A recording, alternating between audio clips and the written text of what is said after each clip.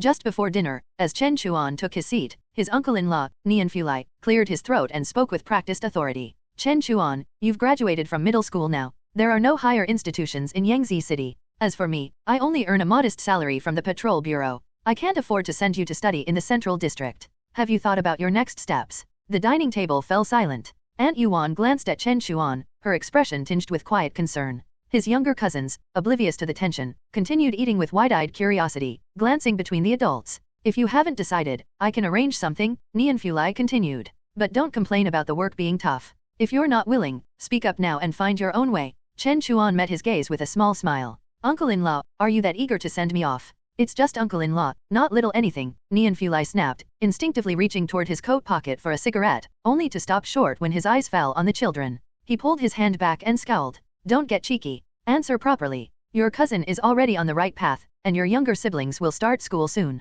Expenses are only going to grow. You're 16. I'm not asking you to repay me just to be able to stand on your own. Chen Chuan nodded. You're right. I've been thinking. I'll find my own way. On your own. Nian Fulai raised a brow. After a moment's pause, he said, fine. You have 2 months the length of the school break. After that, you're on your own. Yuan opened her mouth, then closed it, conflicted. Chen Chuan said, all right. Let's go with that. Nian Fulai studied him for a second longer, then nodded. Mean what you say. He picked up his chopsticks. Let's eat. As the family resumed their meal, Chen Chuan lifted his chopsticks. Just then, something made him pause. By the wall stood a boy identical to him in every way, silently watching. No one else at the table seemed to notice. Chen Chuan looked away calmly, deep in thought. When dinner ended, Yuan moved to collect his bowl, saying gently, leave it. You focus on your things. Chen Chuan gave her a grateful glance, then rose. Uncle-in-law, and I'll head back to my room. Nian Fulai didn't look up. He slowly chewed a bite of food, remaining silent. After Chen Chuan left, Yuan said softly, he's still just a child.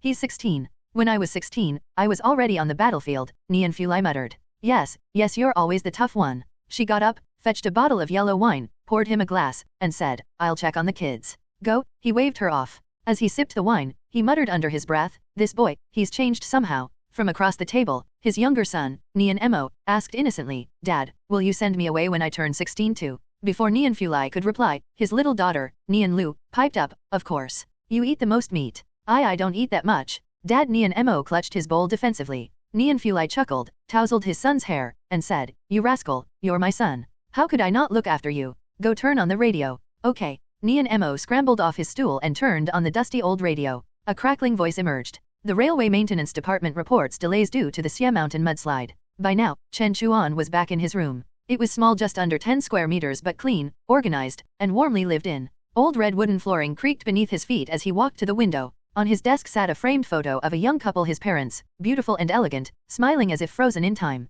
The tall bookshelf beside the desk was crammed with books. Some were outdated school texts, others were obscure and worn titles like The Great Pioneering, The 15th Year of Jianzi, The Mysterious Machu. He murmured with a faint smile, too bad I don't have dual-use talent in military and civilian fields, or at least 100,000 Ys. Thinking again, Channer, came a voice from outside. Only a few still called him that. Yuan, and his cousin, who used it to tease him. It's nothing, auntie, he replied. Just thinking. Yuan stepped in with a soft smile. You're still so diligent, even after graduation. Chen Chuan straightened slightly. Don't hold today against your uncle-in-law, she said. He has his burdens, and you don't need to force yourself to be strong. I'll talk to him again. Auntie, really, I've made up my mind. Yuan hesitated. You're not going to see Miss Meng, are you? A flicker of memory passed across Chen Chuan's eyes, but he shook his head. No, she's from a different world. Childhood bonds don't always carry forward, Yuan said, relieved. Her family is high status. The people around her arrogant. You'd just be walking into trouble. Chen Chuan nodded.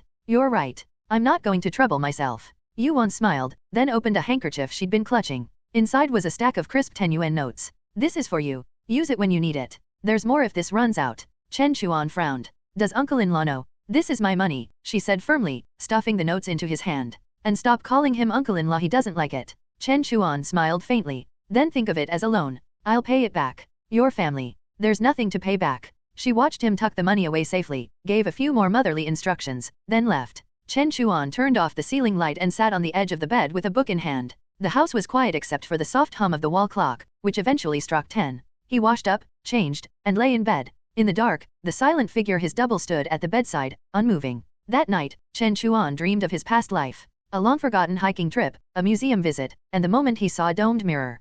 His reflection stared back, and the moment their eyes met, he was reborn, from infant to teen. The flash of a tile blue car. Then, only darkness. The morning sun pierced the curtains. He woke at 5:50. After dressing and washing, he had breakfast alone, his uncle-in-law already gone, siblings still asleep, and Yuan having left for the market. He put on his formal student attire, adjusted his collar and cap, and slung his canvas satchel over his shoulder. Then he wheeled his bike out through the gate. The sun was climbing, casting golden light across the quiet street. Let's stick to the plan, he told himself. He rode through shaded lanes and clean roads, phoenix trees lining the way. After half an hour, he entered Yangtze City's central square. The architecture was solid, built during the Grand Expansion period, exuding stoic grandeur. As he crossed the street, a group of rugged strangers passed nearby. One of them turned sharply, locking eyes with him, then scoffed and turned away, muttering. Chen Chuan continued onward. A few minutes later, a large stone gate came into view. The sign read Wei University. He stopped at a nearby plaque, quietly reading the founding history. The sunlight gleamed off the elegant buildings.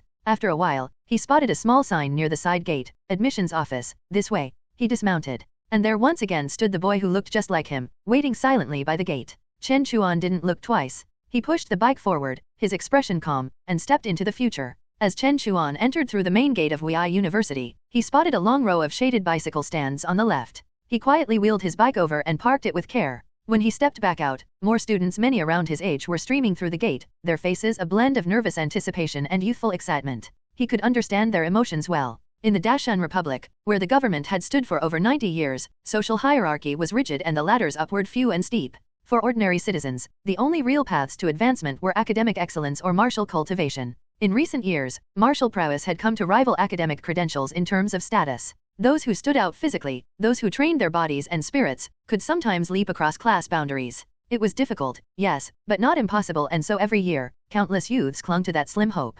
Wei University was one of the few official martial arts academies sanctioned to nurture such talent. Over the past decade, it had expanded its enrollment. As long as you were under 18, had completed primary and junior schooling, and held a clean record, you could apply. That promise attracted flocks of youth, many unable to afford elite academic paths, each hoping for a future forged through strength. Chen Chuan merged into the crowd of applicants. The other students moved with light, springy steps, and whether boys or girls, he could faintly see toned muscles beneath their uniforms. Most had martial arts foundations already. He, however, did not. Though tall and in decent physical shape, Chen Chuan had no formal training. A year ago, he would never have dreamed of applying to a martial university. But this year was different. The crowd swept forward as the morning sun climbed higher. Within minutes, they reached the school's main hall. On either side of the square, luxurious cars were parked. He recognized a few brands, Furong, Katie, while others exuded wealth he couldn't name. Boys and girls stepped out, some flanked by adults. They wore crisp, expensive clothing, moved with practiced poise, and carried the kind of confidence that only came from status.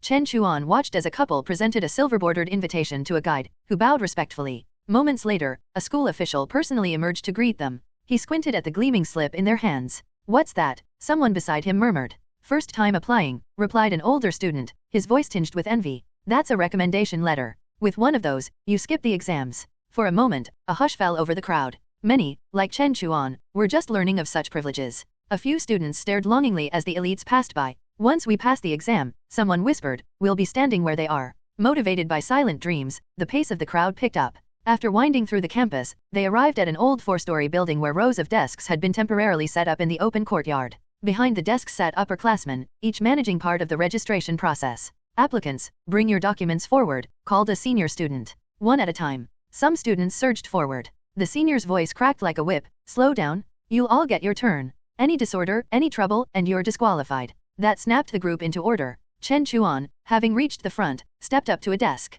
Behind it sat a girl with cropped bangs, light makeup, and a warm, professional smile. As their eyes met, hers briefly lit up. "Fill this out carefully," she said, pushing a form forward and pointing out key fields. Her fingers were slim but strong, clearly trained. Chen Chuan filled in his details, presented his ID, and then came the fee. 100 yuan. That was nearly a full month of his uncle-in-law's salary, enough for 2 months of household expenses. Still, he paid it without hesitation. The girl glanced over his form and asked gently, "Have you had any martial arts training before?" Chen Chuan shook his head. "I thought so," she said. Those with training had different posture, muscle lines, and rhythm in their movements. It was easy to tell. She leaned in slightly, her tone softening. "I don't know what gives you the confidence to apply, but remember, during the entrance exam, it's not about winning. It's about how you adapt under pressure. Just give it your best." Chen Chuan gave a quiet smile. "Thank you, senior." The girl returned the smile, eyes lingering for a moment. From across the building, several senior students approached. One tall boy Shen Xiong paused when he saw the female student smiling at Chen Chuan.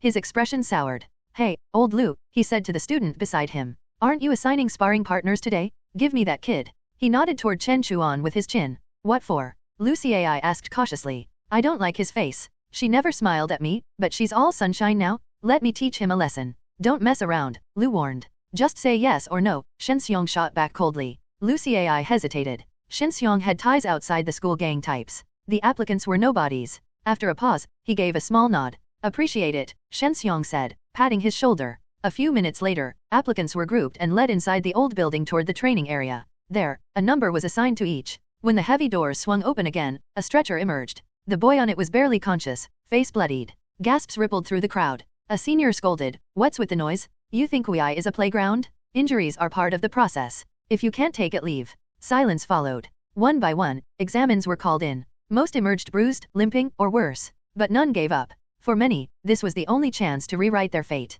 Eventually, numbers 20, 21, 22. Chen Chuan drew a deep breath. His number. He stepped forward with two others, a tall boy and a smaller girl, both breathing heavily. Inside, the training hall was stark and solemn. Blue tablecloths covered 3 long tables, behind which sat teachers and medical staff. Senior students flanked the walls. The faint scent of disinfectant hung in the air. The 3 applicants walked to their assigned stations. Chen Chuan bowed politely. "Good morning, teachers." A few assistant instructors exchanged looks. "No training. No presents. Another one here to get crushed." "Place your items over there," said one. "No weapons. You may use fists, kicks, holds, and throws. Violations result in disqualification. Understand?" "Yes, sir." Chen Chuan removed his cap and satchel, breathing steadily. Lu Cai happened to glance at the bag and froze. Patrol Bureau issue. Numbered. That meant someone in his family, possibly someone important, worked for law enforcement. His stomach dropped. He rushed over to Shen Xiong, whispering, "Call it off." "What?" "I'm serious. Let someone else handle him."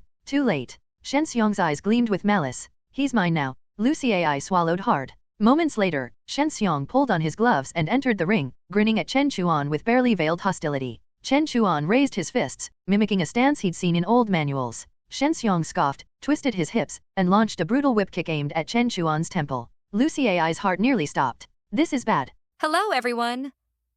As we wrap up this video, I want to share a quick note. I have a Patreon account. If you'd like to support me and enjoy on-demand audiobooks, you can become a Patreon member. Alternatively, you can check out my Google Drive link, which has 500+ novel audiobooks available through my Ko-fi or Patreon shop. I appreciate your support. Although Shen Xiong had a poor character, his year at the WI Academy was not spent in vain. This kick was concealed and swift, landing solidly on Chen Chuan's ear before anyone could react. Seeing this, the teaching assistants were ready to have someone carry him away. If this kick had landed solidly, not to mention an ordinary examinee who had never been trained, even a WI Academy student who had undergone strict anti-beating training would be knocked to the ground, and in severe cases, it could be fatal. However, what happened next was quite unexpected. Although Chen Chuan was kicked, his head merely tilted to the side, and his foot only stepped out half a step.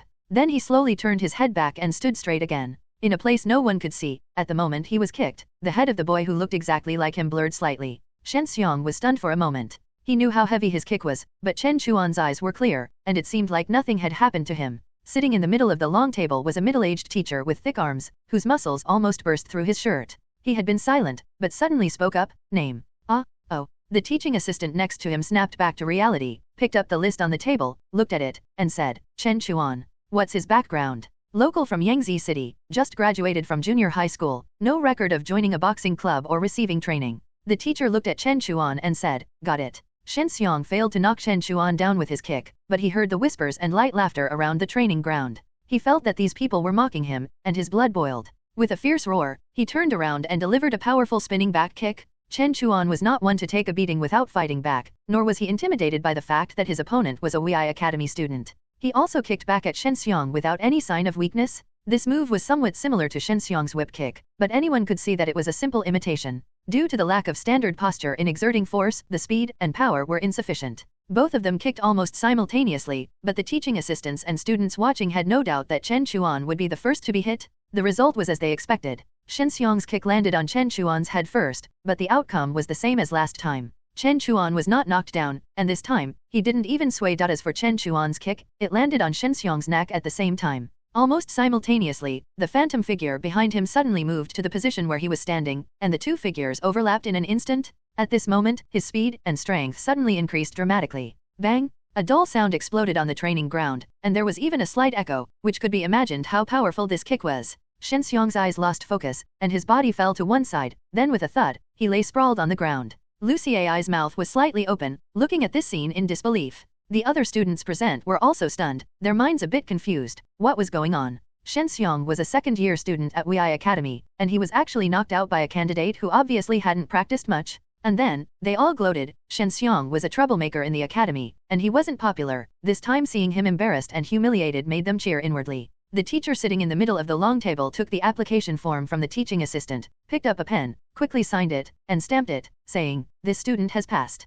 Chen Chuan heard this and couldn't help but look at the teacher, wanting to confirm if it was about him. The middle-aged teacher said, "Student, your ability to withstand hits is good. I am lecturer Bian Feng. You have now passed the assessment. But I remind you, you have only passed the entrance exam, but whether you can stand firm in Wei will depend on the entrance re-examination more than 2 months later." Chen Chuan showed a happy smile and bowed to Bian Feng. "Thank you, teacher." Clap clap. The surrounding teaching assistants and students then lightly clapped their hands. Such an interesting exam was really rare. They were looking forward to the performance of this student, and they also remembered the name of this student. As for Shen Xiong lying on the side still dazed, it seemed to be intentionally or unintentionally ignored. When Chen Chuan walked out of the training ground, facing the dazzling sunlight outside, looking at the road extending from under his feet, a surge of excitement and joy welled up in his heart. "Student Chen Chuan." A crisp voice came from behind. Chen Chuan turned his head to see that it was the senior female student he had seen when filling out the form calling him. He politely walked over and asked, "Senior, is there something?" The female student walked over, generously extended her hand. "Student Chen, congratulations on passing the exam. Formally meet. My name is Zhen Ping, currently a second-year student at Wei." Chen Chuan also extended his hand and shook hers. "Chen Chuan, hello senior." He noticed that Zhen Ping's hand was very soft and smooth, without any calluses. He could feel a certain resilience beneath the skin, giving him the illusion that if she just tightened her fingers, she could crush his hand. Zhen Ping said, "Student Chen, you need to be careful. Shen Xiong is very petty and knows some unsavory people outside. Although there are academy rules to restrain him within the campus, outside is a different story. So, be careful yourself." Chen Chuan thought for a moment, realizing Shen Xiong must be the name of the tall student from earlier. He didn't understand why this person had targeted him, as if they had some grudge. However, many things in the world don't need a reason, as there are plenty of people who cause trouble just because they don't like someone. He sincerely thanked her. "Thank you, senior. I will be careful." Zhen Zhen. As they were speaking, a girl not far away waved towards them. Zhen Ping also waved back and then said, "Student Chen, I hope you can successfully enter the academy. Work hard, goodbye." After saying this, she waved at Chen Chuan and then ran off lightly. Chen Chuan also said goodbye. He stood for a moment before turning and leaving the old teaching building. This time, he didn't take the original path but followed the signs to take another route, avoiding the flow of people still coming to apply. When he arrived at the bicycle shed to get his bike, he found many flyers stuffed on the rear rack. Taking them out, he saw they were advertisements for various boxing clubs, arenas, and training gyms. After thinking about it, he decided not to throw them away but folded them simply and stuffed them into his bag. Then, he pushed his bike out of the school gate with light steps, got on the main road, mounted his bike, and pedaled home. On the way, he was also thinking that Wei Academy provides free accommodation and meals for official students, which would temporarily solve his food and lodging problems after moving out from his aunt's family. And as long as he achieves sufficiently excellent grades, part of the tuition could be waived, and he might even get a scholarship. The latter was uncertain, but he was confident about the former because he looked towards the street corner ahead, where the figure identical to him stood, silently staring back at him. And after going out a few dozen meters, at the next intersection, the figure appeared again not far away, as if it was a ghost he couldn't shake off but to let him speak for himself. Apart from the lack of self-awareness, this figure seems like another self of his located in the illusory, so he named it Second Self. Second Self appeared along with him when he occupied this body.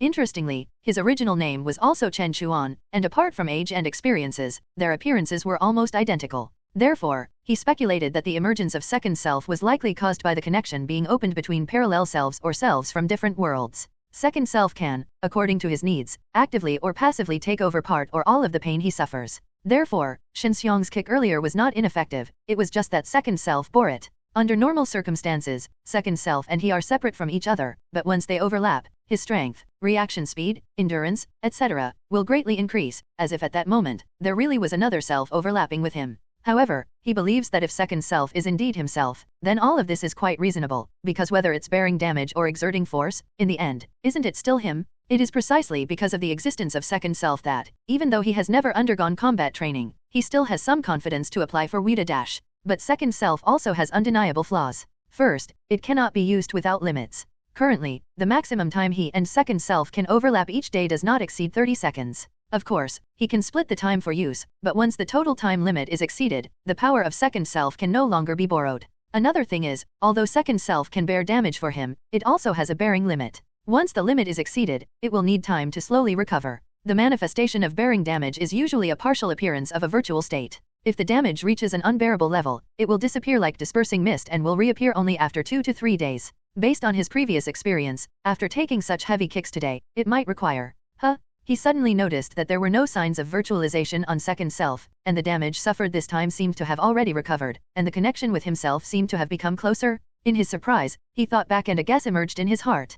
Could it be that the reason was because he knocked down Shen Xiong just now? No, it's not the act of knocking down the opponent itself, but the pleasure and satisfaction he felt after knocking down Shen Xiong. And satisfying him was equivalent to satisfying second self. This kind of spiritual resonance further deepened the connection between them, bringing second self a step closer to reality. The more he thought about it, the more he felt it was true. It seems that the overlapping time limit between the two might also increase, which he could try after returning home. Thinking of this, he couldn't help but feel invigorated, and the speed of his pedaling increased. The way back was very smooth, and he arrived home in less than half an hour. At this time, there was no one in the house. Yuan should have taken his cousins to the nursery of the patrol bureau. He washed his face outside, tidied up a bit, and then returned to his room, hung up his satchel, changed out of his outer clothes, sat on the edge of the bed, took an alarm clock, checked the time, closed his eyes to overlap with second self, and tried to count. After a while, he opened his eyes and looked at the alarm clock, his gaze revealing joy and excitement. As he guessed, the overlapping time with second self had increased, roughly by 12 seconds more than before, which was a significant improvement.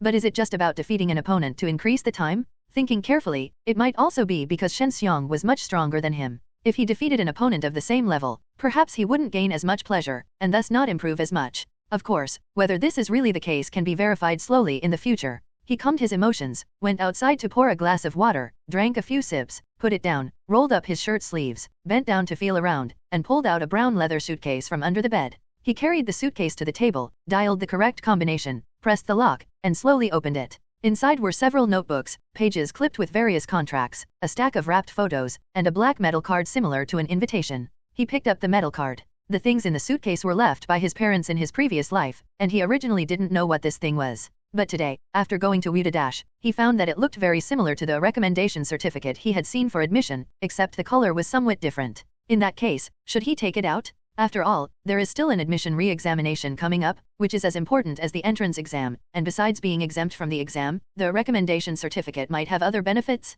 But after thinking about it again, he decided to wait. Because his uncle's family was very secretive about the cause of his parents' death, while it might bring convenience, it could also bring trouble. Moreover, this recommendation certificate is black, not the silver he had seen before, possibly serving another purpose. If he really needs to use it, he should first understand the specific situation. He had to be careful because this world is not as safe as it appears on the surface. He put down the metal card and fished out a smooth, glossy pebble from the bottom of the suitcase, looking at it with a deep gaze. His previous life's parents had an old house in the suburbs. On the day he went back to organize things, on his way back, he saw a blue luxury car pass by, and then he lost consciousness. Afterwards, he could confirm that his previous self was precisely hit in the heart by this tiny pebble, dying on the spot. When he woke up again, it was him who had taken over the body, and second self appeared at that time. But who was the murderer, and why did they target his previous self? Ring ring ring. Just as he was pondering, the telephone in the living room suddenly rang. Chen Chuan put the things back, closed the box, walked into the living room, found a rotary phone, picked up the receiver, and said, "This is the Nian residence." A familiar voice came from the other end of the line. "Hey, Chen Chuan, what are you doing? Don't stay cooped up at home, come out and hang out." He recalled that this was the voice of Ding Jiao, his high school desk mate. He heard a lot of noise on the other end of the line, probably from a phone booth on the street. He asked, "Where are you?" "Where else? The usual place, the Zizai Snack Street Dash, Dolly, and Myangua are here too. What have you been up to lately? Haven't seen you around." Chen Chuan said, "You guys have fun. I've been a bit busy lately, so I won't be coming." "Hey, looking for a place to go? I say, don't keep things to yourself. If there's anything, we can help. Not to mention, it's easy for me to find you a position at my family's factory." Chen Chuan smiled and said, "If I need your help, I won't hesitate to ask." He didn't mention that he had been admitted to Wei. Ding Jiao was very loyal but also had a big mouth. If he told him now, it was guaranteed that all his classmates would know the next day, and there would surely be many people coming to congratulate him or curry favor. He still had to prepare for the entrance re-examination and really didn't have time to deal with all that. Alright, by the way, did you know? Ding Jiao's voice suddenly rose. Han Lao-san went to Molan, it's all over the place. Damn, what kind of luck does that guy have? His grades weren't even as good as yours. Chen Chuan was slightly surprised. Molan Company. Which other one? That guy is so smug. As he spoke, Ding Jiao's envy and jealousy seemed to spill out of the phone. Chen Chuan hummed in acknowledgement. Molan Company, full name Molan Highland Company, is said to have its headquarters in the central city, with a relatively important branch in Yangtze City. On the surface, its main business is cosmetics, but in reality, the company has already permeated every aspect of Yangtze City and the surrounding towns. Most of the people's clothing, food, housing, and transportation are related to Molan and its subsidiaries. According to Nian Fulai's private remarks, half of the city council's councillors take money from Molan, and the other half help Molan count money. Several civil administrators have had to follow Molan's lead in their actions. The company also has an independent security team and its training facilities for company employees. His classmate probably went there. That's not simple. Perhaps his family pulled some strings. I vaguely remember that the Han family is in charge of water affairs. After talking for a while, Ding Jiao remembered something and raised his voice. By the way, don't forget the graduation dinner at the end of next month. Chen Chuan said, I remember, I won't forget. Hey, then I'll hang up first, Dolly and the others are urging me. Chen Chuan hung up the phone and returned to his room. Next, he would start preparing for the entrance re-examination. Counting from June, there are still 3 months left, but that's all the time there is, and it's not yet time to relax. Moreover, the reason why his predecessor was killed is still unclear. Although it happened in the suburbs, far from the city, he decided to avoid going out unnecessarily. He took out a map of Yangtze City, spread it on the table, and then took out a small notebook labeled Martial Affairs Records. His eyes wandered as if searching for something, and he even circled a few places with a pencil. Time flew by, and soon it was time for dinner. The Nian Fulai family came back one after another, and the house became lively. When the family sat down at the dining table, Nian Fulai said, Kid, did you go looking for a place today? Chen Chuan said, Yes, uncle. Nian Fulai hummed and said, How did it go? He just asked casually, thinking that it was only the first day and there probably wasn't any result. Chen Chuan said, I went to Wei University today. Wida Nian Fulai suddenly looked at him, very surprised. What did you go there for? Chen Chuan smiled and said, I was just about to tell aunt and uncle that I passed the entrance exam for Wei University today, and I will move to the school when the term starts. You got into Wida You? Nian Fulai was shocked, his eyes wide as he looked Chen Chuan up and down as if seeing his nephew for the first time. What kind of place is Wida Every year, countless people want to get in. That Wei Lehe, who doesn't get along with him, bragged about his son getting into Wida for a whole year. He couldn't help but suspect, you didn't cheat, did you? Yuan was immediately displeased and pushed him, why can't Chan'er pass? Chen Chuan smiled and said, Uncle, how could I cheat? I don't know anyone, nor do I have money. Why would the teachers at Wida help me? That's true. Nian Fulai looked at him a few more times, with an indescribable complexity in his eyes. Chen Chuan also noticed a hint of melancholy in his aunt's expression, but more so, a sense of relief. After a while, Nian Fulai picked up his chopsticks and tapped them on the table, saying, Wida is a way out. Getting in is like carrying a gold brick in your pocket early on, but you still have to pass the re-examination, right? Yes, Chen Chuan nodded, there's an entrance re-examination. That's it, Nian Fulai tapped again, Kid, let me tell you, there's a trick to it. Even if you get in, whether you pass the re-examination or not makes a big difference. I don't know how Wida let you pass, but even if you can get in, it doesn't mean you can pass the re-examination. Yuan immediately became anxious, husband, what should we do? Nian Fulai waved at her, looking at Chen Chuan, Xiao Chuan, what was your original plan? Chen Chuan thought for a moment, I was planning to find a boxing club to learn, but I don't know which one is reliable. I was just about to ask uncle for advice. Nian Fulai leaned back, and thought for a while, don't go to boxing clubs. Those places are a mixed bag, with too many tricks. You might spend a lot of money without learning anything real, and it's easy to get into trouble. Chen Chuan nodded, sincerely asking for advice, then uncle, what should I do? Nian Fulai rubbed the stubble on his scalp, is there still 2 months until enrollment? Chen Chuan said, yes, uncle. Actually, it was 3 months until the official start of the semester, but new students needed to report a month early, so saying 2 months wasn't wrong. Nian Fulai said, Xiao Chuan, I'll find someone for you to follow and learn from for a while, to try to pass this exam. This person is not simple. If you can learn a few moves from him, it will be of great benefit. Yuan asked with concern, will there be tuition fees? Nian Fulai said, don't worry about that. Then he said to Chen Chuan, Xiao Chuan, come with me after dinner. Chen Chuan said, okay. After dinner, the two of them pushed their bicycles out the door, and after about a 5-minute walk, they arrived at the Baofeng District Police Station, which was also where Nian Fulai worked. This place was originally a fortress built during the war era, later transformed into a police station, all constructed with reinforced concrete, so it looks particularly robust from the outside. Now, as the sky hasn't completely darkened, the entrance road has already been blocked by barriers. Seeing Nian Fulai and the other, a patrol officer with an armband slowly walked up from behind the barrier, saying, "Yo, Nian, why are you back? It's not your shift tonight." Nian Fulai tossed a cigarette over, gestured towards Chen Chuan, and said, "This is my nephew, brought him here to broaden his horizons." The patrol officer sniffed the cigarette under his nose, seemingly casually glanced at Chen Chuan a couple of times, didn't ask further, waved his hand, and two patrol officers came up to move the barrier.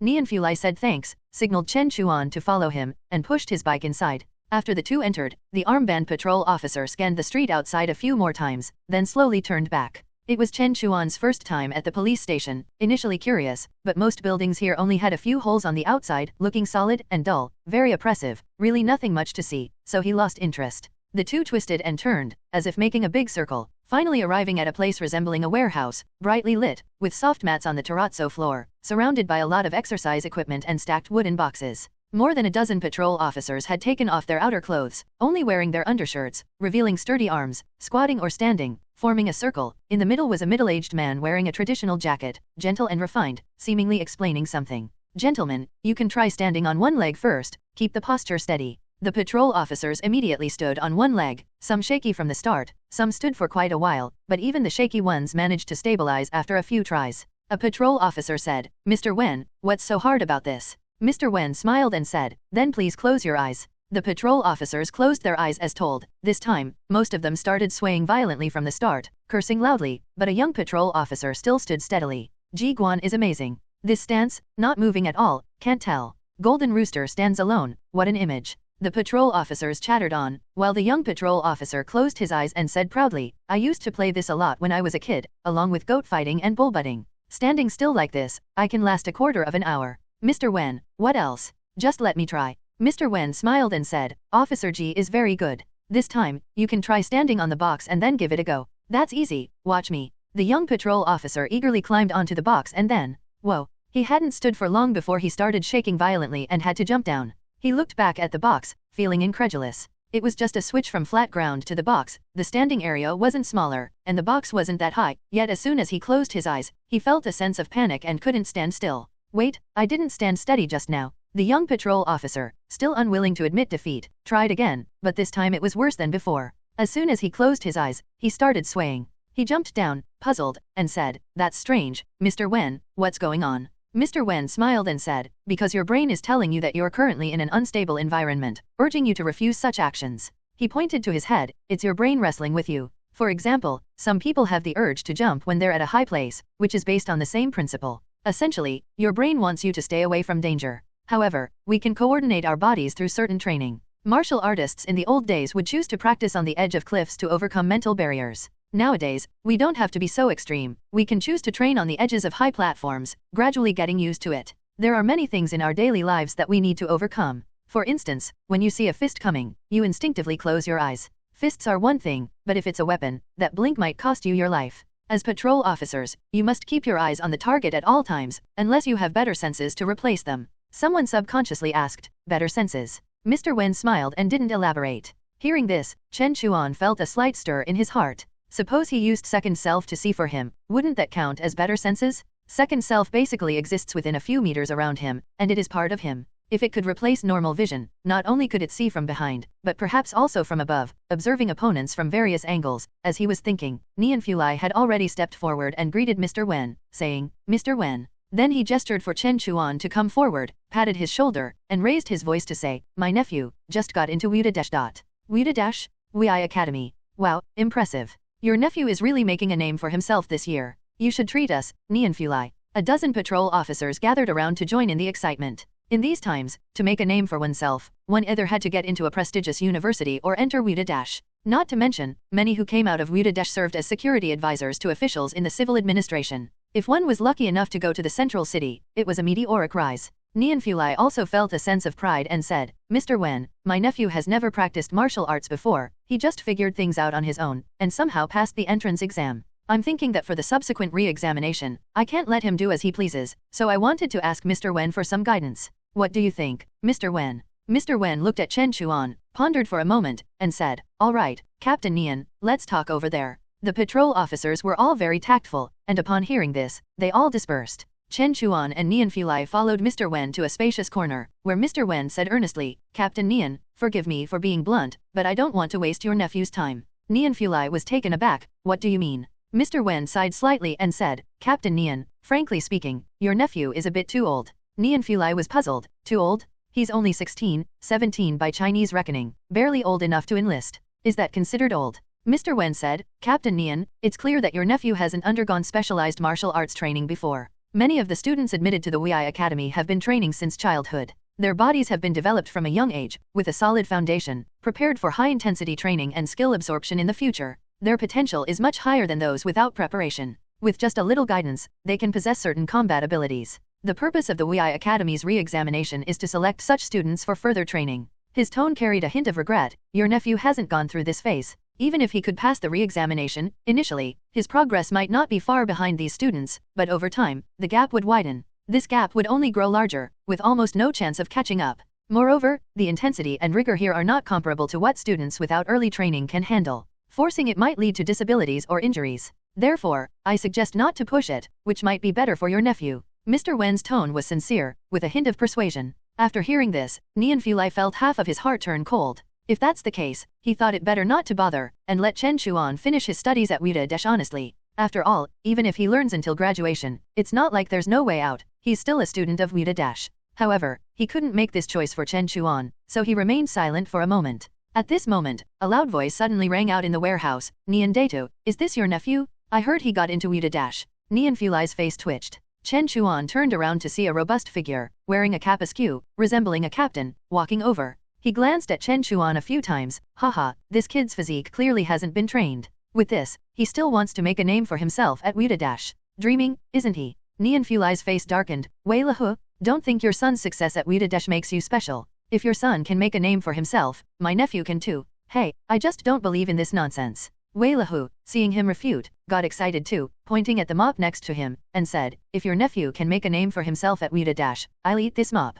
Nian Fulai sneered. "Then you wait, Xiao Chuan, let's go." As he said that, he stepped out, and Chen Chuan immediately followed. Wei Lahu shouted after him, "Leaving already? Not taking the mop? I'm waiting for you to feed me." After walking out, Nian Fulai, cooled by the night breeze, calmed down a bit, but there was always a feeling in his heart that he couldn't swallow. He turned back and said, "Xiao Chuan, Mr. Wen is the combat instructor hired by our headquarters. You've heard what he said. What do you think?" Chen Chuan smiled and said, "Uncle, we left in such a hurry just now, we should have taken them up. Otherwise, what if someone tries to back out in the future?" He knew the problems Mr. Wen mentioned existed, but he had a second self, which could turn many impossibilities into possibilities. Nian Fulai was stunned, then laughed, heavily patted Chen Chuan's shoulder, and said, "Good kid, why didn't I notice this before?" He understood Chen Chuan's thoughts. He fumbled in his pocket, took out a cigarette box, flicked it, twisted out a cigarette, and lit it. The spark flashed and extinguished in the night as if considering something. Chen Chuan didn't make a sound, and waited for a while. Nian Fulai threw the remaining half of the cigarette on the ground, stumped it out with his foot,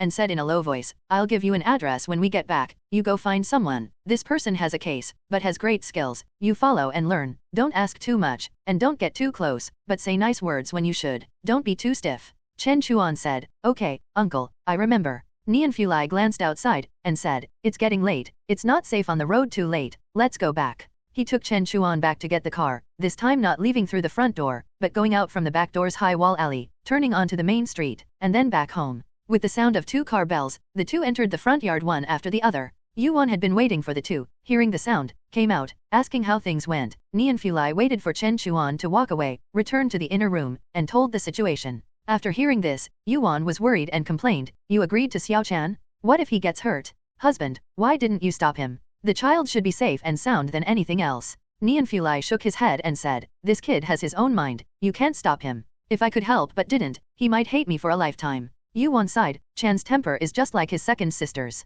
After washing up, Chen Chuan returned to his room, thought for a while, sat on the edge of the bed, closed his eyes, and tried to observe the outside world with his second self. At first, he didn't feel anything, but as his concentration increased, he vaguely sensed something, though it was very difficult, and if his attention slightly wandered, he couldn't feel it anymore. However, he felt there was potential. It's important to know that those who practice martial arts don't just face one-on-one situations, they might have to fight against multiple opponents, and sometimes they could encounter various ambushes. If he could observe the external world from multiple perspectives, he could avoid many dangers. Perhaps he couldn't do it now, but in the future, when his connection with the second self becomes stronger, it might be possible. Knowing that the time was not yet ripe, he didn't continue, got up, took a book to read, and then went to sleep at the usual time. A night passed, and the next day he got up on time. After washing up and walking into the living room, he saw a note pressed under an ashtray on the dining table. Moving it aside, he picked it up and saw that it was an address left by Neon Fulai, with a name noted below. He went back to his room, checked the map, and roughly confirmed the location.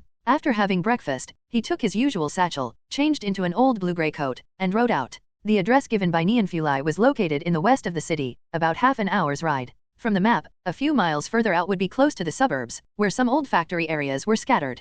The locals of Yangtze City knew it as the territory of the Iron Chain Gang, but the gang members usually wouldn't come out during the day. The buildings here were old and chaotic, filled with various privately modified sheds, extending to the road.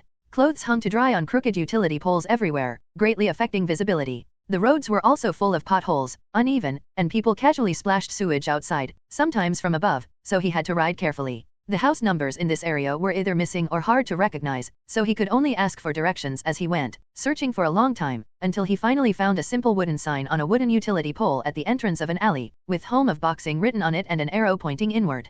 Comparing it with the address, this should be the place. Due to the narrow and crooked path, he had no choice but to get off his bike and push it slowly forward. After exiting this alley, he found himself in a larger open space, resembling a playground. To the right were two dilapidated metal doors, and across from them was a two-story reinforced concrete building. In the distance, he could vaguely see an old water tower, which looked like it belonged to an abandoned small school. At this moment, he heard the sound of punching a sandbag, which felt powerful and rhythmic. He loudly asked, "Excuse me, is Mr. Yu here?" The sound of punching the sandbag stopped, and a young man of about 18 or 19, wearing hand wraps and shirtless, ran out from the building. His muscle lines were clear, though he looked very lean. Upon seeing Chen Chuan, he asked, "Are you here to learn boxing?" Chen Chuan said, "I'm here to see Mr. Yu Gang." "Is he here?" "My uncle Neon Fulai asked me to come find him." Upon hearing this, the young man ingratiatingly said, "Oh, so you're young Master Chen." He then turned around and shouted, "Master, it's Captain Neon's nephew." A deep and powerful voice came from upstairs, "Let him come up." The young man stepped aside and said, "Young Master Chen, this way?"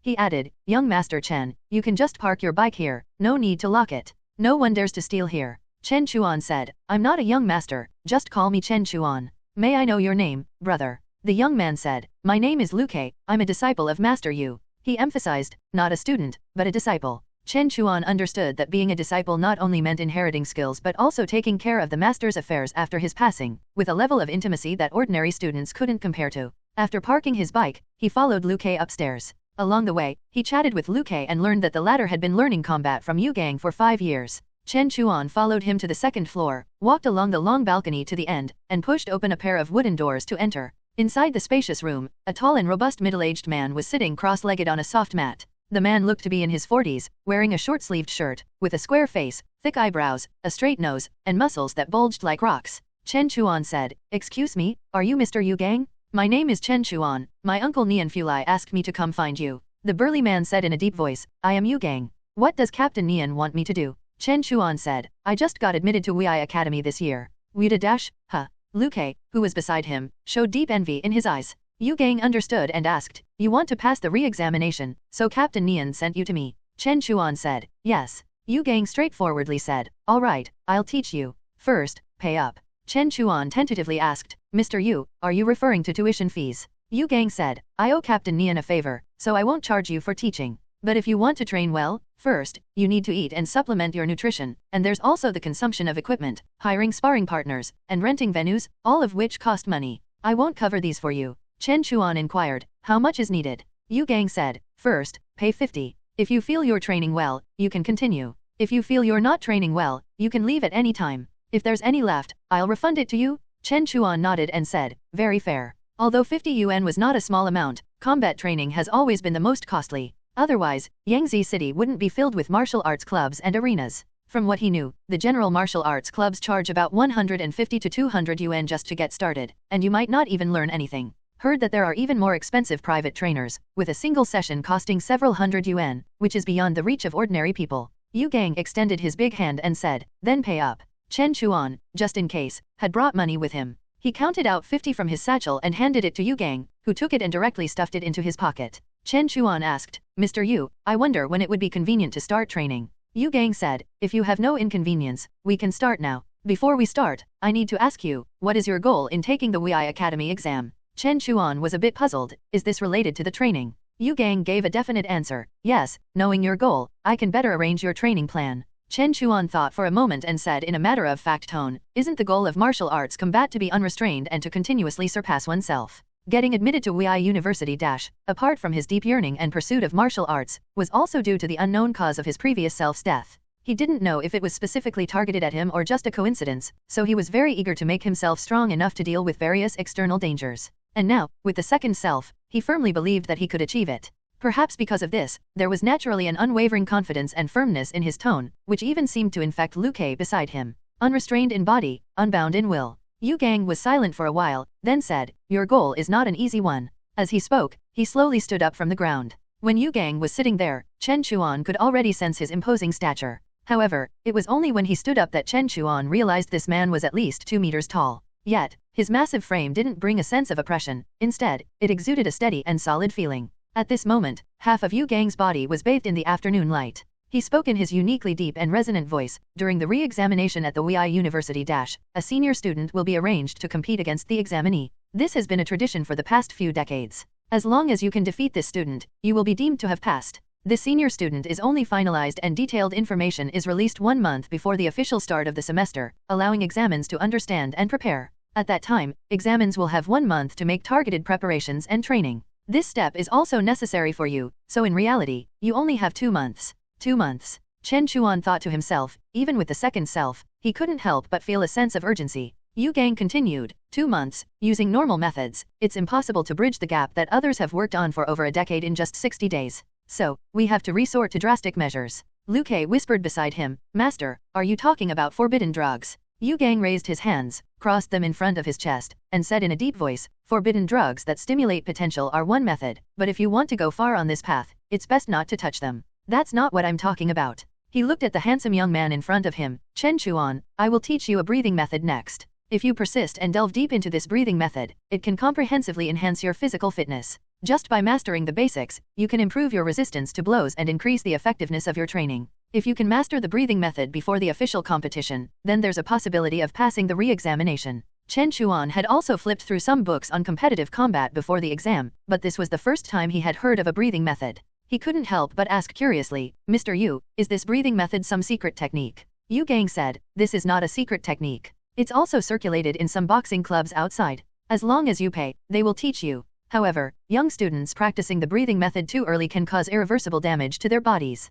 Therefore, students who have been training since childhood usually start under the guidance of coaches and teachers after enrollment. Although the breathing method is dangerous, it's currently the only shortcut you can take. What do you think? Chen Chuan did not hesitate and said, please teach me, Mr. Yu. Yu Gang acknowledged his straightforward response with a nod. To gain something, one must be willing to give. Without even this determination, the following training would merely be a formality. However, words alone are not enough, it all depends on Chen Chuan's performance in the upcoming training. The pain at the beginning of practicing the breathing method is also not something ordinary people can endure. He said, you have very little time, and every day must be utilized as much as possible. Since you're here today, let's start from this moment. Any problems? Chen Chuan answered with certainty, no problems. Yu Gang took out a 10 yuan Jianzi coin from his pocket and handed it to Liu Ke, go buy 5 caddies of black rat meat, and remember to get change. Yes, master. Liu Ke took it, glanced at Chen Chuan, and ran out. Yu Gang walked to the side, picked up a wooden round stool, and placed it in front of Chen Chuan. Come, sit down. After Chen Chuan sat on the stool, Yu Gang said in a gentle tone, sit firmly, relax your breath, don't tense your muscles, but don't let them sag either. As he spoke, he patted Chen Chuan's shoulders, waist, and spine. Chen Chuan followed his instructions, gradually relaxing his body. Seeing that Chen Chuan had maintained the state, Yu Gang began to explain the specific steps of the breathing method in detail, demonstrating and having Chen Chuan imitate him, telling him how to grasp the rhythm, where to hold back, where to relax, and how to coordinate with the abdomen. The entire set of the breathing method takes more than 10 minutes to complete, but some parts are repetitive, so it's not complicated when broken down. After demonstrating 3 or 4 times, Chen Chuan remembered it. Yu Gang then had him try it on his own, pointing out and correcting mistakes. Once he was completely familiar with it, Yu Gang said, the key to the breathing method is not to see the scattered steps as intermittent breaths but as a whole. This is also the most difficult part. When your breathing becomes one, that's when you've mastered it. However, everyone is different, and everyone's breathing rhythm is not the same. This makes it difficult for outsiders to help during specific practices, and you need to find the knack through constant trial and error. Chen Chuan asked him, Mr. Yu, how can I tell when I've found the knack? Yu Gang stood there and said, I can demonstrate for you. Pay attention to my breath. As he spoke, he intentionally deepened his breathing. Chen Chuan focused on feeling and was surprised to find that Yu Gang's breathing was smooth and prolonged.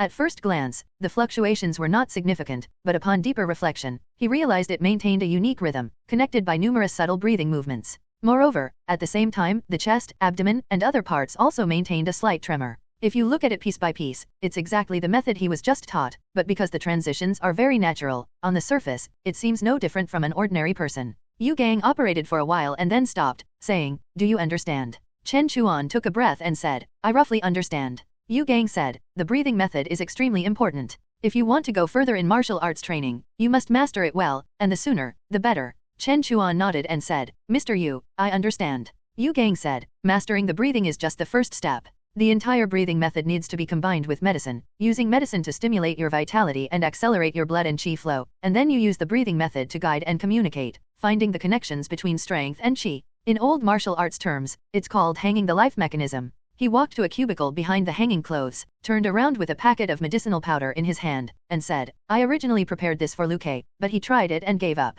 Now it can be used for you first. At this moment, a voice came from outside, Master, I've bought the meat. Luque ran in carrying a black bag. Yu Gang took it and opened it, and immediately a strong smell of blood filled the room. Chen Chuan glanced inside and saw it was all minced meat. The surface of the meat was black, while the inner layer was the normal color of meat. Yu Gang, unfazed by the smell, nodded and said, the color is right, very fresh. He then threw it back to Luque and said, go stew it, call me when it's done. Luque said, Master, don't worry. As he turned around, his gaze caught the medicinal powder on the table, paused for a moment, then immediately lowered his head and said, Master, I'm going out. Yu Gang acknowledged with a sound. Luque slowly walked out, glanced back at the door, then quickened his pace to leave. Yu Gang then had Chen Chuan demonstrate the breathing method again, confirming that there were no mistakes or omissions, and said, your breathing can't be too proficient now. If it becomes a habit, then it will be exceptionally difficult to grasp the connections. So, we need to start practicing as soon as possible. Are you ready? Chen Chuan said, Mr. Yu, I can start at any time.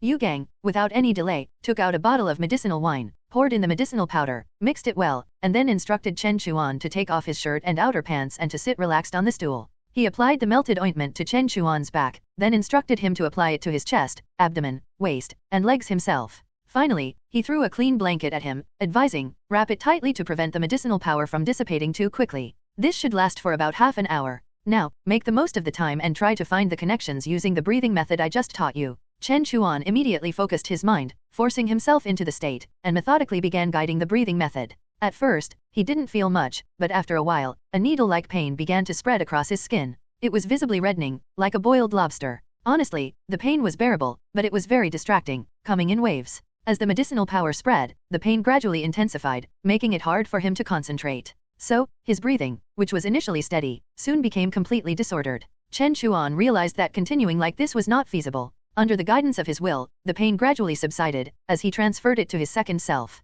The second self was capable of bearing both harm and pain, but this time, he only transferred the sensation of pain. He was aware that the damage from the medicinal power might be the direct source of stimulation. Without any harm, the purpose of the medicinal power's penetration could not be achieved. However, this was sufficient. Without the interference of pain, he could also focus his attention on the breathing technique. Yu Gang watched calmly from the side. He had anticipated that Chen Chuan's breathing would become disordered from the start. It was a common reaction for those trying the breathing technique for the first time. If one couldn't endure it and couldn't proceed normally, he would step in to stop it in time, then use patting and rinsing to dissipate the accumulated medicinal power, waiting for the next attempt. Otherwise, the body would just be damaged for nothing. He didn't expect Chen Chuan to succeed on the first try, as he knew very well how painful it was for people under the stimulation of medicinal power, especially the first time. Few could withstand it. Generally, it took determined individuals 2 or 3 attempts to adapt and perform relatively normally. It wasn't strange to need a few more tries, but more often, people gave up halfway due to the unbearable torment.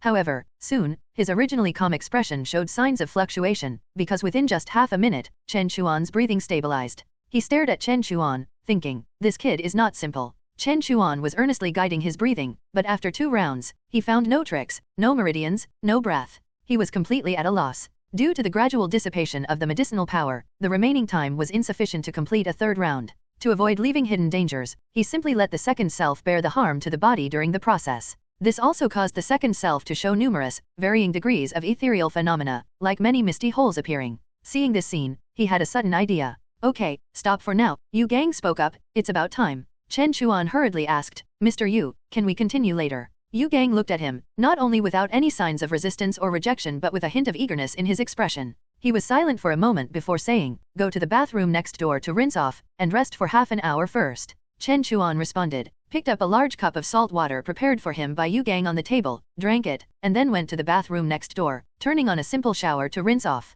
At this moment, he felt extremely hungry. After all, he hadn't eaten lunch yet, and the breathing technique stimulated vitality and mobilized qi and blood, which consumed a lot of energy. So after rinsing off, he asked, Mr. Yu, is there any food here? Yu Gang was prepared and threw him a sealed box about 2 fingers wide and 15 centimeters long, saying, this is the nutrient paste from Longed Foods. Although it doesn't taste like much, it contains all the necessary nutrients for combat training. If you go to a martial arts university, you'll have to eat this stuff every day. Chen Chuan tore open the outer packaging and saw a whole strip of green paste inside. Without hesitation, he stuffed it into his mouth and swallowed it in a few bites. Indeed, it had no taste, but not long after, he felt as if his spirit had returned, and he wasn't as hungry anymore. The effect was immediate. After resting for more than 10 minutes, with the help of Yu Gang, he reapplied the ointment and made a second attempt. This time, having gained experience, as soon as the burning pain sensation swept over him again, he immediately used his consciousness to transfer away the pain and a small part of the damage. While using the breathing technique, he also looked towards the second self, and could see that, as the breathing technique progressed, the second self showed varying degrees of ethereal signs again.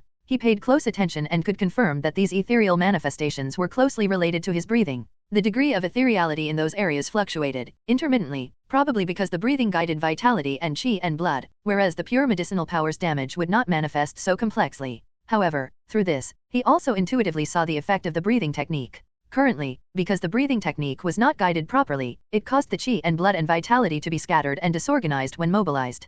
Could it be that when these ethereal areas no longer show fluctuations, become smoothly connected, and tend to be consistent, it would achieve what Yu Gang called a unified whole? He thought this was very likely, and when he couldn't find a clue, he could try this. Even if he was wrong, he could remove the damage through the second self. So next, he began to deliberately adjust his breathing rhythm based on the ethereal manifestations on the second self. Half an hour later, he had to stop again. Although somewhat tired and breathing slightly rapidly, he was very excited in his heart, because he felt that he had vaguely touched upon something, and he was likely on the right path. Yu Gang looked at him and the mixture of sweat and ointment flowing down at his feet, saying, even with restorative medicine and food, a person can try at most 3 to 4 times a day. Do you still want to continue? Chen Chuan said with great determination, continue. After rinsing and resting, he immediately began his third attempt. Through his repeated efforts to adjust, the ethereal signs gradually became similar, as if they were being connected in series. At this time, he also slowly felt something, but just as he was about to grasp that thread of thought, the duration of the medicinal power once again came to an end.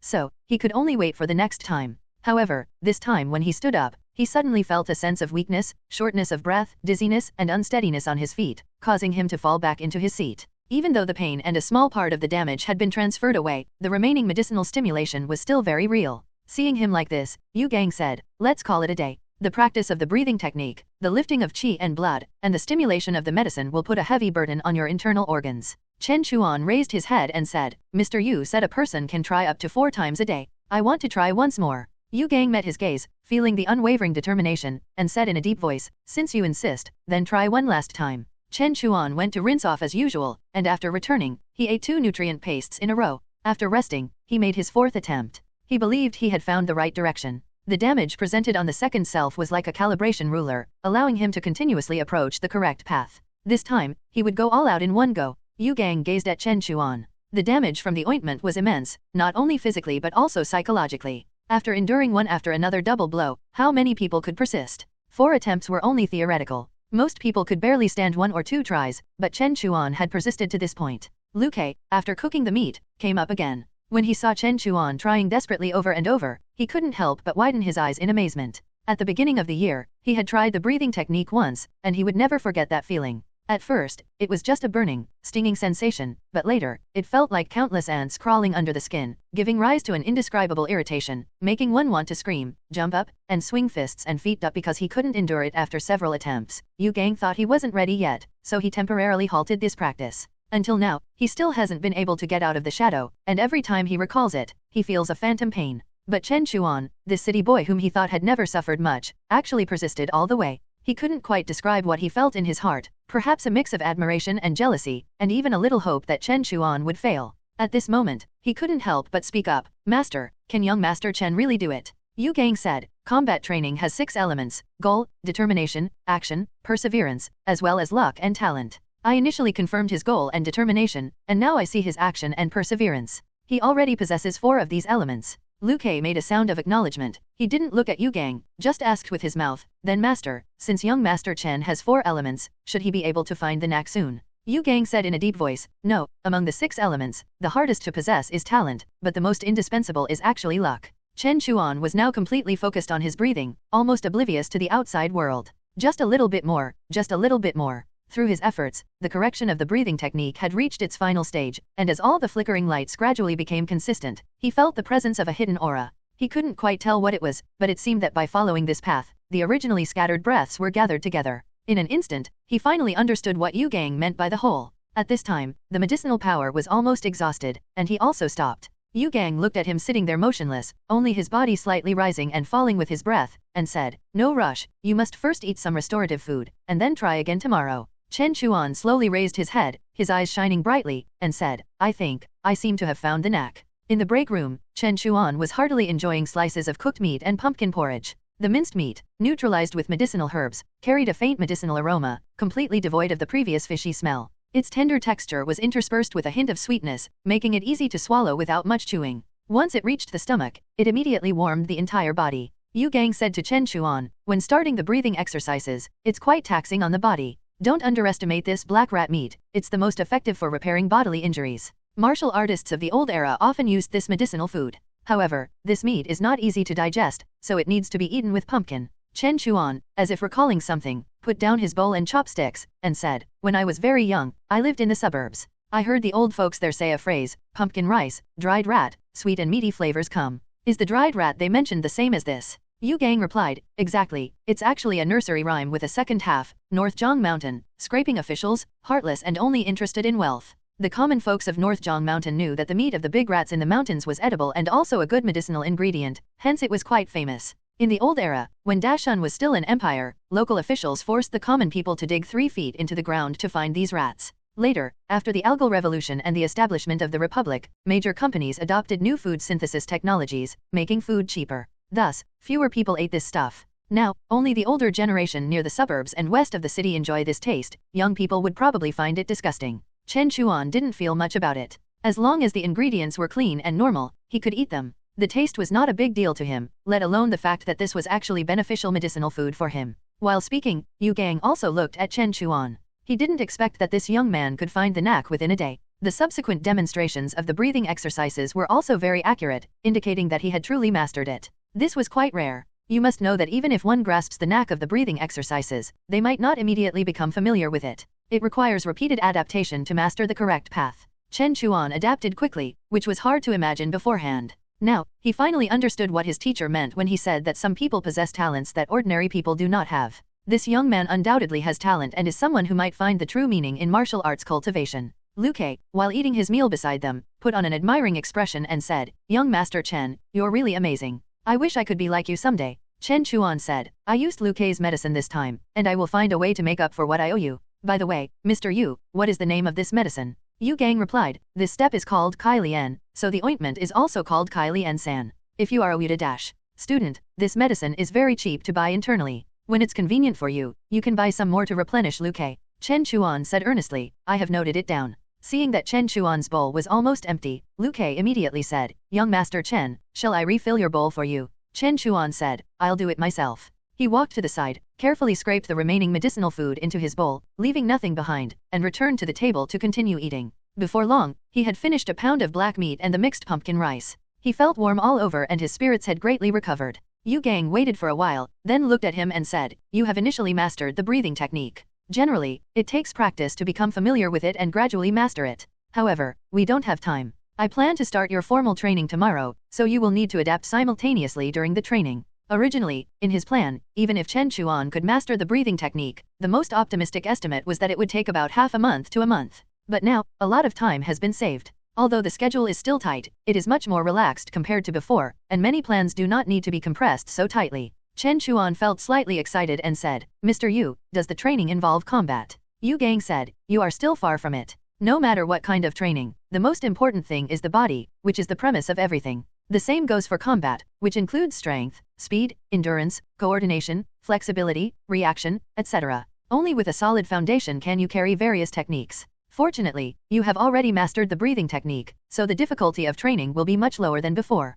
He got up, walked to the side, opened a drawer, took out a booklet from it, and threw it to him, saying, I have all the training equipment here. The specific methods for running, weight-bearing, jumping, stretching, etc. are all recorded in detail here. All exercises are combined with basic combat techniques. You can read it first, and if there's anything you don't understand, you can ask me. Some parts require a sparring partner, which you can skip for now. When the time is right, I will arrange it for you. Chen Chuan took it and looked at it. It was an internal printed copy, published by the Wei Academy in the 79th year of GNZ, more than 10 years ago. However, in the Dashan Republic, it is quite normal for a general textbook to be used for more than 10 years. He remembered that his middle school textbooks hadn't changed for 30 years. Yu Gang continued, are you biking back and forth? Don't bike tomorrow, run over here instead, and practice the breathing technique along the way. Besides breakfast, it's best to have the rest of your meals here with me. I'll first explain the correct posture and key points for running. Chen Chuan did not take running lightly just because it was a common activity, and he carefully noted down the key points. After listening to Yu Gang talk about some dietary taboos, and seeing that it was already quite late, he helped wash the dishes before saying goodbye to his master and fellow disciple and rode his bike home. By the time he got home, it was already past 6. Nianfulai had not returned yet. He told Yuan that he had already eaten dinner outside, went to the bathroom to shower, and then washed clothes in the backyard. After tidying up everything, he sat down at his desk and connected his consciousness with his second self. Since he had already mastered the breathing technique, there was no need to keep the damage caused by the medicinal effects any longer. Although the medicinal food had a repairing effect, according to Yu Gang, some damages might never be fully repaired, which could potentially lead to hidden troubles in the future. If it weren't for this, normal training students wouldn't take several months or even a year or more to slowly master it after their bodies had grown. As the second self began to show signs of fading, it seemed as if he had removed some burden from himself, and the whole person suddenly became much more relaxed. At this moment, he noticed that the signs of fading only appeared for a short while before the second self solidified again. Another improvement? He thought about it. He hadn't defeated anyone today, so it might be due to mastering the breathing technique. Because at the moment he grasped the breath's pulse, he genuinely felt joy. He took out the alarm clock again, closed his eyes, and overlapped with the second self to feel it, and found that indeed, the time overlapping with the second self seemed to have increased by 2 or 3 seconds. From this perspective, as long as it's a positive emotion, it could potentially push the second self closer to reality. His previous thoughts were somewhat narrow. This made him wonder, if he continues like this, will he eventually become another truly visible me, or will there be some other changes? He wasn't sure. At this moment, it was as if he was constantly pushing another version of himself to become stronger, and they could promote and progress together. So, he was full of anticipation for the changes to come. He got up and went to the door, took the booklet Yu Gang gave him from his bag, and started reading it carefully, while waiting for Nianfulai to return, planning to tell him about today's events. However, even after the clock struck 10 times, Nianfulai still hadn't returned, probably working overnight, which was a common occurrence. So, he stopped waiting, washed up, and went to bed. He was indeed quite tired today, so he quickly fell into a deep sleep. The next day, Chen Chuan got up in high spirits, had breakfast, and went out for a run. After being informed by Yu Gang, he learned that there was another route to the House of Fists, which involved detouring from the north to the south. Although it was a bit longer, the road conditions were better, and it would save a lot of trouble. When he ran over, he indeed found this road to be much smoother, mainly because the residential buildings on the north side were more orderly. Even though they were also old, they were not as messy. As he ran into a long alley over 100 meters, located between residential buildings with high walls, a teenager about 16 or 17 years old was squatting on the balcony railing brushing his teeth. His hair was messy, yet stubbornly sticking out, like a bird's nest, and he had just tied the boxing bandage around his hand. At this moment, he heard the rhythmic and brisk sound of running from afar, glanced over, and muttered, very spirited. His toothbrush paused slightly, and he scratched his head, seems like I've seen him somewhere before. In just a blink of an eye, Chen Chuan ran past the alley below, leaving only a receding figure. The teenager didn't think much more about it, spat out the mouthwash, did a backflip off the railing, landed lightly, stretched his chest, and said spiritedly, today's training, Wei Dong, give it your all. Soon, the sounds of shouting and kicking came from inside. Although Chen Chuan was only running today, because the road was smooth, it only took him a little over 20 minutes to reach the House of Fists. Lu Kai came out of the building and greeted, good morning, young Master Chen, follow me, the teacher is waiting for you. Chen Chuan said, thank you, Lu Kai. This time, they didn't go upstairs but walked onto the ground floor, which was the place for daily training. It was evident that two originally connected classrooms had been merged, covering an area of about 120 square meters. Not far away, sandbags were hanging, and along the walls, there were many mats and equipment placed. Yu Gang was standing by the window, arms crossed, looking at something. Chen Chuan went up to greet him. "Good morning, Mr. Yu." Yu Gang turned his head and asked, "Did you remember to use the breathing technique when you ran over today?" Chen Chuan nodded. "How did it feel?" Chen Chuan thought for a moment, clenched his hand, and said, "My body seemed to become a whole, it was easy to exert strength, and I didn't get tired for a long time." Yu Gang said, "The breathing technique can greatly adjust the circulation of your qi and blood and the rhythm of your movements. However, since you've just started, you need more adaptation and practice. Before you fully master it, the breathing technique can cause damage to you. In the first few days, you should not use it for more than an hour, because your body needs time to adapt and recover." Chen Chuan asked, "Mr. Yu, when can the breathing technique be considered fully mastered?" Yu Gang looked at him and said, "The breathing technique also has levels. If you can maintain this basic breathing technique for 24 hours, then it can be considered fully mastered, but this is only theoretical because the human body has its limits. Due to the burden the breathing technique places on the body, being able to maintain it continuously for 3 to 5 hours a day is already quite good, and this is already sufficient for a skilled fighter." There was one more point he didn't mention. Because one can learn higher-level breathing techniques after entering Wei University - no one would spend effort to stubbornly stick to the basic breathing technique. However, this doesn't need to be explained to Chen Chuan now, otherwise, the latter might lose enthusiasm for training. He chose to skip over it directly. Chen Chuan said seriously, "Mr. Yu, I have noted that." He was pondering in his heart that the second self could help him transfer damage, so he should be able to use much more time than usual to practice the breathing technique every day.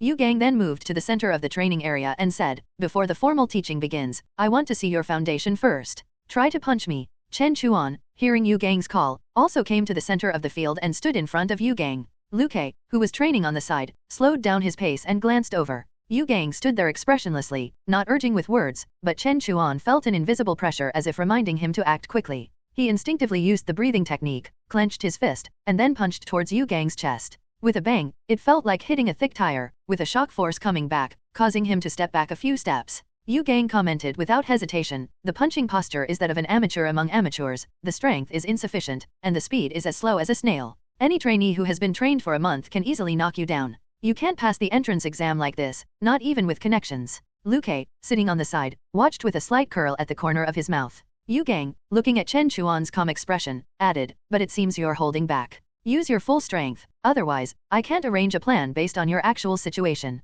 Chen Chuan knew that during the training process, he would inevitably show the power of the second self, so he decided not to hold back this time. So he took a breath and walked back to his original position. He shouted lowly and punched again, and this time, the second self standing behind him instantly overlapped with him. With a bang, the same shock force came, and he stepped back several steps again, but everyone could feel that this punch was quite powerful. Lu Ke couldn't help but sit up a bit. Yu Gang still stood motionless, but there was some surprise in his eyes, thinking to himself, "Talent." He commented, "This time it looks a bit better. Correct the force, and if the breathing is well coordinated, the striking power can be further improved."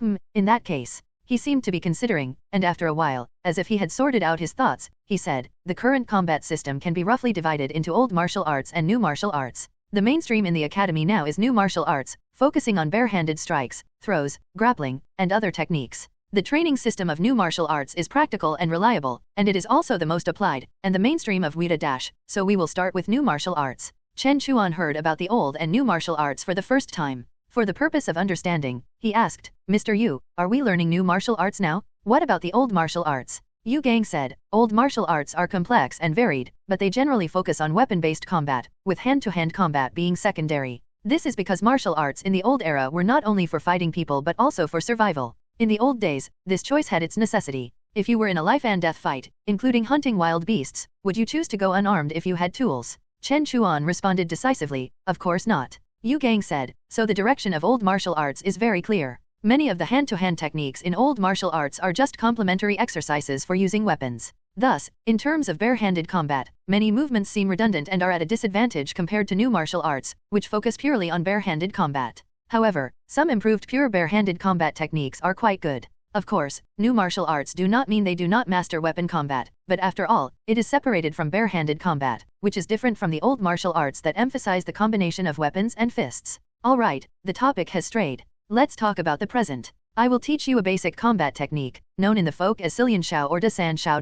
The difference lies only in the emphasis on offensive and defensive concepts. There is another set called Zhang San Shao Dash that is not taught outside, only allowed to be used after obtaining a martial arts academy certificate. The set I will teach you is the Dasan Shao Dash. Watch my movements carefully. He walked to the side and assumed a boxing stance, with one foot in front of the other, his body slightly lowered, light in front and heavy in the back, one hand reaching forward, the other protecting the abdomen. He said, "This stance is not fixed. Depending on the enemy and the strategy, the stance can vary. For example, when facing someone skilled in grappling, you can lower your center of gravity. When facing someone with swift movement, you can raise your center of gravity to speed up your movement. The hand holding the fist can also change into a finger or palm at any time, depending on how you fight and the level of skill you have mastered." After saying this, he stood up straight and said, "Now you try to do it once." Chen Chuan walked to the center and assumed a stance similar to Yu Gang's. Yu Gang came over again, corrected his posture, and said, "Don't be so tense, don't raise your head so high, tuck your chin in, and have a sense of protection with both hands." Under his guidance, Chen Chuan soon assumed a decent stance. Yu Gang then taught him how to make a fist and hold a palm, how to generate power in simple punches and kicks, and the use of common forward and backward steps. Since the techniques taught at the beginning were not many, after practicing for a whole afternoon, although far from mastering them, Chen Chuan at least remembered them all. By the afternoon, besides continuing to familiarize himself with these techniques, his main focus was on training various basic skills, all under the strict guidance of Yu Gang. There were breaks for rest and nutrition, and this training continued until around 5 p.m., after which he was allowed to run back. Throughout this process, he did not forget the most important breathing technique. Besides using it fully during the day's training, he also used the second self to practice basic breathing techniques at night. This process would continue until the second self appeared almost completely virtualized, at which point he would go to bed and rest.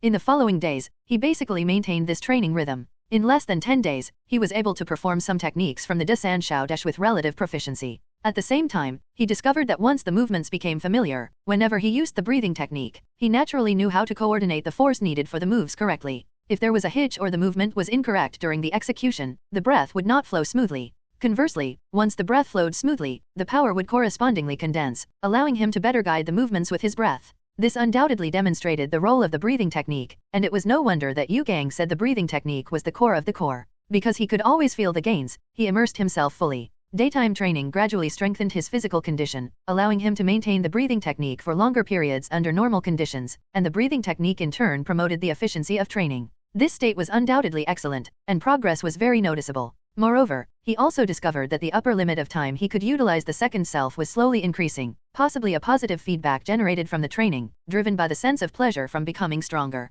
By mid-June, he approached Yu Gang and said, "Mr. Yu, recently I've noticed that after each session of practicing the basic breathing technique, my body slightly heats up. I wonder what the reason for this is." Yu Gang seemed somewhat surprised, looking at him intently, and said, "Heating up? After each breathing exercise, are you sure?" Chen Chuan nodded and said, "I'm quite sure, it's right after each breathing technique session. At first, it was just a slight sensation, but it's become more noticeable these past 2 days." Yu Gang asked again, "About how long has this been happening?" Chen Chuan thought for a moment and said, "About 4 or 5 days." Yu Gang couldn't help but cross his arms and ponder deeply. Chen Chuan asked, "Mr. Yu, is there a problem?" Yu Gang said, "There is no problem, this is a natural phenomenon that occurs with the practice of the breathing technique, but it usually takes some time. I didn't expect it to appear so early in you. It seems you can proceed to the next stage of training ahead of schedule." The sign of the body heating up during the practice of the breathing technique indicates that the practitioner's body is fully adapting to this breathing rhythm, especially for teenagers whose bodies are fully developed. As they grow older, there will be a longer period of improvement.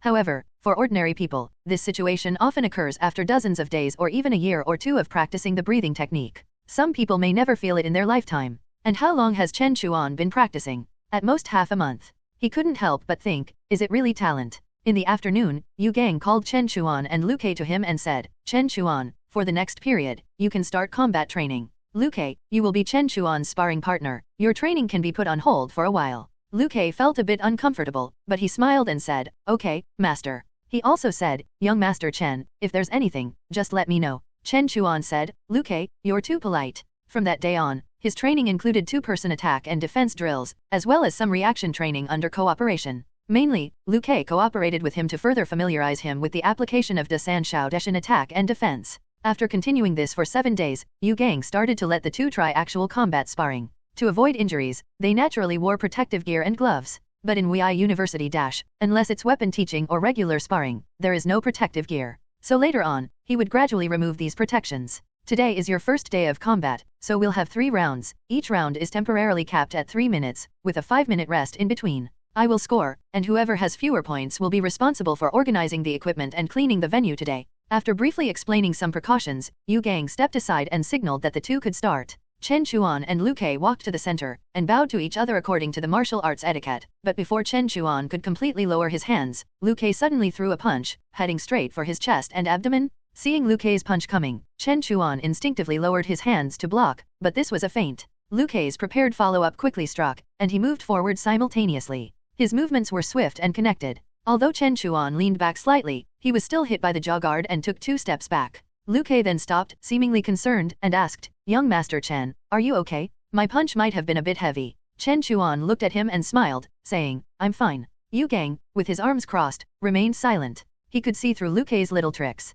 In real combat, there's no room for reasoning, and such small moves were nothing. Lu Kei had come up with the idea to hit Chen Chuan, not only because he had always been unconvinced by Chen Chuan and wanted to vent his frustration, but also for tactical reasons. He wanted to provoke Chen Chuan, to make him lose his cool, which would make the fight easier. However, he quickly realized that Chen Chuan was not angered by the hit, nor did he become timid. He remained as calm as when he first stepped up, which in turn made Lu Kei more cautious. Chen Chuan didn't have much formal fighting experience and could only act according to his understanding. He recalled what Yu Gang had taught him, defending against Lu Kei's moves while slowly closing in, constantly using his front hand to test the distance and disrupt his opponent. Feeling that he had closed into a suitable distance, he tried to throw a straight punch, but Lu Kei easily dodged it and countered with a hook. Fortunately, Chen Chuan was attentive enough to block it with his hand in time, preventing Lu Kei from succeeding. Lu Kei should have taken the opportunity to throw more punches and gain the upper hand, but instead, he quickly retreated, as if wary of something. Over the past few days, Lu Kei had come to understand that Chen Chuan's punches and kicks were sometimes light and sometimes heavy. Sometimes they were ordinary, but other times they were explosive, not only powerful but also fast. He truly couldn't figure out the pattern, so he dared not get hit. If Lu Kei didn't come forward, Chen Chuan would take the initiative to approach. He tried to close in and attack, but Lu Kei's footwork was very agile. As soon as he detected any sign of Chen Chuan's move, he would quickly move away. Sometimes, when he felt Chen Chuan getting close, he would kick him away swiftly, while continuously kicking his knee bend, occasionally suddenly attacking his face. Apart from the initial 2 punches, Lu Kei tried his best to maintain the distance between them, relying on his proficient footwork and quick movements to keep Chen Chuan at a medium to long distance, making it impossible for the latter to reach him. His idea was also practical. People who have just started on the path of combat generally don't have much stamina reserve, especially under intense confrontation. After a few minutes of continuous dodging, they would tire themselves out, without him needing to do much. If stamina runs out, he would have more advantage in the next 2 rounds. Chen Chuan tried many times but found that he couldn't land an effective attack. He knew this was because his skills and experience were insufficient, leading to the current passive situation.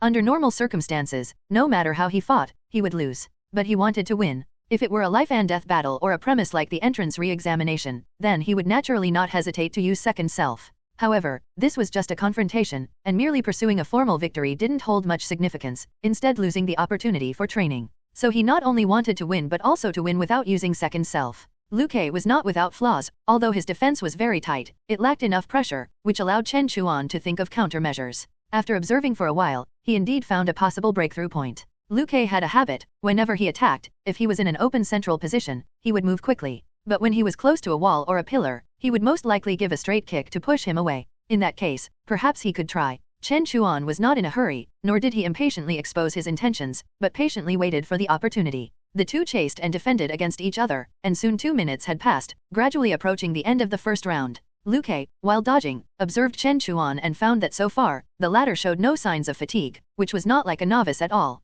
He also realized, damn, it's the breathing technique. Under the continuous operation of the breathing technique, Chen Chuan's physical qualities in all aspects were greatly improved. Even though he had trained for a long time, Chen Chuan could still catch up with him, and it was foreseeable that surpassing him was only a matter of time. Thinking of this, deep envy and jealousy rose in his heart, and under the catalysis of this emotion, he also slightly lost the calmness he should have had. Chen Chuan immediately felt that Lu Kei's mentality seemed to have undergone a subtle change. He didn't know the reason, but he knew that the opportunity he was waiting for had come. He paid attention to his surroundings, and when Lu Kei once again approached the wall pillar, he suddenly moved forward, while with the cooperation of the breathing technique, his abdominal muscles prepared to contract, his gaze fixed on Lu Kei, and at the same time, he reached out with a sinking hand. As expected, Lu Kei kicked over, seemingly delivering himself to Chen Chuan, who caught his foot. Prepared for this, Chen Chuan didn't suffer much damage despite being kicked in the abdomen. As he retreated with the force, he also pulled Lu Kei's heel, trying to make the latter lose his balance. When his leg was caught, Lu Kei was startled.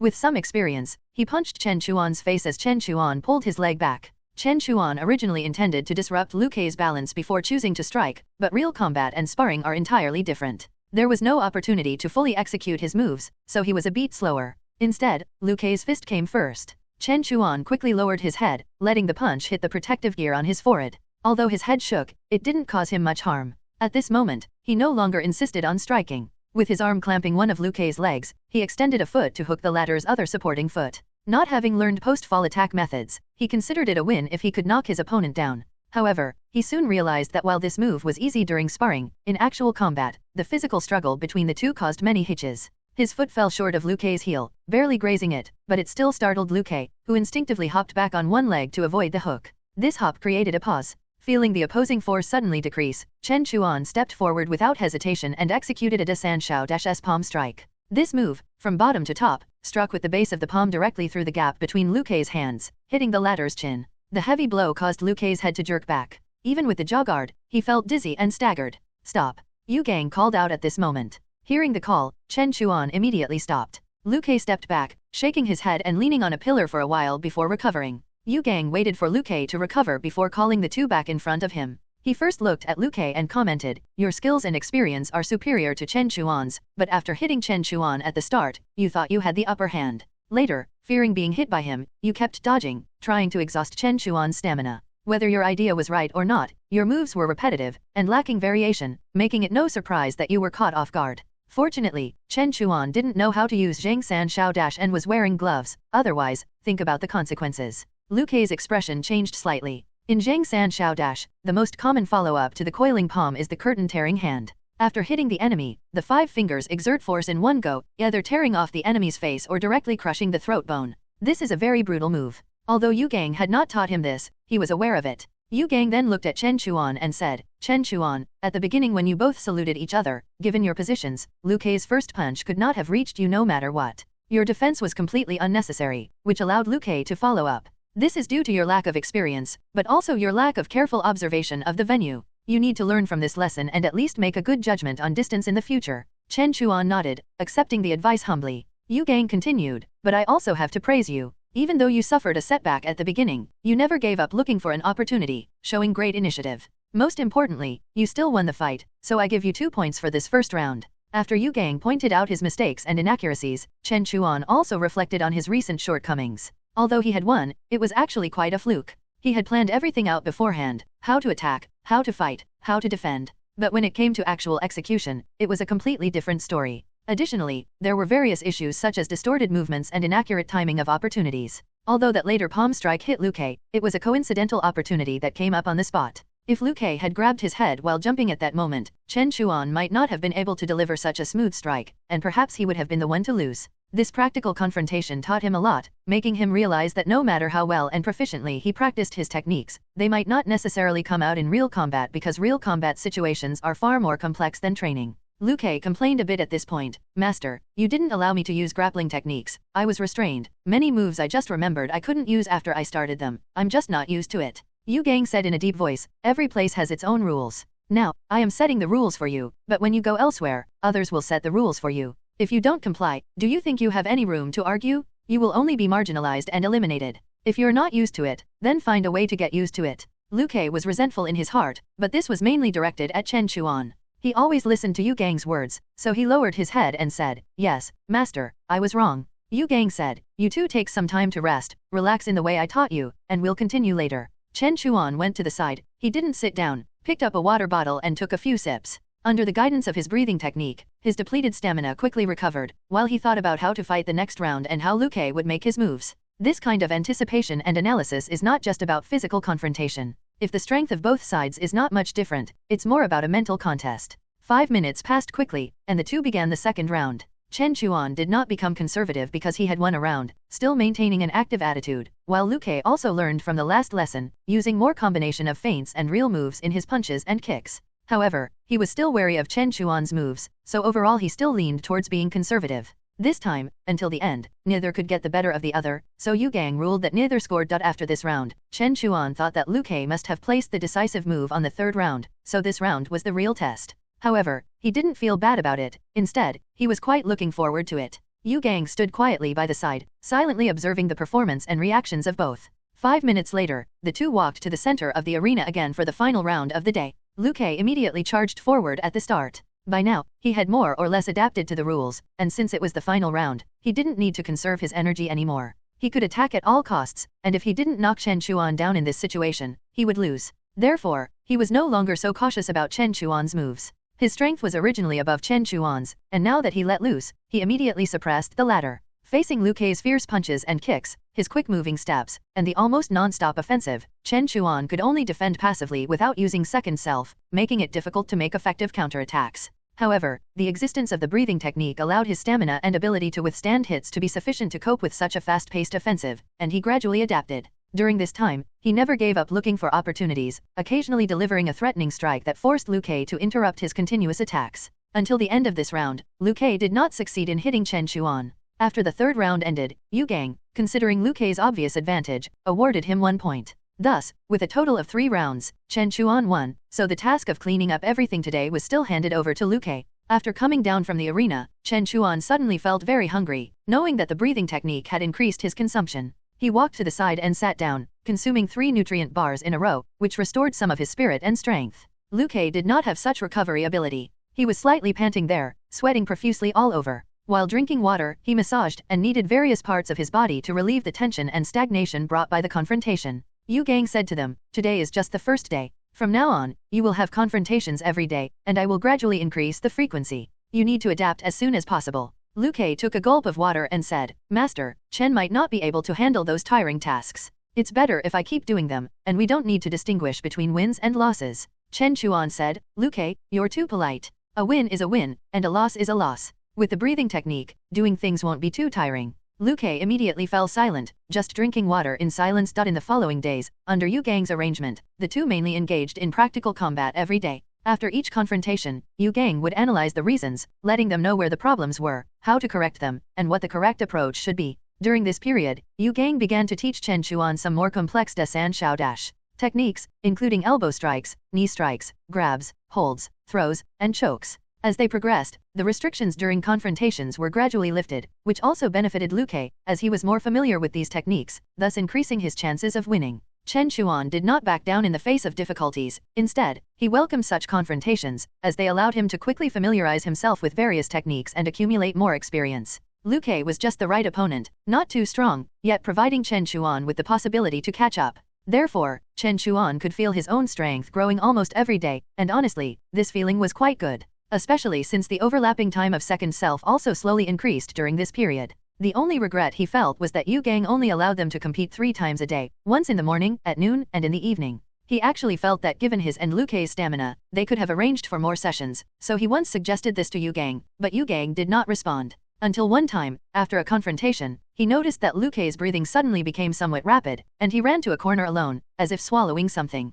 Chen Chuan vaguely realized something and never again suggested increasing the number of confrontations. Since combat training is highly consuming, it also requires adequate nutrition. His daily meals were also taken care of at Yu Gang's place. Apart from nutritional paste, the fixed meal was a black meat pumpkin rice. In Yu Gang's normal cognition, the damage caused by the breathing technique is deeply hidden and could accompany a boxer for a lifetime, so it's better to repair it as much as possible while young. Eating continuously for 2 months can achieve a certain degree of repair, but even so, some damaged areas ultimately cannot be fully repaired. This is the helpless part, and also the price of taking shortcuts. After all, boxers from civilian backgrounds have limited money and resources, and the only thing they can consume is their own body. Chen Chuan couldn't explain the matter of second self, but he didn't object to eating this either. Every day after training, there was physical damage, and this medicinal food could help repair it, while second self could be entirely used to transfer the physical burden caused by the breathing technique. It's just that normally, a person eating the same food every day for dozens of days in a row might easily get tired of it, but he still enjoyed every meal, for which Liu Kei expressed genuine admiration. In the continuous and uninterrupted training, time unknowingly reached the end of June.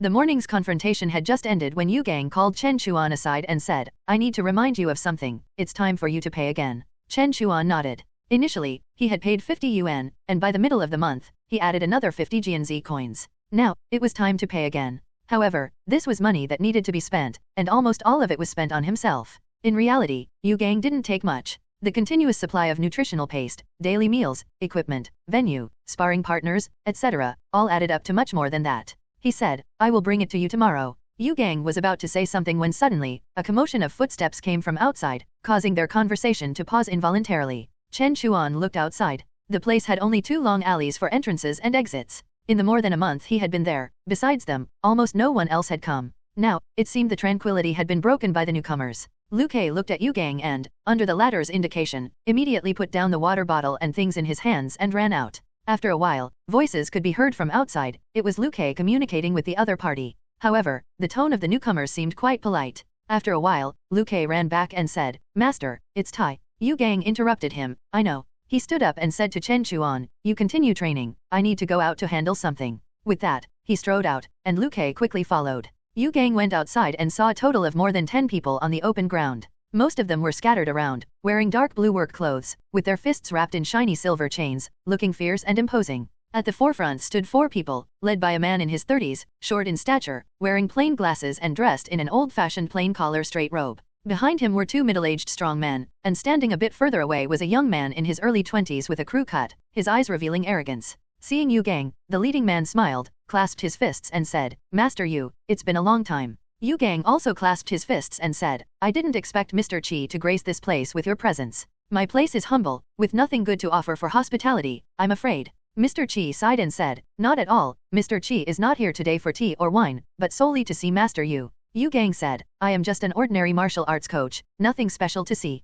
Mr. Qi smiled and said, "Master Yu, why be so modest? Who doesn't know of Master Yu's skills? Mr. Qi came here today specifically to invite Master Yu to join our Iron Chain gang. Hey, Master Yu, don't be in a hurry to refuse." He waved his hand and said, "We know that Master Yu has troubles, but we can help Mr. Yu solve them." Yu Gang said in a deep voice, "My troubles are not something the Iron Chain gang can solve, it will only bring you trouble." Mr. Qi was not convinced, or rather, he was extremely confident, saying, "How do you know without trying? Master Yu, those powerful people are not to be trifled with, but our Iron Chain gang is not to be trifled with either. Once you join the Iron Chain gang, we become brothers, your troubles are our troubles, we will help you, and in a way that satisfies Master Yu." Yu Gang remained silent. Mr. Qi then clasped his fists again, making sure his voice was heard by everyone present, and said, "Master Yu, after you join the Iron Chain, Mr. Qi can become your disciple, so Master Yu should not doubt the sincerity of our Iron Chain gang, right?" Yu Gang couldn't help but fall silent. The Iron Chain gang was no pushover, and with things having come to this point, a clear response was necessary, otherwise, it would be disrespectful to these people.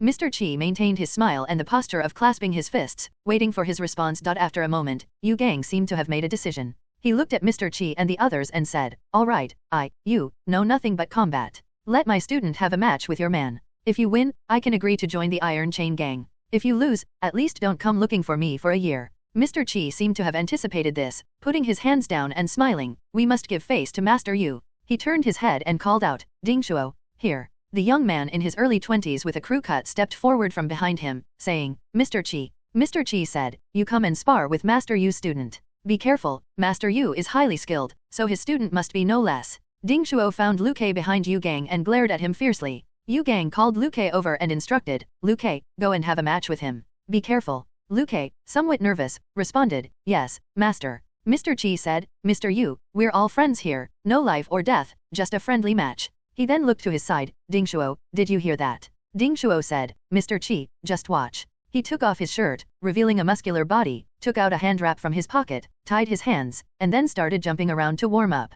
Liu Kei was also warming up, though he seemed a bit out of sorts, continuously taking deep breaths. Chen Chuan had also arrived at the entrance of the training ground, watching the commotion outside. The Iron Chain Gang and the Bloodmark Gang were the 2 largest gangs in Yangtze City, and conflicts between the 2 gangs were frequent. He wasn't clear on the specifics of their enmity, but he had heard that the Bloodmark Gang was backed by Molan Corporation. The Iron Chain Gang, being able to stand up to the Bloodmark Gang, must also have some force supporting them. He just didn't know why they were approaching Yu Gang this time. To be fair, if Yu Gang were to be recruited by the Iron Chain Gang, it would disrupt his training plan. It wasn't long before Liu Kei and Ding Shuo were almost ready. Both sides went to the open ground, saluted each other according to custom, took a few steps back, and each took their stance. Ding Shuo then grinned, charged forward, and immediately launched a flying knee strike at Liu Kei, looking exceptionally fierce. Liu Kei quickly dodged to the side. After Ding Shuo landed, he nimbly turned on his feet, keeping up with Liu Kei's pace. He unleashed a fierce combination of punches and then suddenly launched a low sweep. Liu Kei showed no openings and timely raised his knee to block, but the force of the kick seemed quite strong, forcing him to step aside to dissipate the force.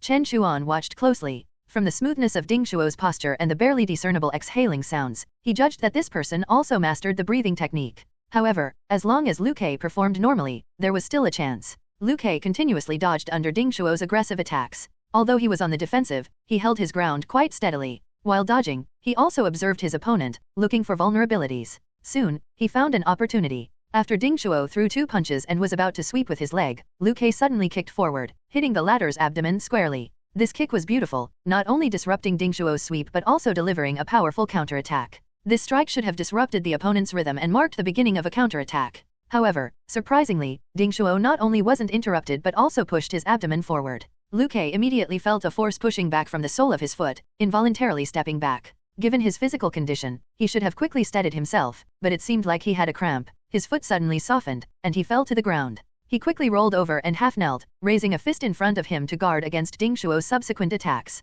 Ding Shuo did not rush forward but instead took 2 steps in place, waving his palm upward as if signaling him to get up quickly. Chen Chuan then noticed a flush rising on Lu Ke's face, and his breathing became much more rapid. He couldn't help but think of something and turned to look at where Lu Ke had been sitting. Next to Lu Ke's usual water bottle, there was a small medicine bottle with the lid not closed, containing 2 pale yellow pills. Lu Ke took a deep breath and stood up. Ding Shuo then lunged forward, and a gust of fist wind came. Lu Ke instinctively raised his arm to block, but as soon as his hand lifted, his ribs were hit by a knee strike, causing him to grunt, his breathing disordered, staggering a few steps, and then falling to the ground again, only propping himself up with his arm to avoid lying down. Now, everyone could see that his condition was not right. Ding Shuo said with dissatisfaction, "Hey, what are you doing? Are you sick?" Yu Gang sighed slightly and said, "Lu Ke, come back." He paused, "Mr. Qi, this round." "Wait, teacher Yu." A voice came from inside the building. Mr. Qi and the others turned to look and saw a young man with a well-proportioned figure and a heroic temperament walking out from inside. Chen Chuan walked to Yu Gang's side and said to him, "Teacher Yu, can I also be considered your student? Brother Lu seems to be unwell, making this match a bit unfair. Since the outcome is still undecided, can I take his place and continue?" Yu Gang looked at him and said, "You don't have to come out, this isn't your matter." Chen Chuan said earnestly, "Mr. Yu, if it's not my matter now, it will be. You understand, if the result is as such, it might not be easy for me to continue learning with you."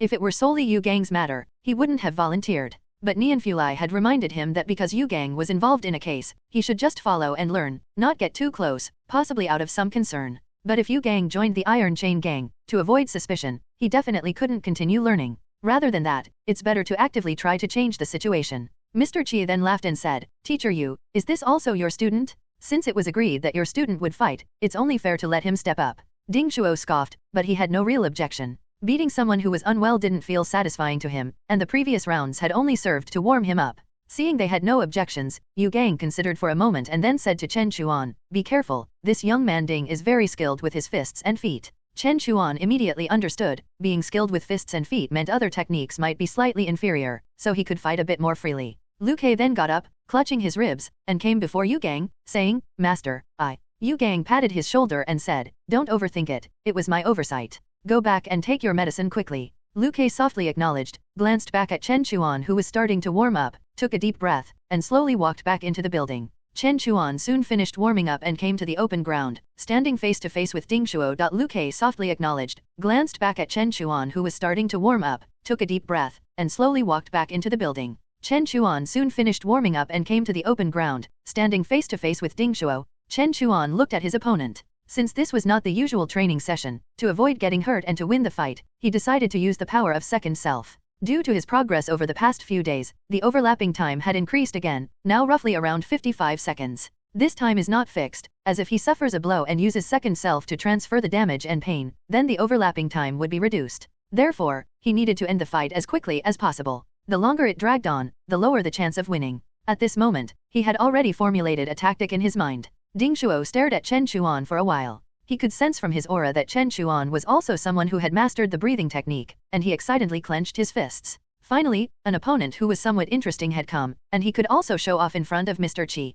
After both sides saluted with fists, he was still the aggressive one, stepping forward and thrusting a punch towards Chen Chuan's face. Chen Chuan didn't dodge at all, instead, he met it head-on with a high whip kick. During the entrance exam, he had knocked down Shen Xiong with this move, so he had paid special attention to practicing this technique. When this kick was unleashed, second self instantly overlapped with him, and with a whoosh, the grass stems beneath his feet floated up. This kick was incredibly fast, arriving before Ding Shuo's punch. Ding Shuo's pupils contracted. Fortunately, he remembered to protect his head while attacking, and the muscles in his arm contracted in time. With a slap sound, the powerful force of the kick made him stagger a few steps to the side, and he couldn't help but shake his hand. Chen Chuan, having landed a kick, didn't let this opportunity go and immediately pressed forward. Ding Shuo was not one to prefer defense, and he was not willing to back down, wanting to engage in a counterattack. But then Chen Chuan launched another kick, bringing up a strong gust of wind, forcing Ding Shuo's movements to halt again. In a hasty defense, the whole person was kicked to the side, looking somewhat disheveled. The spectators suddenly felt a sense of familiarity. Wasn't this just a reenactment of Ding Shuo's fight with Lu Kei earlier? Only this time, the roles were reversed. Mr. Qi showed a surprised expression, turning his head to speak to the middle-aged strong man behind him. This young man is quite impressive. The middle-aged strong man said, although his footwork and power generation look decent, they are still a bit raw, and the muscle coordination is not yet formed. He must not have been learning for long. But he has great strength, fast speed, and not weak reactions, and he knows the basic breathing technique. He's naturally talented. As long as this young man's stamina holds up, it will be hard for Ding Shuo to win. Mr. Qi smiled. So, he's a talented young man. His tone seemed not at all worried that Ding Shuo might lose this fight. Ding Shuo disliked being on the defensive and tried several times to counterattack, but without success. Once, he even carelessly left an opening and was kicked in the side by Chen Chuan, the pain making him grimace. Realizing he couldn't win in a direct confrontation, he decided to maintain his defense, waiting for Chen Chuan to make a mistake or tire out before counterattacking. Chen Chuan, seeing Ding Shuo's attention almost entirely focused on defending against his kicks, felt the time was right. He slightly raised his knee, appearing to prepare for another kick. Ding Shuo instinctively raised his hand, but then Chen Chuan suddenly lowered his stance, reaching forward with both hands, preparing for a takedown. Ding Shuo was startled, realizing the danger. Chen Chuan's previous series of kicks must have been to condition him into expecting another, with the real intention being to win with a takedown. He was too late to lower his center of gravity, but then he noticed with surprise that Chen Chuan seemed to have a slight delay in transitioning his movements, causing a rhythm hiccup. An opportunity? Sometimes the body reacts faster than the mind, so instead of choosing to retreat and lower his center of gravity, he directly kneed towards Chen Chuan's head. Chen Chuan, however, charged forward, meeting the knee with his forehead. The knee strike was powerful, and for anyone else, the fight would have been over. But with the damage transfer of second self, his body didn't even stagger, and with his prepared backhand, he delivered a solid punch to Ding Shuo's face. Ding Shuo grunted, his vision darkening and his nose stinging. If not for his well-developed neck muscles and the resistance provided by his breathing technique, that punch might have knocked him out. After hitting his opponent, Chen Chuan didn't stop. He pushed off with his feet, his hands moving to grab Ding Shuo's neck, while simultaneously raising his knee, clearly aiming for a neck hold and knee strike. Ding Shuo, now with blurred vision, couldn't see clearly, but he sensed the danger approaching through experience.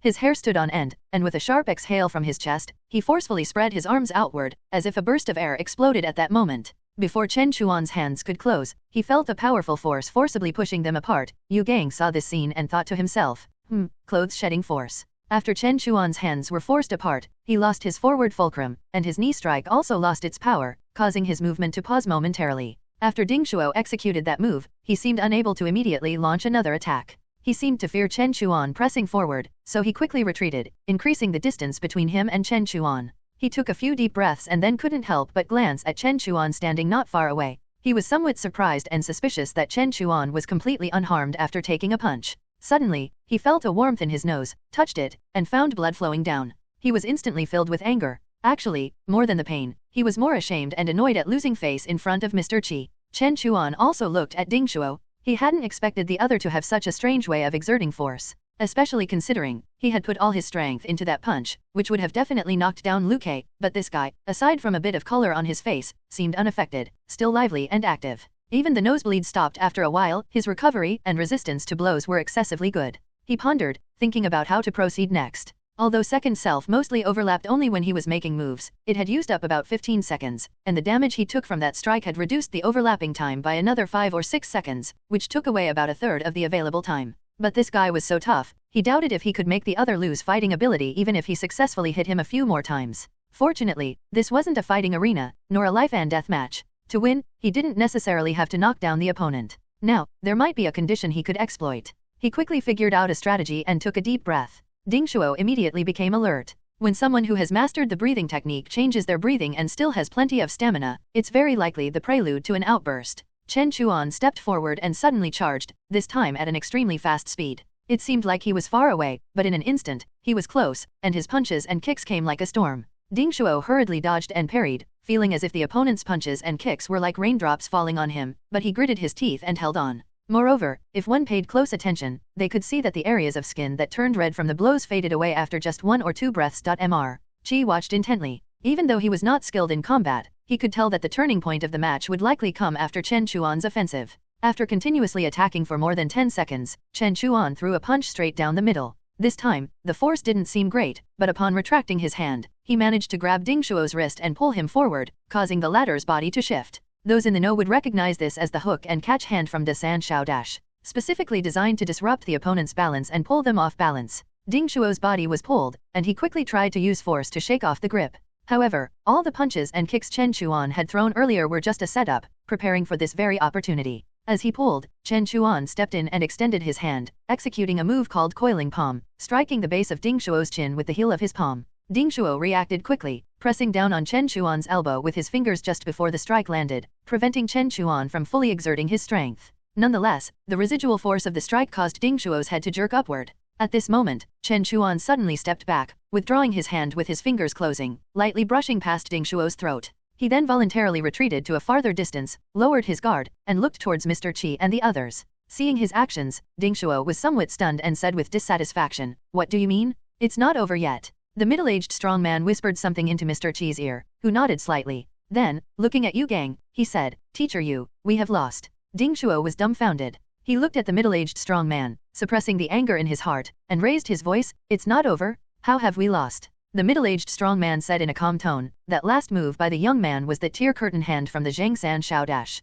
If he had exerted force at that moment, your throat would have been torn apart. So, he has won. Ding Shuo angrily said, "Nonsense. I had his elbow locked, how could he have exerted any force?" The middle-aged strong man said, "I am certain he could have." Still unconvinced, Ding Shuo stared at Chen Chuan and said, "I don't believe it, unless he shows me." The middle-aged strong man said expressionlessly, "If this were a life and death battle, your life would already be over. So, you don't get a second chance to verify." Ding Shuo cursed in his heart, thinking that if it were a life and death battle, he wouldn't fight like this either. Hearing this, Chen Chuan felt slightly relieved, knowing that he had won the bet. Given Ding Shuo's resistance to strikes, it would be difficult to win by brute force. But since both sides had agreed beforehand to stop at the point of contact, there was room for maneuver. What counts as stopping at the point? It's when a lethal technique touches a vital area but is retracted in time. According to this rule, regardless of whether he truly mastered the technique to kill the opponent, as long as he touched these parts under reasonable premises, it could be considered as stopping at the point. However, it also depended on whether Mr. Chi and the others took it seriously or were just paying lip service.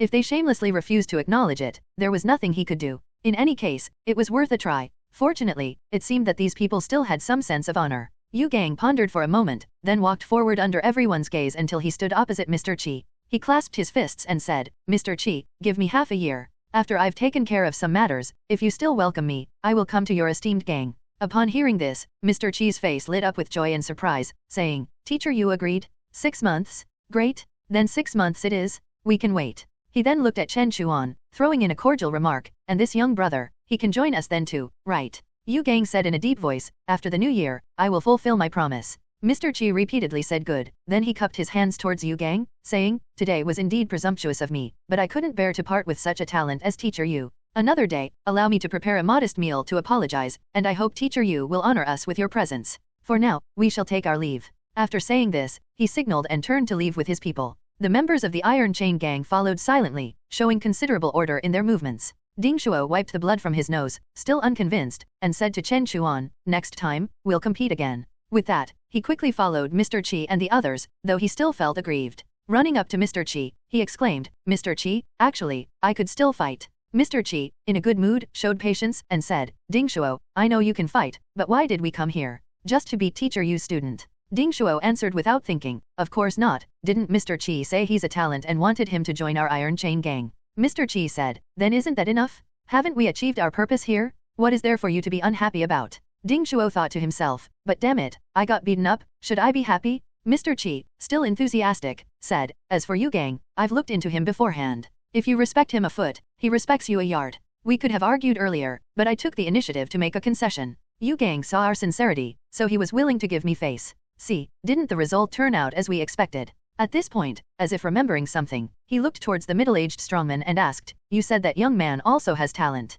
The middle-aged strongman said, it's clear he hasn't practiced any special forces yet, but his resistance to blows is already comparable to Dingshuo's, and his explosive strength is also very strong. Without a doubt, he has talent. Mr. Chi's eyes lit up, saying, is that so? It would be great if we could recruit him too. Our Iron Chain gang needs talents like this, but there's no rush. Yu gang is the main target. 6 months, hey, it will pass quickly. After Mr. Chi and his group had all left, Chen Chuan approached Yu gang and said, Mr. Yu, I took the liberty earlier, I apologize. Yu gang, however, did not mind at all and instead approved of his actions. He said, you did the right thing. For those of us who practice combat, if we have an idea in our hearts, we should act on it. You previously said your goal is to be unrestrained and to continuously surpass yourself. If at this moment you didn't dare to step forward, I would doubt whether you were just talking without meaning it. Moreover, you also won. Remember, among combatants, the victor is often not blamed. Chen Chuan candidly said, earlier, I just took advantage of the situation. Actually, I know if the Iron Chain gang wasn't willing to give you face, no matter how I performed, it wouldn't have mattered. But if my strength and skills were a bit stronger, to be able to suppress that person head-on, then I wouldn't have needed to use such tactics. Yu gang said, don't belittle yourself. Your strength is already quite good at this stage. Dingshuo has not only practiced longer than you, but he has also specifically chosen to enhance his resistance to blows in the subsequent directions of the breathing method, and he must have used special drugs to assist. It's not strange that you couldn't knock him down. Chen Chuan curiously asked, are there many directions in the breathing method? Yu gang said, I should have told you that the breathing method you've learned is just the most basic. After reaching a certain level of physical fitness, you can use drugs to train higher levels of breathing methods to match different combat styles. For example, like Dingshuo, who leans towards resistance to blows, there are also those who specifically increase the striking power of the limbs, and those who enhance the flexibility of movements, etc. These all require different secrets, different boxing paths, and even different breathing methods to match, but ultimately, all techniques are based on physical fitness. So, to truly train profoundly, sometimes you need a bit of talent. He looked at Chen Chuan and said, for example, you might not know it, but you yourself have talent, and Dingshuo, he should also be such a person. Some people are born different, able to do things in certain fields that ordinary people cannot. Chen Chuan thought for a moment and realized that Yu gang might have misunderstood, interpreting his performance as some kind of talent. In fact, second self and the so-called talent are not the same thing, but if Yu gang is willing to understand it this way, it's fine, and he doesn't need to bother explaining. Moreover, from the tone, it seems that people with such talent are not many. He thought for a moment, then asked, I have another question I'd like to ask you, sir. During the confrontation earlier, Dingshuo easily forced my hands apart. That kind of strength seemed quite unusual. Yu gang explained, that's called Jinli. Dingshuo used the swaying clothes Jin, also known as big swaying clothes. Its movement is like a person stretching both hands upward, causing the cloak behind to naturally fall to the ground, symbolizing the intention to free oneself from restraints. It's a technique specifically designed to break holds and also serves as a method to practice dispersing Jinli. Chen Chuan grasped the key point, Jinli. Yu gang said, yes, Jinli. The breathing method is the necessary premise and foundation for practicing Jinli. Jinli is a higher level application of strength by combatants. You're still relatively far from this level, but you can start to understand it. As he spoke, he stood with his feet apart, his hands as if holding a large ball, and said, there are many types of Jinli, most of which can be practiced in conjunction with stance training. For example, this one starts with the holding chi stance, followed by the parting the sea stance. As he said this, he turned his palms outward to both sides, then brought them back and lifted them upward, then comes the supporting the sky stance, and finally, the carrying the mountain stance. At this point, he suddenly turned his palms upward as if supporting the sky, then bent his knees, and his body sank accordingly. Chen Chuan immediately felt a vibration under his feet, as if something heavy was pressing down from above and he was supporting it. Yu gang slowly straightened up and said, this is a complete set of mixed Yuan Jin stances, chosen by many combatants to practice Jinli, and it's also the most widely spread. However, this doesn't mean it's easy to master. It contains many subtle variations, and the swaying clothes Jin is a simplified version extracted from it, easier for general boxers to grasp. The advantage is that it's easy to get started, consumes little energy, and allows for quick and simple force application.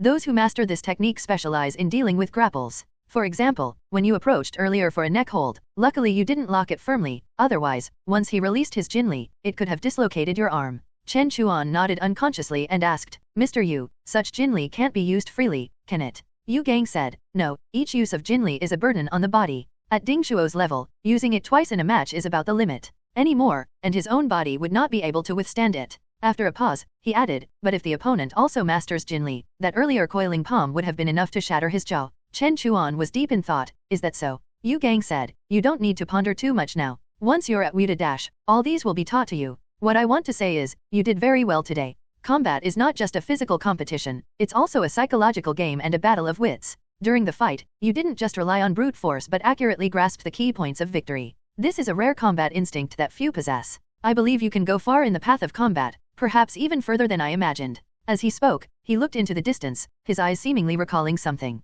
Chen Chuan remained silent. After a while, Yu Gang looked back at him, a rare smile appearing on his face, and said, "All right, didn't you say there's a graduation gathering tonight? I'll give you a day off today, go back early." Chen Chuan said, "Okay, Mr. Yu." He then glanced towards the building and asked, "Is Liu Ke okay?" Yu Gang calmly replied, "He's a combat practitioner, he can take care of himself." Chen Chuan said, "Then, Mr. Yu, I'll head back first. I'll be here on time tomorrow." On the way back, Chen Chuan tried clenching his fist while running. Although he couldn't use an alarm clock to test it at the moment, he was certain that after the battle with Ding Shuo, the overlapping time with his second self had definitely increased. Moreover, he had a feeling that this increase was significant, likely surpassing the time when he defeated Shen Xiong. However, the reason wasn't just as simple as winning against Ding Shuo, it was when he overlapped with his second self and threw a full-force punch at Ding Shuo, leaving his opponent with no choice but to defend, that the exhilaration of freely exerting his strength and attacking without restraint truly ignited his emotions, pushing the second self to further overlap.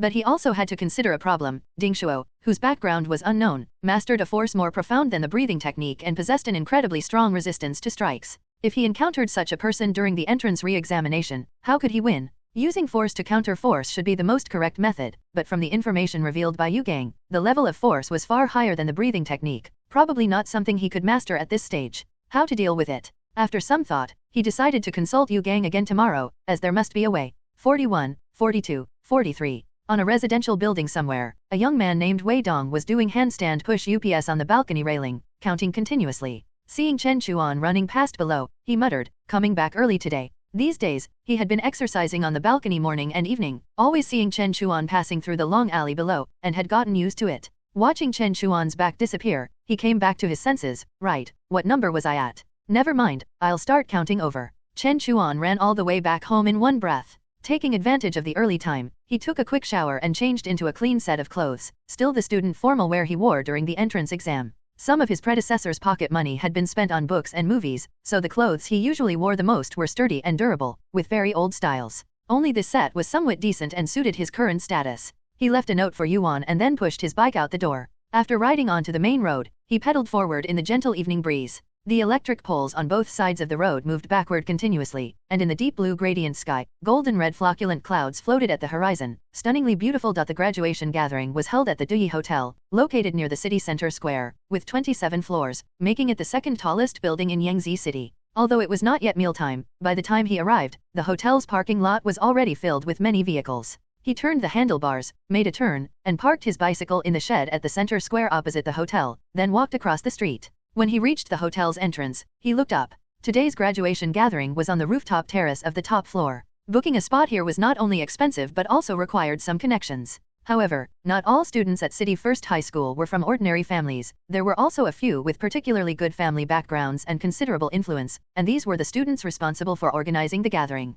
Entering through the rotating door, he passed through the lobby with a beautiful female greeter guiding him with a smile, and entered the grill elevator with several others. The hotel's business was evidently booming, with the elevator stopping and starting frequently for the first dozen floors, constantly letting in and out brightly dressed men and women, most of whom couldn't help but glance at him a few times upon entering the elevator. Although he was only wearing a student uniform, he was quite tall, and after more than a month of continuous high-intensity training, he looked very spirited. With his regular features, clear eyes, and a well-proportioned figure, he gave off a very pleasant visual impression. After passing the 20th floor, the number of people gradually decreased, and the elevator continued to ascend. He watched the floor numbers on the roller turn one by one until it reached the 27th floor, where the elevator cabin shook slightly and finally stopped, the grill doors slowly sliding open with a clatter. Exiting the elevator, he entered a spacious safety corridor with several elevator doors lined up on both sides. In front of the door opposite, two female greeters were waiting. Seeing him approach, they smiled and handed him a sign-in book to sign, then pushed open the corridor door for him. Chen Chuan stepped over the high cement threshold and stepped outside, arriving at the rooftop terrace of the top floor, where a gust of evening wind immediately brushed past, lifting his hair. The area was probably several thousand square meters, filled with rows of open canopies, under which tables and chairs were neatly arranged. The gathering was in a buffet style, with waiters pushing food carts to set up tableware, prepare drinks, and arrange food. He arrived relatively early, but many students from First High had already arrived before him, scattered around in small groups talking. This gathering wasn't just for their class, students from the other 5 classes were also arranged here. Comparing with his predecessor's memories, some faces were familiar to him from the past, though he couldn't recall their names. He walked a few steps to the side, approaching the edge, and looked out. The view from the top floor was undoubtedly very broad. Standing here, he could take in the sight of most of the city's buildings. Not far to the north stood the tallest building in Yangtze City, the jailing building of Molin Company. Its deep blue glass curtain walls and the tall, streamlined body of the building stood alone, appearing out of place among the surrounding structures. Behind the building, slightly to the northwest, one could see the distant Zhongshan Mountain, and the shadow of Jiaoshan Mountain to the east was also clearly visible. At this moment, the magnificent sunset spilled through the scattered clouds, casting a rich gradient of colors as it passed over various buildings, while the vehicles and crowds below bathed in a blend of light and shadow from the evening glow.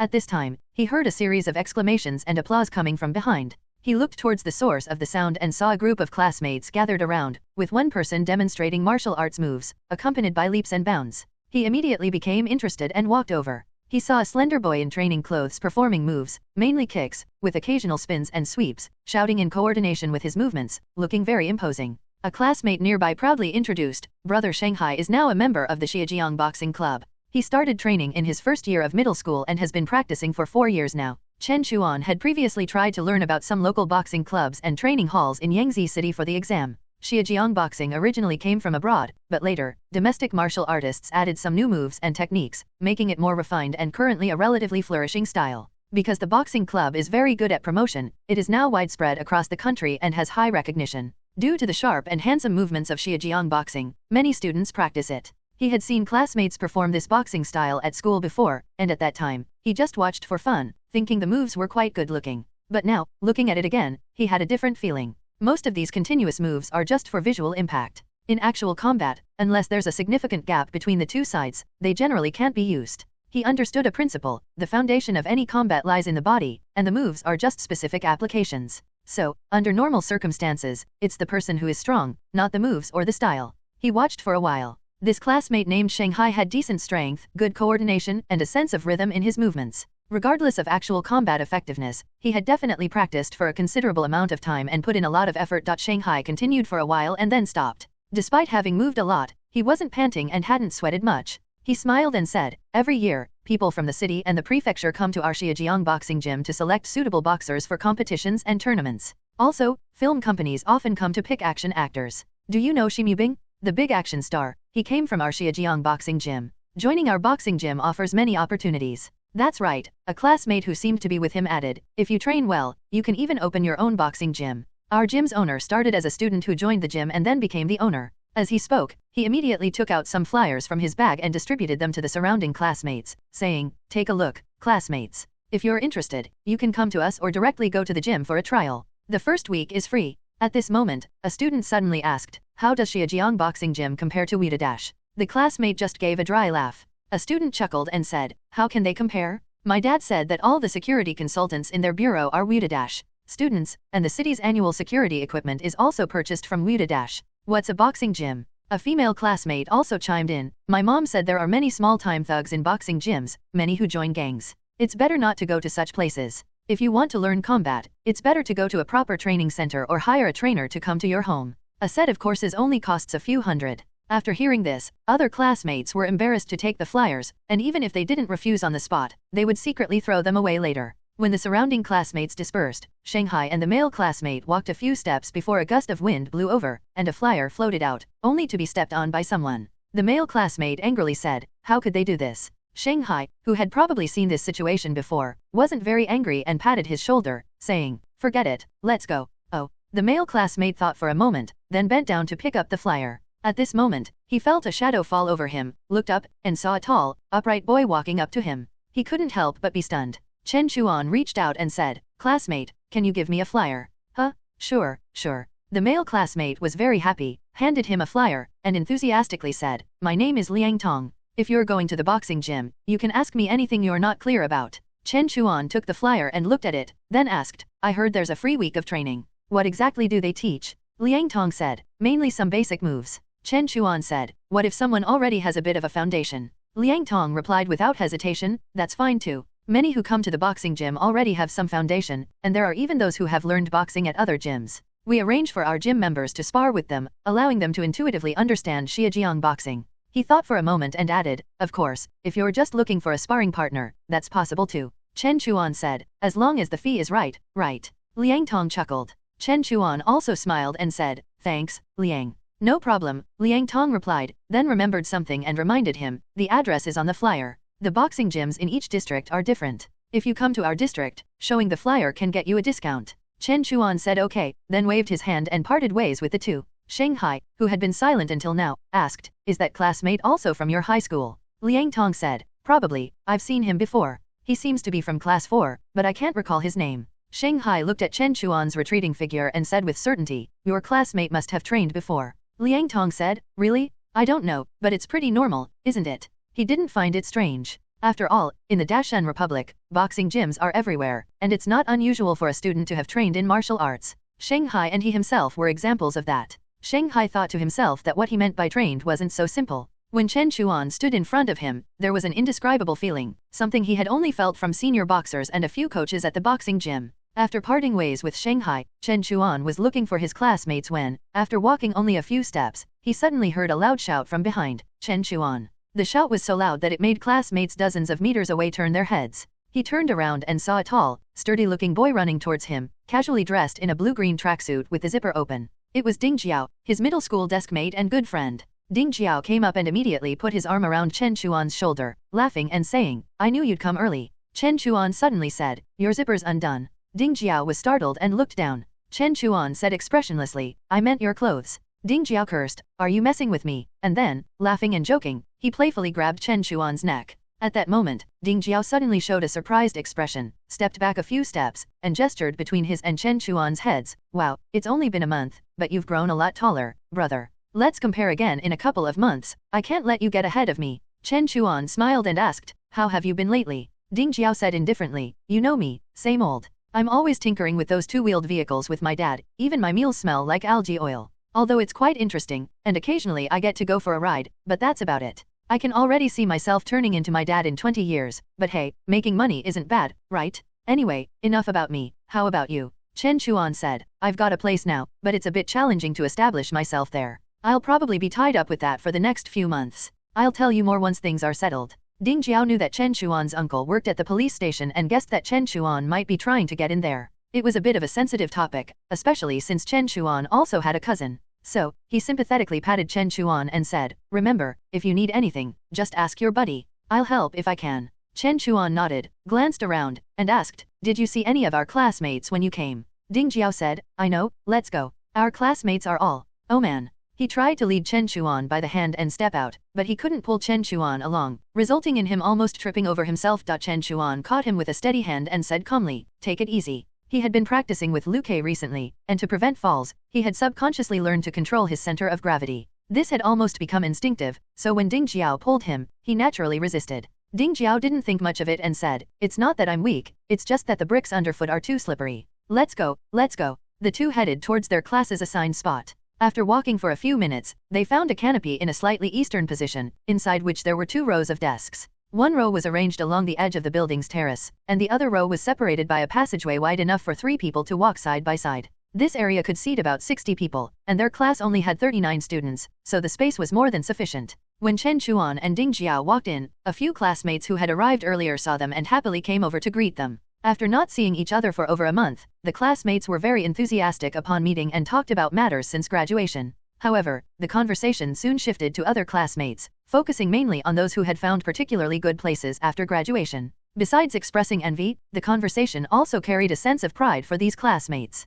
Chen Chuan's relationship with these classmates was generally average, neither good nor bad, as everyone had their own small circles. After chatting for a few sentences, they each went to sit down separately. Since they had arrived early, there were empty seats everywhere. Chen Chuan and Ding Jiao chose a table by the edge of the building's terrace with a good view. After sitting down, Ding Jiao picked up a bottle of Shajhen soda on the table, shook it vigorously, and skillfully opened the cap. He poured a cup for both himself and Chen Chuan from the bubbling soda foam, then eagerly took a sip and let out a loud burp, exclaiming, refreshing. Chen Chuan also took a sip. The taste reminded him of a certain carbonated drink from his past life, but the flavor was more refreshing. He asked, will everyone from the class come this time? Ding Jiao casually replied, they should all come. Then he realized something and wiped his mouth, you mean those few? They don't usually come, so they probably won't show up this time either. Chen Chuan acknowledged with a hum. Their class usually had 39 students, but the roster actually listed 42. The extra 3 students didn't come to school often because they had private tutors. The reason they were registered at Municipal No. 1 High School was that the school had annual quotas to recommend students to prestigious institutions in the central city, and these quotas were reserved for them. From the very beginning, they were set apart from ordinary students. In fact, this has been the case for decades in Yangtze City's middle schools, so no one found it unusual. By the way, Ding Jiao winked at him. Since you're here today, she might come too. Chen Chuan shook his head and said, I have nothing to do with her. He knew who Ding Jiao was referring to, but even if his predecessor had some interaction with her, it wasn't the kind of relationship outsiders imagined. Ding Jiao looked at him with disbelief. While the two were chatting, classmates started arriving one after another, greeting each other, catching up on recent events, and occasionally clinking drink bottles, making the atmosphere lively. Ding Jiao had already finished a bottle of soda and, still not satisfied, grabbed another, opened it, and gulped down half of it in one go. He then asked, by the way, is Gaoming coming today? Chen Chuan thought for a moment and said, he seems to be out of town, probably can't make it back. Gaoming was a classmate of theirs, but Gaoming's mother and his mother were cousins. So, not only were they classmates, but they were also relatives, and their relationship was quite good. The Gao family had a background in law, and Gaoming himself had been taken under the wing of a senior lawyer early on. He started learning with him during middle school and continued to study under him after graduation, making him someone who found his path early. Ding Jiao nodded, thought for a moment, and then whispered, you know, Guanzai Wei from class 3, I heard her dad has a mountain of gambling debts, said he's handed her over to a gang, and her stepmother ran away with her sister. Now, gang members are harassing her every day, so she had to hide at her relative's place in the countryside. What a mess. Chen Chuan recalled a girl with a gentle smile and a somewhat introverted personality. Ding Jiao seemed to have had a crush on her at one point, but what stuck in his memory was that this girl also practiced martial arts. As Ding Jiao was speaking, he suddenly glanced to the side, slapped the table, and pointed outside. Hey, look over there, Han Lao-san. He's all dressed up now that he's joined Mullen Company. I heard it was his dad, who works at the water bureau, who pulled some strings for him. Chen Chuan turned to look and saw a boy walking over, his hair parted in the middle, dressed in a black imported suit. He looked decent enough, but his manner of walking and speaking was quite affected, a bit pretentious. He was surrounded by a few classmates, not from their class, but it was clear they were trying to curry favor with him. Seeing him arrive, some classmates under the canopy immediately stood up and went over to greet him, asking for his contact information. The boy seemed to enjoy this kind of attention, lingering outside for a good 10 minutes before finally being ushered in by his entourage. As he walked, he waved to the seated classmates and said, I'm late, got held up with some company matters. My apologies, classmates, my apologies. Ding Jiao said with a hint of envy, look at him showing off. He's not even a formal employee at Mullen yet, just in training. From the memories of his predecessor, Chen Chuan knew that this boy was named Han Shu, who always ranked third, surpassed by his predecessor and another girl, hence Ding Jiao jokingly called him Han Lao-san. Perhaps due to personality differences, Han Shu, Ding Jiao, and his predecessor always had a strained relationship, not getting along well with each other. Han Shu also noticed Chen Chuan and Ding Jiao, paused for a moment, pulled up his sleeve a bit to reveal a silver-cased watch on his wrist, and then walked over towards them. Seeing Han Shu's actions, the eyes of both male and female students instantly focused on him, knowing that something interesting was about to happen. Several people showed expressions of excitement and anticipation. Han Shu walked over to Chen Chuan's desk and greeted him with a smile. Chen Chuan, long time no see. I haven't heard any news about you recently. What have you been up to? Ding Jiao scoffed. Chen Chuan, however, remained very natural and said, what else could it be? After graduation, one has to find a place to go. Han Shu made a sound of acknowledgement, looked at him, and tentatively asked, I wonder if you plan to stay in Yangtze City, or? Chen Chuan said, I'll stay in Yangtze City. Han Shu feigned surprise and said, with your grades, aren't you going to a higher education institution? You should try to take exams outside. Look at me, my grades are not as good as yours, so I can only stay in Yangtze City. Ding Jiao couldn't stand his attitude and directly said, come on, Han Lao-san, everyone knows you got into Mullen Company, what are you showing off for? Chen Chuan said, I also want to take exams outside, but I don't have that much money. Even if someone is willing to sponsor, I would need a recommender. Moreover, the central city is not that easy to stay in. Yes, the other classmates in the class resonated with his words. Strictly speaking, those who can attend the city's top high school come from families that are neither too poor nor too rich. However, wanting to study in the central city remains a pipe dream.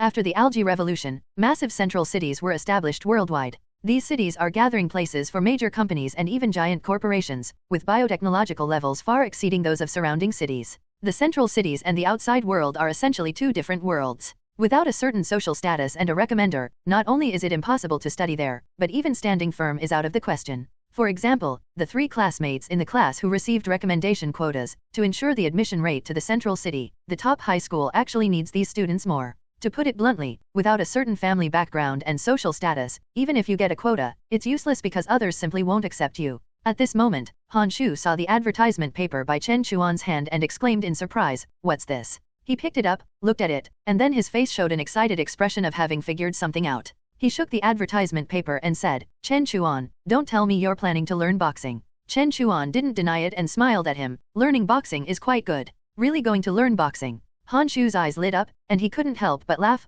"A boxing gym? To be a boxer? You really have ideas, hee hee." Hearing this, the classmates looked at Chen Chuan with strange eyes. Nationwide, learning boxing at a gym is actually a way out for people at the bottom, but most students at the top high school don't see it that way. In the teachings of their parents' generation, those who come out of boxing gyms are mostly small-time gangsters. 9 out of 10 will join gangs and engage in illegal activities. The lucky ones go to fight in the ring, ending up with injuries and illnesses in old age. Some become action actors, but most just play extras, acting as stunt doubles, earning quite a bit of money, but with a high injury rate, and almost none can make it big. In their eyes, that is equivalent to the bottom of society, and Chen Chuan usually has such good grades. Hearing him make this choice, they find it very hard to understand. Ding Jiao became somewhat anxious, banged the table, stood up, and said, "Han Lao-san, what are you saying? Chen Chuan's uncle is the captain of the patrol bureau. If he's going anywhere, it's to the patrol bureau. How could he go to a boxing gym? Right, Chen Chuan?" Han Shu made an O sound, pretending not to understand. "I remember Chen Chuan also has a cousin, right? Chen Chuan, are you planning to compete with your cousin for the successor position? That's not very good, is it? What are you talking about? You?" Ding Jiao got excited, seemingly about to curse. Chen Chuan saw this, immediately held him down. He also stood up, looked at Han Shu, and slowly said, "Learning boxing is what I like. A person doing what they like, and not bothering anyone. Is there any problem with that?" Han Shu felt uncomfortable under his calm gaze, and he noticed that Chen Chuan had grown much taller, almost a head taller than himself. He couldn't help but take a step back in cowardice, his words somewhat sarcastic. "Nothing, it's good, it suits you, then I wish you success." Chen Chuan hummed in agreement, saying, "Thanks for your good words." Han Shu thought he was just being stubborn, snorted, and left under Ding Jiao's angry gaze. "Brother Han, over here." He had only walked a few steps when a classmate eagerly waved at him. Han Shu immediately felt that he had regained his rhythm, nodded reservedly, and went to sit at that table. The classmate who greeted him said, "Brother Han, why bother with them? You're now an employee of Molan Company, even municipal staff have to be polite to you. Some people are just making noise now, but outside, they'll realize the gap."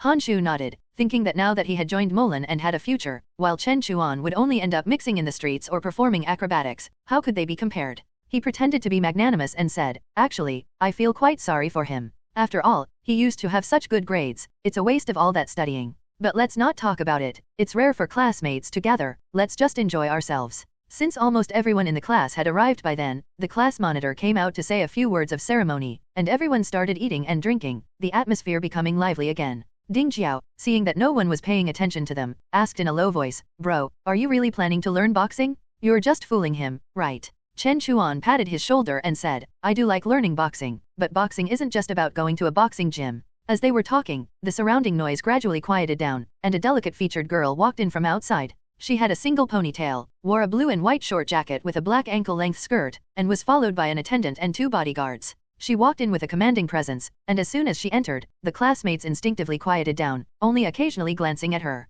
A few girls timidly greeted her, and she just glanced at them, nodding slightly in response. Ding Jiao also saw the girl and signaled to Chen Chuan, "Hey, Meng Shu is here. Aren't you going to talk to her? I heard her family is from the central city, given your relationship." The girl ignored others and directly came to Chen Chuan's table, looking at him with cool eyes, and said, "Chen Chuan, I have something to say to you, come out for a moment." Her words carried an undeniable tone, and Ding Jiao immediately fell silent. The only one who remained natural was Chen Chuan, who said, "I'm talking with an old classmate, why don't you grab a chair and join us?" Ding Jiao looked around, quickly stood up, "You guys talk, you guys talk." Then he whispered to Chen Chuan, "It's up to you." The girl glanced to the side, and the classmates sitting nearby quickly stood up, one by one moving far away. Her attendant-like follower brought over an unused chair, carefully wiped it with a handkerchief, then pushed it to the front of the table, making a respectful gesture of invitation. The girl walked up, smoothed her skirt with both hands from behind, and sat down properly. Under the evening sky about to reveal countless stars, the two sat facing each other, with the table in the middle equally separating them, much like a symmetrical painting.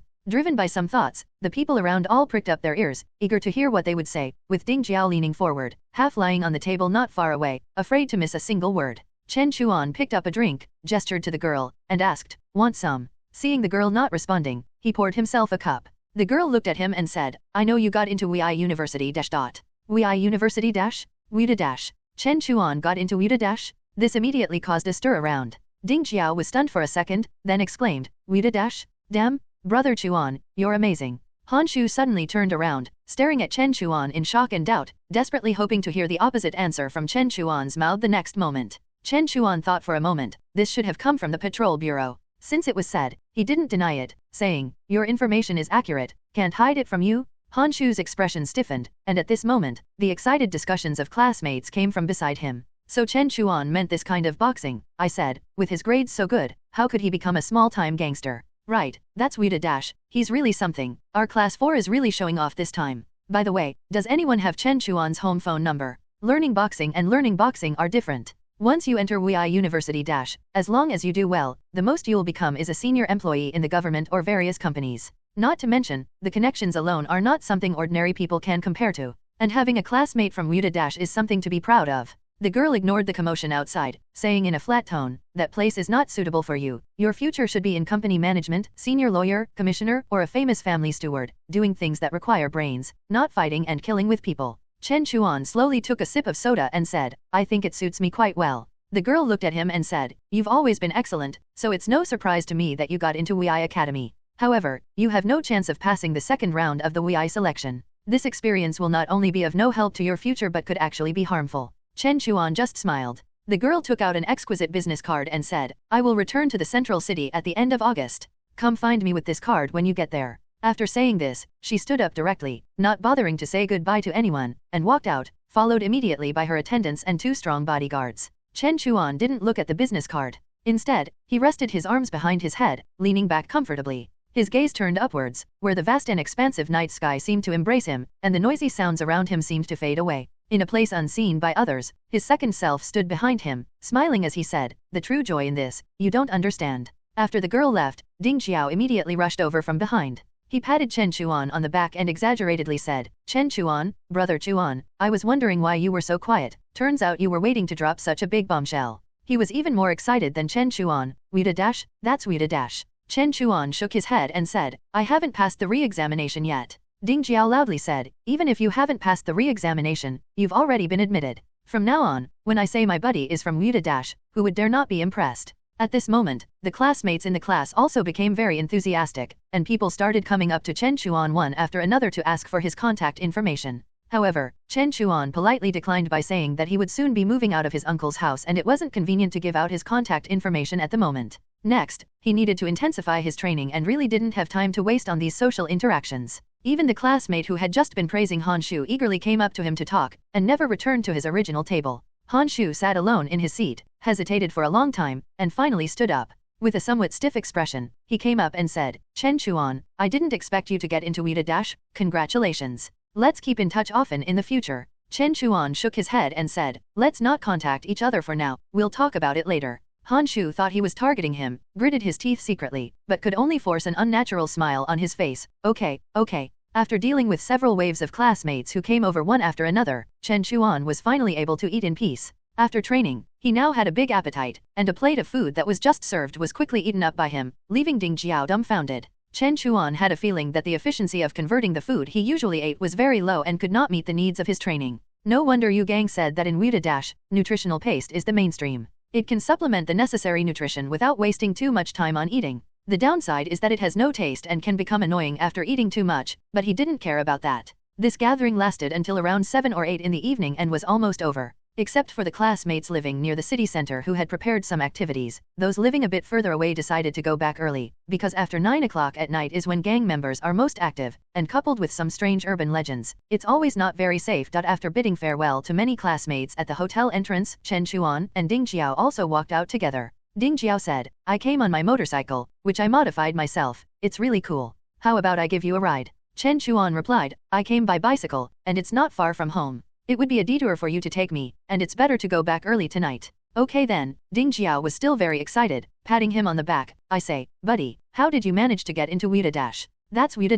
Once you pass the re-examination, you must treat me to a meal, so I can show off in front of a few buddies. Chen Chuan agreed with a smile, and after parting with Ding Jiao here, he crossed the road to the bike shed to retrieve his bicycle that was parked there. He took one last look at the lights in front of the hotel and the gradually dispersing classmates, then pedaled hard and rode home. By this time, there were not many pedestrians or vehicles on the road, and it was very open. In less than 20 minutes, he arrived home. Entering the front yard, he saw a flicker of a spark, a figure sitting on the back rack of a bicycle smoking. He said, "Uncle." Nianfulai grunted and said, "I've seen the note you left. Tell me, what's going on?" Chen Chuan, feeling that the matter with Mr. Qi might have an impact, had mentioned it in the note he left during the day. He first parked his bicycle and then recounted the whole story in the yard. After listening, Nianfulai took a few deep puffs, extinguished the cigarette, and said, "It's okay, you can continue learning from Yu Gang, don't ask too much about other things. If that Mr. Qi appears again, just avoid him, Yu Gang will cover for you." Chen Chuan said, "Okay, uncle, I'll go back to my room then."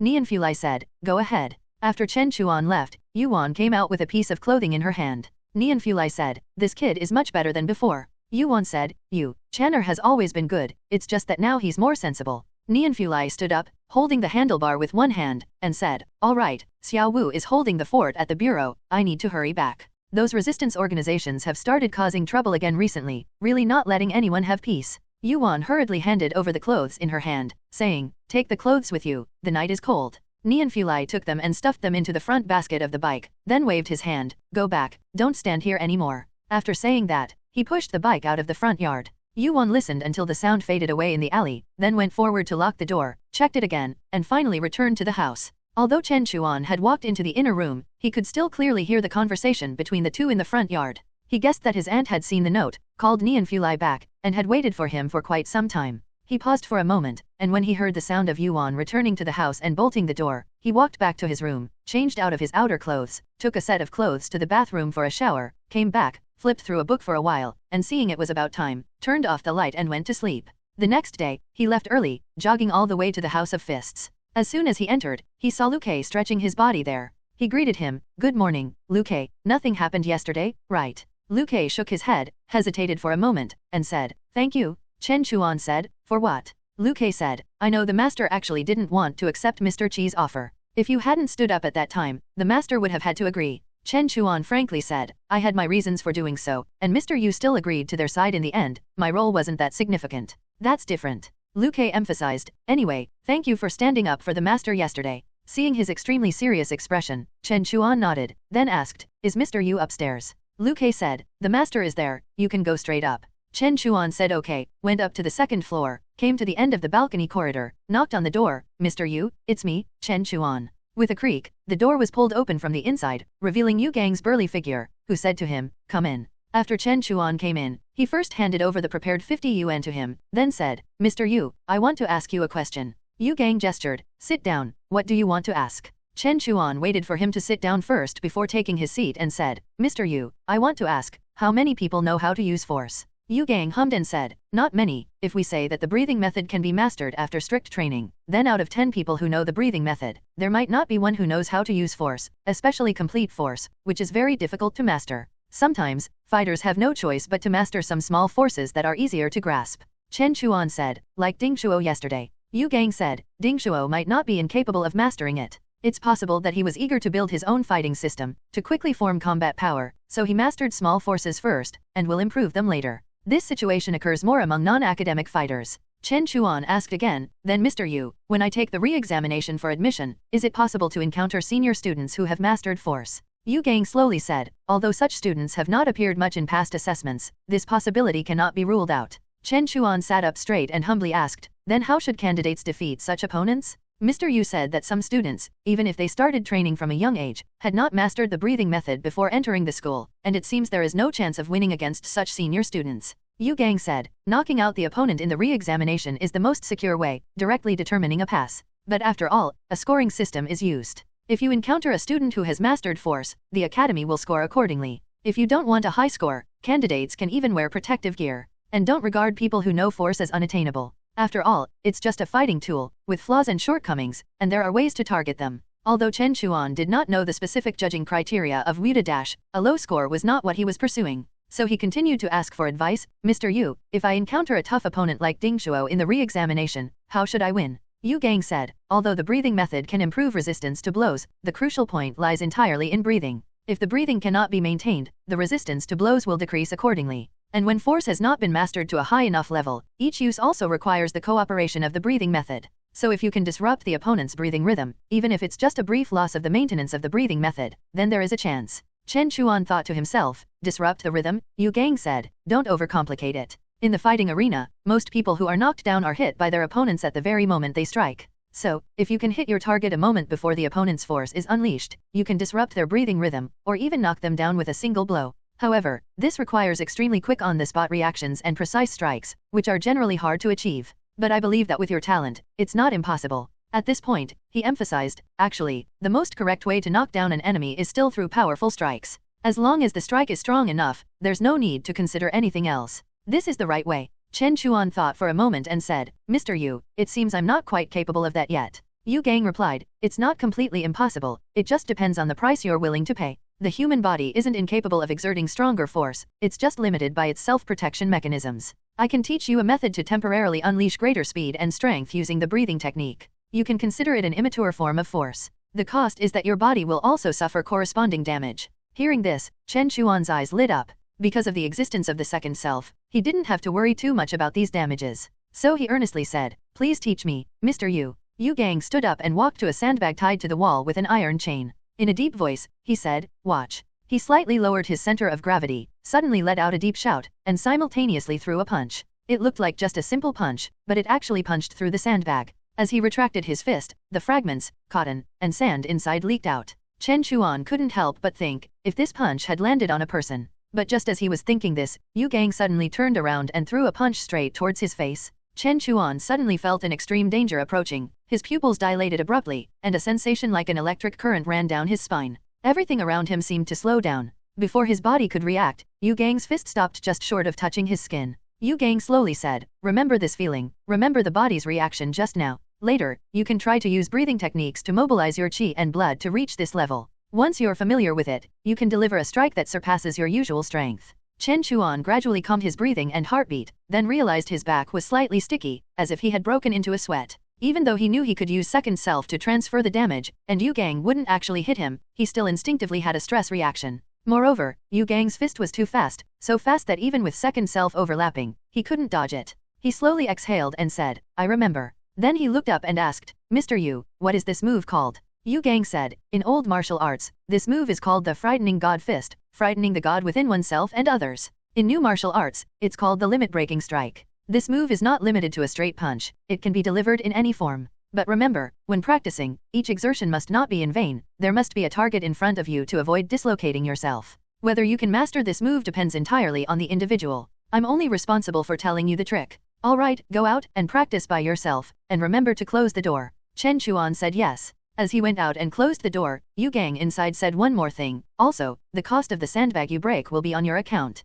Chen Chuan paused for a moment and said, okay, Mr. Yu. He didn't feel it was a loss to exchange money for a powerful technique, instead, he felt he had gained. He went downstairs to the first floor, walked directly to a target dummy, and stood still, quietly experiencing the feeling from earlier. This move was not trained from shallow to deep, from weak to strong, but was suddenly burst out by startling oneself. He had just experienced this move, and it was the most memorable moment, perfect for trying it out. However, just remembering the feeling was useless, he had to use breathing techniques to forcefully circulate his qi and blood, thus delivering this strike at all costs. He stared at the target dummy for a while, then suddenly kicked it, causing the dummy to shake violently. He slowly put his foot down. Although he had found the right feeling earlier, it was very difficult to use breathing techniques to mobilize his qi and blood, as if encountering a layer of resistance. Because this move is triggered in a life or death situation, and since he's not actually in danger now, his body's instincts are rejecting his attempts. He couldn't help but recall that night when Mr. Wen had the patrol officers try standing on one leg. Just like then, what he needed to overcome now was himself. He decided to try once more. First, he stood still quietly. After a while, a flush suddenly rose to his face and neck. He stepped forward heavily, his front hand executing a coiling palm, and with a dull thud, the heavy target dummy actually jumped up from the impact, even startling Liu Kei, who was not far away. He stepped back, took a deep breath, and felt that there was still a slight gap. However, as long as the breathing technique is practiced enough and combined with intention, he believed he could break through that barrier. Just as he was about to try again, Yu Gang's voice came over, don't practice this move too much every day. Not only will it put a burden on your body in various ways, but it could also disrupt your normal strikes. So stop for now. It's better not to master it than to rush it. Chen Chuan couldn't say that he wasn't afraid of getting hurt, but since Yu Gang had spoken, he had to put it aside for now, deciding to find another opportunity to try again later. Lu Kai, on the other hand, felt that Chen Chuan's strike seemed more powerful than ever before. He ran up to check the target dummy and looked up to say, "It's okay." Yu Gang said expressionlessly, "If it's broken, he'll pay for it." Lu Kai scratched his head. Chen Chuan didn't dwell on it either and decided to proceed with his normal training.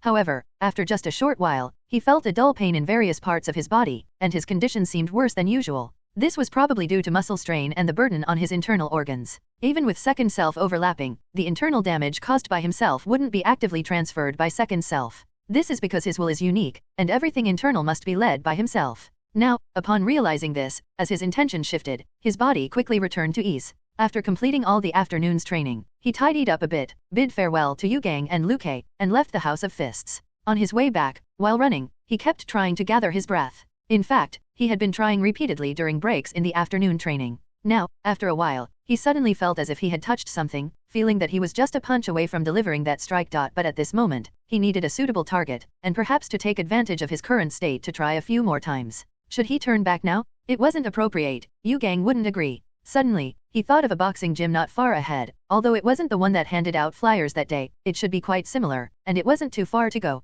He thought of it and did it, quickly running towards it. In just 5 or 6 minutes, he found the boxing gym, located in the middle of the only commercial street in the west of the city, with a large advertisement board hanging in front of the door with the words Xiuzhang and neon lights flashing around, making it very eye-catching. But after all, this was the old district in the west of the city, with old roads, pedestrians, and vehicles usually crowded together, and noise from bells and horns everywhere. He entered through the main door of the boxing gym, and immediately there was a staircase leading up. After reaching the second floor and passing a lightbox screen, there was an open training venue behind it, with bright industrial and mining lights hanging from the ceiling, walls that looked like they were unfinished. The venue was cleanly swept, with large posters of various handsome fighting moves. At the moment, more than a dozen people were doing fitness training, and some were wearing uniform training clothes, holding protective gear and practicing with each other. A young man in his 20s was sitting on a tire, eating a chicken leg. Seeing a new face, he hurriedly swallowed the chicken in his mouth, wiped his hands, looked up and asked, "Young man, here to learn boxing?" Chen Chuan said, "I saw your Xiuzhang boxing gym flyer, heard that you can have a trial experience first, so I came to take a look."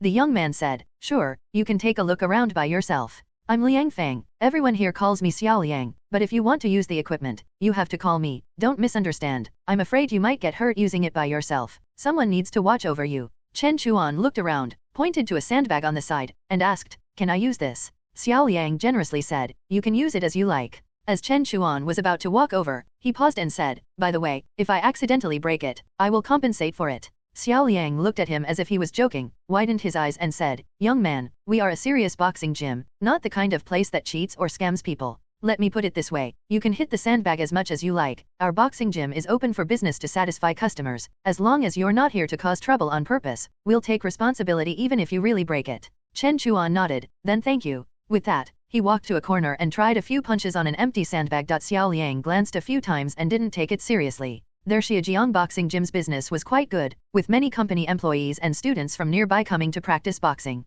In the evening, there were also people watching the internal sparring matches. For someone like Chen Chuan, who obviously came to see the novelty and join in the excitement, even if they didn't practice, they weren't excluded. It could somewhat boost the atmosphere, and if they came often, they might become actual customers. Since there would be more customers coming soon, he needed to fill his stomach first, so he went back to munching on a chicken leg. Chen Chuan stood in front of the sandbag, breathing repeatedly, closing his eyes to experience that feeling. When he felt that state appearing again, he suddenly opened his eyes and punched forward. Half an hour later. "Damn it, someone must have poked it with something, don't let me catch them." Xiao Liang was cursing and grumbling. There was a small damaged spot on the sandbag in front of him, which didn't look very noticeable from the outside. If it weren't for someone later seeing sand leaking out while punching, it wouldn't have been easily discovered. At that moment, a coach from the boxing gym happened to pass by and heard it. He looked over curiously. Such a small matter didn't usually concern him, but when his gaze swept over the sand under the sandbag, he suddenly felt something was off and walked over. Xiao Liang saw him and quickly greeted, "Coach Gu."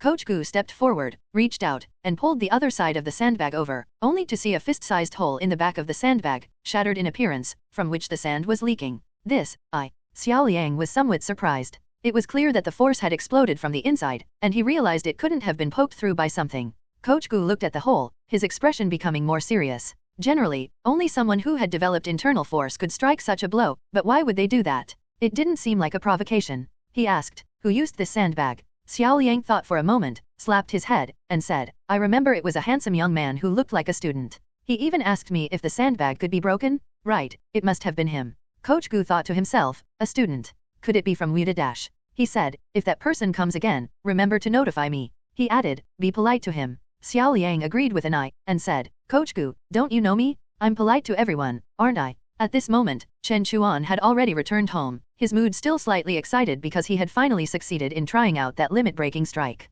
He also realized that the reason he mastered it so quickly was precisely because in his perception, using second self almost came at no cost. This was not a hypnotic deception but a real fact, and coupled with the continuous practice throughout the afternoon, his will was finally implemented in his body. However, it was a pity that he couldn't break the sandbag at the boxing gym like Yu Gang did. It must be because the quality of the sandbags there was good, and his strength was also somewhat insufficient. It seems that he still needs to intensify his training. Throughout the entire month of July, Chen Chuan followed a routine training schedule. As he gradually mastered De San Shao Dash, his use of various techniques became increasingly proficient. Now, even without using second self or wearing any protective gear, he could easily overpower Lu Ke. This was largely due to the significant advantage of the breathing technique, which comprehensively enhanced his physical abilities. Otherwise, it wouldn't have been referred to by Yu Gang as taking a shortcut. Compared to those students who started training from a young age, they were no match for him. This was normal because, without second self, it was a trade-off between his own life and the potential of overdrawing his future. And if under normal circumstances, such an exchange would not be equal, because once these students also mastered the breathing technique, this advantage would no longer exist, and the gap would widen again. In late July, Chen Chuan received a notice from Wei University and went there again. This time, he did not enter the campus but only picked up a booklet at the entrance, which contained specific information that incoming students needed to be aware of, as well as the process for re-examination registration. Following this, in addition to his own training, he also prepared for his enrollment, leaving a bit earlier each day. On this day, as he ran back home from the House of Fists, passing by a shed, several men were standing behind an open window on the third floor of a small building by the roadside, smoking and looking at his passing figure with ill intentions. One of them, a short man wearing an open-chest plaid shirt and a gold watch, pointed and said, Brother Chi, it's this kid. Brother Chi was a man in his late 20s with a crew cut, wearing a bracelet on his thick arm. He looked down and said, Are you sure? It's this kid. No mistake, Brother Chi. He went to Widadesh a few days ago, and we recognized him then. He's the one who embarrassed Brother Dan. Brother Chi asked, Have you found the right place? The man in the plaid shirt leaned out and pointed to an intersection ahead, saying, It's that alley up front. Once we block both ends, there's no way he'll escape.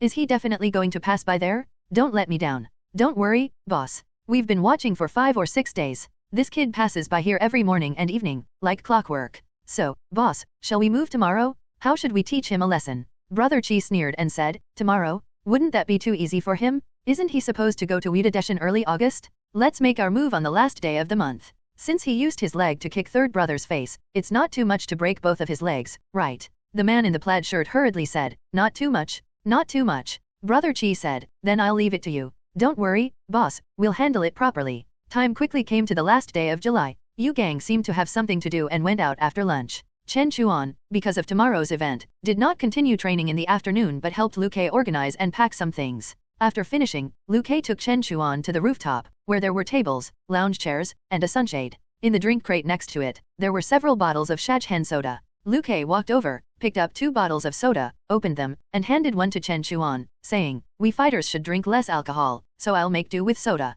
Since you're going to Widadesh tomorrow, I'll toast you with this. Chen Chuan clinked his soda bottle with Lu Ke's and took a sip. Only then did the two sit down. Lu Ke let out a sigh, looking at the leisurely white clouds in the sky, and said, Young Chen, when you first came, I always targeted you. You must have really disliked me, right? Chen Chuan said, Not really. Everyone has their own reasons for doing things. But I have to say, as long as you don't regret your own actions, others' opinions aren't that important. Lu Ke paused for a moment, then brought the soda bottle to his mouth, gulping down a few mouthfuls. He wiped his mouth with the back of his hand, placed the soda bottle on the table, and pointed to the northeast direction. See over there? Jiao Mountain. Chen Chuan looked over and saw a huge circular grey shadow, which was Jiao Mountain. It's said to be a relic from a previous era, but now it's become an endless landfill. Lu Ke gazed there, lost in thought, and said, I was born in the Jiao Mountain area. It's incomparable to you city folks. We didn't have the qualifications to go to school in the city. People from my area could only make a living by scavenging in the mountains. Chen Chuan looked at him and said, I've heard that most people living near Jiao Mountain suffer from an incurable lung disease.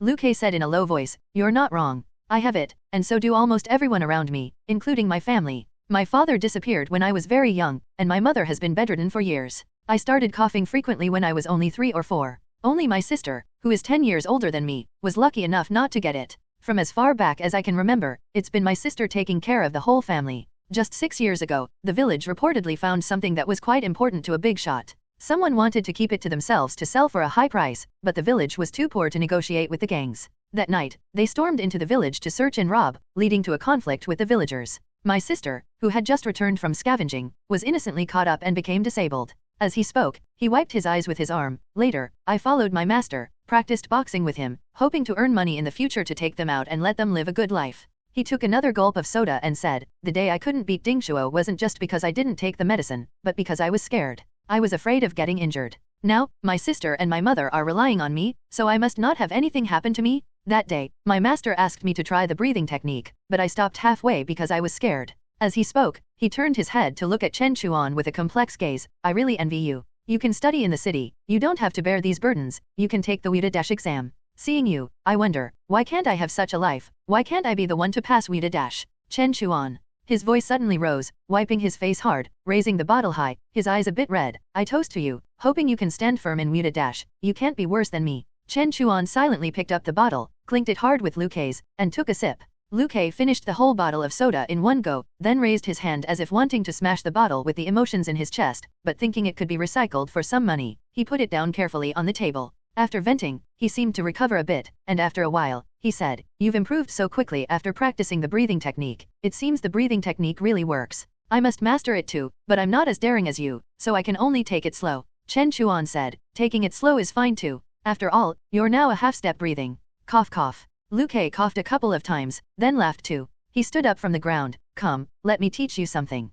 Chen Chuan saw him walk to the edge of the rooftop railing and also got up to follow. Luke pointed, "See that over there?" Chen Chuan looked over and saw 2 sparrows standing on a utility pole, about 14 or 15 meters away. At that moment, Luke flicked his wrist, and suddenly one of the birds fell down, while the other was startled and flew away. Chen Chuan was surprised and asked, "What is this?" Luke opened his palm, revealing 2 small, finely polished pebbles, about the size of a fingertip. Seeing these, Chen Chuan's heart skipped a beat. Throwing technique. Luke made a throwing motion and said, "From a distance of 10 to 20 meters, with just a simple polished pebble, you can kill or injure an opponent. I heard from my master that due to certain restrictions, this technique is not taught at Wida, but it's very useful. If you master it, even someone much stronger than you can be incapacitated from a distance." Chen Chuan nodded in agreement, having a deep understanding of this. His predecessor was fatally struck by a pebble, though the distance was uncertain, it felt like over 100 meters, perhaps even further. Luke tossed the pebble and said, "I can teach you. The key to this technique lies in the knack of exerting force. Since you've learned the breathing technique, it should be easy for you to pick up." Chen Chuan asked, "Did Mr. Yu teach you this? Can you teach others?" Luke said indifferently, "This is just the simplest throwing technique. I haven't mastered the more advanced ones, so even if I wanted to teach, I couldn't." Chen Chuan looked at him and asked, "Are there many people who know this throwing technique?" Luke thought for a moment and said, "My master never mentioned it, but ordinary people can master it with hard work. It's not difficult, but reaching a profound level is not simple. Come, let me show you how to throw." Seeing Luke's enthusiasm, Chen Chuan didn't stand on ceremony and followed along to learn. Having an extra skill is always good, and he indeed had a reason to understand it. The throwing technique was indeed not very difficult, mainly focusing on the posture and the knack of exerting force, making it easy to pick up. However, achieving precision and speed requires continuous refinement. A key factor is the pebble itself, preferably polished and of moderate weight. According to Luke, such stones are abundant in Zhang Mountain, a place known for its quality stone materials. Hearing this, Chen Chuan's heart stirred with suspicion that the pebble might be from Zhang Mountain. If so, he would need to find time to check it out.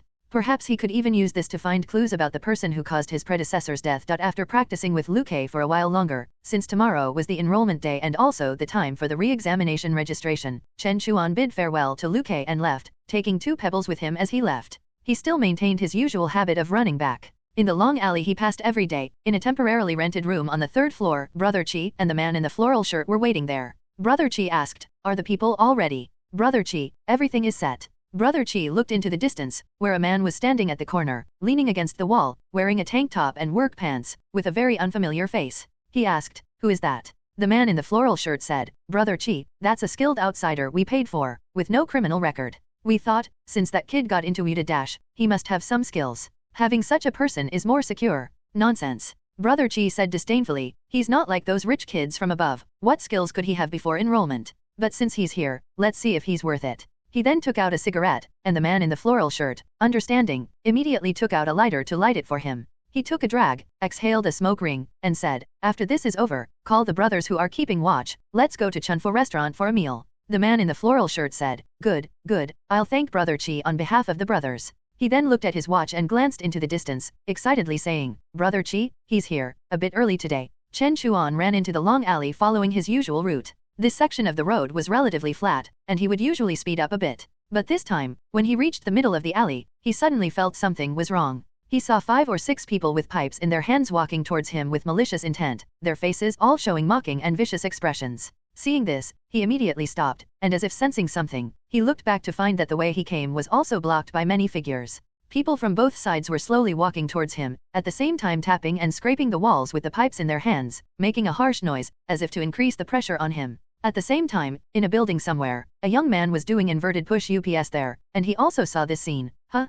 Did this guy offend someone? Brother Chi, with a cigarette in his mouth, looked down with disdain. From his position, he could clearly see people from both sides slowly closing in. Chen Chuan looked up. The long alley was flanked by dilapidated walls, topped with shards of broken glass, making it difficult to climb over. Moreover, entering a residential building would only cause trouble for others. Since there was no way out, he decided not to leave. He unbuttoned the front of his shirt, revealing the white shirt underneath, and after taking it off, he threw his outer garment far to the side. While the clothes were still in midair, he stepped on the ground, and in an instant, his second self merged with him. A cloud of dust rose from the ground as he darted forward. Chen Chuan's current second self, the overlapping time has already exceeded a minute, which is more than enough for him at this moment. After the two overlapped, his running speed was astonishingly fast, almost reaching the front of the first person in a single breath. The person hurriedly raised the steel pipe, but Chen Chuan flicked his wrist, and 2 stones he was holding flew out first. A scream immediately came from the front. He pushed off the ground with his foot, leaped forward with a knee strike, and before the person's voice had even faded, he was pushed back, causing the people behind to also be blocked.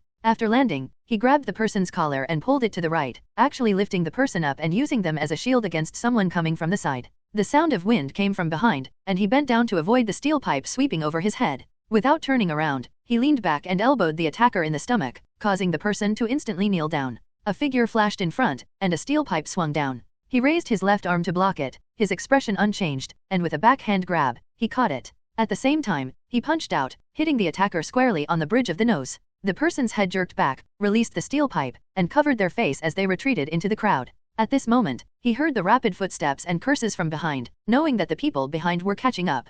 He did not pay attention to them and instead moved towards the crowd ahead. As he got closer, he took a step to the right and swept the steel pipe in his hand. This strike naturally used the whip hand force from Dasan Shao Dash, twisting his waist and swinging his hand like a whip, instantly hitting someone's forearm, where a visible bend appeared, and the steel pipe in their hand clattered to the ground. His movements were continuous, using his waist to drive his arm. As he swung the steel pipe, it whipped to the left and hit someone's knee. The person seemed not to notice at first, but just as they were about to move again, they took half a step and suddenly their leg gave way, and they fell to the ground, clutching their knee and howling. While Chen Chuan was wielding the steel pipe, he kept moving, and after a couple of strikes, he had already passed through. Along the way, 2 people tried to grab him, but if he got entangled, then these people would swarm him, and his skills would be difficult to use. But with the enhancement of second self, his steps were extremely fast. He swept past the 2 people, who grabbed at empty air, lost their balance, and fell forward, causing the people around them to tumble into a heap. Chen Chuan had already passed through the crowd, and ahead appeared a burly man wearing a pair of work pants.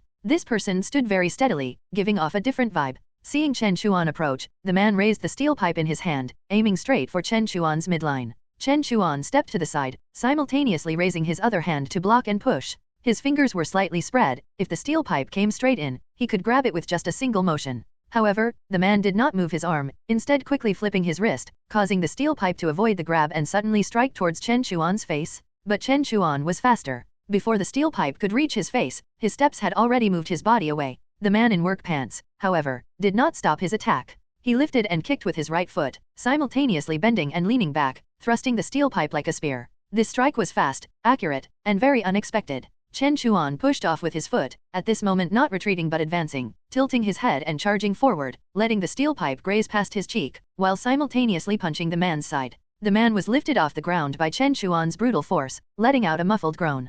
Seeing that the man still tightly gripped the steel pipe, seemingly not giving up on resisting, Chen Chuan suddenly raised his knee and fiercely kicked the man's chin. Shattered teeth, blood, and saliva flew out as the man in work pants was sent flying backward, and moments later, the dull sound of a body hitting the ground was heard. Chen Chuan retracted his foot, his body unmoving, and half turned to look. There was only one person left, his eyes full of fear. Seeing Chen Chuan's gaze sweep over him, he involuntarily took a few steps back, then simply dropped the steel pipe in his hand and turned to run away. The footsteps that had been rushing over from the other end of the long alley gradually slowed down and then completely stopped. Chen Chuan turned back, holding the steel pipe, and walked towards the group. Although there were still 7 or 8 people, they all involuntarily stepped back as he approached, continuously retreating as he advanced. Chen Chuan calmly walked through the crowd of moaning and groaning people on the ground, all the way back to where he had initially stood. He threw the steel pipe forward, and it clattered to the ground in front, startling the group into taking a few more steps back. He then went to pick up his clothes, patted off the dust, draped them over his shoulder, and walked towards the end of the alley where the sunlight was pouring down.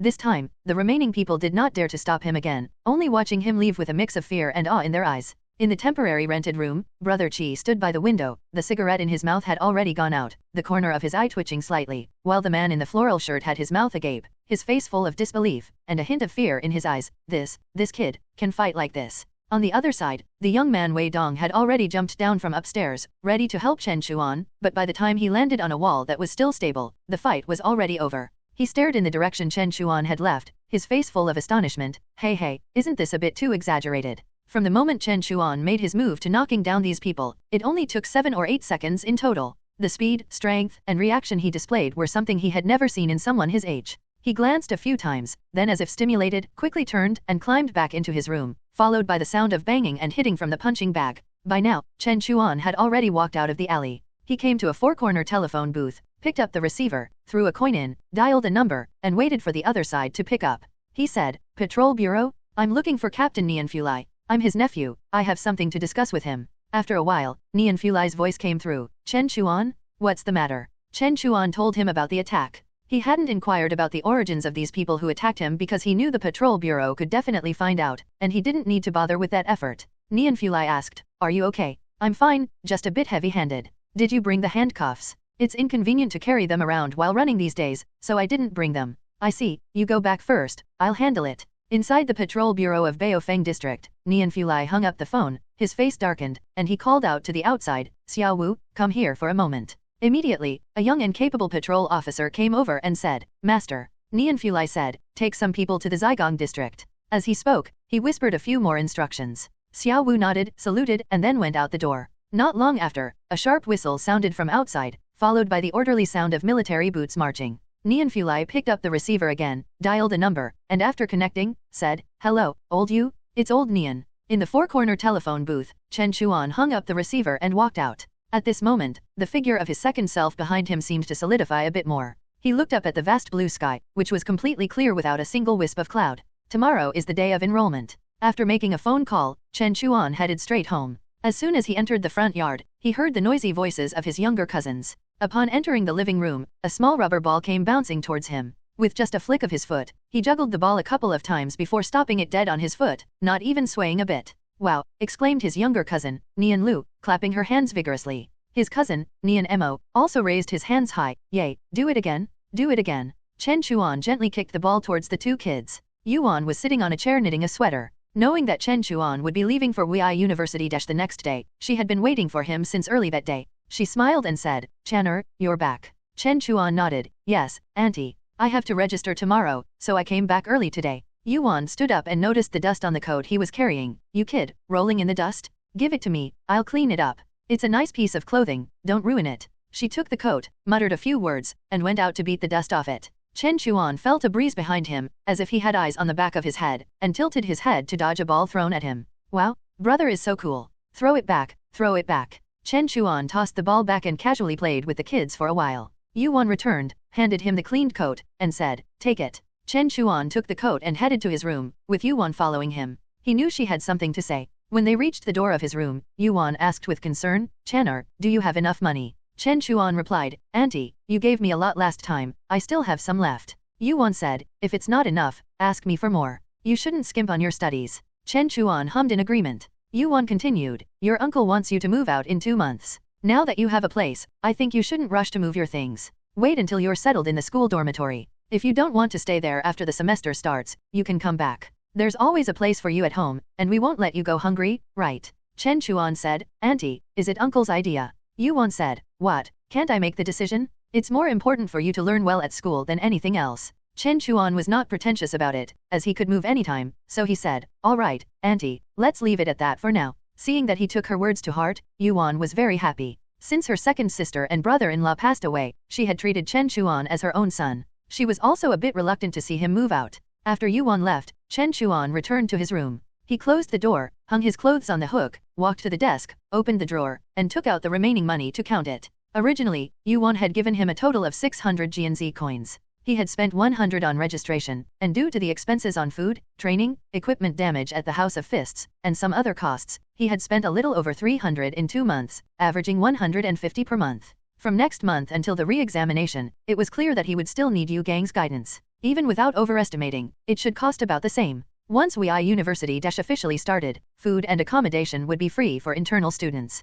If he could pass the re-examination, most of the tuition fees would also be waived. But it was obvious that it wouldn't mean no expenses at all, and possibly even more, so he needed to strive for a school scholarship as much as possible. At the same time, inside Wei University Bian Feng, the lecturer who admitted Chen Chuan, and Yu Hong, another teacher mainly responsible for admissions, were walking together in the corridor of the school building. Yu Hong patted the list in his hand and said, in the 10 years of expansion, the number of students applying each year has been increasing. This year, even more students have been admitted, with Yangtze City and the surrounding 6 counties reaching an unprecedented 2,000 people. It seems that the higher UPS have increased their efforts. Bian Feng said in a deep voice, is that a lot? Yangtze City has a population of over 6 million, and including the surrounding towns and counties, even without counting the mountainous areas, there are over 10 million people. Yet, only so few people enroll each year, and this is the result of 10 years of expansion. Yu Hong smiled and said, be content. In our time, who wasn't taught by teachers hand in hand before enrollment? Who didn't start practicing from a young age?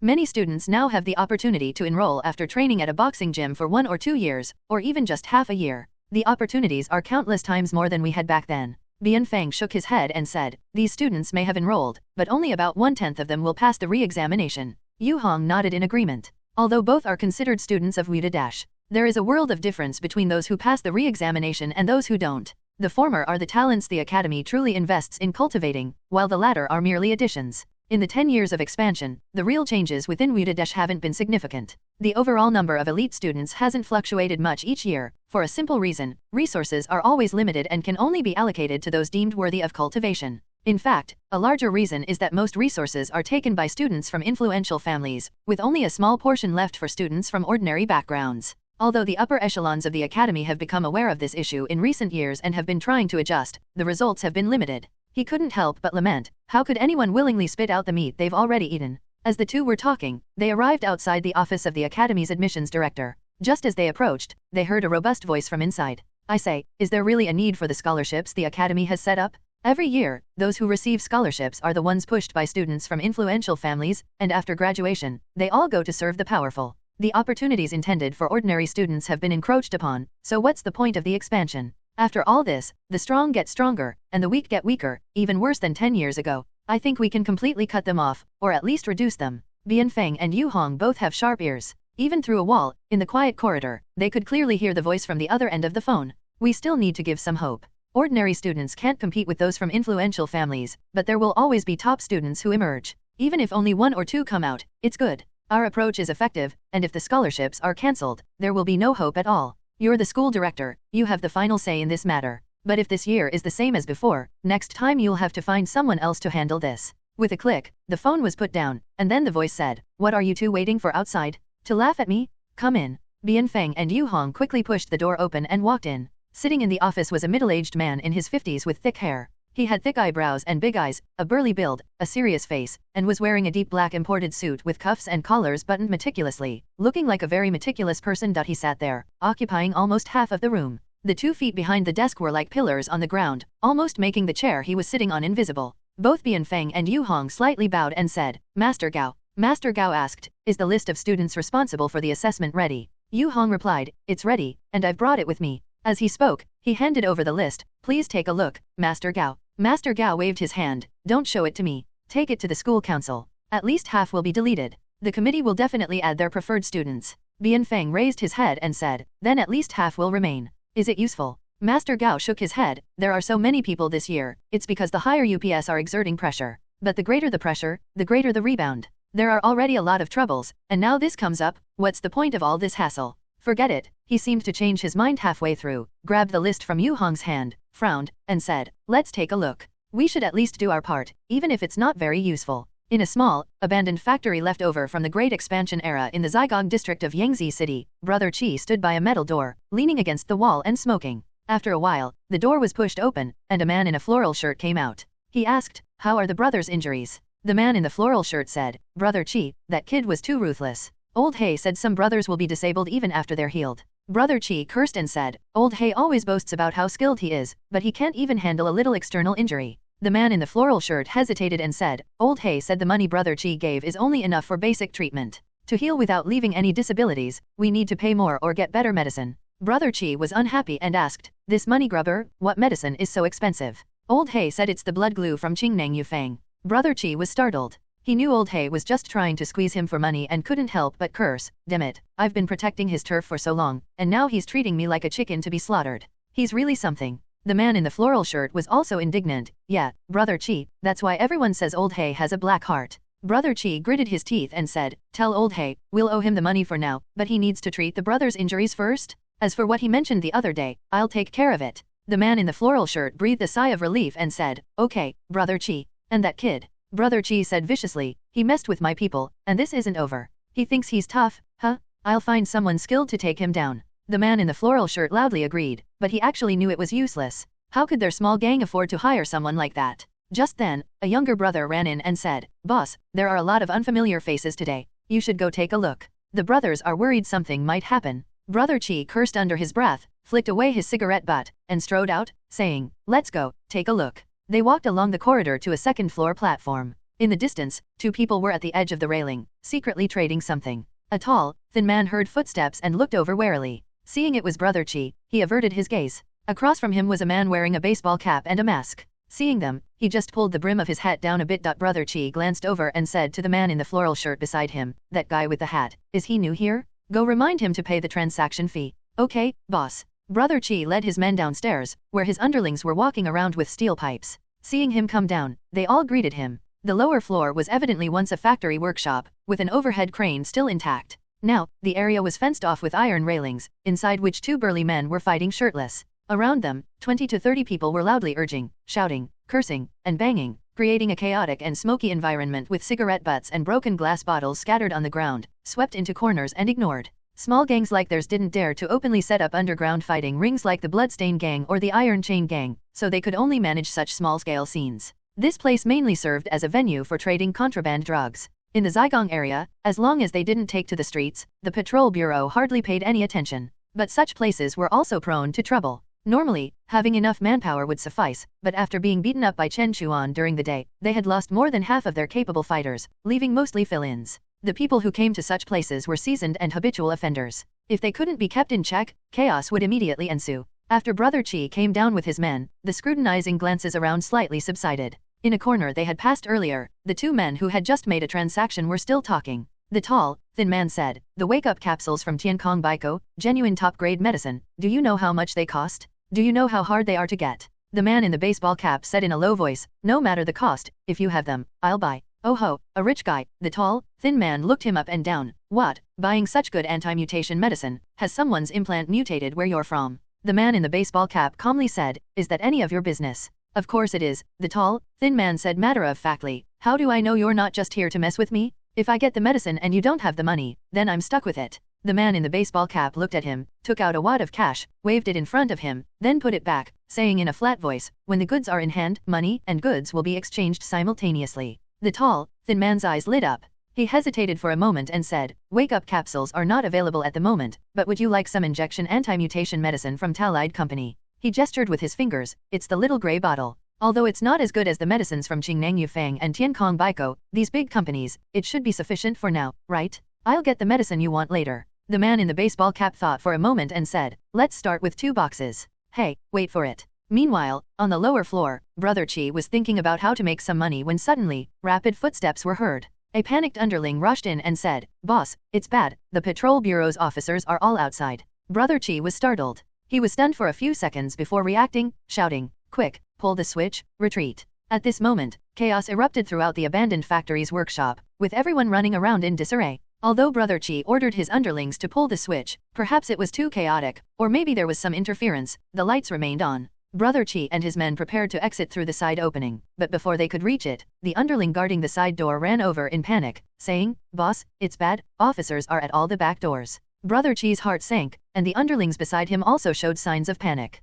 Then they heard several sharp whistles, followed by the crisp sound of military boots marching in unison. One by one, officers wearing steel helmets, dressed in gray uniforms, and carrying large rifles rushed forward. The front row crouched down, while the back row stood, aiming their dark, gaping gun muzzles at everyone in the area. A shout followed, "Everyone squat down, hands on your heads, those who disobey will be shot on the spot." Brother Chi's face turned pale. How could his small operation have attracted the patrol bureau? And he had been paying tribute regularly. Could it be Old Hay? It must be Old Hay. He must have gotten his hands on some extraordinary medicine, and now he screwed me over big time. The people in the area dared not resist and obediently squatted down. The Patrol Bureau's officers were reservists, ready to be deployed to the battlefield at a moment's notice, and the guns they held were real killers. Brother Chi and his men had no choice but to squat down, placing their hands behind their heads. After the area quieted down, a patrol captain with sharp eyes walked out from the reserved passage in the lineup.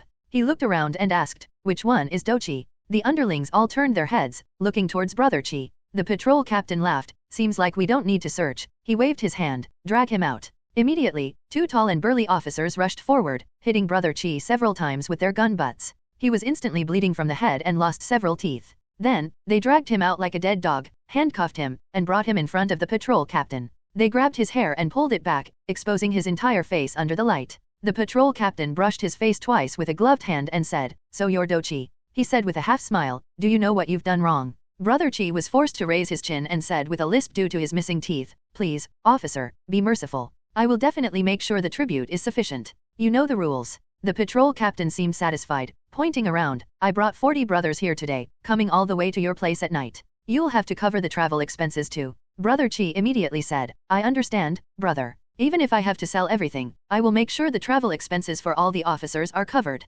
That's why I say you know the rules." The patrol captain laughed again, but suddenly his expression changed. He backhanded a slap that made one wince, and said fiercely, "You know the rules so well, yet you dare to attack the family members of patrol officers? It seems you knowingly committed the crime." Brother Chi showed a terrified expression, "Officer, I didn't."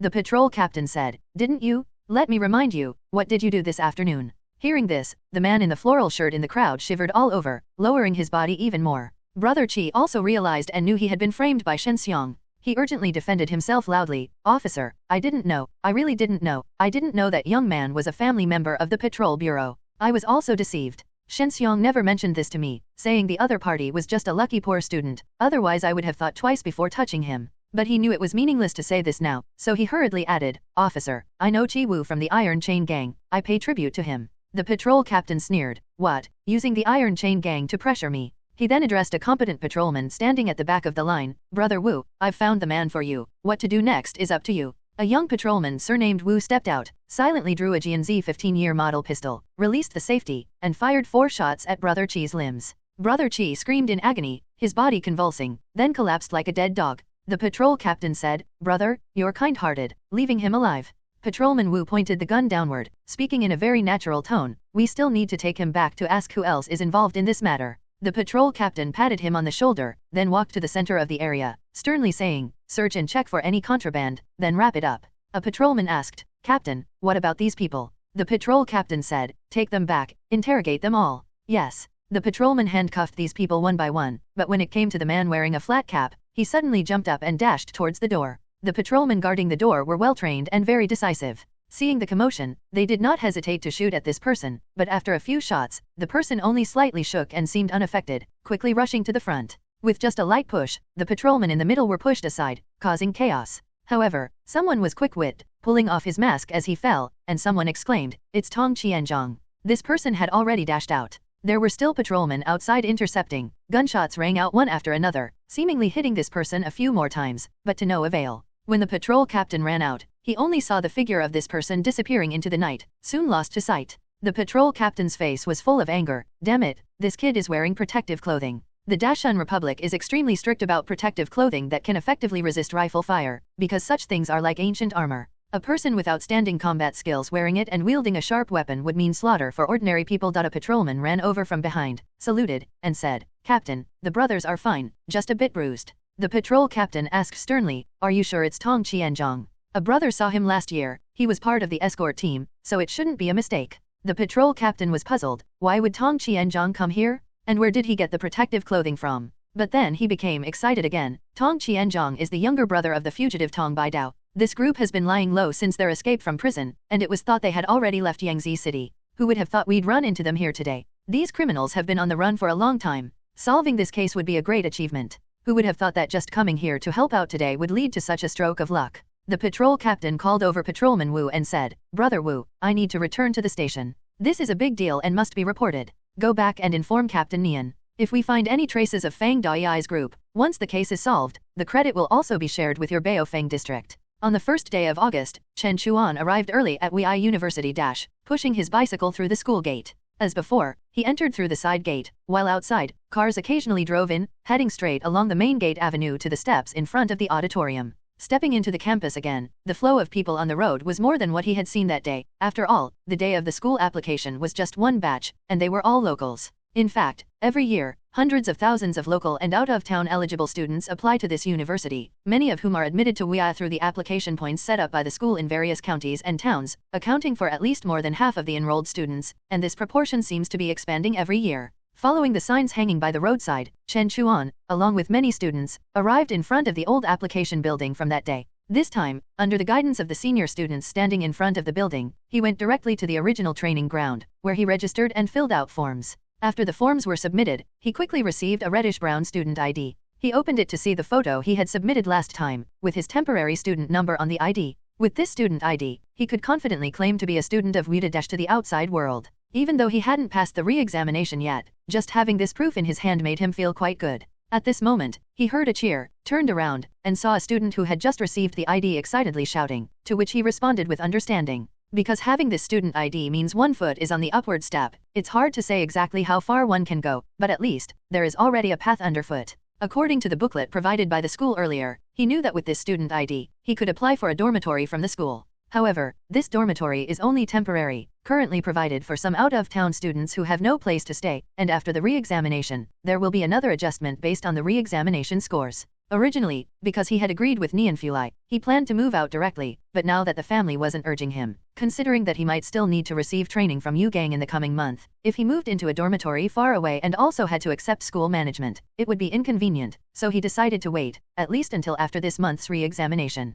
Now, what he needed to figure out was the specific situation regarding the re-examination. After walking out of the registration office, he saw a sign on the side wall of the cement staircase, which read Re-examination Guidance for Admission. The students coming out were all heading upstairs, and he followed them to the second floor. Upon reaching the top, he saw that the original training ground was divided into sections by partition boards. At that moment, a student who had just received his items was leaving his seat, so he walked over and sat down. Opposite him sat a gentle-looking senior wearing glasses, who said to him, "Classmate, please show your student ID." Chen Chuan handed over the student ID he had just received. After confirming it, the senior opposite asked, "Chen, may I ask if you have any difficulty paying the tuition?" Chen Chuan looked at him and asked, "Why do you ask?" The senior explained, "It's like this, every year, many students at WI can't afford the tuition due to poor family conditions, leading to long-term arrears, or they have to borrow money or fight in underground arenas. In view of this, the student union has organized a mutual aid society." He smiled, "As long as both parties sign an agreement, the mutual aid society will provide funding.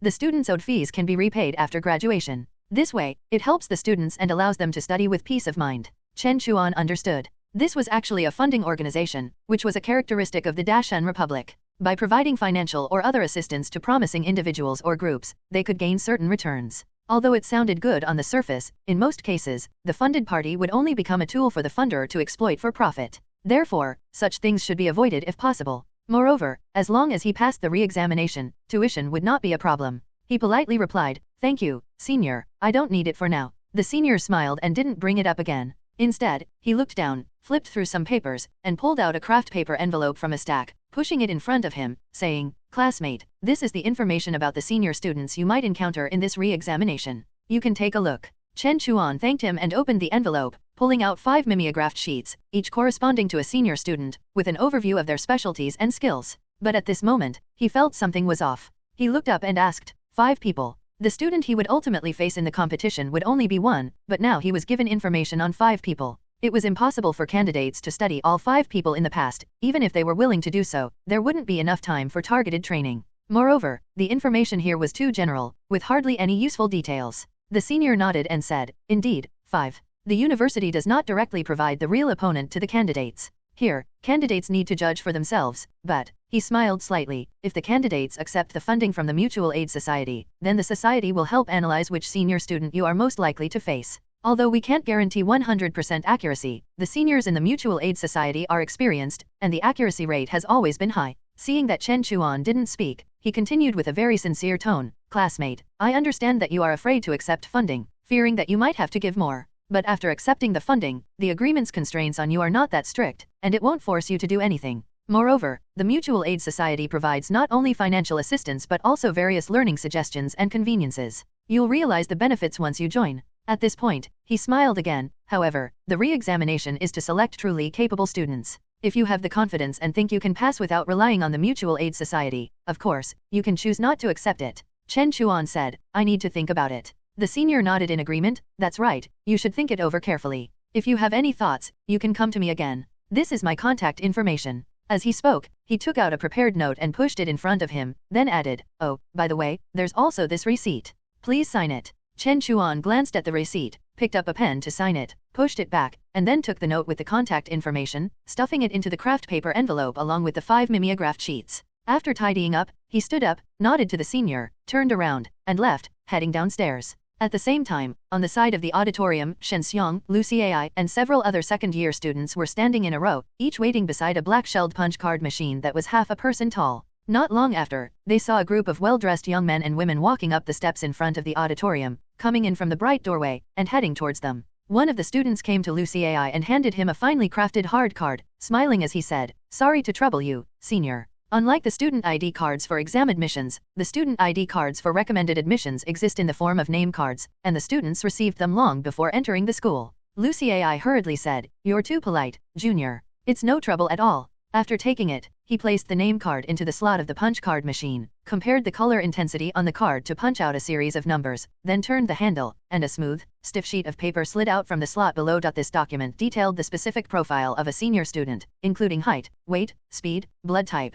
heart rate, punching and kicking power, movement habits, limb dimensions, and body proportions, among other meticulous information. Lu Cai picked up the paper, placed it into a pre-prepared official envelope printed with the school's name, and handed it over to the student opposite him along with the metal card, using both hands. Thanks, senior. The young student smiled as he took it, waved at him, and then walked down the aisle into the building. With Lu Cai finished, Shen Xiong, who was a bit distracted today, was moving slower with his hands, which immediately displeased the student opposite him, who said to him, why are you so slow? Can you even do this? Shen Xiong cursed in his heart but couldn't act out. These students, admitted through recommendation, had powerful figures behind them. Even though they had just entered the school, they were not people he could afford to offend. His facial muscles twitching, he took out the paper and card, quickly packed them, and handed them over. The student opposite still looked at him dissatisfied, grabbed the items, and quickly walked inside. Lu Cai glanced at Shen Xiong and reminded him in a low voice, keep your temper in check. These powerful students are not to be trifled with. There are only a few dozen of them, just endure it and it'll be over.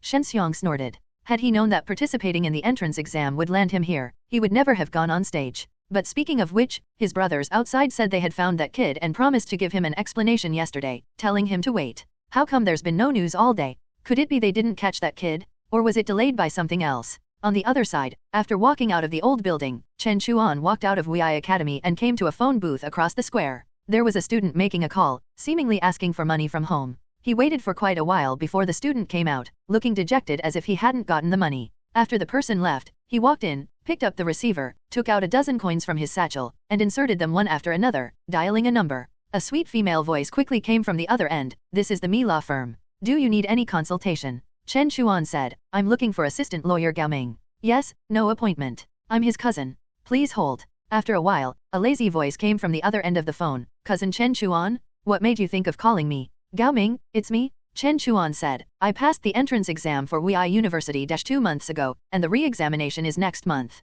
The person on the other end paused for a moment upon hearing this news, but obviously knew he wasn't calling to boast, and his voice became much more serious. Cousin, go ahead, I'm listening. Chen Chuan slightly shifted his position and said, "There's a student mutual aid society at WEI University that provides funding to students, and it seems they can also offer advice and screening for the re-examination content. I thought maybe I could get some information about the mutual aid society from you." The voice on the other end laughed and said, "Me law firm is one of WEI's partners, and I can indeed check the files here. As an assistant lawyer, the consultation fee is 10 yuan per minute." "Cousin, are you sure?" Chen Chuan said with utmost certainty, "Sure." There was a tick sound from the other end, and the voice came again, "Billing starts now." According to the firm's files, the Yangtze City WEI University Mutual Aid Society was formed by the student union inside the school, led by some influential students. The Mutual Aid Society provides assistance to funded students for the re-examination and subsequent studies. For outstanding talents, the Mutual Aid Society uses agreements to recruit them, making them serve the influential students and their teams or even forces after graduation.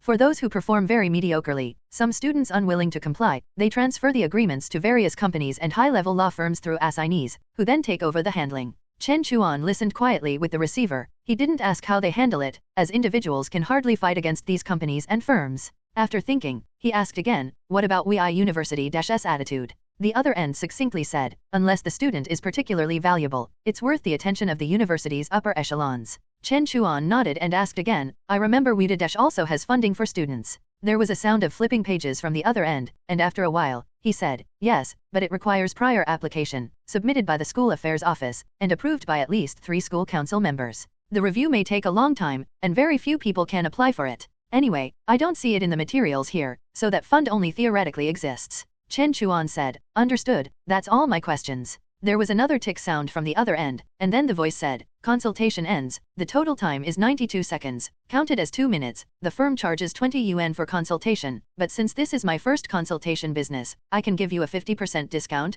cousin." Chen Chuan said, "Gao Ming, thank you." He knew that such information couldn't be easily obtained for just a little money. The voice laughed and said, "Cousin, you didn't mention entering WEI in advance? Next time I return to Yangtze City, you have to treat me." Chen Chuan smiled and said, "Next time for sure. By the way, there's one more thing I'd like you to look into. We'll talk about it when we meet next time. I won't disturb your work anymore. I'll hang up now." After saying goodbye to each other, he hung up the receiver. Walking out of the phone booth, he put his hands in his pockets and stood in the open square, facing the entrance of WEI Academy. At this moment, many people were coming and going there. It was clear that the funding provided by the Mutual Aid Society required sufficient returns. If he didn't want to be controlled by the Mutual Aid Society, then he would need to rely on his own strength to pass the re-examination. After obtaining the materials from WEI Academy, Chen Chuan went straight to the House of Fists. Upon arrival, he found Yu Gang and briefed him on today's situation. Yu Gang said, "So, you refused the funding?" Chen Chuan replied frankly, "Yes, Mr. Yu, I don't want to be bound by the so-called Mutual Aid Society." Yu Gang said, "As long as you've made up your mind, let me see the student materials you got." Chen Chuan took out the materials from his satchel, and Yu Gang took them, flipping through them one by one, commenting, "The content here isn't scarce, but it's very vague, making it difficult to make detailed and reasonable strategies based on this." Chen Chuan nodded. Apart from the students' names, ages, heights, weights, and specialties, there wasn't much specific information on the materials. Yu Gang said, "Without accepting funding, you won't have any informational advantage and will need to rely on your own strength to go head-to-head with those students." Chen Chuan just smiled indifferently, "Then let's clash." In reality, after mastering the frightening God Fist, he had the confidence to spar with senior students who had mastered their strength. Originally, he was somewhat conservative psychologically, but for some reason, after yesterday's street brawl, even though nothing had changed, the feeling of looking up to senior students seemed to have vanished. Yu Gang seemed to sense his state and asked gravely, "Kid, after you went back yesterday, did you meet someone?" Chen Chuan was slightly surprised by Yu Gang's keenness but had nothing to hide. "I was attacked by some suspected gang members on my way back yesterday."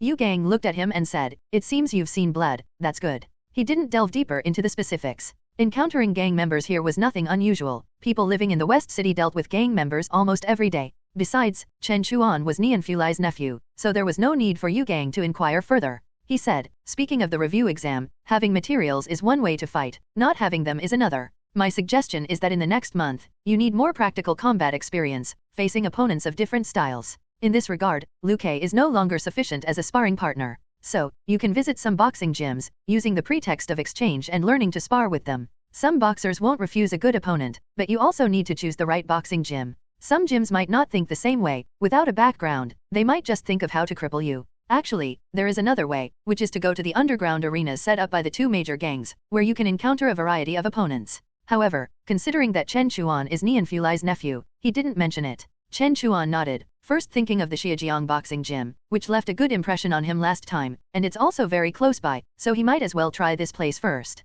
Afternoon, he continued his basic training for the day, then left the House of Fights early and ran all the way to the Xiajiang boxing gym located in the Zigong district. At this time, it was still early, the light boxes outside the door were not lit, and there were only a few trainers in the gym, the rest were all boxers from the Xiajiang boxing gym. Xiao Liang was using elastic bands to practice his moves, and when he saw Chen Chuan come in, he was stunned for a moment, then remembered something. Coach Gu had said that if this young man came again, he should be informed, but upon seeing Chen Chuan, he doubted if he had mistaken the person, as the young man looked quite handsome, without the fierce temperament of someone who has been fighting for years. He went up to greet him, smiling and said, "Young man, long time no see, want to train first?" Chen Chuan got straight to the point, saying, "I heard that it's possible to spar with boxers here? I wonder if it's possible today." Xiao Liang was startled. He looked at Chen Chuan, trying to say, "Then, maybe, young man, wait a bit, our coach just went out." At that moment, a voice came, "What are you looking for a coach for? I'll give it a try." A burly man stood up from the mat and walked over. He was about 26 or 27 years old, with a very strong face, a solid body of muscles, and a white towel hanging around his neck, his gaze fixed directly on Chen Chuan as he walked. Xiao Liang quickly said, "Young man, this is our boxing gym senior boxer, Brother Yan." Brother Yan walked up to Chen Chuan, originally thinking that Chen Chuan was the type who had learned a bit and thought himself very powerful, then came to challenge the gym, wanting to try to intimidate him, but Chen Chuan looked very calm, not the kind of calm that's forced. He said, "Interesting, how about I fight you?" Chen Chuan was not picky about opponents, he also wanted to see the strength of the senior boxers at the Xiajiang boxing gym. He said, "Sure, use protective gear." Chen Chuan said, "No need. You've got guts." Brother Yan grinned, "Don't cry out in pain later." Chen Chuan smiled, "I won't." "Tough, I like that about you." Brother Yan gave him a thumbs up, pulled off his towel, and went to warm up. Chen Chuan took off his outerwear, leaving only his shirt, and began to limber up. His warm-up routine followed the method from the booklet Yu Gang had given him. This wasn't unique to Dash. The booklet had been around for over a decade and had long since spread outside, adopted by many. Thus, those trying to discern his techniques couldn't find anything unusual. They could only wait until he stepped onto the ring. It wasn't actually time for ring combat yet, but people always enjoy a show. The usual sparring partners had become monotonous, and the appearance of a new face immediately piqued interest. Everyone present gathered around, even those who had been training below got up to join in the fun. Some even brought out watermelons, cutting them into slices and handing them out to everyone. Someone heckled, "Old Yan, go easy, don't scare our little friend. Yeah, don't make him pee his pants like the last guy. We're eating watermelon here, gross. Get lost." Ha ha ha ha. Laughter erupted around, a rare moment of levity in the grueling training, and everyone let loose. Brother Yan curled his lip, saying, "He won't get the chance." Once both had sufficiently warmed up, they stepped onto the ring one after the other. It was Chen Chuan's first time on the ring. The slightly elastic floor made it a bit difficult to keep his center of gravity steady. Brother Yan noticed immediately, narrowing his eyes but saying nothing. Since it wasn't a formal match, there was no need for a referee. How far they went depended entirely on their own will. Xiao Liang, recalling the sandbag incident from that day, suddenly felt uneasy and shouted up, "Please, don't hit too hard." Brother Yan, not realizing the warning was mainly for Chen Chuan, impatiently replied, "I know what I'm doing." Someone eagerly pulled the rope, and the ring bell dinged. Brother Yan immediately pressed forward, his hands positioned one in front and one behind, but the front low and the back high, his front foot constantly lifting and dropping, as if ready to kick out at any moment. Chen Chuan still adopted the stance of Desan Shao Dash, his center of gravity slightly lowered.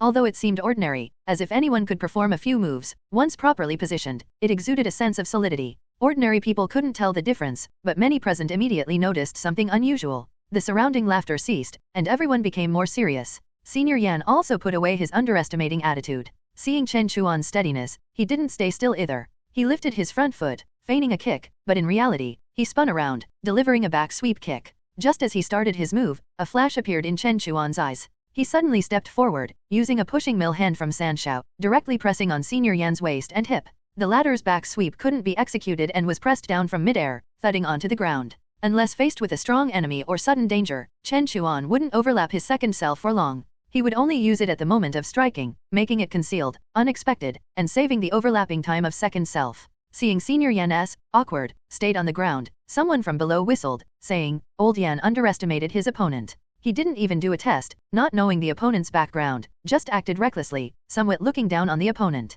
Exactly, if it were a formal match, being pressed to the ground like this would mean it's over. In fact, they were just talking. The boxing gym is a business that needs to attract attention, requiring both fighting skills and spectacle. Whoever goes up, if they don't show off in front of everyone, they would feel embarrassed to greet people. After succeeding, Chen Chuan didn't continue but immediately stepped back. This was a spar, not a death match, and it was on someone else's turf. Moreover, he still hoped to spar with the gym's coaches, so he had to leave some face. Senior Yan quickly got up, showing no concern. Being hit in a ring fight is common. If one can't control their emotions, they shouldn't be on the stage. However, he knew Chen Chuan had held back. He didn't need to thank him, because he knew the best way to reciprocate was to show his strength and also knock down his opponent once. After standing opposite Chen Chuan again, Senior Yan did not become timid because of a single mistake. Instead, he pressed forward once more. After a few tentative probes, he suddenly turned and kicked towards the liver area. As Chen Chuan blocked in time, Yan followed up with a backswing aimed at Chen Chuan's head and neck. These two moves seemed similar to the previous ones, but in reality, the last time was a feint followed by a real strike, whereas this time both moves were real, and the transitions between them were extremely fast, leaving almost no openings.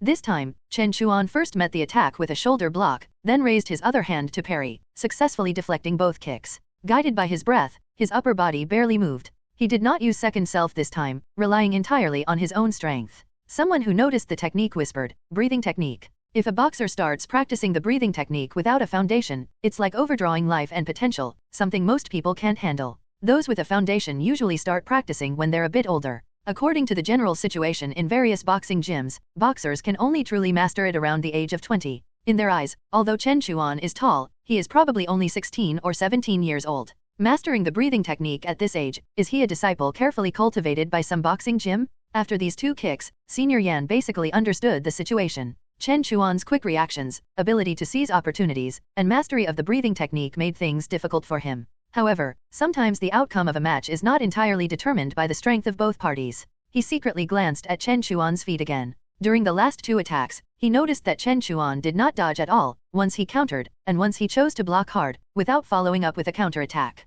This confirmed to him that his opponent had indeed not yet adapted to the ring, as the elasticity of his feet affected his center of gravity and power. Although it seems like a small difference, in actual combat, slight deviations in power can affect overall performance. By exploiting this weakness, he could keep Chen Chuan outside the circle, thus controlling the rhythm of the fight. And if the opponent is always in a state where they can only defend and not attack, they are bound to become impatient, making it undoubtedly more advantageous to strike then. In the next half-minute, Senior Yan kept attacking, while Chen Chuan only defended, hardly counter-attacking, seemingly stuck in a difficult situation. But in reality, his goal at this moment was not to knock out his opponent, but to observe and find this person's breathing rhythm. He remembered Yu Gang's words, as long as the opponent's breathing rhythm is disrupted, whether it's the breathing technique or the force, it cannot be used smoothly. Although he didn't know if Senior Yan possessed any special force, it didn't stop him from using this person as a sparring partner to familiarize himself with the situation. While Chen Chuan and Senior Yan were sparring on the stage, Coach Gu and two young men walked in from outside. If Chen Chuan had glanced over, he would have recognized the two young men as Shanghai and Liang Tong, whom he had met at the graduation party. As they walked, Coach Gu said, "You two can look around and walk around here. There are many young people here, and it's not much different from your place." Shanghai hurriedly said, "Thank you, Coach Gu." Coach Gu smiled and said, "It's nothing. Although we belong to different branches, we are all members of the Xiuzhang Boxing Gym. In the old days, we could be considered fellow disciples. In the future, the boxing gym will rely on you young people to support it." It's quite lively today. I haven't seen the young man sparring with Xiaoyan before." At this moment, Liang Tong suddenly exclaimed in surprise. Coach Gu looked at him, noticing his gaze fixed on the stage, and gestured with his chin, saying, "What? Do you know this young man?" Liang Tong said, "He seems to be a classmate who graduated from our #1 middle school. I even gave him an advertising flyer for our boxing gym." "Is that so? No wonder he came to our boxing gym." Liang Tong immediately felt a bit embarrassed and hurriedly said, "No, Coach Gu, Coach Gu waved his hand with a smile, "No need to explain. We welcome all guests who come to do business with us, as long as they're not here to cause trouble." Xiao Yang also saw Coach Gu and immediately stepped forward, relieved, saying, "Coach Gu, you finally came." Coach Gu asked, "What's the matter?" Xiao Yang pointed to the stage, "That young man, he's the one you asked me to inform you about last time." Last time. Coach Gu thought for a moment and suddenly remembered the incident with the sandbag last time. His expression became more serious as he looked at the stage. "Are you saying that young man is the one who cracked the sandbag last time?" "Probably, there's no one else but him." Xiao Yang was also uncertain. Coach Gu left the others behind and strode over, arriving right below the ring. Everyone who saw him greeted him and made way for him. Coach Gu responded to each greeting, then stood still and observed for a while. He noticed that Chen Chuan was always passively defending. Sometimes, even when there was an opportunity, he did not launch a counterattack. At first glance, it seemed like a matter of skill level, but soon he realized that wasn't the case. From the defense alone, Chen Chuan was impeccable, hardly moving his feet, obviously at ease, and defense is actually much harder than offense. So why was he fighting so passively? Was it to save face? Wanting the opponent to surrender on their own? The boxing gym isn't a place for humility, you only gain respect by defeating your opponent. But after observing for a while, through Chen Chuan's subtle movements and gaze, he vaguely had a guess, thinking to himself, is that it? Chen Chuan had gradually figured out Senior Yan's attack rhythm, which was closely linked to his breathing technique. When Senior Yan kicked again, Chen Chuan didn't stand still. Instead, he suddenly took a step to the right, simultaneously sweeping his left hand, brushing past the latter's side ribs. Although Senior Yan was somewhat prepared, he couldn't react in time due to the inertia of his movements and failed to block. Chen Chuan's strike was fast, but the power wasn't fully unleashed, it was more of a graze. Yet, this seemingly light touch caused a flaw in Senior Yan's otherwise cohesive strength, disrupting his breathing rhythm, which in turn affected his movements. His technique fell apart halfway, and his movements hesitated. Chen Chuan didn't stop. Seizing the opportunity, he turned and elbowed Senior Yan in the side of the neck. Senior Yan fell forward without a sound, thudding onto the ring. Old Yan is down, quick, help him down. Splash water, no need. Last time he splashed me too. Coach Gu then stepped out from the crowd, coming to the front. The noise immediately quieted down. He said to Chen Chuan on the ring, young man, which boxing gym are you from? Chen Chuan shook his head and said, I'm not from any boxing gym. I just practice on my own and came here to exchange skills. Seeing that he didn't reveal his background, Coach Gu's expression relaxed somewhat. This indicated that Chen Chuan wasn't here to cause trouble, otherwise, he would have announced his affiliation. He said, so it's for exchanging skills. How about this, young man, I'll spar with you, how about that?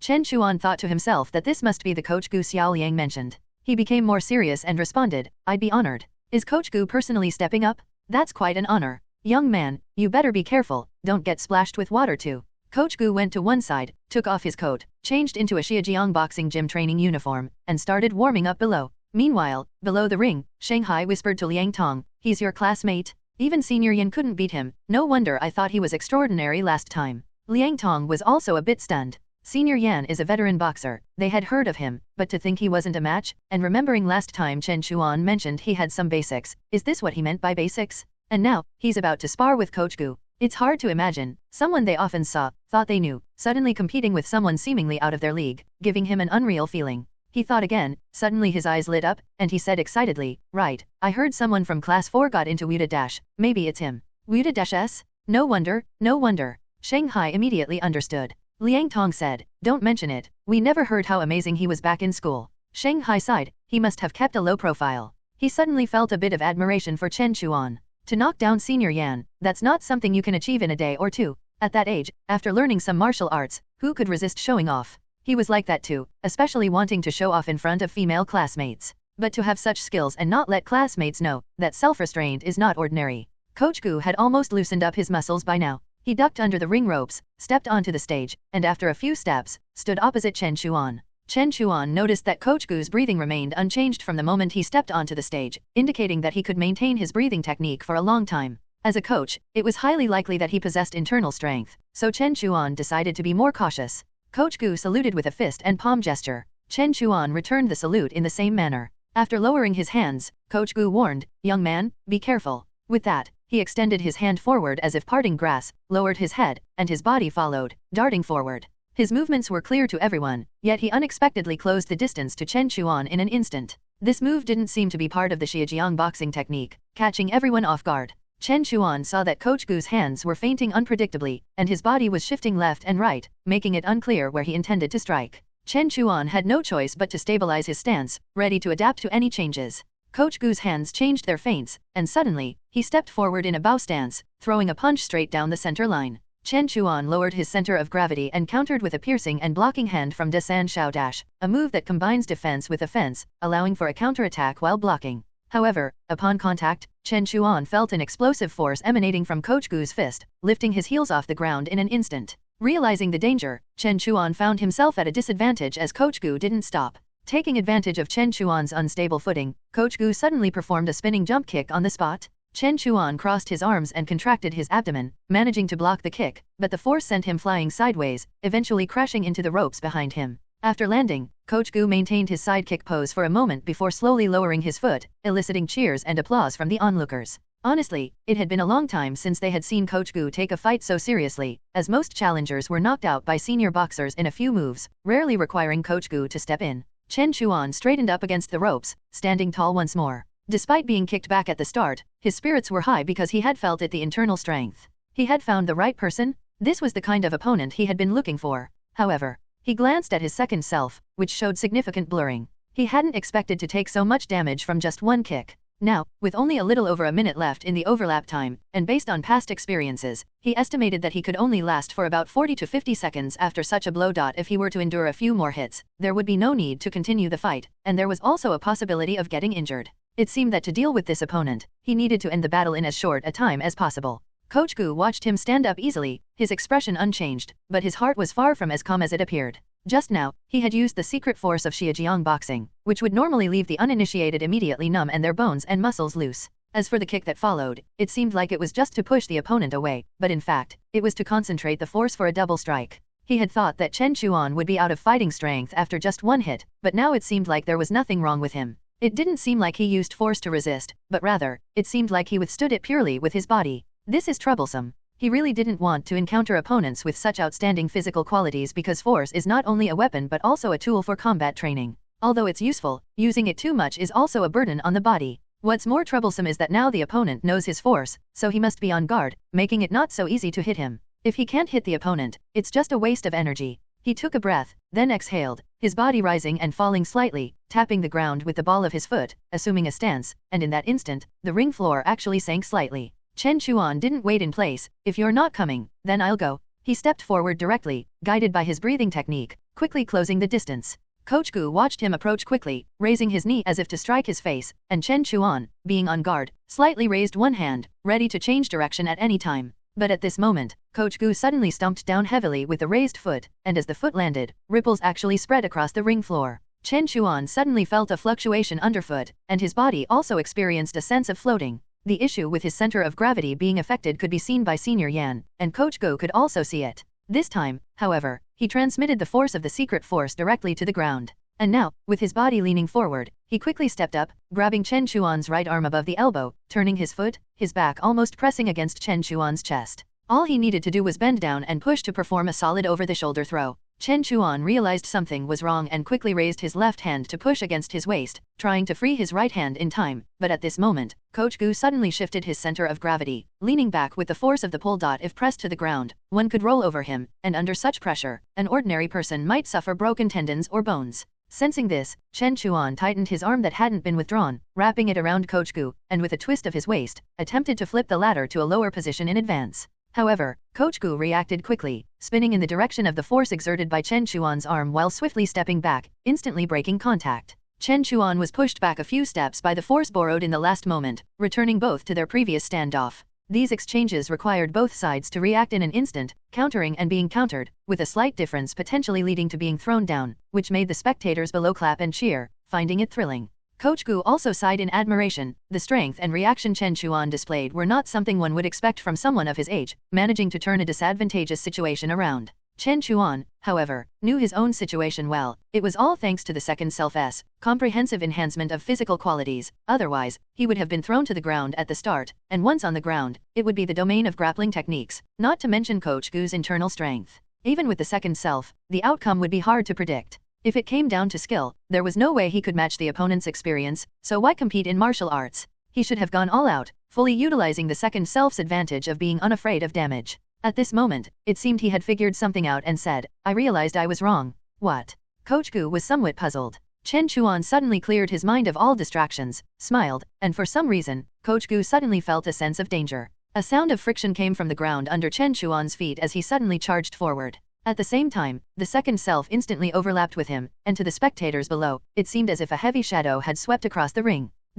Coach Gu was startled by the speed. He knew he couldn't retreat at this moment. Doing so might allow Chen Chuan to catch up in a step or half step, which would put him at a disadvantage due to an improper stance. It was too late to kick, so he could only push forward with a palm. Chen Chuan, however, did not dodge or avoid, instead extending his arm to block the obstructing hand. Yet, upon contact, he immediately felt a force identical to the previous one surge up, clearly indicating that the other had timely activated his internal strength. But this time, he twisted his wrist and used a hooking hand technique to firmly grab Coach Gu's arm, letting that force rush into his body without retreating a single step. Coach Gu's pupils couldn't help but contract. And in the next moment, Chen Chuan used his strength advantage to pull Coach Gu's arm outward, stepping forward with his foot to the side and thrusting his elbow horizontally towards Coach Gu's chest, driven by the force of breaking limits, executing a move from Dasan Xiao called opening the door elbow. Seeing the danger, Coach Gu let out a high sound in the critical moment. He did not dodge but pulled the grabbed hand back, using a countering force, with his hand as the handle and his body as the hammer, gathering strength to actively collide his chest forward. The next moment, a dull thud sounded on the stage, and both men shook simultaneously. The people below watched nervously, but both men remained as they were, with no further action. "Let's stop here," Coach Gu said calmly, looking at Chen Chuan. Chen Chuan nodded. Both men simultaneously withdrew their hands, stood up straight, and looked at each other. "Good." A cheer came from below first, followed by a burst of warm applause. Chen Chuan clasped his fists towards Coach Gu and said sincerely, "I've gained a lot today, thank you, Coach Gu." He felt a bit regretful, even using the limit-breaking strike, he couldn't defeat Coach Gu, who was truly formidable. However, after a direct confrontation with such an opponent, he roughly understood the level of someone with internal strength, and he knew he needed to continue strengthening his training. Coach Gu returned the salute with a smile and said, "You're too kind. Shijiang Boxing Gym welcomes guests, and outstanding young people like you are always welcome to come." Chen Chuan's eyes lit up, and he said happily, "Okay." Seeing him agree so happily, Coach Gu's mouth twitched slightly. Chen Chuan walked off the ring and noticed that a large crowd had gathered around at some point, filling most of the boxing gym. Seeing him come down, they automatically made way for him. At this moment, someone in the crowd waved at him, "Hi, classmate." Chen Chuan looked over and immediately recognized Liang Tong, a classmate from the next class who had given him a flyer before, and he nodded with a smile at the latter, then walked straight out of the boxing gym. After he left, Coach Gu said, "All right, disperse, everyone go and train hard." Upon hearing his words, the crowd scattered in twos and threes, but their excitement hadn't subsided, and they continued to discuss fervently. Coach Gu was about to step down from the stage when Liang Tong eagerly ran up and said, Coach Gu,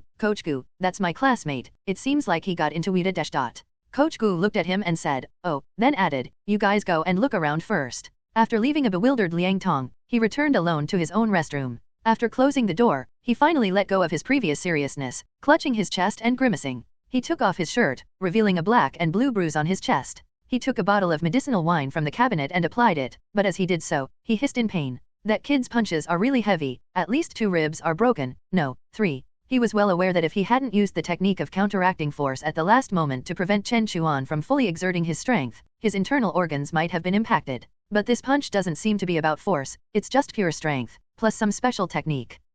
Fortunately, there's no force. If he learns to use force with that strength, wouldn't that be something? I might have been killed by his punch today. As he thought, he muttered to himself, Wida, I wonder how many years he's been studying. These academy students are really formidable. Next time? I think you'd better not come next time. Chen Chuan had already walked outside the boxing gym, seeing that his second self was almost completely faded. The last clash, besides suffering 2 consecutive force impacts, his own limit-breaking attack also caused some damage, now leaving him with less than 10 seconds of overlap time at most. He savored the experience just now, thinking that Coach Gu was indeed the coach of the boxing gym. His response was very seasoned, and he would have to seek more advice when the opportunity arose. At this moment, it was the end of a busy day, the streets were bustling with traffic, everything was bathed in a golden red under the setting sun. He exhaled a breath, stepped lightly, and soon disappeared into the bustling crowd. After returning home, Chen Chuan's first action was to use an alarm clock to measure the overlapping time with his second self. This time, even though he ultimately did not win against Coach Gu, he was still very satisfied with the outcome, feeling that there should be a significant improvement.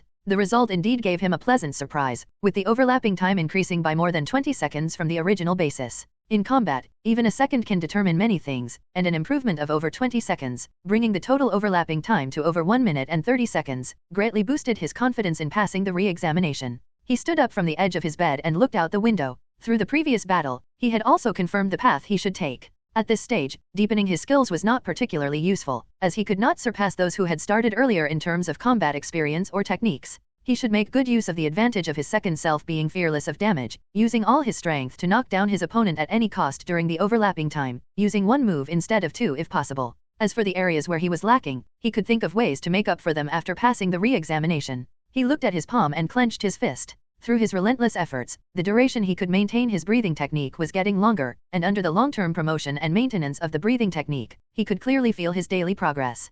Currently, since the second self was almost identical to him, the higher his physical fitness, the stronger his second self would be. With nearly a month left, he could completely elevate his own strength to another level. In fact, it was no longer necessary to go to other boxing gyms, strengthening basic training was crucial. However, on the student materials provided by WEI Academy, he noticed that 3 out of 5 were skilled in grappling, so he might encounter such opponents in the re-examination. He was slightly weak in grappling techniques and did not have the time to focus on it, inevitably leading to some deficiencies. Therefore, he decided to visit a boxing gym specialized in grappling to broaden his horizons. There was a boxing gym that exactly met his requirements, which was the Fanglang Boxing Gym in Yangtze City, whose reputation even surpassed that of Shijiang Boxing.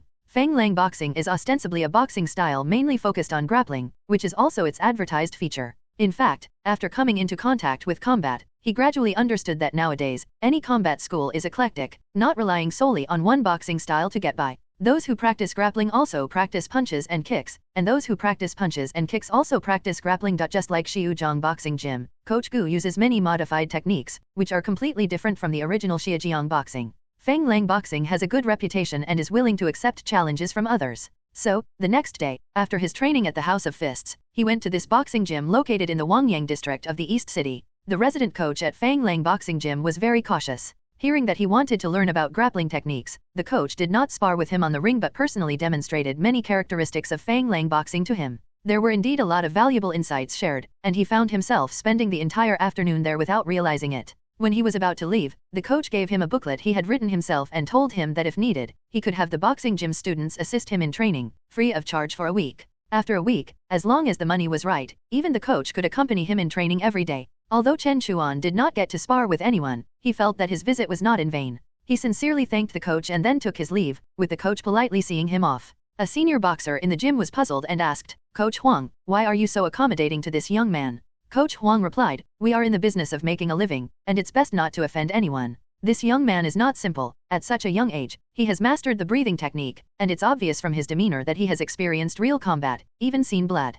Who knows how far he will go in the future? Let's just consider it as doing him a favor." The boxer curled his lips, thinking, "I've never seen you be so polite to anyone else." Of course, boxing gyms also judge people by their appearance. If you have no background or strength, who would bother with you? But some people look like they're not to be trifled with and may have a background, so it's best not to offend them. After returning, Chen Chuan opened the booklet. It contained Coach Wang's own summary of combat, mostly leaning towards grappling, and also mentioned how to deal with and counter the forces involved in grappling. Actually, this is not a secret. Yu Gang had also mentioned it and in quite detail, but now, from a different perspective, he gained new insights. Every day thereafter, besides intensifying his training, he practiced Da San Shao Dash over and over again. Don't underestimate this set of basic techniques. The more he practiced, the more he felt there was to explore. However, recently, he always felt that he could do even better, but he wasn't sure if there was something lacking. Although he was executing the techniques and applying the force correctly, there was always a sense of disharmony, as if the force couldn't be fully exerted, and he couldn't use all his strength. Especially after mastering the frightening God Fist, this feeling became even more pronounced.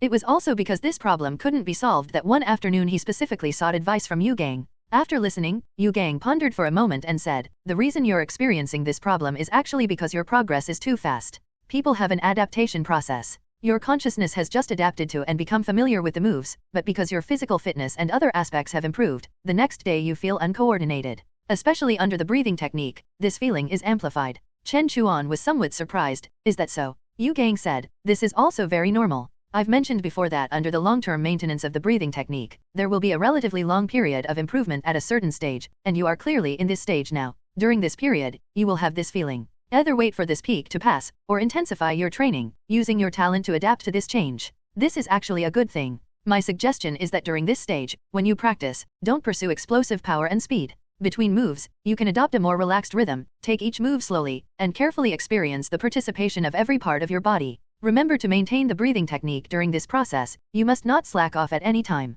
Without the breathing technique, it's just aerobics, and the effect is minimal." After hearing this, Chen Chuan finally knew how to solve the problem. After thanking Yu Gang, he followed the latter's advice, slowing down his rhythm while maintaining the breathing technique. After training like this for a few days, he indeed felt that the uncoordination was slowly disappearing. Until the last 2 days before the re-examination, he seemed to have fully mastered his body again. However, this did not mean that his progress had stopped. Instead, he had progressed even further than before. On this day, after leaving the House of Fists, he ran all the way and soon arrived at the scene of the attack that day. The traces of the fight were still there after so many days. After a glance, he quickly ran past. Suddenly, he heard a shout from above, "Hey, young man." Chen Chuan looked up and saw a spiky-haired teenager standing on the balcony railing of a residential building, waving at him repeatedly and saying, "I was planning to come down to help you that day," I said. He touched his fists, eager to try, and said, "Come up, let's have a fight, how about it?" Chen Chuan stopped for a moment, smiled, and said, "Okay." The teenager's eyes immediately lit up.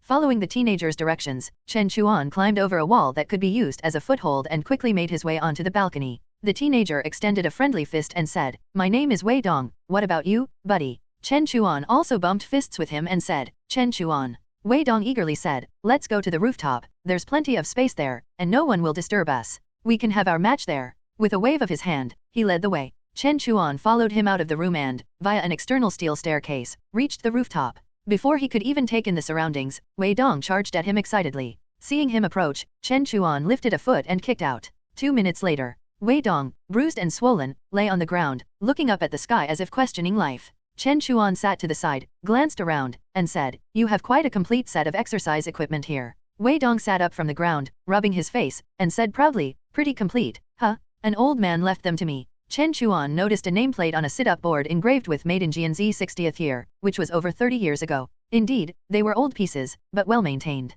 He asked, "Did you learn your boxing from him?" Wei Dong replied, "Yes, I practiced boxing every day following his methods. After he left all these to me. Now that I think about it, what he said to me the most was that I reminded him of his grandson. Actually, I've seen a photo of his grandson, and I don't look like him at all." At this moment, Chen Chuan saw something. He got up and walked over to a somewhat old table, picked up a reddish-brown student ID from there, flipped through it, and suddenly felt it was somewhat coincidental, yet it seemed to make sense. He said, "So you're also taking the WEI University entrance exam this year?" "Yeah, didn't I mention it?" Wei Dong scratched his head and said, "I saw you there on my first day going to register for the entrance exam, and then I saw you passing through the alley below every day." Chen Chuan said, "Is that so?" He put the student ID back. "The re-examination is in 2 days, it seems you'll be going too." "Definitely." Wei Dong threw a couple of punches towards the outside. That old man said his greatest wish was to see his grandson get into WEI. "Even though I'm not his grandson, I can still get in, and I can be even better than his grandson." Chen Chuan looked at him, nodded, put the student ID back on the table, and walked out, waving his hand. Then, "Brother Wei, we'll meet again at WEI. "Okay, Brother Chen, see you at WEI." August 28th, only 1 day left before the re-examination. Chen Chuan hadn't gone to the House of Fists these past 2 days. Instead, he was at home preparing for the upcoming re-examination. As soon as he woke up in the morning, he was in the yard practicing de san shao dash over and over again. His movements were smooth and powerful, perfectly balanced, turning the originally aggressive de san shao dash into something quite beautiful. Yuan came out wearing an apron, smiling as she watched him practicing his punches. Even though she didn't understand, she felt comfortable with the strength and rhythm conveyed through Chen Chuan's moves. In Chen Chuan, she seemed to see a figure, also practicing punches in the yard like now, and she couldn't help but murmur, "Second sister." After Chen Chuan practiced several times, he suddenly smelled a fragrance. He stopped his practice and said, "Auntie, are you stewing chicken soup?" Yuan was a bit surprised, as she had just started stewing it not long ago. She smiled and said, "Your nose is quite sharp, just like your second sister. Isn't your re-examination tomorrow? Auntie is stewing some chicken soup for you to nourish you." To be honest, a bowl of chicken soup wouldn't really supplement much for Chen Chuan's training, but it was Yuan's good intention and care for the younger generation. Moreover, after eating black meat, pumpkin rice and nutritional paste every day these days, he almost forgot what normal food tasted like. He was in a good mood and said, "Thank you, Auntie. I've been eating out these days, and I haven't tasted your cooking for a long time. I really miss it." Hearing this, Yuan was very happy. "It still needs to stew for a while. You've been practicing martial arts and must be consuming a lot. Do you want to eat a few biscuits first?" Chen Chuan smiled and said, "I'll save my stomach for Auntie's chicken soup." Yuan smiled and went inside. "I'll watch the stove and call you when it's ready." Chen Chuan practiced alone for a while longer, feeling completely refreshed, and then went back to the living room. Since it was a rest day, the whole family was at home. Nianfulai, who was rarely at home, was also there, with his belt loosened, reading a newspaper. The radio was on beside him, playing a Zhang Mountain folk song. Chen Chuan came into the room, picked up the thermos to pour water, and seeing that Nianfulai's tea on the table was half empty, he also filled it up for him. Nianfulai looked up at Chen Chuan, as if remembering something. He put down the newspaper and said, "Xiao Chuan, that matter has been resolved. There are still some loose ends, but don't worry about the exam, don't ask too much. If there's anything, your uncle will take care of it first." Chen Chuan realized he was talking about the incident where he was attacked. He said, "Thank you, uncle." Nianfulai then asked, "How is it, are you confident?" Chen Chuan said, Mr. Yu is a good teacher, I've learned everything I needed to learn, and it's also thanks to you, uncle. Nian Fulai saw the confidence hidden in his eyes, he hummed in acknowledgement, picked up the newspaper to cover his face and continued reading. Only the tip of his crossed leg started to shake. Chen Chuan smiled, he took the water cup back to his room, placed it on the table, and then pushed the window open a bit. It had rained lightly last night, and the air was still very fresh, with the sound of birds coming in from outside. After standing for a while, he turned around and took down the book The Great Pioneering from the bookshelf. This was his favorite book, which he had been reading for a long time. The background of The Great Pioneering is set 60 years ago during the Third National Pioneering period. At that time, Yangtze City was just a small county town, which gradually developed because it served as a logistics transfer hub for the pioneering army. However, this book is not mainly about the military, but rather, it describes some bizarre stories encountered during the pioneering journey from the perspective of 3 civilian pioneering groups, more like a bizarre biography and adventure diary. The book describes the local customs and practices of each place in great detail, and he found it very interesting. In fact, Yangtze City itself has various strange urban legends, such as the split skull demon, where the victims' skulls are split open at the scene, and their brains are said to be missing. Because of its bizarre style and the fact that the victims are not ordinary people, it is widely circulated. Similarly, there are legends such as the disappearance of an entire village deep in Zhang Mountain, the phantom of Jiao Mountain, and the human-faced kite. He privately asked Nian Fulai about it, who dismissed it with disdain, saying that the Patrol Bureau had investigated these incidents, and except for some things that are indeed hard to explain, most of them actually have traces of human involvement. He also said that even if there are such evil things, they are nothing in front of guns and cannons. In the living room, before it was time for a meal, the aroma of chicken soup wafted out, and the 2 cousins who were playing immediately smelled it and started clamoring, "It smells so good. I want to eat chicken, I want to eat chicken." "That's for cousin, not for you, you can't have it." "I want to eat too, I want to eat too." "You can't, just can't." Nian Fulai was getting a headache from the 2 little ones' noise, put down the newspaper, and said towards the kitchen, "I say, Yuan, just stew another one then. I want to eat this one, I want to eat this one." This child doesn't listen at all. Yuan ran out from the kitchen, grabbed Nian Mo's ear, and slapped his butt a couple of times. Nian Mo howled dryly. Hearing the noise from his room, Chen Chuan couldn't help but smile. For both lunch and dinner that day, the whole family ate together. Before dinner, Nian Fulai said to Chen Chuan, "Don't be too nervous tomorrow. When your uncle first went to the battlefield, I didn't know what fear was." Yuan said, "Your uncle really isn't boasting. He was quite brave back then, it's just that after coming back, he always said if a bullet had been a bit more off, it wouldn't have been a hole in the helmet, but he wouldn't be here anymore." Nian Fulai rubbed the stubble on his head and sighed. "Before joining the army, I was alone with no worries, didn't have to think too much, but after starting a family, I became more cautious, always feeling that I was too reckless when I was young, but if you don't take risks when you're young, you'll inevitably regret it when you're old." He looked at Chen Chuan and said, "Kid, take the exam seriously. To put it bluntly, whether you'll be drinking wine and eating meat, or eating chaff and vegetables, it all depends on tomorrow." Chen Chuan smiled and said, "Uncle, Aunt, I have confidence." "Good, no more talking, let's eat more, eat your fill, rest well, and you'll be more energetic tomorrow." With that, Nian Fulai picked up his chopsticks, and the family started eating. After dinner, Chen Chuan took a walk outside, returned to his room, placed the alarm clock on the desk, and with a thought, second self instantly merged into his body, and he began to count silently. When he opened his eyes and looked at the second hand, 2 minutes had already passed, which was the result of his efforts at this stage. In a real life and death fight, it's actually just a few seconds or even a dozen seconds to determine the outcome, so if it's just a one-on-one fight, that's already enough. In any case, over the past 3 months, he had done his best, and now he was just waiting for the test tomorrow. He checked the things he needed to bring tomorrow again, then relaxed and went back to flipping through his book. When the clock struck 10, he turned off the lights and went to sleep as usual, quickly falling into a deep sleep. A night passed, and by around 5 in the morning, he woke up feeling refreshed. However, Yuan had gotten up earlier than him, preparing breakfast early and telling him not to be nervous. Chen Chuan really wasn't too nervous, which came from his confidence in his own abilities. Since the re-examination had not specified a specific time, only requiring candidates to arrive before 8 o'clock, he decided to arrive at the school a bit earlier to avoid being too rushed. After leaving the house, he saw the sky was gray, the sun had just risen, and there were not many pedestrians on the road. He rode all the way, passing through the city center square, smoothly turning onto the main road leading to Wei University only to see security personnel maintaining order on both sides of the road, all with short sticks and daggers at their waists. This should be Wei University's way of maintaining order. After all, with so many students gathered together, all young and vigorous, possessing martial abilities, without proper arrangements, problems could easily arise. After riding a bit further, he could already see the school gate, but the open space in front of the gate had been set up with barriers, and a security guard standing at the street corner waved at him, signaling him to park his bicycle in the designated area. He got off the bike, pushed it towards the open space where several rows of bicycles were already parked his bike, and then walked through the passage left by the barriers. There were already many candidates who had arrived early queuing up. Candidates needed to have their identities checked one by one, and those without a student ID would not be allowed into the academy. If it was damaged, forgotten, or lost, you would be stopped outside, and no explanations would be accepted. The gate was guarded by 2 academy teachers and 3 assistant teachers, all with serious expressions, plus the patrolling security, creating a very tense atmosphere. Chen Chuan entered through the side gate again, checked his number and photo at the entrance, confirmed it was him, checked his belongings, and except for drinking water, toilet paper, and towels for washing, no other items were allowed to be brought in. Finally, he had to sign before being allowed to enter Wei University. While they were queuing to enter the school gate, a small car slowly drove over. The teacher took the initiative to ask a few questions. The student inside did not get out of the car, just showed his student card, and was immediately let through. The students entering the university through the side gates didn't find anything unusual. Instead, most of them cast envious and longing glances. At this moment, a few bird calls were heard overhead. Chen Chuan looked up and, under the now bright sunlight, could see several sparrows circling and soaring high in the clear sky. "Student, your student ID," a voice called out. Chen Chuan snapped back to reality, said thank you, took the ID, secured it, tightened the strap of his shoulder bag, and then stepped through the gates of Wei University. Chen Chuan passed through the gates of the academy and followed the crowd and signs. At every corner, there was an assistant teacher responsible for guiding, followed by 2 students, with campus security closely watching.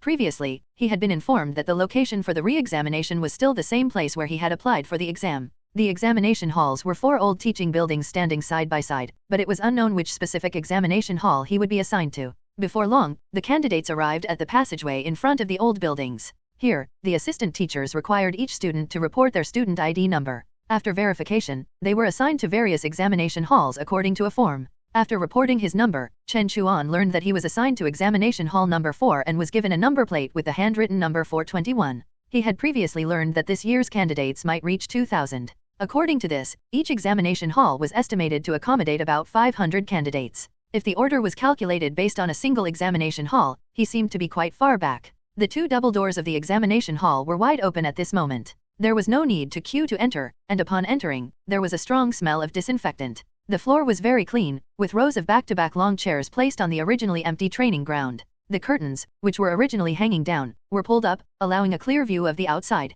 A female teacher standing at the entrance said, "Boys sit on the cyan seats, girls sit on the vermilion seats. Choose your own seat, do not compete with others. The order of the exam is not arranged according to the seating order." Chen Chuan chose a seat slightly towards the inside and sat down. He estimated that it would definitely not be his turn for a while, and the seats near the entrance were inconvenient due to candidates coming in and out. The candidates who came in one after another also chose their seats. As one after another sat down, people around started to whisper. He heard many speaking in the dialects of the surrounding towns. But whether they were from Yangtze City or the surrounding towns, they all had one thing in common. They were all students from civilian backgrounds, each carrying the dream of crossing social classes to come here for the exam. A figure passed by, and a candidate about the same age as him sat down next to him. After sitting down, he seemed a bit nervous, turned sideways, raised his hand, and greeted him. "Hello, my name is Fang's Haiming." Chen Chuan also nodded and said, "Chen Chuan.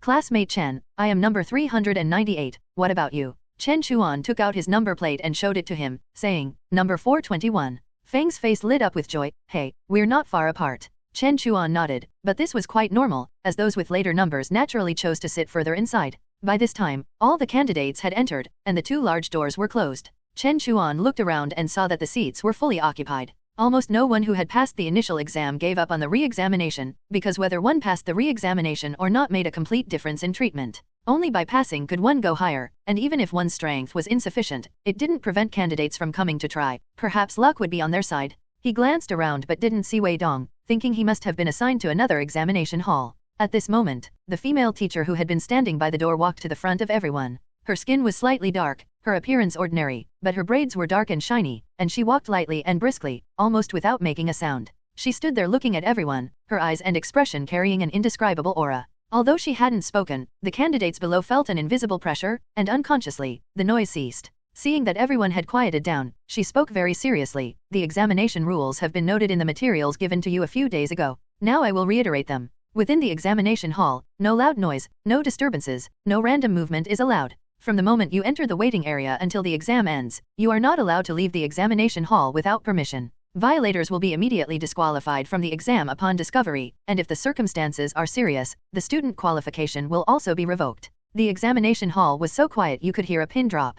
The female teacher paused for a while, then said again, "All candidates wait here now, hold your number plates, and go to the examination point to report when your name is called." The candidates could only wait patiently. However, this wait lasted more than 3 hours, and by past 10 o'clock, it still hadn't started. Chen Chuan couldn't help but think, is this intentionally arranged, or is there another reason? At the same time, in the auditorium, Master Gao from the admissions office, Yu Hong, Bianfeng, and 6 other teachers responsible for the school's exams were waiting at the steps. As a black luxury car drove in from outside the gate and stopped in front of the auditorium, a middle-aged man in his 40s with a narrow face got out. He was wearing a black imported suit, his hair slicked with gel, and he wore a pair of dark gray gloves. Master Gao said, "Commissioner Zhang, we have been waiting for a long time." Commissioner Zhang said, "Oh, am I late?" A teacher surnamed Ning, responsible for communication, hurriedly said, "Just on time, Commissioner Zhang is very punctual." Commissioner Zhang said, "That's good, shall we start now?" "Yes, please sign here, Commissioner Zhang." Teacher Ning hurriedly handed over the prepared documents and materials. An assistant next to Commissioner Zhang stepped forward to take them and then placed them in front of him. Commissioner Zhang was a third party hired by the school council to supervise the school's external enrollment examination. The re-examination could only proceed with his presence and signature. However, by now, this role had become more inclined towards a fund donor, representing the donor in exercising power. He saw that there were 2 lists in the document folder, the top one being the list of candidates for the entrance examination in the old building, and the bottom one being the list of recommended students in the auditorium. Without even looking, he set aside the top list and directly picked up the list of recommended students, carefully browsing through it. He then looked up and asked, "Have all the candidates in the auditorium arrived?" Teacher Ning said, "They all arrived 5 minutes ago." Commissioner Zhang said, "Then let's examine the recommended students first. There must be an order of priority, and besides, there aren't many of them. It won't take much time to finish their examination." As he spoke, he took the pen handed over by his assistant, quickly signed the list, and then directly put the cap back on the pen, leaving the second list untouched. Teacher Ning looked at him, wanting to say something but hesitated. Master Gao didn't say anything about it, just said, "Then let's hurry up." Commissioner Zhang said, "Yes, we shouldn't keep the candidates waiting." He looked at his watch and said, "It's now 10:15. I ask the teachers and students serving as examiners this time to be serious and responsible. Let's try to finish within an hour." In the reception hall of the auditorium, dozens of recommended students were waiting in this well-lit room. They sat on sofas, with the aroma of tea that invigorates the spirit floating from the white porcelain teacups on the table. In the corner, there was a gramophone playing soothing and melodious music, and their attendants would occasionally come up to pour tea and add water. A senior student sent by the school was staying with them, naturally a recommended student himself. The recommended students waited for more than 10 minutes and felt quite bored. Someone asked, "Senior Zhang, I heard that many students were admitted to WEI this year." Senior Zhang said, "With the expansion of enrollment, of course, it increases year by year. Then there should also be many students receiving funding from the Mutual Aid Society this year, right?" Senior Zhang chuckled and said, "That depends on personal choice, we never force anyone." The student raised an eyebrow and said, "What, is there anyone unwilling?" Senior Zhang smiled faintly and said, "That's quite normal. Those unwilling to accept it show they have confidence in passing the re-examination on their own, which is good. People should rely on themselves, just don't complain later." At this moment, another candidate impatiently said, "Why is it so slow? Isn't it just a formality? What time is it already?" Footsteps sounded outside the reception hall, and a high-ranking school official walked in. He looked at everyone and smiled, saying, "Candidates, the re-examination starts now. Please enter the examination points according to your numbers." There were a total of 6 examination windows set up in the auditorium. After confirming the start of the examination, the assistant teachers began to call out the numbers. One candidate was somewhat absent-minded. When his number was called, he didn't notice, and his attendant quickly reminded him, "Young master, it's your turn." The candidate complained, "Why so troublesome?" He stood up from his seat and walked in along the passage, but less than 5 minutes later, he walked out. Someone curiously asked, "Xiao Ran, how was it?" Xiao Ran shook his head and said disdainfully, "What else? I didn't even warm up, and it was over." Someone joked, "Seeing you with nowhere to vent, how about going hunting later?" Xiao Ran's eyes lit up, "All right." The recommended students were soon called for the next batch. They went in one by one and came out quickly. In about 3/4 of an hour, all the assessments were over, but the subsequent tidying up took another half hour. Teacher Ning saw that it was almost over and found Commissioner Zhang again, saying, "Commissioner Zhang, the assessment here is over. Can the admission process in the old teaching building start now?" Commissioner Zhang looked at his watch and said, "It's almost noon, let's go for lunch first." Teacher Ning said, "Commissioner Zhang, look, there are so many candidates waiting over there. They came early in the morning." "What?" Commissioner Zhang said in surprise, "Do the candidates of WEI have so little patience? What we are testing is not just the martial level of the candidates. This Master Gao decisively spoke up from the side. Ningguo, Yu Hong, you accompany Commissioner Zhang to lunch. All right. Teacher Ning and Yu Hong had no choice but to agree. After waiting for Commissioner Zhang to leave with his entourage, a teacher said, Master Gao, this. Master Gao said, don't come to me to complain, the client is just those guys sent specifically to annoy us, everyone just do your own job. Bian Feng said, but so many candidates are waiting. Master Gao glanced at him and said, what's wrong with waiting a bit? He's right about one thing, do the candidates of WEI have so little patience? If they can't wait, they can leave early, no one is stopping them. At the old building examination hall, the wait continued until noon, and the entire morning passed without the exam starting.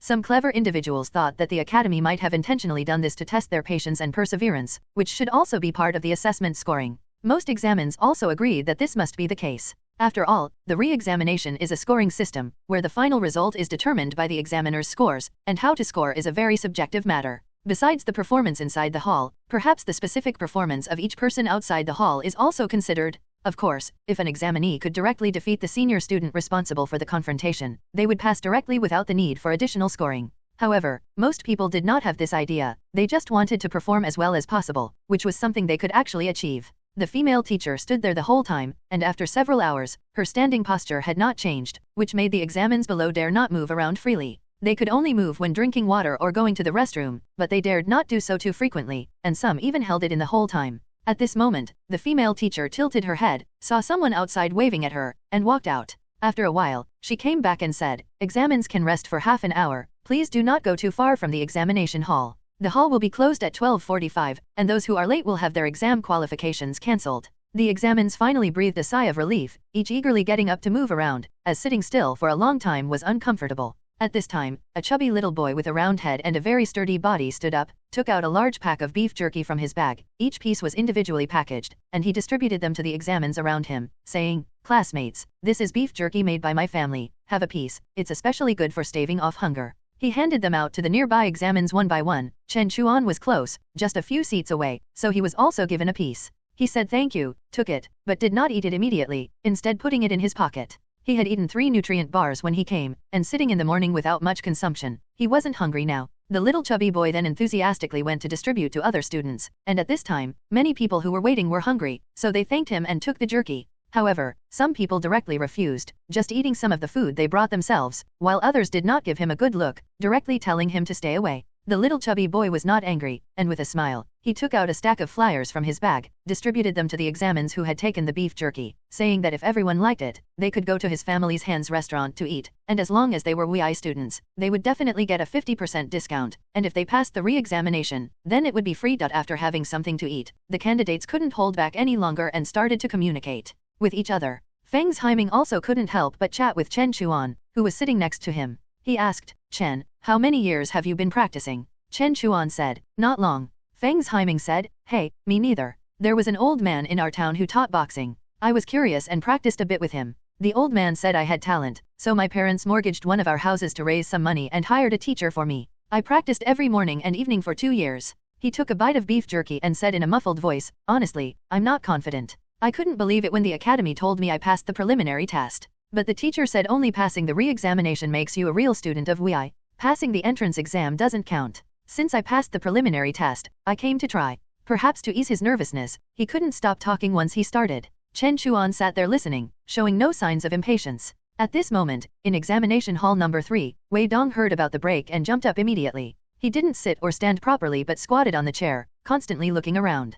The candidate next to him was eating and was already irritable. He couldn't stand it anymore and couldn't help but say, what are you looking at? Can't you get down? Aren't you tired? Wei Dong said, I have a friend I know, but he didn't come. Did he forget about today's exam? The candidate said irritably, there's more than one examination hall. The person you're looking for might be in another hall. There's more than one examination hall. Wei Dong suddenly realized. Seeing that he finally understood, the candidate seemed relieved of some burden. But after a while, seeing Wei Dong still squatting there, he angrily said, are you a monkey? Can't you sit down? Wei Dong said, are you insulting me? You insulted me, didn't you? The candidate, also angry, stood up abruptly and said, so what if I insulted you? Do you want to fight? I'll accompany you to the end. Okay, now. Wei Dong also jumped down, eager to try. The candidate looked at his extremely excited appearance, was stunned for a moment, and whispered, are you crazy? Don't you want to take the exam anymore? Aren't you afraid of being disqualified? Wei Dong just stared at him, as if nothing else mattered. The candidate, seeing that he really wanted to fight, felt a chill run down his spine, turned his face away, and sat back down without a word,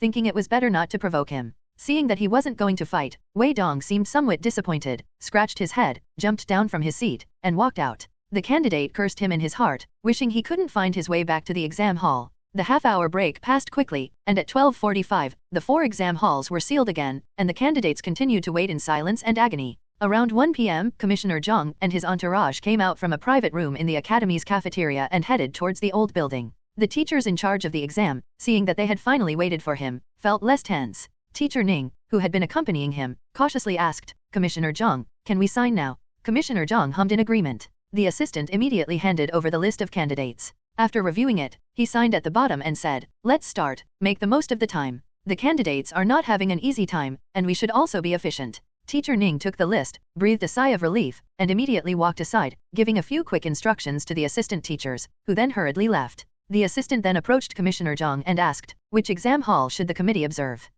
Let's take a look at all of them," Commissioner Zhang said, then remembered something and asked, "By the way, I heard that exam halls 3 and 4 are a bit more challenging." The assistant replied, "Yes, because there are quite a few candidates with higher levels, so we've arranged for some high-level senior students accordingly." Commissioner Zhang said, "Let's go, first take a look at exam hall 1. In exam hall 4, the door was pushed open, and an assistant teacher hurried in with a list, handing it to the female teacher. After receiving it, she looked up and said, "Now we will start calling the numbers." A soft cheer and sigh of relief echoed in the hall, but with a sharp glance from her, everyone immediately quieted down, not wanting to be kicked out at this moment. The female teacher said, "The students whose numbers are called, please go to the corresponding exam points, numbers 115, 218, 93. The above 3 candidates go to exam point 1, numbers 3, 9, 492, go to exam point 2, 207, 100. As she called out the numbers one by one, the candidates realized that this re-examination was not in numerical order. Chen Chuan immediately realized that this way, even those who were ranked later could not rest peacefully and needed to maintain their attention and spirit at all times.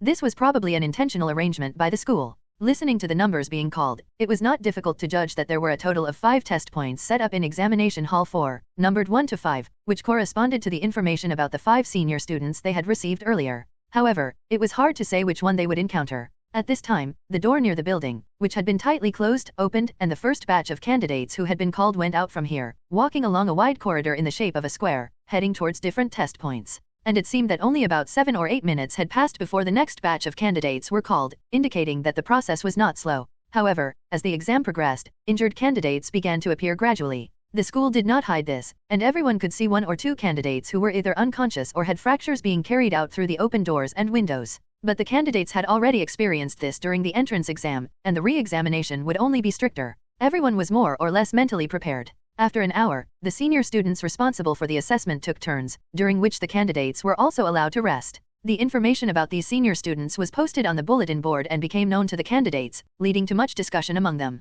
"It's not going to be easy to pass today. At test point 3, there's a senior student named Tai Dongwei. My brother said he's very skilled, especially good at boxing and kicking. I really don't want to run into him." Many candidates nodded in agreement. Although the information didn't provide much, just looking at the surface, this person was 195 centimeters tall and weighed 98 kilograms, which would be difficult to deal with. After all, most of them were young, and their bodies hadn't fully developed yet. Even after some training, let alone experience, their physical strength and physique were far from their peak. Facing someone like this, they probably wouldn't last a single round, leaving no room for performance. And without performance, what's there to talk about scoring? Zhou Xinruo at test point 1, 185 centimeters tall, 82 kilograms, a third-year student, skilled in joint locks. Those students with broken joints reportedly encountered her. And Zhong Wu at test point 5, this is even more exaggerated, 202 centimeters tall, 442 pounds, a third-year student, especially good at throws and holds. Isn't this too much? The candidates' faces turned pale, sweat broke out on their foreheads, and they hurriedly flipped through the information in their hands again, hoping to find something useful. Chen Chuan thought for a moment.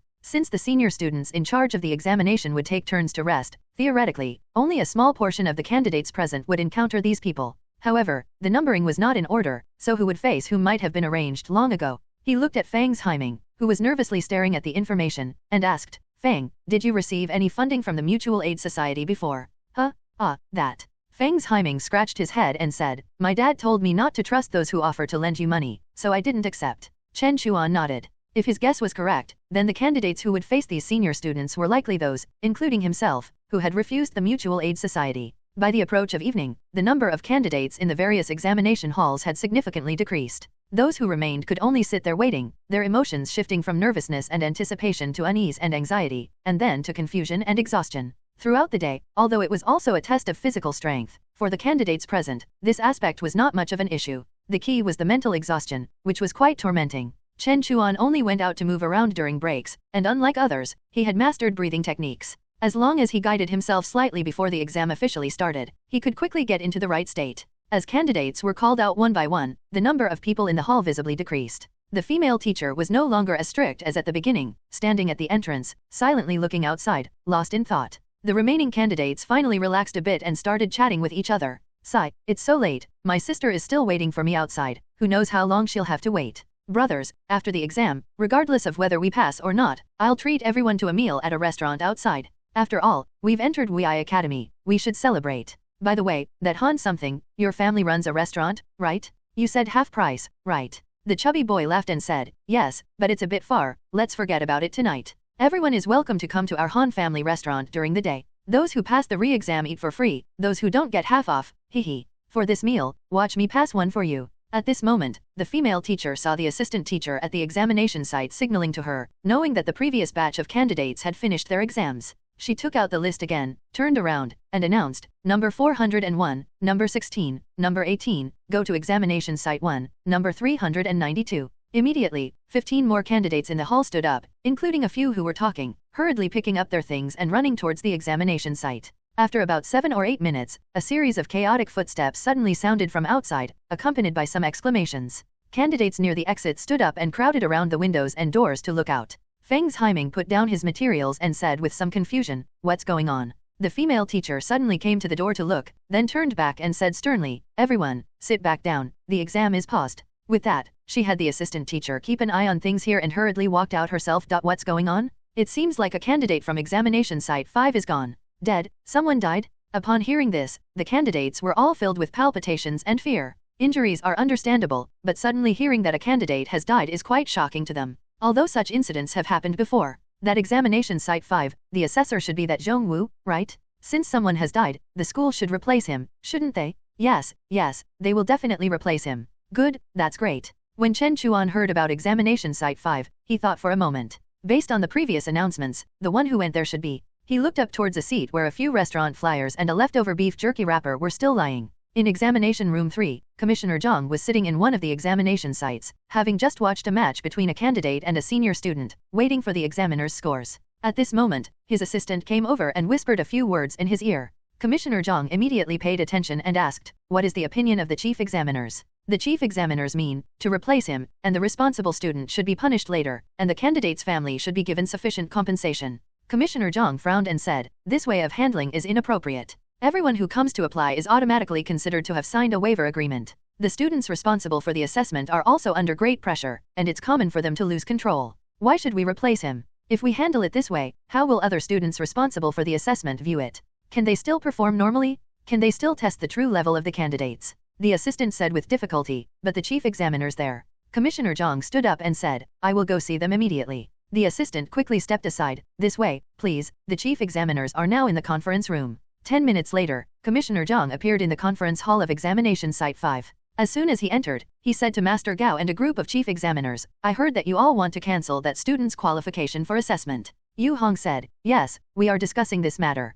This student Zhong caused the death of a candidate due to excessive force. Even if it was just negligence, we cannot let this student continue to serve as an assessor. Commissioner Zhang immediately vetoed, saying, I think it's inappropriate. This would cause too much harm to the student and would also be a blow to other assessors. After a slight pause, he continued, I have actually looked into this student named Zhongwu. He is currently serving as a security consultant at the General Affairs Bureau and is set to become a private consultant for a certain member of parliament after graduation. He is exceptionally talented. Handling the matter in this way would tarnish his resume. We also need to take care of outstanding talents. Moreover, if this matter is blown out of proportion, how would the administrative hall view the students from Wei? Some of the teachers present were dissatisfied with his argument, but they also understood in their hearts that this was not really about a single student. Commissioner Zhang was not actually standing up for this student. The fundamental conflict was that Commissioner Zhang, as the commissioning party, wanted to compete with them, the management, for the dominance of the re-examination. Yu Hong voiced his rebuttal, should we take care of the students being assessed, and not the candidates?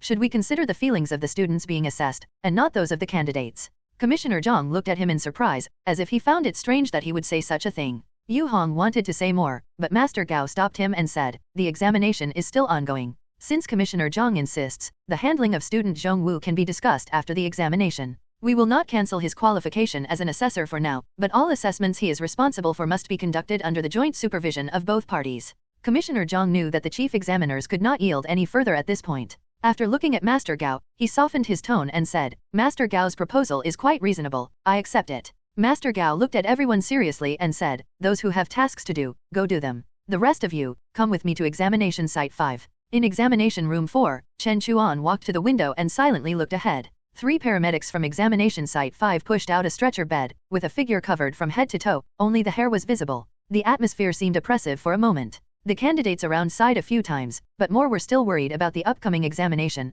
hoping that the assessor at that site could be replaced. After a while, the female teacher came in from the examination site. She said in a slightly lower voice than before, all candidates, return to your original positions, the examination will continue. What? No replacement? No replacement, is that possible? Look at the bulletin board over there. The candidates glanced at the bulletin board at the examination site, which showed no changes, indicating that there was no replacement of the assessor. Everyone seemed uneasy, fearing that they might also be assigned to that site. Chen Chuan walked back and sat down in his original seat, his eyes becoming extremely calm. The examination continued, but as it progressed, the first candidate chose to give up the re-examination because he was assigned to examination site 5. After all, they had already passed the preliminary examination, and even if they failed the re-examination, they would still be students of Wei Academy. They didn't want to risk their lives. With the first one, there came the second, and after several rounds, the female teacher's voice rang out again. Number 96, number 398, number 421, go to examination site 5. Feng Haiming trembled all over because it was his turn this time. At this moment, he saw Chen Chuan stand up directly and walk towards the examination site.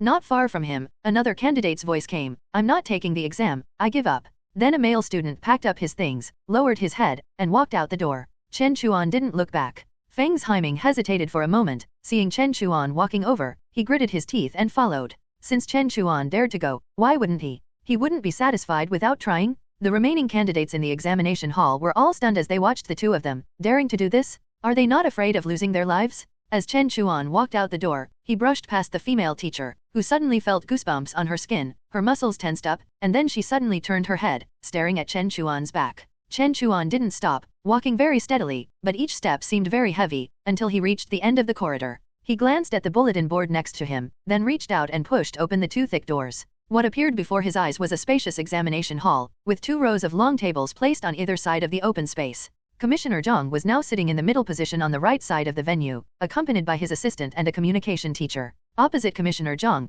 facing him, was Master Gao, with Yu Hong and the lecturer Bian Feng who had once admitted him on either side, along with several other teachers. Some assistants stood to one side, and not far from the door stood medical personnel. Some people were now looking at him with a mix of surprise, regret, and sympathy. In the middle of the venue stood a senior student over 2 meters tall, with a bulky and wide body, extremely strong, giving the impression of a large water tank filled to the brim. When he stood there, the floor seemed to be pressed down a bit. His shoulder and back muscles were so thick that his neck almost seemed non-existent, his eyes were mere slits, and beneath his robust arms, his hands were unusually large, as if they could easily envelop an ordinary person's head. Feng Haiming, who was following behind, was startled. Before seeing this person, he couldn't imagine what kind of person he was, but upon seeing him in person, he felt some regret for coming along. However, since he was already here, there was no turning back. So, he gritted his teeth and stood straight. One of the examiners spoke up, only 2 candidates have arrived. Candidate number 398, come up first for the exam. Yu Hong then reminded, candidate, to avoid accidents, we recommend you wear protective gear. Feng Haiming immediately agreed, thinking that even if he couldn't compete, he could at least exchange a few moves. He went to the side to put on all the protective gear before coming in front of Zhong Wu. At 16, he had only grown to a height of 1.7 meters, and the contrast between him and Zhong Wu due to their height and build was stark. At this moment, Feng Haiming felt the overwhelming pressure from Zhong Wu, sensing the heat emanating from his massive body, which made his mouth dry. Then, he heard Zhong Wu speak in a muffled voice, hello, classmate, my name is Zhong Wu. Feng Haiming took a deep breath and tried to speak his name in a steady voice, Feng Haiming. When they stood together, it meant the exam had begun. He decided to take the initiative, or else he might not get another chance. He let out a shout and punched towards Zhong Wu's abdomen, delivering more than a dozen punches in succession. However, each strike felt like hitting a tightly packed rubber ball, and Zhong Wu showed no reaction at all. At this point, he looked up and saw Zhong Wu looking down at him, saying, "Oh, you've started." Then, Zhong Wu reached out to grab him. Feng Haiming quickly tried to dodge, but Zhong Wu's hands were too large and, despite appearing slow, were actually very fast, catching his arm in a single motion. I surrender." Feng Haiming, realizing something was wrong, immediately shouted out. However, Zhong Wu seemed not to hear at all, lifting him up like a chick with one hand, causing Feng Haiming to let out a scream of terror. "Stop." Yu Hong stood up, speaking sternly, "Stop." He stared at Zhong Wu. He has already surrendered. Zhong Wu's eyes narrowed slightly, and he let go of his hand, causing Feng Haiming to fall to the ground, clutching his arm in pain. Zhong Wu scratched his head and said in a deep, seemingly honest voice, "I'm sorry, examiner, I didn't hear that just now, I'm sorry. Classmate, I'm sorry." As he spoke, his massive body bowed forward. Feng Haiming immediately felt a huge shadow fall over him, completely covering him, and he couldn't help but shrink back. Despite the piercing pain, he stuttered out, It's okay." Then he felt the large body slowly straighten up, and the light returned above his head. Yu Hong shook his head and sat down. The examiners remained silent, as injuries to candidates were a common occurrence during exams. Since the candidate himself had indicated it was acceptable, they couldn't use this to blame Zhong Wu. Bian Feng looked deeply at Zhong Wu.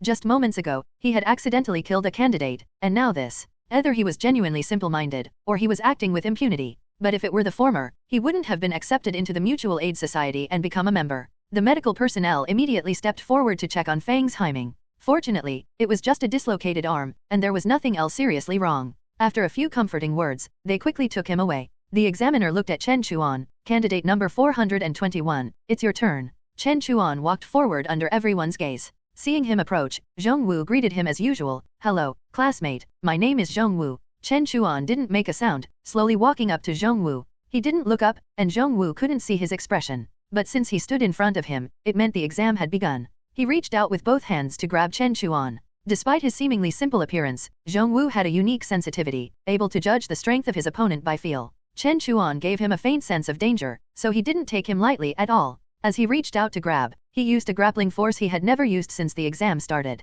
Once he got a good grip on his opponent, the force would penetrate, and the opponent would immediately lose all ability to resist, completely at his mercy. And at the moment he exerted this force, most of his body would be covered by the force, leaving almost no openings. Chen Chuan seemed not to see his movements, standing there as if unresponsive. The examiners watching the exam couldn't help but tense up, ready to intervene and stop the exam at any moment. At this moment, Chen Chuan seemed to be oblivious to everything around him, with only his opponent left in front of him. As the two large hands approached to grab him, just as the fingertips were about to touch his shoulders, a light flashed in his eyes, and the second self instantly merged with him. Then, lifting his knee, he kicked upwards towards the sky. This kick concentrated all his strength, and he did not hesitate to use the limit-breaking strike, causing almost all his muscles to strain at once. Yet, at the same time, the second self bore all the damage. Zhong Wu's massive body implied greater strength, but the nerve transmission was inevitably not as fast as Chen Chuan's. Even if their reactions were equal, with the second self's multiple enhancements, the speed was enough to make it impossible for Zhong Wu to react.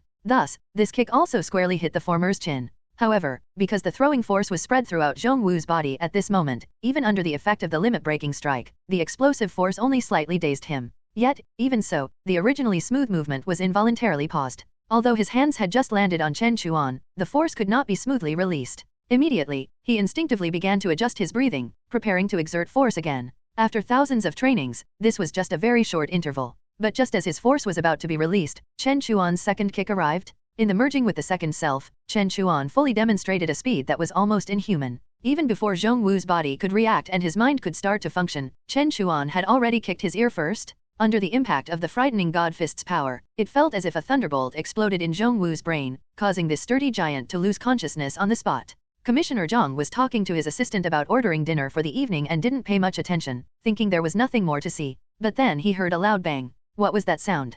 Commissioner Zhang turned around and saw Zhong Wu and Chen Chuan still standing in place, as if they hadn't moved from the start. From his angle, Zhong Wu's two hands were already pressing on Chen Chuan's shoulders, and he revealed a slight mocking smile. At this moment, Chen Chuan had actually already won, but he did not stop. Instead, he kicked again. Then the fourth, the fifth, the sixth. Zhong Wu's body, weighing over 200 kilograms, should have fallen after losing consciousness, but it was forcefully kept upright by Chen Chuan's powerful kicks. Bang, bang, bang. Because Chen Chuan's speed was too fast, except for the chief examiners present, those who were not from a martial arts background, such as Commissioner Zhang, some rescuers, and even some assistant teachers with poor eyesight, could not clearly see his kicks. They only heard the explosive sounds of whip kicks echoing in the venue. After a while, even Commissioner Zhang could see something was wrong from Zhong Wu's rolled back eyes and his body swaying like a pendulum. The rescuers were also panicked and quickly shouted, "Hey, stop! Stop! Did you hear that? Stop quickly!" Chen Chuan seemed not to hear, still kicking again and again. Zhong Wu was like a leaking sandbag at this moment, with blood seeping from his eyes, ears, nose, and mouth.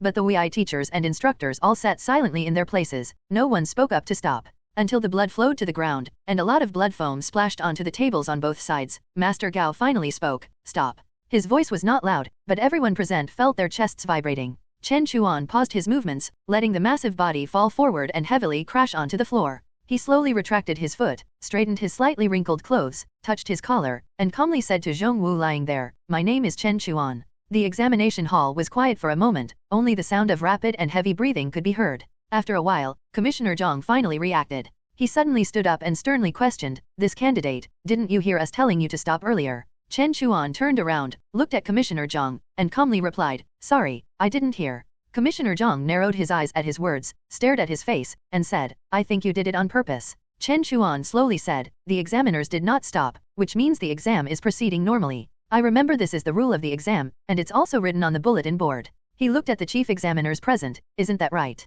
Master Gao picked up Chen Chuan's file and looked at it a few times, then said, "Candidate Chen Chuan knocked down the senior student responsible for the confrontation. The process complies with the examination regulations. No scoring is required, and he can be directly judged as passed." Yu Hong immediately followed, "No objections, passed." Bian Feng said in a deep voice, "Passed, passed, passed, passed." One after another, the examiners present did not hesitate to give their judgments. Commissioner Zhang couldn't help but look at everyone present, his eyes gloomy. Yu Hong looked at Commissioner Zhang and urged, "Commissioner Zhang, please sign." "Of course, not signing is also acceptable." He smiled and said, "Because the candidate knocked down the senior student responsible for the assessment, it is considered a direct pass. This is the rule of Wei." Master Gao said in a deep voice, "Exactly, this is the rule of Wei." Everyone in the examination hall looked towards Commissioner Zhang. Under the gaze of the powerful Wei-teachers, Commissioner Zhang was not much affected, but his assistant felt as if his heart was about to jump out of his chest, with cold sweat all over his back. Commissioner Zhang, with a grim face, took the form from his trembling assistant's hand and signed it with a pen.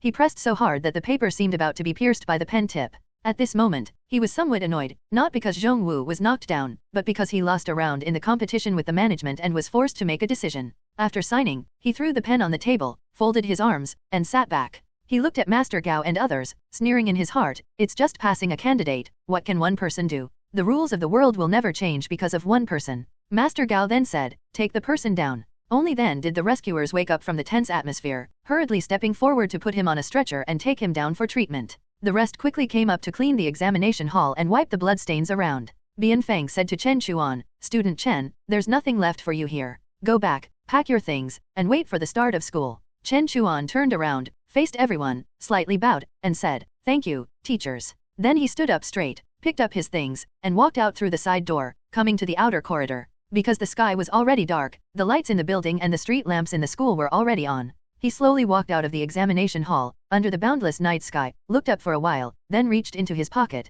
took out a piece of beef jerky, tore off the wrapper, put it in his mouth, chewed slowly, and silently said in his heart, "It's delicious." In the examination hall, Zhong Wu was pushed out. His weight of over 200 kilograms was manageable, but his body was too broad, causing his limbs to dangle off the stretcher. The paramedics had to lift his limbs separately and carry him to the nearby emergency room. However, the doctors in the emergency room all shook their heads, indicating they couldn't handle his condition, so he was sent back out. This back and forth was exhausting, and with one less student responsible for the confrontation, they needed to find a replacement and re-announce, which caused quite a stir. Once the candidates figured out the situation, they became excited, shouting, "It's Zhong Wu, it's Zhong Wu, that senior student in charge of the exam. Look, look, he's on that stretcher. Pushed out? No emergency treatment. I guess they can't save him. If even emergency treatment can't save him, how badly was he beaten? Haha, was it by one of the candidates? Wow, who's so awesome? It must be, probably by the student who just went in. I wonder who it was? Well done, like a second parent? Haha, if he were in front of me, I'd definitely kneel down to him."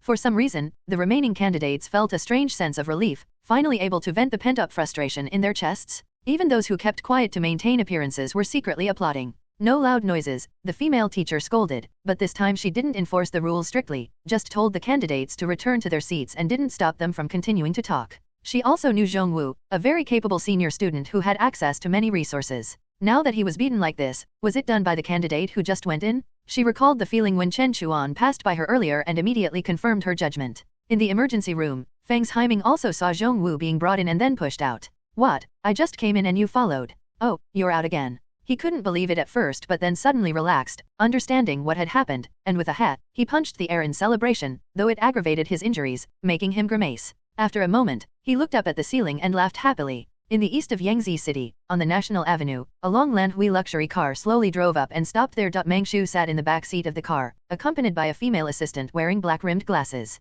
She asked, "Is the WEI re-examination today?" The assistant replied earnestly, "Miss, yes." Meng Shu said, "Go and ask, I want to know the result now." The assistant immediately opened the door and got out of the car, then went to instruct those who followed behind. In the front passenger seat, an elderly man who looked like a butler turned around and said, "Miss, are you so optimistic about your classmate? You played together as children, but people's hearts are fickle. Can he still meet your expectations now?" Meng Shu said, "Uncle Yi, my evaluation of him is not influenced by any childhood nostalgia, nor will I act emotionally. I am almost 18 years old. I need someone by my side who is of clean background and trustworthy, to serve me, to serve the family, so that the company can continue to thrive in the long run. He is the most suitable candidate I have ever seen." Uncle Yi said, "I have seen Chen Chuan's records. He had good grades in middle school. Before taking the Wuda Desh exam, he had never been to any boxing gym or training facility, yet he managed to get into Wuda Desh on his own. Miss, your judgment is indeed good. With a little cultivation, such talent would be a great candidate." At this moment, footsteps approached, and the female assistant came to the car window, cautiously saying, "Miss, that Chen Chuan has passed the WEI re-examination." Meng Shu didn't say much, looked ahead, and said, "Let's go." "Wait a moment, Miss," Uncle Yi suddenly said. "If Miss wants to secure this young man's service, I might be able to think of a way." Meng Shu looked at him and said, "Uncle Yi, I remember you are from Yangtze." "Yes." Uncle Yi sighed, "I am old. In my early years, I followed the fifth young master around. Now my body is still fine, but my heart is tired. It would be better to retire in my hometown and also keep an eye on this talent for Miss." Meng Shu said, "I understand Chen Chuan's personality. He cannot be forced with strong measures. You can stay, but do not do anything unnecessary." Uncle Yi said, "Miss, I know my limits and would not do anything to make things difficult for you. Being a WEI upper-class student is not easy, especially for students without that background. The more outstanding they are, the more pressure they have." He smiled peacefully and said, "Miss, I will not take the initiative to do anything. I will only offer a choice when he needs it. I believe he will understand the good intentions of Miss." Meng Shu said, "Uncle Yi, remember your promise." The car's front and rear doors opened simultaneously. The female assistant got in, while Uncle Yi got out, closed the door from the outside, stepped back 2 steps, and waved to the inside with a bow. Meng Shu looked ahead and said, "Let's go, back to Central City." The headlights suddenly lit up, illuminating the road. A leading car drove out first, followed by the luxury car, with a series of cars and armored vehicles closely following behind, heading along the avenue towards Central City. Inside WEI University Chen Chuan stood outside the examination hall for a while, finished eating a piece of beef jerky, and then walked out of the school gate. He retrieved his bike from the square and headed home. Nian Fulai, Yuan, and 2 cousins were waiting there. When they heard the sound of the bike bell outside, Yuan hurried to go out, but Nian Fulai stopped her, saying seriously, "Don't show too much concern. If the child didn't pass, he would feel bad too." Yuan hesitated and did not go out. The door creaked open, and Chen Chuan walked in from outside. He glanced around and saw his cousins sitting obediently, their round eyes watching him, while Nian Fulai leaned on the sofa reading a newspaper. Yuan was knitting a sweater and, pretending not to care, asked, "Chaner, how did the exam go?" Chen Chuan smiled and said, "Aunt, uncle, I passed." Phew. Yuan first relaxed, putting down the sweater and letting out a long sigh. She glared at Nian Fulai and said, "It's all your fault." Then, as if remembering something, she turned away, wiping her tears. Nian Fulai also showed joy upon hearing the news but maintained his composure, saying nonchalantly, all right, Yuan, he passed, he didn't fail, it's no big deal." Yuan turned back and said, "Can't I be happy? Can't I be happy?" Nian Fulai muttered, "When Xiao Qian got into the military academy, I didn't see you this happy, is it the same? Qian still has your brothers in the army to take care of him. I won't argue with you." Yuan stood up and walked forward, pulling away Nian Fulai's newspaper, saying with annoyance, "What are you pretending for? You don't even know it's upside down." Nian Fulai felt a bit embarrassed, coughed, and said, "The light at home needs to be changed, my eyesight is getting worse recently." The cousins could also sense their parents' emotions, jumped up making whooping sounds, and kept clapping, just happy to share the joy. Nian Fulai said, "Xiao Chuan, haven't eaten yet, right?" Chen Chuan said, "Not yet." Yuan said, "Your uncle said to wait for you to come back, now it's just the right time." Nian Fulai stood up, waved his hand, and said, "Set it up, Xiao Chuan, today we 2 men will have a couple of drinks. Dinner time, dinner time." The 2 little ones cheered. Yuan smiled and went to the kitchen, bringing out plates of heated dishes. After everyone in the family sat down, she brought over cups, poured a cup of yellow wine for Nianfulai, and said to Chen Chuan, Xiao Chuan, you're practicing martial arts, you don't need to drink, your uncle will drink, I bought you soda. I want some too, I want some too. Nianfulai chuckled, muttered something about making a fuss, but didn't force Chen Chuan. Chen Chuan smiled, waited for Nianfulai to eat a few bites of the dishes, then picked up his cup, using the drink as a substitute for wine, toasted Nianfulai, and then said, Uncle, Aunt, after the semester starts, I'll move to the school dormitory. Nianfulai sighed and said, it's only right, you've made something of yourself now, your aunt and I have one less worry, study well at Wida. As for how far you can go, my vision is too narrow to see, but just remember to come back often to see your aunt and the cousins. Chen Chuan smiled and said, Uncle, I'm just at Wida, not far from here, just a few steps away, if Uncle doesn't find me a bother, then I'll come back often, to taste Aunt's home cooking. Yuan said happily, Chanar loves to eat, Aunt will cook for you every day. At this moment, Nianfulai suddenly slapped the table with a bang, startling Yuan, who glared at him and complained, what are you doing, startling us like that? Nianfulai rubbed his scalp and said, that mop of Wei Lahuz, I need to go back and find it.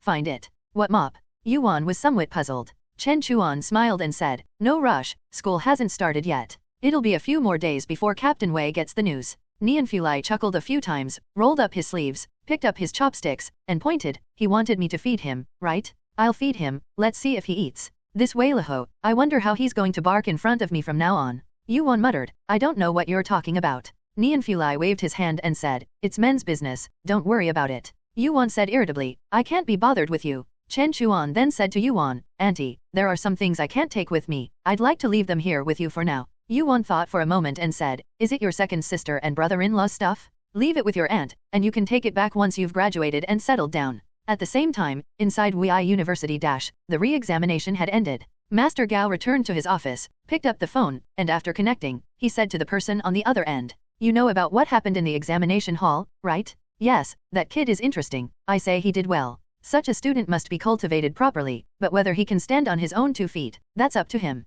The voice on the other end replied, this good sprout has just emerged, don't put too much pressure on it, lest it collapses. We should support it for a while first. Master Gao said, what good sprout grows under the eaves? Oh, you think everyone is like you, finding a good wife and relying on a good father-in-law. The voice said, all right, old Gao, joking with me, huh? Seems like you're in a good mood, should find you more work to do. Before he could finish, Master Gao immediately became serious and said, all right, enough of this nonsense, I'll do what needs to be done. As for Commissioner Zhang, you're the school trustee, you handle it properly. The voice responded steadily, as long as it complies with Wei's rules, I can hold it down for you. With a click, the light in the room turned on, and Chen Chuan walked in. He closed the door behind him and walked to the window, where a bright moon hung high in the night sky. He reached out to draw the curtains and then returned to the bed, glancing at the alarm clock on the nightstand before closing his eyes. Instantly, his second self merged with him. After a while, he opened his eyes and looked at the alarm clock again. Today, to defeat Zhongwu, he had used the frightening God Fist with every move, consuming a significant amount of merging time. However, the time had now increased by more than 270 seconds, and the upper limit of merging had exceeded 6 minutes. This was the biggest improvement since the birth of second self. Zhongwu was probably the most dangerous opponent he had faced so far, and at that time, he had never had such a strong desire to knock someone down. It was precisely when his belief was most firm, insisting on doing something and succeeding, that it triggered an unprecedented strong resonance with second self. He reached out and flipped the alarm clock over. Next, it would be a new beginning. The next day, Chen Chuan woke up on time. Since there were still 2 days before school started, he had to prepare a bit more. Moreover, after school started, he definitely wouldn't have time, so he needed to contact some close friends. Therefore, he first called Ding Jiao. As soon as the call connected, a voice came through. Hey, is this Chen Chuan? Brother Chuan, you finally called me. I've been so bored these days. I told them I have a classmate from Wida and even a desk mate, but those bastards didn't believe me, saying I was bragging. What bragging? Do I look like someone who brags? Do I? Chen Chuan held the receiver a bit further away and said, and then? What then? Chen Chuan smiled and said, about the bragging. Bragging, let me tell you. Hey, are you teasing me again? Oh, by the way, what did you call me for? Chen Chuan said, I passed the Wei re-examination, just letting you know so you won't say I didn't tell you. You passed the re-examination. Ding Jiao's voice suddenly rose an octave. Awesome, awesome, awesome. Damn, I want. Wow, Brother Chuan, you are my brother. The loud voice came through again, audible from several meters away, but Chen Chuan had already calmly moved the receiver away. By the way, Brother Chuan, you have to treat us, you have to treat us. Did you hear me? Can you not treat us for this? Shouldn't I jump out of my window? Can you bear not to? Chen Chuan thought about it and felt it was quite serious. Although Ding Jiao lived on the first floor, there was a ditch right outside his window. He said, I was just thinking about that. We don't need many people, just call a few familiar ones, and find a time to gather at Wangxiangsai. Great. I'll go make the calls now. I'll talk to you later. Ding Jiao hung up the phone excitedly. Chen Chuan thought for a while, then dialed another number, saying, Is this Mi's law firm? I'm looking for Gao Ming. After a while, a voice came from the other end. Cousin, I've been paying attention to the WEI re-examination these days. Calling at this time, you must have passed, right? Chen Chuan said, Yes, I just passed last night. The voice laughed and said, Then congratulations, cousin. By the way, I won't be able to come back for 2 months, the time is not certain yet, I'll contact you then. Chen Chuan knew he had a lot of things to do, chatted with him for a few words, and then hung up the phone. At this moment, he heard the sound of a bicycle bell outside, followed by someone knocking on the door and asking, Does Chen Chuan live here? Chen Chuan from Wida Dash? There's a package for you? The voice was loud, and the neighbors who were at home heard it. Chen Chuan came out, opened the door to the front yard, and saw a young man in a grey uniform with a package on his back standing there. Behind him was a bicycle loaded with packages on both sides. Upon seeing him, the young man handed him a sheet and a pen, saying, You're Chen Chuan, right? There's an urgent package from the courier station, please sign for it. Chen Chuan took the sheet and signed it. The young man took it back, returned to his bike, and handed him a large package, saying enviously, You got into Wida Dash, that's amazing. My brother is going to take the exam next year, I wonder if he can get in. I'm off. He got on the bike, rang the bell, and with a few vigorous pedals, the bike was off. Chen Chuan waited for him to leave, then went back into the house, opened the package, and saw 2 sets of retro-style training uniforms inside, both with left lapels, one set in blue and the other in white, each accompanied by a headband of the corresponding color. In addition to the 2 sets of training uniforms, there were also 2 sets of formal student attire, including hats, shoes, gloves, and socks, one set for everyday wear and one for winter, similar in style to the one he was wearing, but made of better materials and in more authentic colors, with the WEI school emblem on the chest. There was also a delicate envelope printed with the WEI school name, which felt quite hard to the touch. Tearing it open, he found something resembling a name card inside. He picked it up and looked at it. It turned out to be a new student ID. After passing the re-examination, he was now considered an elite student under WEI's key cultivation program, and this new student ID replaced the old one. Inside the envelope, there was also a small booklet and a key. The booklet was a foldable one, starting with some congratulatory messages, followed by some of WEI's school rules and precautions. When fully unfolded, the back of the booklet revealed a map of WEI University in inkwash painting style. Although it was a printed product, the image was very exquisite and pleasing to the eye, likely the work of a master artist. As for the key, it was for the dormitory assigned to him, which he would be able to use once the school term started. After putting everything away, he went to the courtyard to practice boxing, and soon it was noon. After lunch, he changed clothes and went out, running towards the House of Fists. However, he decided to make a detour to Wei Dong's place first to check on how the guy was doing and whether he had passed the re-examination. This time, he didn't take the long alleyway to climb up, as that wasn't the proper way, so he took a detour and entered through the main entrance of the residential building, found the building where Wei Dong lived, and went up the stairs. On the door, there was a poster of a boxer with a clenched fist, in a style that looked quite old. He knocked on the door and said, Is little Wei at home? From inside came the sound of hurried footsteps, and then the door was suddenly pulled open. Wei Dong stood behind it, with a medicinal patch on his face, waving at him and saying, Hey, little Chen, I didn't see you yesterday, someone said you were in another examination room, and that guy almost got into a fight with me, but later he wasn't willing, so it didn't happen. Chen Chuan smiled and said, That was in the examination room, would you really have fought him if he was willing? Wei Dong said proudly, Of course not, I was just scaring him. I always keep my promises to the old man. Chen Chuan said, From the looks of it, you must have passed the re-examination. Wei Dong scratched his head and said, That guy was quite strong, he knocked me down with just a few punches and kicks. But I didn't give up. I got up and fought with him several more times, maybe 3 or 4 times. Later, the teacher said enough, no more fighting, saying it was meaningless to continue and not to waste time, so he said I passed and could leave. Chen Chuan extended his hand and said, Congratulations, brother Wei. Wei Dong reached out and gave him a strong pat, saying, Hee, congratulations to you too, brother Chen. We can continue to spar in the future. Suddenly, he became a bit more serious and said, I will find a way to beat you. Chen Chuan smiled in response and said, Then you'll have to work hard. After understanding the situation, Chen Chuan stayed at Wei Dong's place for a while before leaving and continued on to the House of Fists, arriving around 2 o'clock. Lu Ke was currently cleaning the venue and stopped his movements upon seeing Chen Chuan enter, saying with surprise, Brother Chen. Then he looked at him, knowing that Chen Chuan had gone to the WEI University re-examination yesterday but not knowing the outcome. Chen Chuan smiled at him and raised his clenched fist. Lu Ke showed a joyful expression, giving him a thumbs up and sincerely saying, Brother Chen, impressive. He seemed to remember something and added, by the way, the master is upstairs, and then added, he's also waiting for your news. Chen Chuan nodded and said, talk later, then walked up the stairs to the second floor, where he saw Yu Gang standing on the balcony corridor, arms crossed, looking into the distance. He walked over, bowed to Yu Gang, and said, Mr. Yu, I passed the WI re-examination and will be going to school in a few days. Thank you very much for your guidance during this time. Yu Gang turned around, put his hands down, and said, since you've passed the re-examination, my training for you ends here. Chen Chuan said, regardless, I must thank you for your guidance, Mr. Yu. Yu Gang said, you have talent and will always stand out. This way, I have repaid Captain Nian's favor.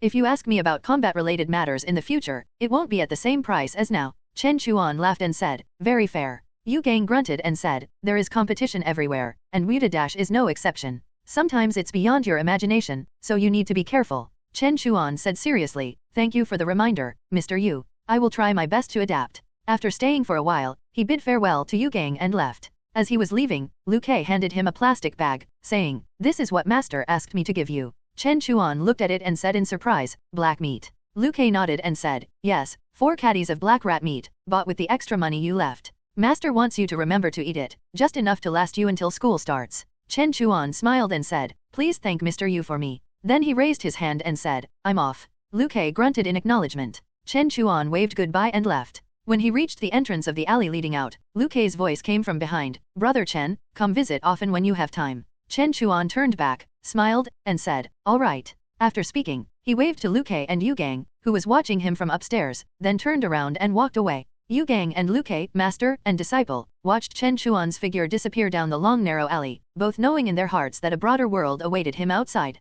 September 1st, the first day of school at WI University.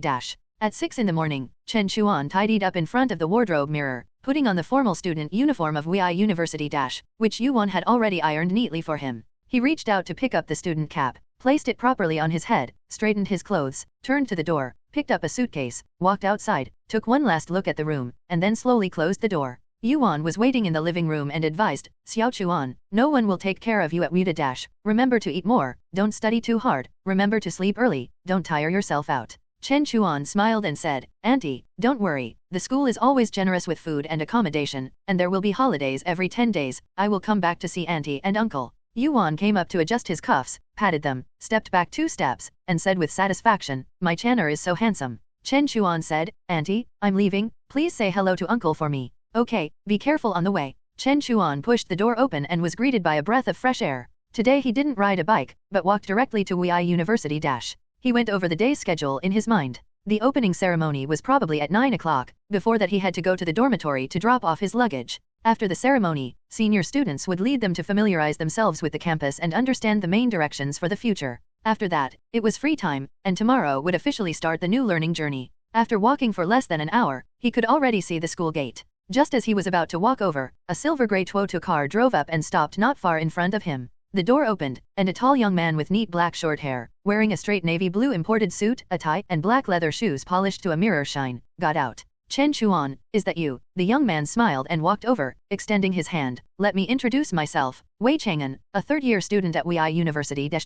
Hearing the name, Chen Chuan's heart stirred. He reached out and shook his hand, saying, hello, senior, are you Wei? Wei Captain's son. Wei Chang'an smiled and said, yes, I am Wei the Tiger's son, there's no need to be shy about the nickname, just call him Tiger. Chen Chuan looked at him. He had met Wei the Tiger before, a boisterous, fierce, and burly man. He never expected his son to be such a respectable person. This person seemed to have come specifically to find him, so he asked, Senior Wei, what can I do for you? Well, Wei Chang'an became slightly more serious, Junior Chen Chuan, there is currently a college dispatch mission that requires your cooperation. I'm sorry, but I'm afraid you won't be able to attend the opening ceremony on time today. Chen Chuan was somewhat surprised and said, dispatch mission? Senior Wei, are you sure? I'm just a freshman who hasn't even started school yet. At this moment, the car window in the back seat rolled down, and a somewhat familiar, deep voice came from inside. Student Chen, you go with him. This is a task assigned to you by the school. Wei Chang'an will explain the specific situation to you. Chen Chuan looked and found that the person was also someone he knew, Bian Feng, the lecturer who had admitted him during the entrance exam.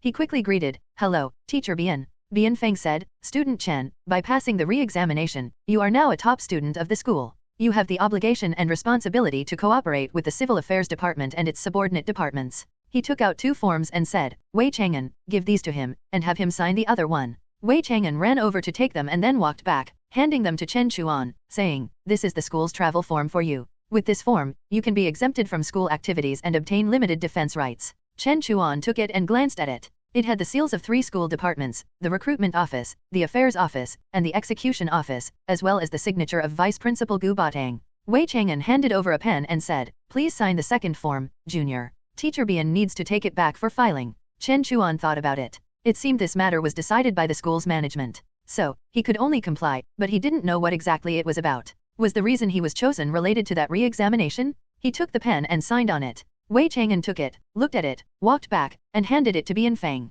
Bian Feng put it into the briefcase he was carrying, got out of the car, and said, "I'll head back to the school first. I'll leave this matter to you. Remember to handle it well." Wei Chang'an said, "Rest assured, Teacher Bian." Bian Feng walked towards the school gate with his briefcase, while Wei Chang'an extended his hand and said, "Junior, let me help you put your luggage in the trunk." Chen Chuan said thank you. Wei Chang'an took it, walked to the back of the car, opened the trunk, put the suitcase in, then walked to the front and opened the car door, gesturing with his hand, "Junior, get in the car, let's go now, finish early so you can come back sooner." Chen Chuan walked over, sat in the passenger seat, and fastened his seatbelt. Wei Chang'an also got in from the other side, fastened his seatbelt, placed his hand on the steering wheel, turned the car key, and with a series of skilled operations, the algae oil engine roared to life, and they drove onto the main road. After driving for a while, seeing that Chen Chuan hadn't spoken, he smiled and said, "What, feeling a bit regretful about missing the opening ceremony? In my opinion, what's so great about the opening ceremony? A bunch of old folks talking up there, it's annoying to listen to. If you want to know anything, just ask your brother Wei."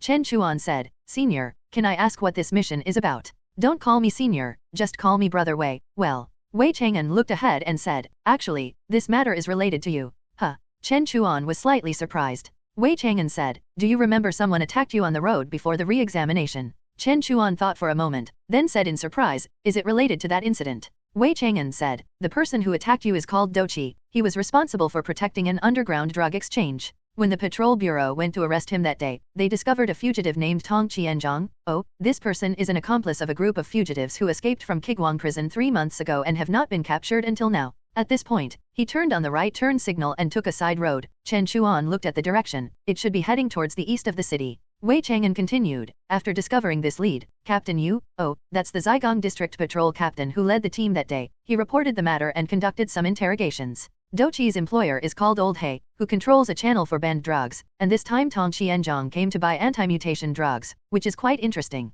Chen Chuan pondered and said, "Anti-mutation drugs? I think I've heard of them somewhere." Wei Chang'an glanced at the rearview mirror and continued, "Implants, you know? World giants and major corporations use biocultivated bodies to replace human limbs and organs, thereby gaining functions beyond human capabilities. Of course, military and civilian products differ. Most of what's circulating outside are civilian products. In Central City, it's said that everyone uses them, but these things require long-term use or injection of anti-mutation drugs, otherwise, they can cause mutation reactions, with severe consequences. Implants are not very common outside Central City, perhaps because implantation requires certain technical support. Even anti-mutation drugs are considered contraband outside Central City. Here's the interesting part, when Tong Qianzhang and his gang were arrested, they didn't have any implants. So, why would they need anti-mutation drugs? Did they get implants after escaping from prison, or were they buying them for someone else?" The Patrol Bureau investigated and found that Old He's drugs were obtained from his supplier, Chu Huze. According to Old He's confession, Tong Qinjiang's gang likely obtained drugs from Chu Huze before, but later introduced them to Old He. However, Old He played it safe, fearing implication, so he didn't deal directly but had uninformed subordinates meet with Fang Daoi's people. To find Fang Daoi and his gang, the Patrol Bureau needs to trace clues from Chu Huze, who is under the protection of a leader of the Bloodstain gang. We're now going to find this person and have him hand over the people. Chen Chuan was somewhat puzzled and asked, since the matter involves gangs, why doesn't the Patrol Bureau directly go and arrest them? Instead, why send us WEI students to find them? Why not directly arrest them? The Bloodstain gang is backed by Molin Company. The gang's ostensibly established company is under Molin Company. They not only have their own lawyers but are also supported by Molin Company's legal team. Going through formal channels, without surface evidence, it's hard to hold them accountable. As for why this matter is handed over to us, Wei Chang'an smiled, leaned forward, took a name card from the front storage box, and handed it to him, saying, "Take a look." Chen Chuan took it and saw it read, "Registered Member of the Commission Association, Key Affairs Commissioner, Wei Chang'an." Wei Chang'an said, WEI Academy students start internships in their 2nd year and can join various departments of the Civil Affairs Bureau or work independently in their 3rd year. I am now a member of the Commission Association, specializing in handling communication and negotiation matters with non-governmental groups. Chen Chuan had also heard about the commission system, which was not only prevalent within the Dashan Republic but also abroad. When a department or individual needed to manage or interact with another entity or organization outside their own system, for the purposes of saving costs and avoiding cumbersome processes, they would hand over the matter to a commissioner, who would be responsible for communication and handling various affairs. These commissioners held a vast network of contacts and resources, with both exchanges and competition among them, and some senior commissioners were even granted powers. Understanding Wei Chang'an's current identity also explained why he could be involved in this matter. Wei Chang'an said, "Rest assured, Junior, the commission company I belong to has previously communicated with the leader of the Bloodstain gang, and they have agreed to hand over the person to us. This time, we're just going through the motions." Chen Chuan questioned, "Is it just because this matter is related to me that you're bringing me along?" Wei Chang'an sighed and said, "Brother Wei is doing you a favor. You know, such dispatched tasks are related to academic evaluations, which concern your future certification, those certificates that only I can take nationwide. Then I thank Brother Wei." "That's right, we are all descendants of the Yangtze Patrol Bureau. In such a large patrol bureau, including you and me, there are only 4 who have passed the re-examination. If I don't help you, who will I help?" Chen Chuan thought about it. There is a tradition of unity within the patrol bureau, but his expression was somewhat subtle. Could it be that Wei the tiger is about to eat them up, so he sent his son over to sell a favor to me, making Uncle too embarrassed to speak up again? The Tuo to sedan continued along the highway, soon arriving at the outskirts of the DC district, adjacent to a national highway that leads directly to other cities and even straight to Central City. This was originally built as a military-grade road when Yangtze City served as a logistics transfer center, not only solid and wide but also capable of directly driving tanks on it. However, the area outside the road was a bit desolate, with several hills visible in the distance to the left front, scattered with simple hut-like buildings on the tops and at the foot of the hills. On top of one hill was an old watchtower, where a person was using binoculars to watch as the sedan approached, then changed the flag on top.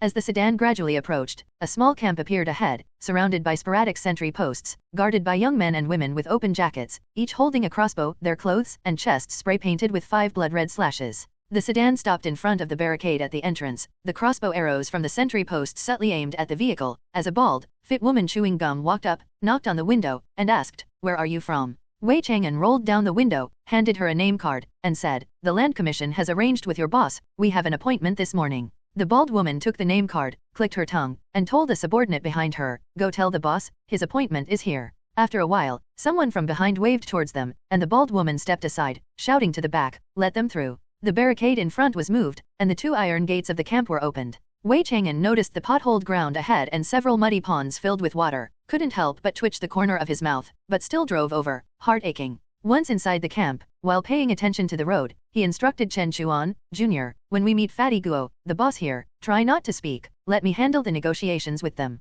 Chen Chuan said, "Okay, Brother Wei." Wei Chang'an glanced at him again, smiled, and said, "But don't be afraid, we're here on a commission, with the backing of the commissioning company and the upper echelons of the Bloodstain gang. Fatty Guo wouldn't dare to mess around, but I estimate he'll try some tricks later, just play it by ear then." The car drove into an open space within the camp, which had a larger area that was likely used for drills in the past. Next to it was a dilapidated grill phone booth, with hollow cement sewer pipes stacked at the edges, on which some members of the Bloodstain gang were sitting sporadically. These people were all wearing yellow-red plaid shirts, most of them with knuckle dusters and daggers at their waists, eyeing the passing car with ill intentions. In the middle of the camp was a larger 2-story barracks, in front of which sat a very clean, white, and plump man over 2 meters tall, with a shaved head, wearing a tight tank top that squeezed out his flesh, with 5 claw marks painted on his chest, accompanied by a man in a white coat and a mask. Not far away, several small white goats were tied with ropes, wearing bells around their necks, their fur well groomed and clean, looking like pets. Wei Chang'an said, "That's Fatty Guo, one of the leaders of the Bloodstain gang."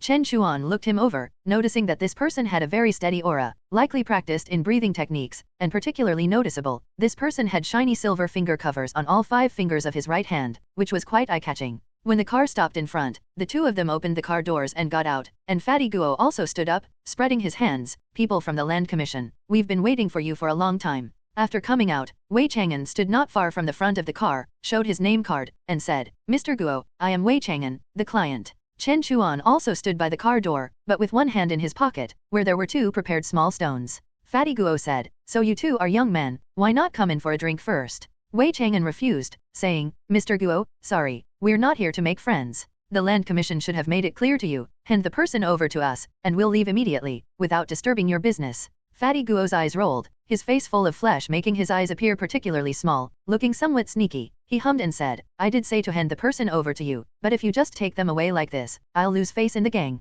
Wei Chang'an said, oh, Mr. Guo, are you trying to go back on your word? Fatty Guo waved his plump hand, going back on my word is not my style. I, Guo, am a man of my word, but... He took 2 steps forward, looking down at Wei Chang'an. I give face to the land commission, but that doesn't mean I have to give you face. If you want to see the person, it depends on whether you have the capability. Wei Chang'an knew this was coming, which is why he didn't give the other party a good look from the start, because the more you do, the more they think you're weak and easy to bully. He sneered, Mr. Guo, this seems like your style, so what do you want? Fatty Guo seemed a bit more excited, stepped back a little, rubbed his thick arms together. Simple, I heard you're a student of Dash. How about a fight with my man? If you win, I'll let the person go with you. Fair enough. Wei Chang'an frowned. Although he is from Dash, he actually doesn't like fighting in front of many people, it makes him feel undignified. But he knew if he didn't agree, who knows how long it would drag on, so he didn't waste words and started to take off his wristwatch, saying, where is the person? Bold. Fatty Guo quickly added, however, the place for the fight has to be chosen by me.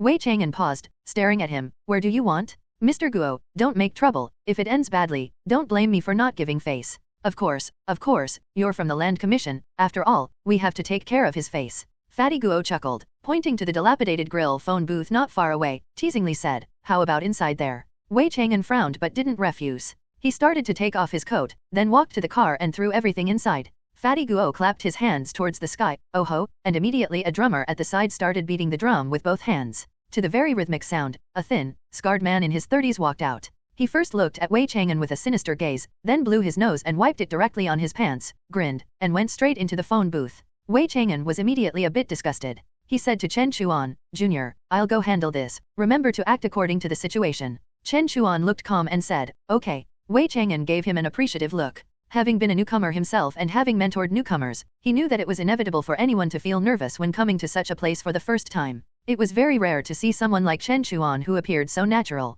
He walked over, squeezed into the phone booth, and then someone came up, pushed the door shut, and hung a lock on the outside, which was usually to prevent the 2 people from squeezing out while pushing each other. Chen Chuan glanced at it. The phone booth was very cramped, with the 2 men almost face to face, less than half a foot apart. This would inevitably make it impossible to grapple or use kicks. If not using short weapons, then the most effective inside would be punches and elbows. However, it was hard for either of them to dodge, and it was also difficult to generate power. It would depend on who was more ruthless and who punched faster. Even if one's strength was higher than the opponent's, it was inevitable to get injured or suffer losses, which was an additional limitation. But after thinking about it, he unbuttoned his coat, took it off, and also threw it into the car. After Wei Chang'an stood there, his eyes became very indifferent, showing no reaction to the filth on his opponent's body or the stench from his mouth, as if the clean and decent urban elite from before had disappeared, leaving only a pure fighter. At this moment, the drumming paused. Guo Fatty raised his hands high, and shouted, start. The drum beat immediately quickened. The skinny man reacted quickly, throwing a punch the moment the sound fell. When the sound rang out, Wei Chang'an just slightly tilted his head back, then suddenly head-butted down. You could see his legs firmly planted on the ground, his whole body like a whip, and his head seemed to become the tip of the whip at this moment. Although it was only a small swing, the power started from the feet, passed through the knees to the waist, from the waist to the spine, and then from the spine to the neck, layer by layer, making the speed incredibly fast. His head actually penetrated the shadow of the fist, hitting the opponent's head first. With a dull thud, the phone booth shook, and the skinny man's eyes rolled back, sliding down like mud. The cheers outside suddenly stopped, and the drum beat couldn't help but play a few more beats. No one had expected that what was thought to be an exciting show ended so quickly. Wei Chang'an still had time to straighten his tie, took out a handkerchief to wipe his forehead, and said to the outside, Mr. Guo, can you hand the person over to us now? Fatty Guo's beady eyes stared at him for a moment. Of course. He turned his head and shouted outside, go call the person out. Not long after, a man in his 40s, thin and small with a full beard, walked out, accompanied by 3 bodyguards, one of whom was looking around with a sinister gaze. What's the matter? Boss Guo. Fatty Guo chuckled. Bearded Chiu, it's not that I'm not covering for you. He pointed at Wei Chang'an and Chen Chuan on the other side. The people from the Land Commission are here to take you back to the patrol bureau for questioning. Chiu's face changed, he cursed, and said to the 2 bodyguards beside him, stop them? Then he took off running towards a parked car in the direction he was heading. Seeing this, Wei Chang'an's expression changed. He pushed against the door and said, Fatty Guo. Fatty Guo spread his hands. I said I'd give you the person. Now he's in front of you. Whether you can take him back is your business. Wei Chang'an knew that if Chiu got to the car, it would be hard to catch him. He took a deep breath and punched the door, causing the entire phone booth to shake, but it didn't open. Fatty Guo chuckled. After Wei Chang'an entered the phone booth and was locked inside, Chen Chuan felt that things might change, so he was mentally prepared early on. Seeing the situation, he didn't hesitate at all. He pushed off the ground and dashed out, chasing after Chu in the direction he was fleeing. Wei Chang'an saw the movement and urgently said, "Hey, don't go." The one by his side is Zai Wu from the Black Arena. But Chen Chuan was running very fast, his feet didn't stop, as if he didn't hear. Wei Chang'an was also anxious. He looked at the door. There was a person squeezed at his feet, making it even harder to exert force. There was no other way. He helplessly took a deep breath, leaned back again, and headbutted the door. Chen Chuan was at least 100 meters away from the two men left behind by Chiu Huzi, but once he picked up speed, it seemed like only a few breaths before he was right in front of them. The two men were startled and quickly drew the daggers from their waists. Oh! Guo Fatso showed a look of anticipation for a good show, as fighting barehanded versus armed is completely different. Facing weapons, even the best fighter could get injured without protective gear. Even if someone got hurt or killed, it was the client's own business and had nothing to do with him. Moreover, as just a follower of a client, the Lu Commission wouldn't turn against him over this. Although Chen Chuan was unarmed, with the second self merged into his body, his speed and reactions had multiplied. So, in his eyes, the two men's movements were actually quite slow.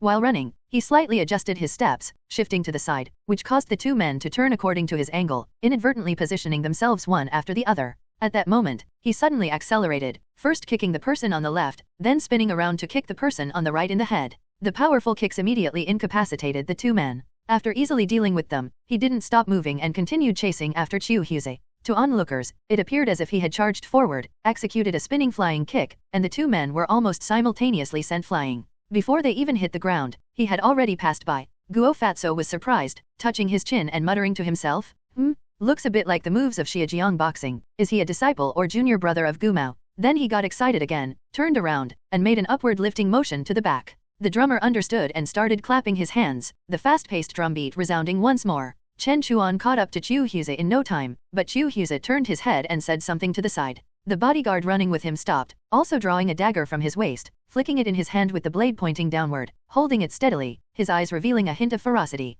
Chen Chuan saw this. The man should be Zai Wu, as mentioned by Wei Chang'an. But his charging speed didn't decrease at all. Zai Wu, with a fierce expression, seeing that Chen Chuan didn't stop, stepped forward 2 steps, blocking his path. Even with the second self, Chen Chuan didn't want to be stabbed by a dagger. As he was about to get close, he subtly flicked his right hand, and 2 stones flew out first. Zai Wu reacted extremely quickly, dodging one stone and deflecting the other with his dagger, even causing a spark to fly. Chen Chuan was slightly surprised. Although his technique was somewhat amateurish, the speed and strength were evident. Yet, this man could accurately block with his dagger, which was a significant test of eyesight and speed, indicating a high level of skill. However, once Chen Chuan entered a combat state, many inspirations would emerge. Seeing this situation, he immediately came up with a countermeasure, increasing his speed again while slightly lowering his left hand, feigning to throw another stone. Zai Wu, with keen eyes, saw this movement and couldn't help but judge that there might be another stone there, causing him to tense up. Even if his brain reacted that Chen Chuan might be bluffing, his body reacted first, inevitably causing his entire body to move slightly.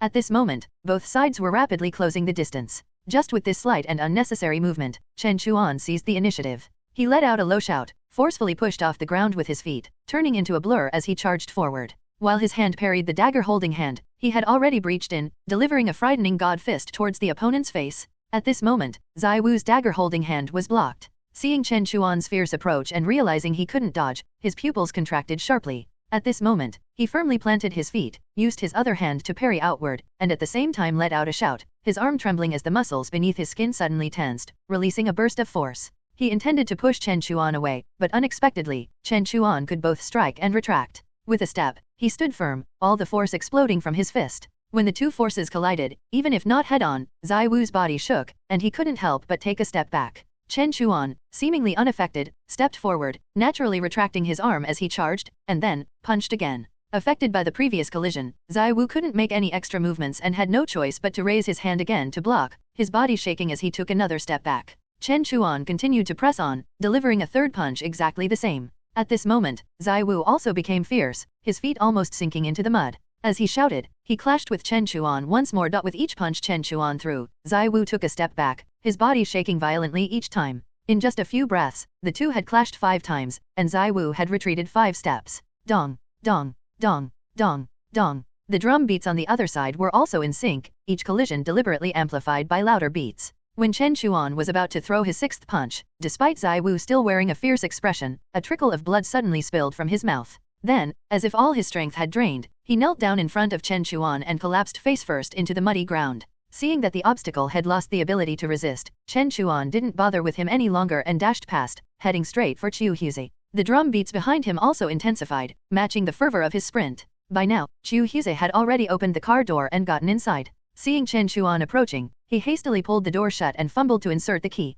However, perhaps due to nervousness, he missed the ignition twice in a row. Chen Chuan saw this clearly and knew it would be troublesome if Chiu Huzi managed to escape. He took a deep breath, accelerated with all his might, and leaped into the air as he neared the car. The drummer behind him, witnessing this scene, couldn't help but widen his eyes, his whole body trembling as if electrified. He suddenly raised his hands high and then brought them down with all his strength. Boom! With a deafening drum beat, Chen Chuan's momentum-laden foot simultaneously slammed into the car door. With a loud crash, the car was shoved sideways by more than half a meter, and the door was completely caved in by his kick. Chiu Huzi, sitting in the driver's seat, was flung by the force onto the passenger seat, his body plastered against the window. The members of the bloodstained gang watched with bated breath, but many couldn't help but scream in excitement. That kick was a pure display of power and violence, visually stunning, and it sent their adrenaline soaring. Chen Chuan retracted his foot, walked around the front of the car to the other side, grabbed the door handle, and yanked it open. Chiu Huzi tumbled out, and in sync with his action, the drummer quickly struck a few more beats, ending with a final dong as Chiu Huzi hit the ground. At that moment, a loud explosion sounded in the open space, and the grill door of the old phone booth flew out. Wei Chang'an, rubbing his forehead, stepped out from inside, his expression far from friendly. Guo Fatso said with a smile, "Out, huh?" Wei Chang'an stared at him for a few moments, then said, "If Chiu Huzi escapes today, Guo Fatso, you won't be able to handle it." "Oh, really?" Guo Fatso seemed completely indifferent. Wei Chang'an ignored him, walked over, and stepped on Chiu Huzi's shoulder. "What? Still running? Run, run, I say, where can you run to?" Chiu Huzi panted and said, if it weren't for Scarface not being here, you wouldn't have caught me so easily." Wei Chang'an didn't bother to argue with him, grabbed the man by the collar, and lifted him up, saying to Chen Chuan, "Junior, help me stuff him into the trunk, put your stuff in my back seat." Chen Chuan said, "Okay." The two returned to the car. Wei Chang'an opened the trunk, Chen Chuan took out his suitcase and placed it in the back seat, then handcuffed Chiu Huzi with the prepared handcuffs and stuffed him into the trunk. Wei Chang'an closed the trunk and locked it with the key. Chen Chuan asked from the side, "Who is the Scarface Chiu Huzi mentioned just now?"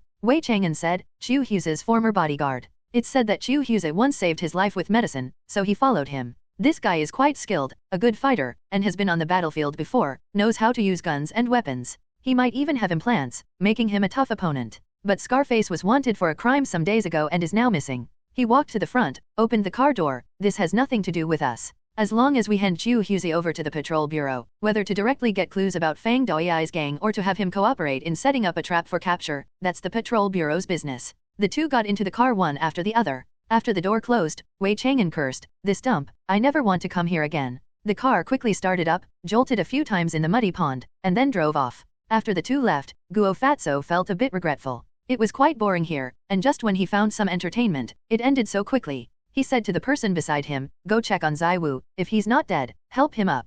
"Damn fool, I told him to follow Chiu Huzi just for show, not to really fight to the death. Doesn't he think about who gives him his money?" The underling walked over to check and said, "Boss, it seems like Zai Wu is about to breathe his last. Is it that serious?" Guo Fatso widened his eyes and said, "He just blocked a few punches, and he's a so-called ring expert? A fake, right? Dr. Liu, go check on him." The man in a white coat beside him walked over, checked him thoroughly, and confirmed, excessive exertion leading to organ failure. This is a common injury from going all out in a fight, overexerting, and then suffering a counterattack. Without good medicine, he's done for. So serious. Guo Fatso said unhappily, Cripple Dan was counting on him to make money in the ring. If he dies, he's definitely going to squeeze me for money. By the way, why does that kid look fine? Dr. Liu said, either that young man's strength level is above Zai Wu's, or he possesses a natural talent. Look at the kick he gave the car earlier. The young man himself was completely unharmed. His strength is extraordinary, and the endurance of his bones and fascia surpasses that of ordinary people. It seems he relied on his physical prowess to wear Zai Wu down. Guo Fatso cursed, "I thought he was a little lamb, but it turns out he's a big tiger. Damn it, I'll take the loss this time. Let's get him some medicine first." After the Tuotu car left the old camp, it soon got onto the main road. Chen Chuan looked back and said, "That place used to be a military camp, didn't it?" Wei Chang'an replied, "Exactly, it was a sentry post left from the great pioneering days, taken over by Fatty Guo. No one manages it now. Most of the bloodstained gang leaders stick together in the city, but Fatty Guo doesn't get along well with the gang members, preferring to hang around outside the city." Chen Chuan pondered for a moment. The contraband that Chiu Huzi dealt with came from Central City, and the national highway here leads straight to Central City. No one would believe there's no connection between the two. Wei Chang'an said, you're quite the junior, clean, and decisive. That kick, tisk tisk, to be honest, even your brother Wei might not withstand it. Don't worry, I'll record it truthfully. If I don't give you an excellent evaluation on your academic assessment, I'm not human. Chen Chuan thought for a while and said, Brother Wei, you mentioned earlier that with enough evaluations, one could get a certificate. What's that about? I didn't see it in the admission guide. Wei Chang'an explained, this is actually your mentor's responsibility, but I'll tell you in advance. You saw that everyone in the Bloodstained gang carries weapons, but have you thought about why we didn't bring anything today? Your brother Wei is here as a client today, so it's not appropriate to carry weapons. The reason we didn't get you a weapon is that I students are generally not allowed to carry weapons outside. Here, you must pass a weapons certification to legally carry weapons anywhere, including small caliber pistols and rifles. However, firearms are strictly regulated, requiring reporting every time they're used, which is troublesome. Carrying cold weapons is no problem. This certification can only be obtained at Wida-, and it's valid for a lifetime, not just within our Dashan Republic but recognized worldwide. Although some places allow carrying weapons, it's only valid locally. Outside the area, unless pre-arranged for a temporary permit, carrying weapons is not allowed, and it involves other complications, making it very troublesome. In addition, there are many other useful certificates that rely on these assignment tasks to boost evaluations, such as the armor certification, which is even harder to obtain. It allows wearing protective clothing of a specified level, rendering most firearms ineffective against you. There's a saying, armed and armored, nothing is forbidden, meaning for fighters like us, with armor and weapons, there's hardly any normal restraint. Chen Chuan thought that if he could obtain a weapon certification, or even an armor certification, it would indeed be great, significantly increasing his survival rate. Not to mention, if he had protective clothing, the stone that took his predecessor's life would pose much less of a threat to him. He asked, are there many such external assignments? With so many students at Wida- every year, probably all kinds of things can be handled, right? Wei Chang'an glanced at Chen Chuan, Jr., you still don't understand your current status. You should get used to it sooner. Do you know what kind of people pass the retest? Have you visited the academy? Do you know the martial arts hall, right behind the auditorium, in a line? Chen Chuan said, I've seen it once, it's very beautiful, quite large. Wei Chang'an said, that martial arts hall was built 5 years ago with huge investments from various donors. It can accommodate 2,000 students for martial arts competitions simultaneously, but that's the stage for second-class students. They are supposed to win honors and fame through arena competitions, martial arts contests, to become star fighters, or to serve as security personnel in various departments. As for us, what the higher UPS expect from us is to manage and restrain them, to suppress them when necessary, to become the cornerstone of maintaining the stability of this country and even the world. That's why only first-class students like us can undertake those external assignments and obtain certifications. He smiled, of course, if you are ambitious and wish to further your studies, you can continue your education at the school, become a teacher, and perhaps have the chance to be recommended to the main campus, to learn more advanced martial arts knowledge. If you are outstanding enough, you might even get the opportunity to enter Central City. Chen Chuan said, since the higher UPS are so wary of students with martial prowess, why do they expand enrollment every year? Wei Chang'an said, it's the trend of the times. He glanced at the rearview mirror, turned a corner, and smiled, you'll understand in the future. Seeing that he was speaking in riddles, Chen Chuan didn't press further and asked instead, Brother Wei mentioned Central City, are there teachers from Central City at RWI? Yes, but they are limited to teaching recommended students, and not just any recommended students. Only those who are truly qualified and talented will be taught. Moreover, this teacher doesn't stay for long each year, and we hardly ever see him. What? Interested in Central City? Understandable, your brother Wei has thought about it too, but it's hard. The recommendation spots each year are given by the upper echelons of the academy, and most are selected from those recommended students. But it's good to have dreams, just remember, he slowed the car down a bit, turned his head, and said seriously, there are strict boundaries among students at the school. Students of what level do what kind of things and achieve what kind of accomplishments. Recommended students do what recommended students do, and first-class students do what first-class students do. It must conform to the rules, and never cross the boundary. Only then can you not be afraid of doing wrong, otherwise. At this point, a bit of melancholy appeared in his eyes, and he shook his head, saying, just remember these words. Chen Chuan didn't ask further. Wei Chang'an drove directly to the patrol bureau headquarters in Ding'an district of Yangtze City, took Xu Huzi out and brought him in. After a while, he came back and handed Chen Chuan 3 forms, come, sign here, all 3. Chen Chuan took them over and saw that it was a commission completion report. It basically described today's process in detail, clearly stating what the 2 people had done, described very objectively. At the end of the executor column, Wei Chang'an's signature was in front, with a blank space left behind. After reading it, Chen Chuan also picked up a pen and signed his name behind. Wei Chang'an waited for him to finish signing, took it back, went into the patrol bureau again, and soon came back, giving him a stamped copy, saying, all right, keep this one for yourself, take good care of it. The school will receive an attachment from the Patrol Bureau later, which will add a note to your academic evaluation. By the way, remember to get a personal seal later, and when you have time, open a personal account. I'll transfer the money to you then, so you don't have to make another trip. Chen Chuan folded the form and put it away, smiling. What, is there money too? Wei Chang'an laughed. You didn't think it was free work, did you? All commission tasks come with payment. That's why Brother Wei is bringing you along. As for how much, you won't be shortchanged. By the way, it's almost noon. Brother Wei will take you to a good place for a meal, and then send you back to school in the afternoon. Chen Chuan said, no need to trouble Brother Wei. School starts today, I'd better return to school early and eat at the Wei cafeteria. Alright then. Wei Chang'an drove Chen Chuan all the way to the male student dormitory building of Wei University saying, Brother Wei will leave you here. Chen Chuan unbuckled his seatbelt, opened the door, and stepped out, pulling his suitcase into his hand. He turned back and said, Brother Wei. Wei Chang'an was bending over, looking at the mud stains on the car's body. Hearing this, he looked up. Chen Chuan smiled and said, throw away the mop that Captain Wei hid. After saying that, he turned around and walked into the building. Wei Chang'an's expression stiffened for a moment, then he smiled, this kid. He shook his head, got into the car, reversed, and drove away from there, arriving at the administrative office building. After getting out of the car, he went directly to the 5th floor, familiar with the way, and found the admissions office. He knocked on the door from outside, and Bian Feng, sitting behind the desk, glanced up, come in. Wei Chang'an walked in and placed the written report on the desk. Bian Feng picked it up and said, all settled. Yes, Teacher Bian, this kid is really good. Wei Chang'an couldn't help but praise, but why assign him a task on the first day of school? Is it that urgent? Don't tell me it's just because he's involved in this matter. Bian Feng read through the report, put it down, and looked up, just in case. If after today, someone frees up their hands, they might use various reasons to block him, and he could be stuck at school for half a semester, going nowhere. He waved the report in his hand, but with this, it's much better, we can give him more support.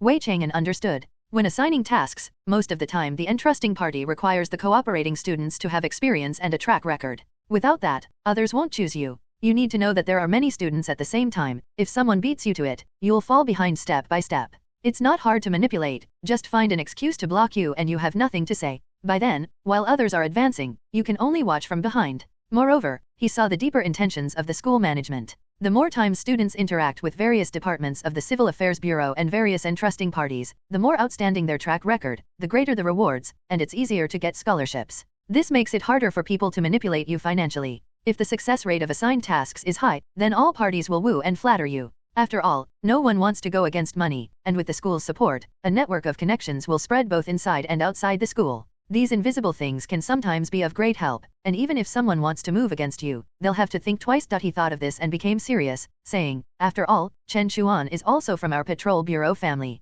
Teacher Bian, promise me, don't push him to that position. I really don't want to see the scene from 2 years ago again. Bian Feng was silent for a moment before saying, we have all learned from the mistakes of 2 years ago and will not repeat them. Chen Chuan walked into the dormitory, and the dormitory security guard came up to him, saying, student, please show your student ID. He then took out his student card from his pocket and handed it over. The security guard took it, inserted it into the slot of the marking machine beside him, and the indicator light above lit up. After a few clicks following the color codes, a piece of paper with his name printed on it came out with a few clicks. The security guard returned the name card and the paper to him, saying, Student Chen, this is your entry and exit slip for today, please keep it safe. Your dormitory is on the 7th floor, Area 1, Room 4. Chen Chuan said thank you and walked towards the stairs. He noticed that there was an elevator in the dormitory building, and it seemed there weren't many people around at this time, so he walked over and pressed the button. The grill door slid open with a unique metal friction sound, and he stepped inside, directly pressing the button for the 7th floor. The elevator shook and started to ascend.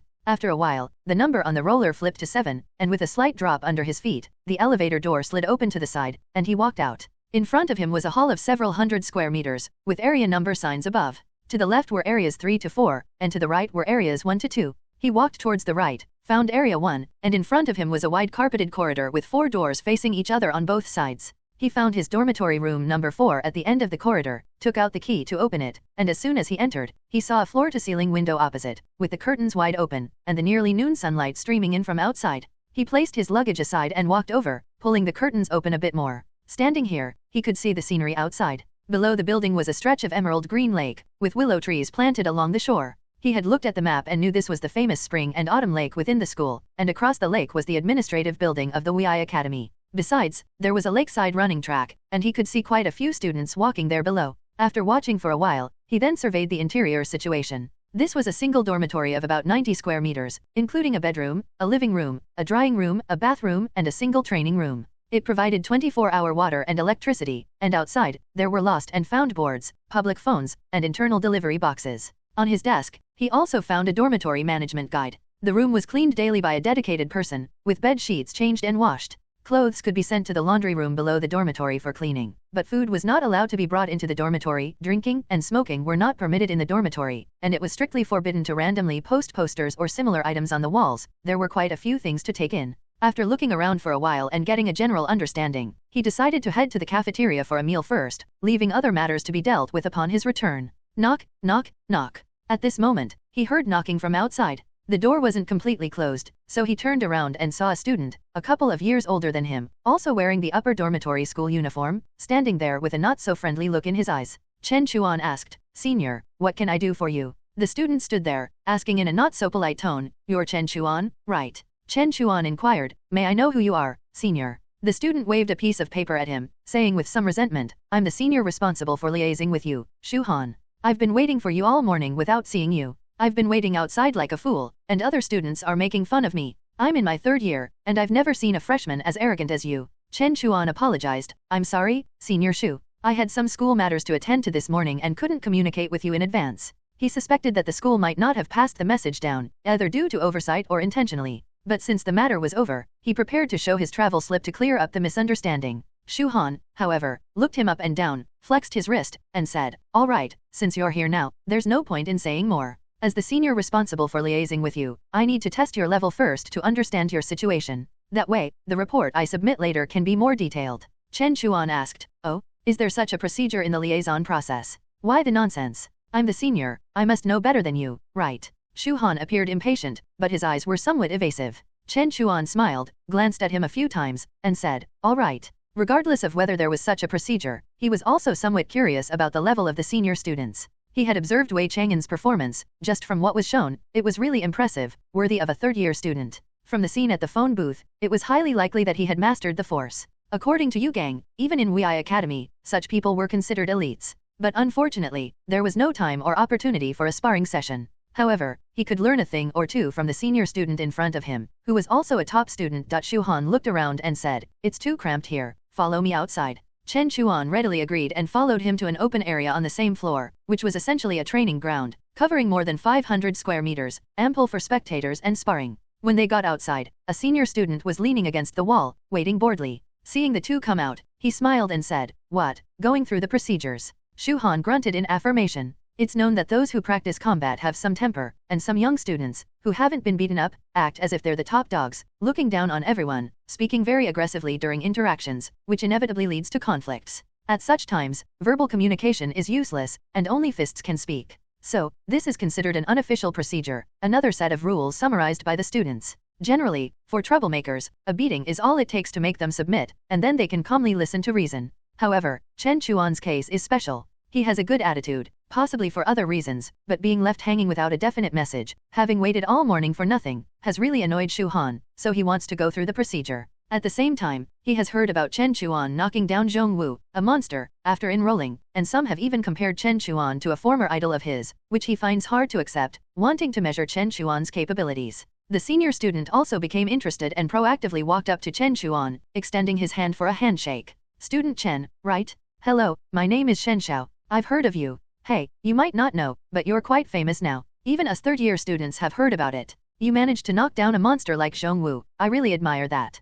Please go easy on Senior Shu later, don't hurt him too badly. He's actually a good guy, just a bit hot-tempered today after waiting for you all morning, especially since he just got dumped a few days ago. Go easy on him." Shu Han couldn't help but feel a bit annoyed. "What are you talking about? Can you stop bringing up irrelevant stuff? Do I need a junior to go easy on me? And I've told you, I didn't get dumped, we just mutually rejected each other." Yes, I understand. She rejected you first, and then you rejected her." Shu Han, somewhat embarrassed and annoyed, said, "Do you and I need to go through the procedures here first?" Shen Xiao said, all right, I won't say any more. Be careful, it's just the start of the semester, getting injured isn't worth it." Chen Chuan could actually tell that he was enjoying the drama and didn't mind causing trouble, but it didn't matter. In the past, he could only find Lu Kei at Yu Gang's place, and later he had to go to the boxing gym to find opponents. Now, having someone to spar with for free, he was very welcoming of it. If he lost, he could identify his problems. If he won, it could also push his second self. So why not? He went to one side to warm up a bit, and when he came back, he saw Shu Han already waiting there.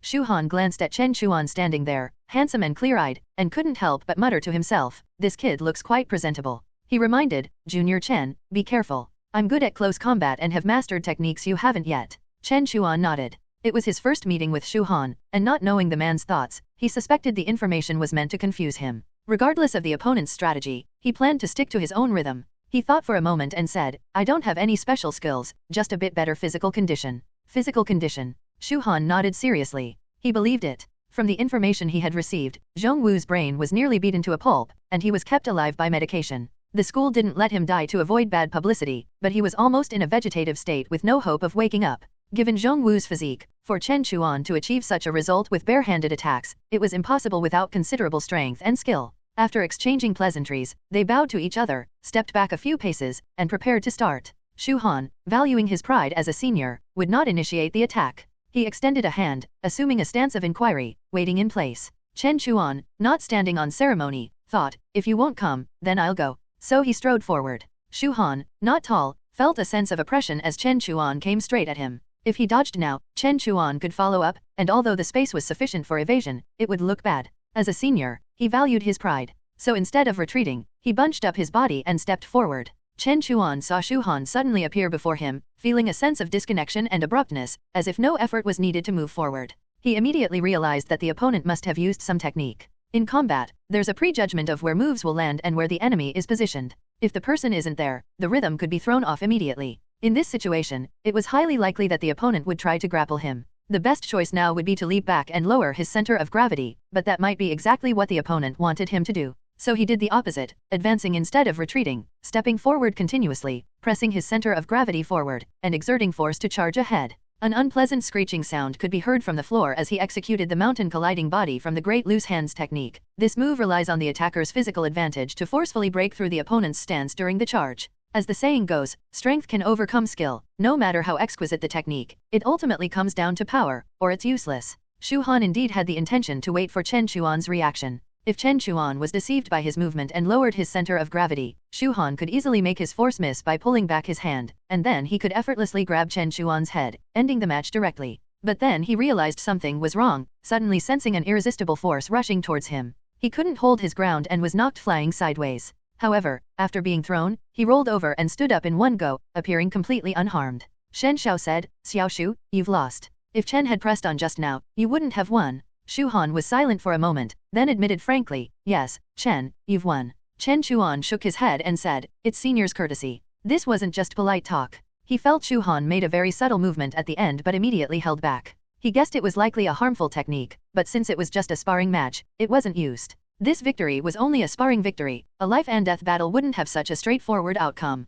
Shu Han then became much more polite, saying, Junior, you haven't eaten yet, have you? Let me take you. Hey, I haven't eaten either, take me along, Shen Xiao shouted. Shu Han jabbed at him, you have legs, why do you need someone to take you? Shen Xiao said cheekily, if someone rejects you, you can reject them. Why can't you take me along just because I have legs? Shu Han immediately felt his fists tightening again. Chen Chuan smiled to himself, then went downstairs with the two of them in the elevator. On the way, he explained why he didn't come in the morning. Hearing that it was because he was on an external mission, they exchanged surprised glances but said nothing, only looking at him with deep meaning. The large cafeteria of Wei Academy is located in the southwest of the campus, mainly because the academy has the most Class B students, and the learning areas for Class B students are all in the old building area. In terms of food supply, except for recommended students who have their private chefs, Class A and Class B students eat together, but there are still distinctions within the cafeteria. After the three of them entered, they walked directly into the dining channel for Class A students. At that moment, the broadcast in the large cafeteria suddenly came on, and a gentle, steady female voice was heard.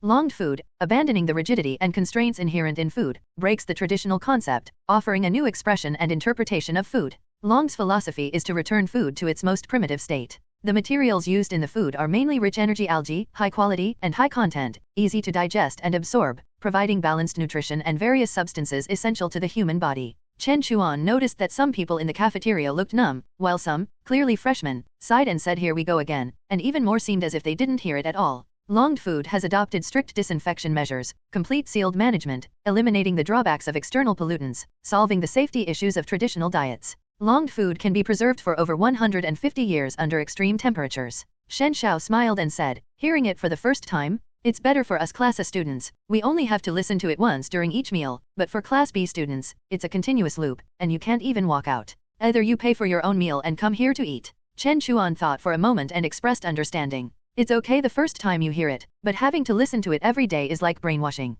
However, he knew that the school's nutritional paste was provided to them for free by this company, so advertising like this every day isn't really too much. The three of them arrived in the cafeteria, chose a four-seater by the side. Shu Han took out a menu with a pen from under the table, pushed it over and said, choose what you want to eat, everything on the list is provided for free. If you want a unique flavor, the cafeteria can make it, but that will cost extra. Chen Chuan didn't stand on ceremony, took it and checked a few items with the pen. After all, he wasn't picky, he could eat anything. After Shu Han and Shen Xiao also made their choices, they tore off the list from the top and handed it directly to the waiter who came over. Chen Chuan looked around and noticed that although it was mealtime, there weren't many people. Shen Xiao smiled and said, Junior Chen, don't look at the fact that there are more than 2,000 new students this semester, but those who passed the re-examination are less than 200, which is already much more than previous years. How many were there in previous years? As few as 40 or 50, as many as 70 or 80. This year it's doubled, and it's said to have something to do with you. Chen Chuan was somewhat surprised. Me. Shen Xiao leaned forward slightly, staring at him and said, it's because of you.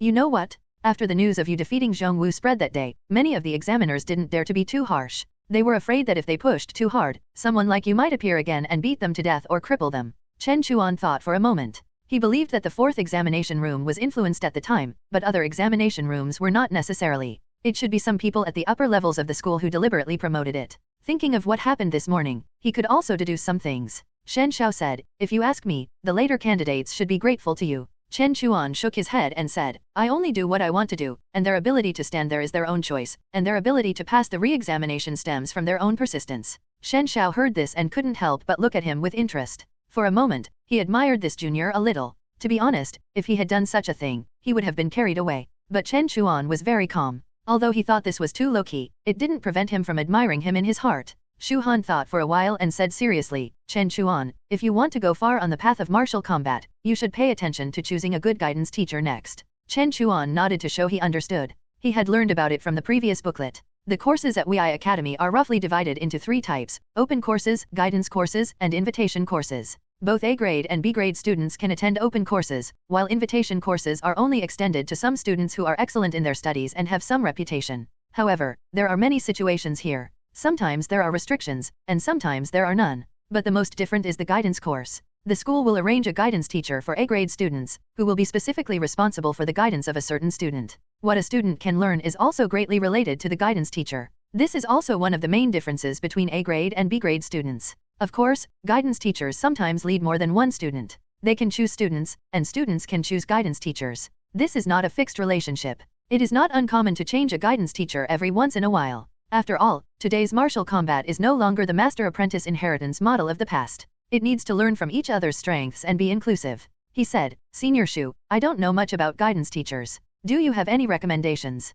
Shu Han is a senior student after all, and he is also the senior who is connected to him, so he must be clearer about this than him. Shu Han slowly said, of course, I know a teacher who is very good. You should go to him. He is now at. Shen Xiao interrupted him at this time, Shu Han. Shu Han looked over and saw that his expression was a little serious. Shen Xiao said, it's Chen Chuan's own business how he chooses. We don't need to tell him what to do. We just need to tell him some information about the guidance teacher. Shu Han took a breath and said, you're right. He thought for a while, when it comes to guidance teachers, I personally think there are three good ones. The first is Jiao Linhe, who is currently employed in the military combat department. He is the great-grandson of the first president, Cheng Yunbei, and is a fellow apprentice with our current principal Yan. However, what he has learned is more inclined to old martial arts, and he doesn't think much of new martial arts. It is very difficult to get his personal guidance. Even if you choose his class, it will be taught by his disciples. Unless you are appreciated, you may be able to enter the room. Recently, I heard that he has found a good student. Although the hope of being guided by him is not great, it is not completely impossible.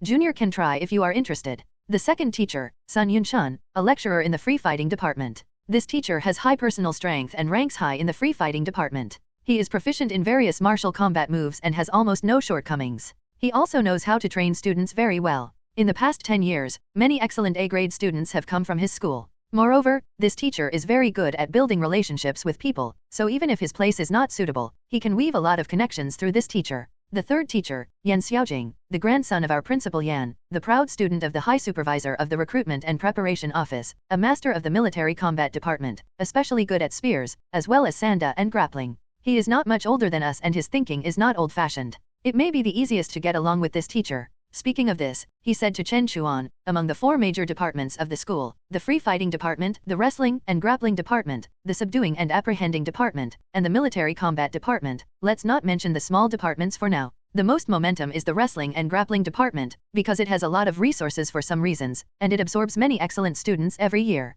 The strength is also very strong. Zhong Wu is a famous student from the wrestling and grappling department, so I think Junior may not choose here. As for the subduing and apprehending department, it mainly focuses on joint skills. Like the military combat department, it is the place where most female students choose. The teachers there are actually quite good, but most of them are biased towards certain specialties and are not comprehensive enough. However, the one that suits you is the best. Anyway, all the teachers' data, you just need to ask the dormitory teacher for it, and they will give it to you. Shen Xiao said, like the two of us, we are now following Qi Yufu of the free fighting department. This teacher is very kind. If you need it, we can help recommend you. Although the free fighting department is relatively loose internally, it has the largest number of people in Wuyi. The supervisor of the office is also a teacher who came out of our free fighting department. Chen Chuan thought for a while and said, thank you, seniors. At this time, the dishes in the cafeteria were also served. Each portion was extremely large, and each person was given 2 nutrition pastes. The 3 of them didn't say anything more and concentrated on eating. After eating, Chen Chuan asked again, by the way, seniors, I wonder where the school's medicine storehouse is?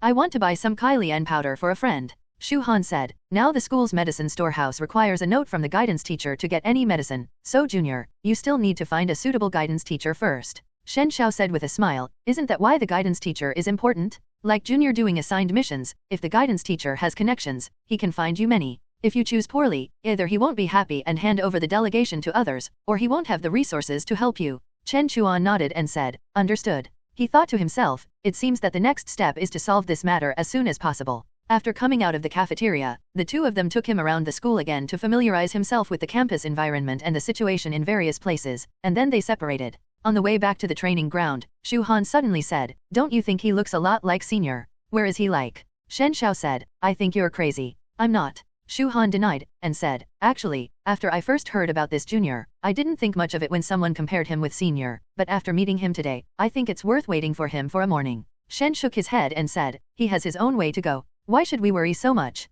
He is him, and Senior is Senior. They are not the same person at all. Don't get excited. Shu Han sighed and said, we still need to take another look. After all, we just met. We don't know what he is thinking in his heart. Shen Xiao jokingly said, I think if you have this free time, you might as well find another girlfriend, or chase back the one who rejected you. Oh right, it was the one you rejected. Shu Han suddenly gritted his teeth and began to roll up his sleeves. It seems that we can't going through the motions today. Because there were no classes in the afternoon, it was left for the students to familiarize themselves with the campus situation, so Chen Chuan went back to the dormitory building after taking a walk around. He found the dormitory teacher and asked for a list of all the guidance teachers. Then he took the elevator back to his dormitory, first tidied up and put away the things he brought, and after he was done, he stood in front of the French window and slowly looked through them. Shu Han and Shen Xiao had actually said it in more detail. After thinking about it, he decided to try to apply for a few first, and he could change them if they were not suitable. So he returned to the table, took a pen and filled out a few forms, then walked to the internal transfer box outside the door and put the forms in. The dormitory manager would collect them later and send them to the guidance teachers, waiting for them to make a decision. In the recruitment and preparation office, more than a dozen teachers were sitting there. One of them shook his head and frankly said, Gao Shi, to be honest, I don't want to teach him. The other teachers looked over, secretly admiring his boldness. Gao Shi sat behind his desk, his face expressionless. He only said, what's the reason? The teacher threw Chen Chuan's file on the table and said, judging from his resume, he started practicing breathing technique too early, and based on Zhong Wu's injuries, he probably also practiced limit-breaking strike. This kind of student who doesn't know how to cherish his body and only knows how to overdraw his potential has a limited future. However, if Gao Shi can let me give him a comprehensive physical examination to prove that he has no problems and meets my requirements, I can accept him. Gao Shi ignored him and looked to the side, saying to another teacher, what about you? Do you also think so? This teacher stammered, Gao Shi, I. All right, you don't need to say any more. Gao Shi looked at the others again, it seems you all think the same way. The teachers sat in silence. In fact, whether a student's body is good or not and how far they can go doesn't have much to do with them. They're only in school for 2 or 3 years, and the students aren't their own sons or daughters, so there's no need to be so serious. The main reason is that they really don't want to get involved in the internal power struggles of the school. Wouldn't it be nice to quietly teach their own classes? They still remember what happened 2 years ago, so they don't want to take on this hot potato. Gao Shi then looked at a young teacher and said, "Why aren't you saying anything?" The young teacher said embarrassedly, "Master, I can teach him, but you know that I'm going abroad for an exchange program in a month, and I don't know when I'll be back. Even if he can follow me, he won't be able to follow me for too long." Gao Shi said, "I didn't expect you to. All right, since you're all unwilling, then you can leave." A group of guiding teachers breathed a sigh of relief, stood up, bowed slightly to him, and then left. After the office was empty, Gao Shi picked up the microphone on the desk, dialed a phone number, and said after it was connected, "They are all unwilling. I said it was unnecessary and it would be better to directly assign someone to take on the matter first. Are you saying you have someone in mind?" Gao Shi said, "I think we should let Cheng Zitong go first." The voice said, "Little Cheng? Can he do it?" Gao Shi said decisively, "He Xiaoxing is still being persuaded to come back. Before we persuade him back, let Cheng Zitong take the responsibility first." He raised his voice, "Besides, do you have a better candidate now?" The voice on the phone was silent for a while before saying, "Then you have to keep a good eye on the seedling. Cover it with a sunshade and be responsible for fertilizing and watering it." Gao Shi turned around and said, "I don't think that kid is so delicate. Whether he can achieve what you and I want depends on whether he can hold back that energy. You had this idea early on, didn't you? Since it's your idea, then you have to take care of it and don't back out." After saying that, the phone was hung up directly, not giving him another chance to speak. Gao Shi was stunned, looked at the microphone, and said, "Old fox, you're dumping the burden on me again." He thought about it and dialed another number. It took a while to connect. "Little Cheng, it's me, Gao Ping. Yes, I'm looking for you to take in a student. What's the trouble? Can you do it or not? Give me a definite answer. Calling me big brother won't work." "Okay, it's settled then." After Chen Chuan submitted the form, he didn't wait there. He first went to the martial arts arena that Wei Chang'an mentioned to take a look. He had seen this arena from a distance before. The exterior looked like a huge white shell, which was very beautiful. After walking in, the interior was also very open and comfortable. This is the main training venue for B-grade students. At this moment, there are already many students practicing against each other, both male and female students. Many of them are senior students, and most of them are focused on training. Some of the more lively ones should be newcomers who have just entered the school. After he walked over, people couldn't help but take a few more glances at him. The uniforms of A-grade students and B-grade students are the same, the difference is that one has a school badge on the chest and the other doesn't. Although it was a bit strange for an A-grade student to come over, no one said much and they just did their own thing. And if he didn't speak, no one would take the initiative to talk to him, and the B-grade students would actively avoid him or let him go first. The attitude looked good, but he also felt a strong sense of alienation and boundary. This made him think of what Wei Chang'an said. Now it seems that everyone is abiding by their own boundaries and only moving within their own or externally set circles. This is not only the case in school, but also outside. After watching for a while, he found that only a few of the students who trained here had mastered breathing technique. As for whether they had mastered internal energy, no one could tell without fighting, but according to his understanding, without breathing technique, it was impossible to cultivate internal energy. As for skills, the basic skills were very solid and everyone was very hardworking, which gave him some inspiration in the process. However, he didn't notice that wherever his eyes fell, the people there would become nervous. After watching here for a long time, he felt that he couldn't see anything more by staying, so he went back. As soon as he left, some people on the field breathed a sigh of relief. Was that a top student? Why did he come here? Is that a senior? I feel like his eyes are so oppressive. But that brother is quite good looking. Several senior B-grade students looked at each other, their expressions serious. They didn't say much, because when Chen Chuan was standing there just now, they could all feel a strong sense of threat. This feeling was not ethereal, but formed through body movements, postures, eyes, and subtle adjustments between unintentional movements, and often fell on the places where there were flaws and gaps in the movements, which made them very uncomfortable.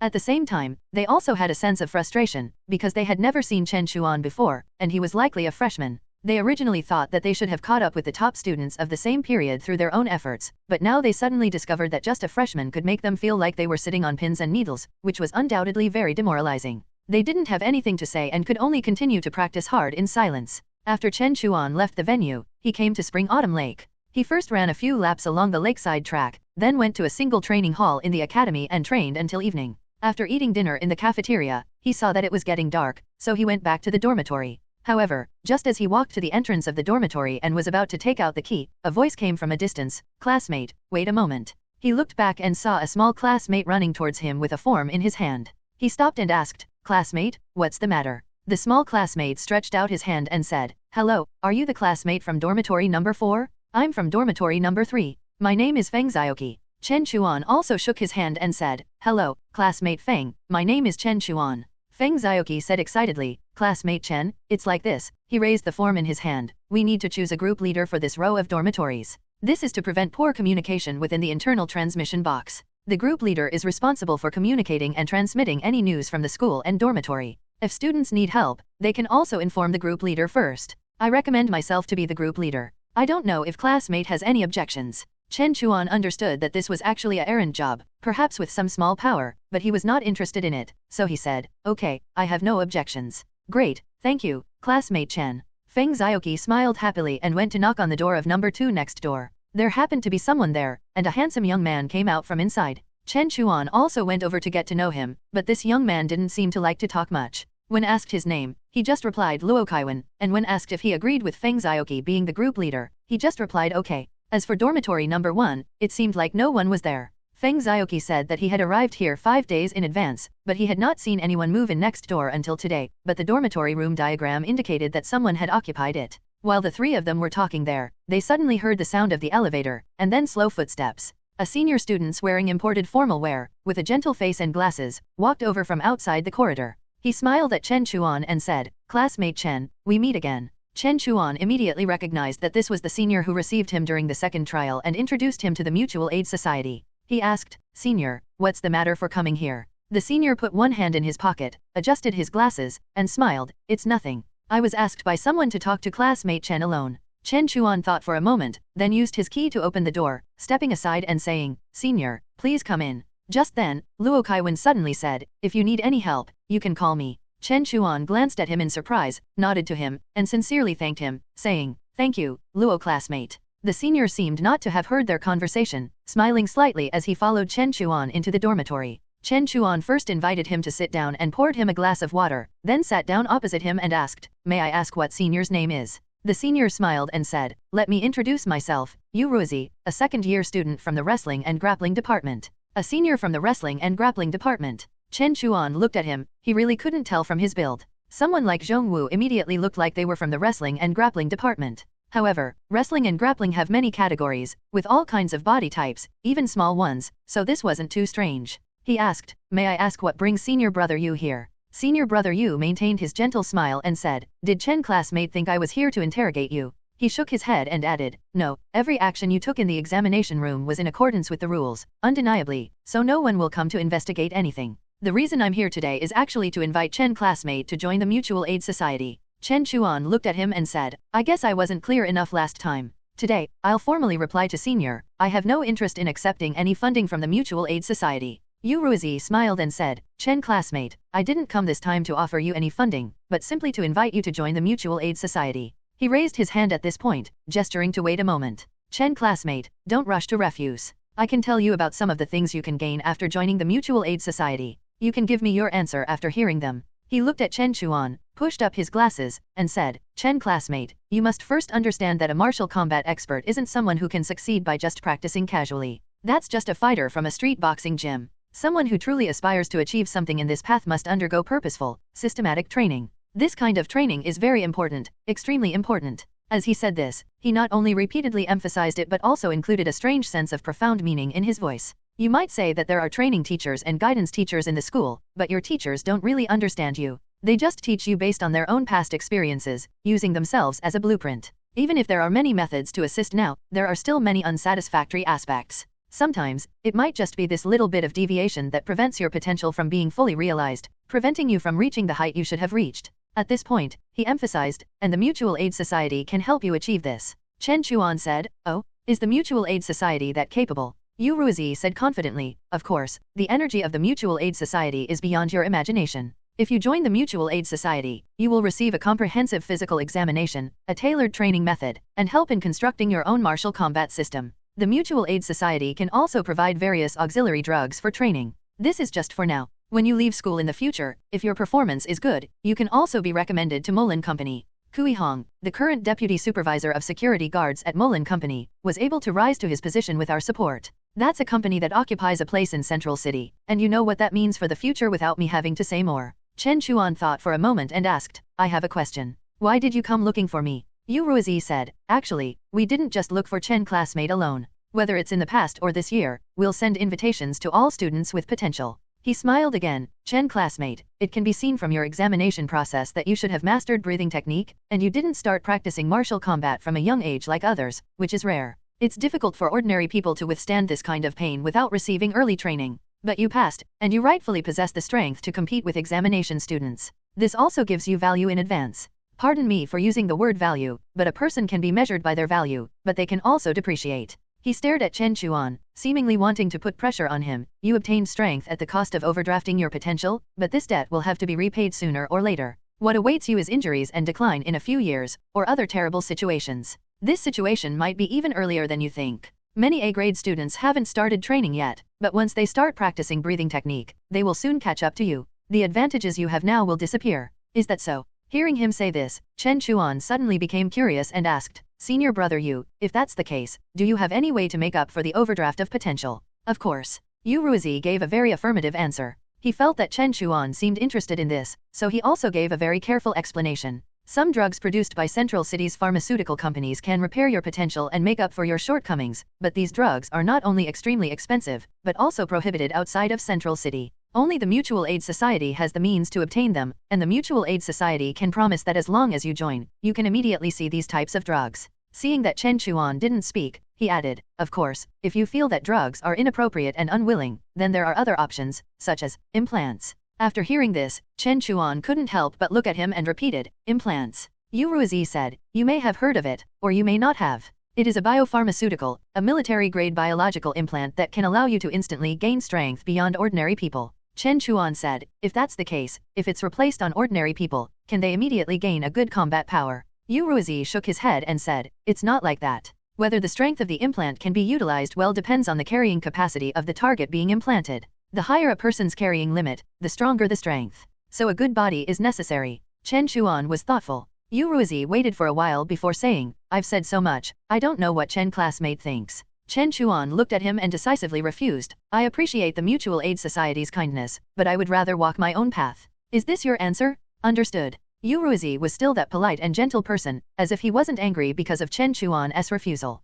He took out a business card, placed it on the desk, stood up, and smiled. Chen classmate, you can come to us at any time if you change your mind. Ah, by the way, martial arts is not just martial arts, and the world is not as simple as you think. Well then, I look forward to seeing you again. Oh, no need to see me off. After speaking, he nodded to Chen Chuan and walked out. After reaching the corridor, he smiled meaningfully, then closed the door behind him. Chen Chuan thought about Yu Ruizi's last sentence just now, as if he was sure that he would go to them. Is there any calculation? Or some other reason? He came to the floor-to-ceiling window and looked at the campus below. At this moment, the interior of the school was full of bright lights, especially the administrative building and the street lights around the lake were particularly bright. Yu Ruizi promised a lot in his words, but all of this undoubtedly required a greater price to be paid, and he came here to learn martial combat in order to be unfettered and able to let this body go to a higher place. He looked up at the stars in the clouds. After all, no matter how bright the lights on the ground are, they are not as vast as the starry sky in the sky. Because the first day of school had been eventful, Chen Chuan was ready to rest early. Looking at the course schedule, there would be open classes starting tomorrow. Before his advising teacher was decided, he thought he could go and take a look first. After a quick wash, he went to sleep. The next day at 6 o'clock, he had just finished washing up and was about to go out for a workout when suddenly there was a knock on the door. Who could it be so early? He walked over and opened the door, seeing a middle-aged man standing outside wearing a white shirt, a diagonally striped tie, and of medium build. His coat was draped over his arm, and he had a briefcase under his arm. He looked about 40 or 50 years old, with thick eyebrows and large eyes. Although his face looked a bit round now, one could tell he was a handsome young man in his youth. He was also holding a pair of decorative sunglasses and a business card in his hand, waving them at him. Chen Chuan, right? Hello. He smiled and said, I am your advising teacher, Cheng Zitong. You can call me Teacher Cheng, or even Old Cheng. Chen Chuan glanced at the business card and immediately responded politely, Hello, Teacher Cheng. However, he recalled that the data given by the dormitory teacher did not seem to have a teacher with the surname Cheng. It's sudden, isn't it? Teacher Cheng said with a smile, it's not just students choosing teachers, teachers can also choose students. I looked at your resume, and it's good, you're a good prospect, so I came to find you. Chen Chuan stepped aside and said, Teacher Cheng, please come in. Cheng Zitong responded with an ah, and walked in, immediately sitting down on the sofa, leaning back and looking around, sighing, this is how all young men's dorms are. Seeing Chen Chuan pouring water, he waved his hand and said, don't bother, come sit down and listen to me talk about some things. Chen Chuan still poured him a glass of water, placed it on the coffee table in front of the sofa, and said, Teacher Cheng, Please forgive me, there's only plain water here. Hey, why are you being so polite? Alright, you're a very polite student. Cheng Zitong picked up the glass to feel its temperature and waited for him to sit down before saying, Chen Chuan, others think you started practicing the breathing technique too early, overdrawing too much potential, but I think you are precisely a talented student. However, I think there is a problem with you right now that needs to be solved urgently, otherwise it will be very troublesome. Alright, let me show you something first. He picked up his briefcase, took out a stack of papers, and handed them to him. These are some records of past WI University students,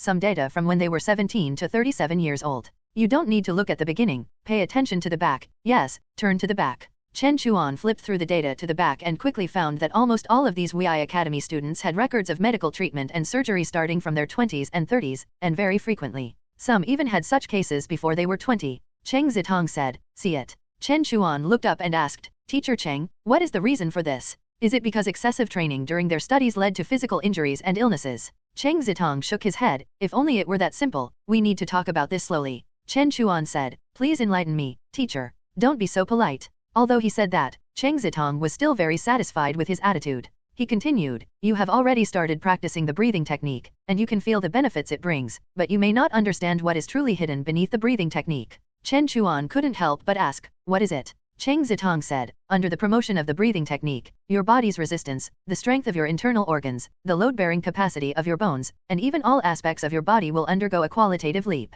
You should be able to feel that after having the breathing technique, you have widened the gap between you and ordinary people who have not started practicing, and you are improving every day. Chen Chuan nodded, that's right. But this will also bring another effect, Cheng Zitong slowly said, your body will grow some original non-existent organizations and organs, we call it the mutated tissue, for example. He pointed to Chen Chuan, under the action of the breathing technique, your body will first grow some additional facial tissue, and the reason why martial combat experts can emit internal energy that surpasses ordinary people is precisely due to the existence of these tissues. And when such tissues appear in your body and continue to grow, initially your body will feel itchy or hot. At that time, you will clearly feel that your physical qualities in all aspects are rapidly increasing. Chen Chuan's heart shook. He couldn't help but think of the symptoms of body fever he felt shortly after starting to practice the breathing technique, and he had even asked Yu Gang about it. The improvement in physical fitness may be because his breathing technique has been maintained for a long time, even to this day. Cheng Zitong saw his reaction and said, it seems you have already experienced it, but don't be nervous. That means your body is very good and very suitable for cultivating martial combat. You should know that some people are even born with some mutated tissue. Such people are also called people with innate talent. But this situation cannot be left alone, especially after martial combat training. Prolonged conscious external stimuli will cause these tissues to grow rapidly. Without proper guidance, if these tissues and organs are allowed to grow wildly, it may lightly encroach on the normal functions of some tissues in the body, leading to the occurrence of various diseases. At that time, a part of the tissue will have to be surgically removed, and in severe cases, it will cause deformity or simply cost you your life. Chen Chuan thought for a while and asked, Teacher Cheng, I don't know how long it will take for this problem to appear. Teacher Cheng knocked his knee with the decorative sunglasses in his hand and said, it varies from person to person. Everything in the world has its advantages and disadvantages. The more talented a person is, the faster the mutated tissue grows, and the higher the upper limit. He pointed his chin towards the data over there and signaled, the shortest time on it is less than a year. Yes, less than a year, to be precise, 11 months. I ask you, how long has it been since you started mastering the breathing technique? Chen Chuan replied, 3 months. Cheng Zitong pondered, 3 months, huh? Chen Chuan thought for a while and realized that second self might not be able to solve this matter. Because at present, second self can only bear some direct hard harms. The premise of removing harms is to first have an overall self, and these tissues are also regarded as a part of me. This is just like the principle that he cannot remove his blood and internal organs out of thin air. Second self may change in the future, but at least it is impossible to do such a thing at present. So he asked for advice, then Teacher Cheng, how can we avoid this? Don't look at this as something too terrifying. Cheng Zitong waved his hand and said seriously, you should face it squarely. I even think it is a gift from God. Without this mutated tissue, the original human body cannot exceed the limit, but if it can be used by us, it may become a stepping stone for us to move upward. Fortunately, martial arts is such a method. Yes, although martial arts will stimulate tissues, if it is guided in an orderly manner, it is possible to turn its disadvantages into advantages, but the premise is that the guidance method is correct. Chen Chuan asked seriously, please, Teacher Cheng, what is considered an orderly and correct method? Cheng Zitong instructed, sit still and don't move. He stood up, reached out and pinched Chen Chuan's shoulders, joints of his hands and feet, neck and spine. Chen Chuan could feel a slight tingling sensation coming from the places his hands touched. Cheng Zitong frowned and said, the progress is so fast, have you really only practiced for 3 months? Some people may not reach your level even after practicing for 3 years. It should be innate talent. He sat back, looking serious, and said, "It seems I have to speed up your progress. It's probably not good for you to continue like this." Chen Chuan still appeared relatively calm and asked, according to Teacher Cheng's statement, "I don't know how long it will take for such a situation to occur." Cheng Zitong said in a deep voice, "It's hard to say. The most optimistic estimate is half a year. If it's faster, your mutated tissue may become difficult to restrain within 2 or 3 months. At that time, if you want to protect your health and even your life, you may have to consider taking the most undesirable method." Chen Chuan didn't ask what those methods were, but he could probably guess some. Cheng Zitong said solemnly, "What you are cultivating should be the basic breathing technique. Starting tomorrow, I will start teaching you a higher level of breathing technique, and you must master internal energy as soon as possible. As soon as possible. Even a little bit of strength will do, so that your mutated fascia will no longer grow on its own, but grow in the direction you need. If, after 10 days, you do not feel any stinging, soreness, numbness, or swelling in your body, it means that your direction is temporarily correct, then we can continue to train. If it is not correct, we need to adjust again until you have mastered the complete internal energy, which can be considered as passing a difficult stage. But it doesn't mean it's over. If your mutated tissue is still growing at that time, then you have to find a way to enter the next stage and continue until the first rapid growth period slows down. Only then can you breathe a sigh of relief." He looked at Chen Chuan and said very seriously, "Since I have decided to be your advising teacher, no matter how difficult it is, I will help you overcome this difficulty, but this requires your own determination, otherwise no matter how hard I work, it will be useless." "I don't know what your answer is." Chen Chuan thought for a while and said, "Teacher Cheng, thank you for telling me this. Do you know that after hearing your words, my first reaction was happiness." "Happiness?" Chen Chuan nodded. He looked out the window, his eyes full of longing. Those strengths that transcend common sense can allow people to break free from their original shackles and take people to higher places to appreciate the scenery there. He turned his head to look at Cheng Zitong, and said with incomparable sincerity, "Teacher Cheng, I will do my best, because this is exactly what I am pursuing and expecting." Cheng Zitong could hear a sincere and heartfelt excitement in the student's words. No student had ever reacted this way upon hearing the truth about martial arts. He thought to himself, "What a special student. This is good, very good. Because only in this way can one face this matter with a more positive attitude, and only then can the impossible be made possible." To be honest, he wasn't sure about this matter, because the time left was too short. Judging from the progress of Chen Chuan's mutated tissue, the time he had given might be shortened even further. What he said earlier was just to avoid putting too much pressure on the student. But now, he wasn't too worried about that. He said, "All right. From today on, I will start guiding your specific training. You don't need to worry about some public activities in the school. I will help you decline them. No matter what, those are not as important as your own life." Chen Chuan nodded. He thought for a moment and said, "Teacher Cheng, I have a question I'd like to ask." "Go ahead." Chen Chuan said, "I heard that learning internal energy is quite difficult and not everyone can master it. So, how does the school deal with those students who cannot restrain their mutated tissue in time?" Cheng Zitong said, "Actually, not all mutated tissue grows endlessly. It is phased. Some people stop growing when they reach a certain limit, or even stagnate for life, so there is no such problem. So, most mediocre people don't actually have this opportunity. The most common situation is like what I gave you in the data, where you can go to the hospital for surgery and be done with it. And in order to gain stronger martial power, some people will use drugs to stimulate growth, hoping to continue promoting the growth of mutated tissue, which has led to the development of many drugs. Only those with innate talent like you may experience continuous growth of mutated tissue in several stages, but while gaining great potential, the risk also increases." Chen Chuan nodded. He thought for a moment and asked again, "Teacher Cheng, will the students in the school be clearly informed about this matter?" Cheng Zitong laughed and said, "This kind of thing is not allowed to be told to you students in school. There is no need for those without talent to know. Everyone who knows will sign a non-disclosure agreement during their time in school to avoid influencing students' studies and causing external chaos. But I don't care about that. Since I am going to be your guiding teacher, I have a responsibility to explain these things clearly to my student, so that they know what they are doing. Just don't reveal it to the outside world. We can talk about the agreement later." Chen Chuan looked at him, thinking, "Teacher Cheng, you just said that you volunteered to be the guiding teacher, but he won't call you out." He didn't mind that. He took a breath and asked, "Teacher Cheng, when will my training start?" Cheng Zitong said, "Don't worry, things have to be done step by step." He took out a carbon copy form from his briefcase, "Sign this, and I'll send it to the recruitment and preparation office for filing. Then you will be my student. I will be responsible for everything during your guidance. But this thing has no binding force. If you think I am not doing my job well enough, or my level is not high enough, you can apply to change people after a month." Chen Chuan took it and wrote his name on it without hesitation, then handed it back to Cheng Zitong. Cheng Zitong also signed his name, tore off the top sheet, and returned the bottom one to Chen Chuan, saying, "Okay, from now on I am officially your guiding teacher. I believe I can be a good teacher, not because of how high my level is, but because other teachers have at least a few or a dozen students, and I only have you as a student. If I can't guide you well, I'm too incompetent. Chen Chuan took the form and asked, Teacher Cheng, I haven't asked yet, which department are you from in the school? Cheng Zitong put on his decorative sunglasses and smiled slightly, saying, I came from the military combat department, but now I'm in the logistics department. Chen Chuan was a little surprised. Logistics department.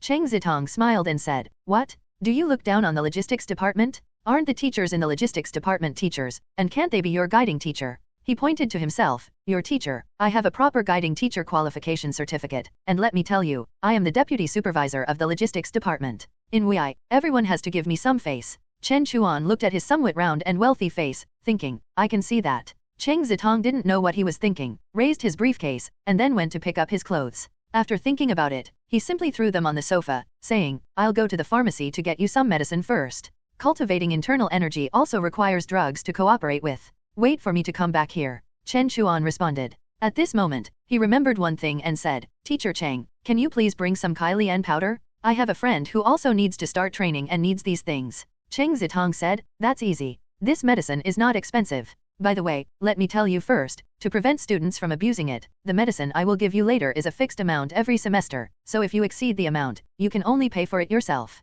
I estimate that you may exceed the amount, but your teacher has channels and will find a way to get you a bottom price. No need to see me off, the pharmacy is not far away, I'll be back soon. You student, you're just too polite. After Chen Chuan sent him out, he turned back and walked slowly in the living room. He thought of a question, that is, the mutated tissue on his body should have been formed by the long-term and uninterrupted stimulation of the basic breathing technique. It should have been stimulated after birth and is completely different from what others have innately. So strictly speaking, he is not actually the kind of person with innate talent. In that case, if he reduces the time of the breathing technique or pauses it, will it weaken or stop the process of heteromorphism? No, he won't do that. Because according to Teacher Cheng's statement, it is obvious that this kind of heteromorphism is divided into stages. Once a stage of rapid growth has passed, then it may stagnate. And some people may have to use drugs to stimulate it again because the next stage may not come, so that it can grow again. But this thing depends on talent. Once it stagnates, it is likely to end there and there will be no next stage of growth. He is not sure if he is like this, so he must not actively restrict it, but instead try to maintain it, and even accelerate it.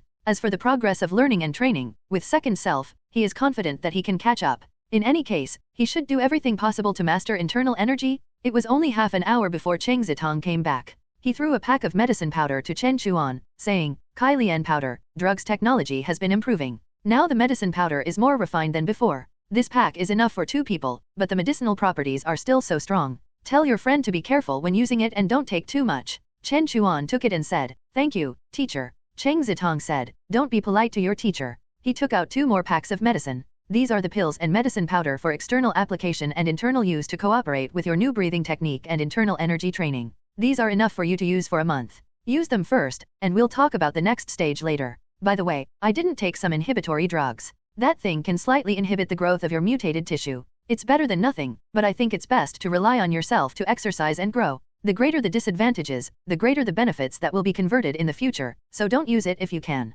If it really doesn't work, we'll talk about it. Chen Chuan decisively said, No need, Teacher Cheng, I won't use it. Cheng Zitong said, Okay, our time is very tight. It is very difficult to practice internal energy in 2 or 3 months. Most students take several months to a year to adapt to the breathing technique, and then 1 to 2 years to pursue the internal energy that suits them and build their own combat system. This still refers to elite students. It's fast enough for ordinary students. Speaking of this, he solemnly said, Now I will teach you a set of Kioxi breathing technique. This will further stimulate your potential and accelerate the growth of your mutated tissue. This may be very uncomfortable, but this is a necessary prerequisite for practicing internal energy, so it cannot be omitted. You have to be mentally prepared. After listening to Cheng Zitong's instructions, Chen Chuan said calmly, Student is ready. Cheng Zitong was quite satisfied with his attitude. He didn't consider himself good at psychological counseling. It would be troublesome if the student panicked first. Fortunately, Chen Chuan's psychological state was good, which saved a lot of trouble. He said, Let's go to the training room. The 2 walked to the single training room in the dormitory.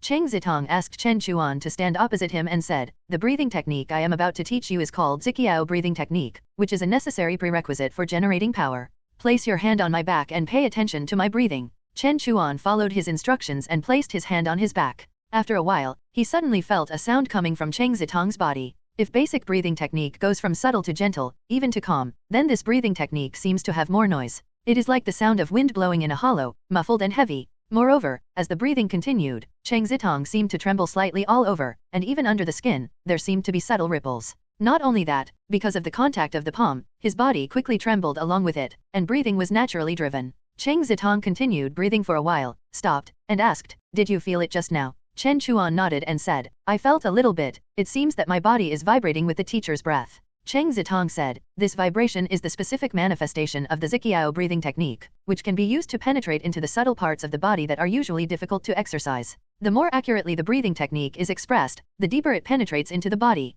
The same principle applies. After being stimulated in this way, these mutated fascia tissues will also penetrate into the deep parts of the body, becoming the foundation you think for generating power. Because without the support of these mutated fascia, complete and superior internal energy is impossible. And people with only a small amount of mutated tissue or even no mutated tissue can only master some small force. In the old times, this breathing technique was secretly passed down, but in this era, as long as you can afford it and have certain qualifications, schools can teach it. However, the set I teach you is an internal version that has been summarized and organized by predecessors many times, not the old versions outside. The biggest feature is that it does not need to be transmitted through cumbersome verbal expressions, but through the resonance of each other's breath, so that your body can directly recognize what to do. In the future, if you teach students, you can directly teach it in this way." Chen Chuan nodded. Cheng Zitong said, "I'll demonstrate it a few more times, and you'll probably remember it." Next, he demonstrated it a dozen times in a row. Chen Chuan gradually became familiar with this process in the feeling. To be precise, his body remembered this rhythm. Cheng Zitong saw that he was familiar with it, and finally breathed a sigh of relief and stopped the guide. He hadn't picked up this set of breathing technique for a long time, and it was a little rusty. In fact, the guiding teacher can directly teach in this way, but it is not necessary to do so. If you encounter someone who is impatient, just throw a booklet and let the students explore it themselves, and it may take several months to learn. At this time, he walked to the side, took out a small bottle of the medicine he brought, poured out a pill from it, and poured a glass of water for him. He said, "Here, Kylian powder is for external application, and this opening aperture pill is for internal use. You can swallow it directly." "Thank you, teacher." Chen Chuan took it and swallowed the pill with water. Cheng Zitong said, "Okay, whether you can guide it out later depends on yourself. This kind of medicine can be swallowed multiple times, but the medicinal effects ultimately have a great stimulation to the body. Even with your current physical fitness, I estimate that you can only take about 15 to 19 pills a day at most. More may exceed your own burden, and you will be very painful. In short, try it first." Chen Chuan said okay. He came to the side and tried to guide breathing according to Cheng Zitong's demonstration, but he soon found that when Cheng Zitong took him just now, breathing was very smooth, but when it was his turn to try, it was completely different. Many places were not under his control at all, and only part of his body participated in breathing mobilization. Cheng Zitong saw his difficulty and said beside him, "This is normal at the beginning, because some parts of your body do not yet have the existence of mutated fascia. You must cooperate with medicinal effects stimulation and let it grow past under the promotion of breathing technique to gradually mobilize those parts. Breathing technique and these mutated tissues complement each other, so after mastering this set of breathing technique purely and skillfully, you can feel the mutated tissue in your body, and you can clearly feel their growth and spread. If there is anything wrong, you can quickly detect it, and you don't have to wait until the harm to the body reacts with some symptoms before dealing with it." Chen Chuan understood. At this time, he naturally looked at second self, where the fading traces were dense, complicated, and rising and falling, and spreading to different parts, which was enough to show that Cheng Zitong was right. It's just that this is different from basic breathing technique. Drug stimulation is the most important part. Second self can at most remove the damage afterwards, but it may not be so easy to help in this process. He can only repeatedly guide it again and again. But he thinks there is a way to speed up this process, that is, by swallowing more stimulating pills to achieve the goal. As for the damage and pain caused by the pills, he can use second self to transfer them. But there is no need to rush to do so. Then he completely focused on the breathing technique, trying again and again. Whenever the medicinal effects dissipated, he swallowed another pill. Cheng Zitong watched from the side. He was aware of the pain and torment brought by the drugs, but seeing him swallow it every time without changing his face, he felt that this student's tolerance was really excellent. When Chen Chuan tried it for the 10th time, he also said, "Stop, go eat some nutrition paste first, do some simple activities to let your body recover, and we will continue in the afternoon." Chen Chuan then realized that it seemed that it was noon in just a while, so he went back to eat 5 nutrition paste, rested for a while, and did some stretching exercises as Cheng Zitong told him. When his spirit and body recovered, he continued. In an afternoon, in order to guide breathing, he swallowed 9 more pills one after another. Cheng Zitong saw that it was almost time and said, "That's it for today." But at this time, Chen Chuan raised his head and said, "Teacher Cheng, I want to continue." Cheng Zitong frowned and said, 18 pills are already a lot. If you take more, it will be too burdensome on your body, and there is also the harm caused by the breathing technique itself. This is not a joke. I know you are eager to master the breathing technique as soon as possible so that you can practice internal energy, but this cannot be rushed. Chen Chuan looked at him and said seriously, Teacher, the student knows his own body best. I have used limit-breaking strike before, but it did not cause much damage to my body. The student doesn't feel too much burden from these drugs and breathing technique either. Teacher, please believe me, the student will not joke about his own life. Is that so? Cheng Zitong was stunned for a moment, but this student did perform unusually during the breathing technique process. He thought for a while and said, according to what you said, this is part of your talent. You have a strong harm tolerance, so you can naturally withstand more medicinal effects. I can't say whether this is good or bad for you, but since you insist, teacher also respects your choice. Chen Chuan got his permission, so he continued to swallow the pills, but Cheng Zitong still made a restriction, only allowing him to swallow 5 more pills. If nothing really happened afterwards, then he would allow him to continue.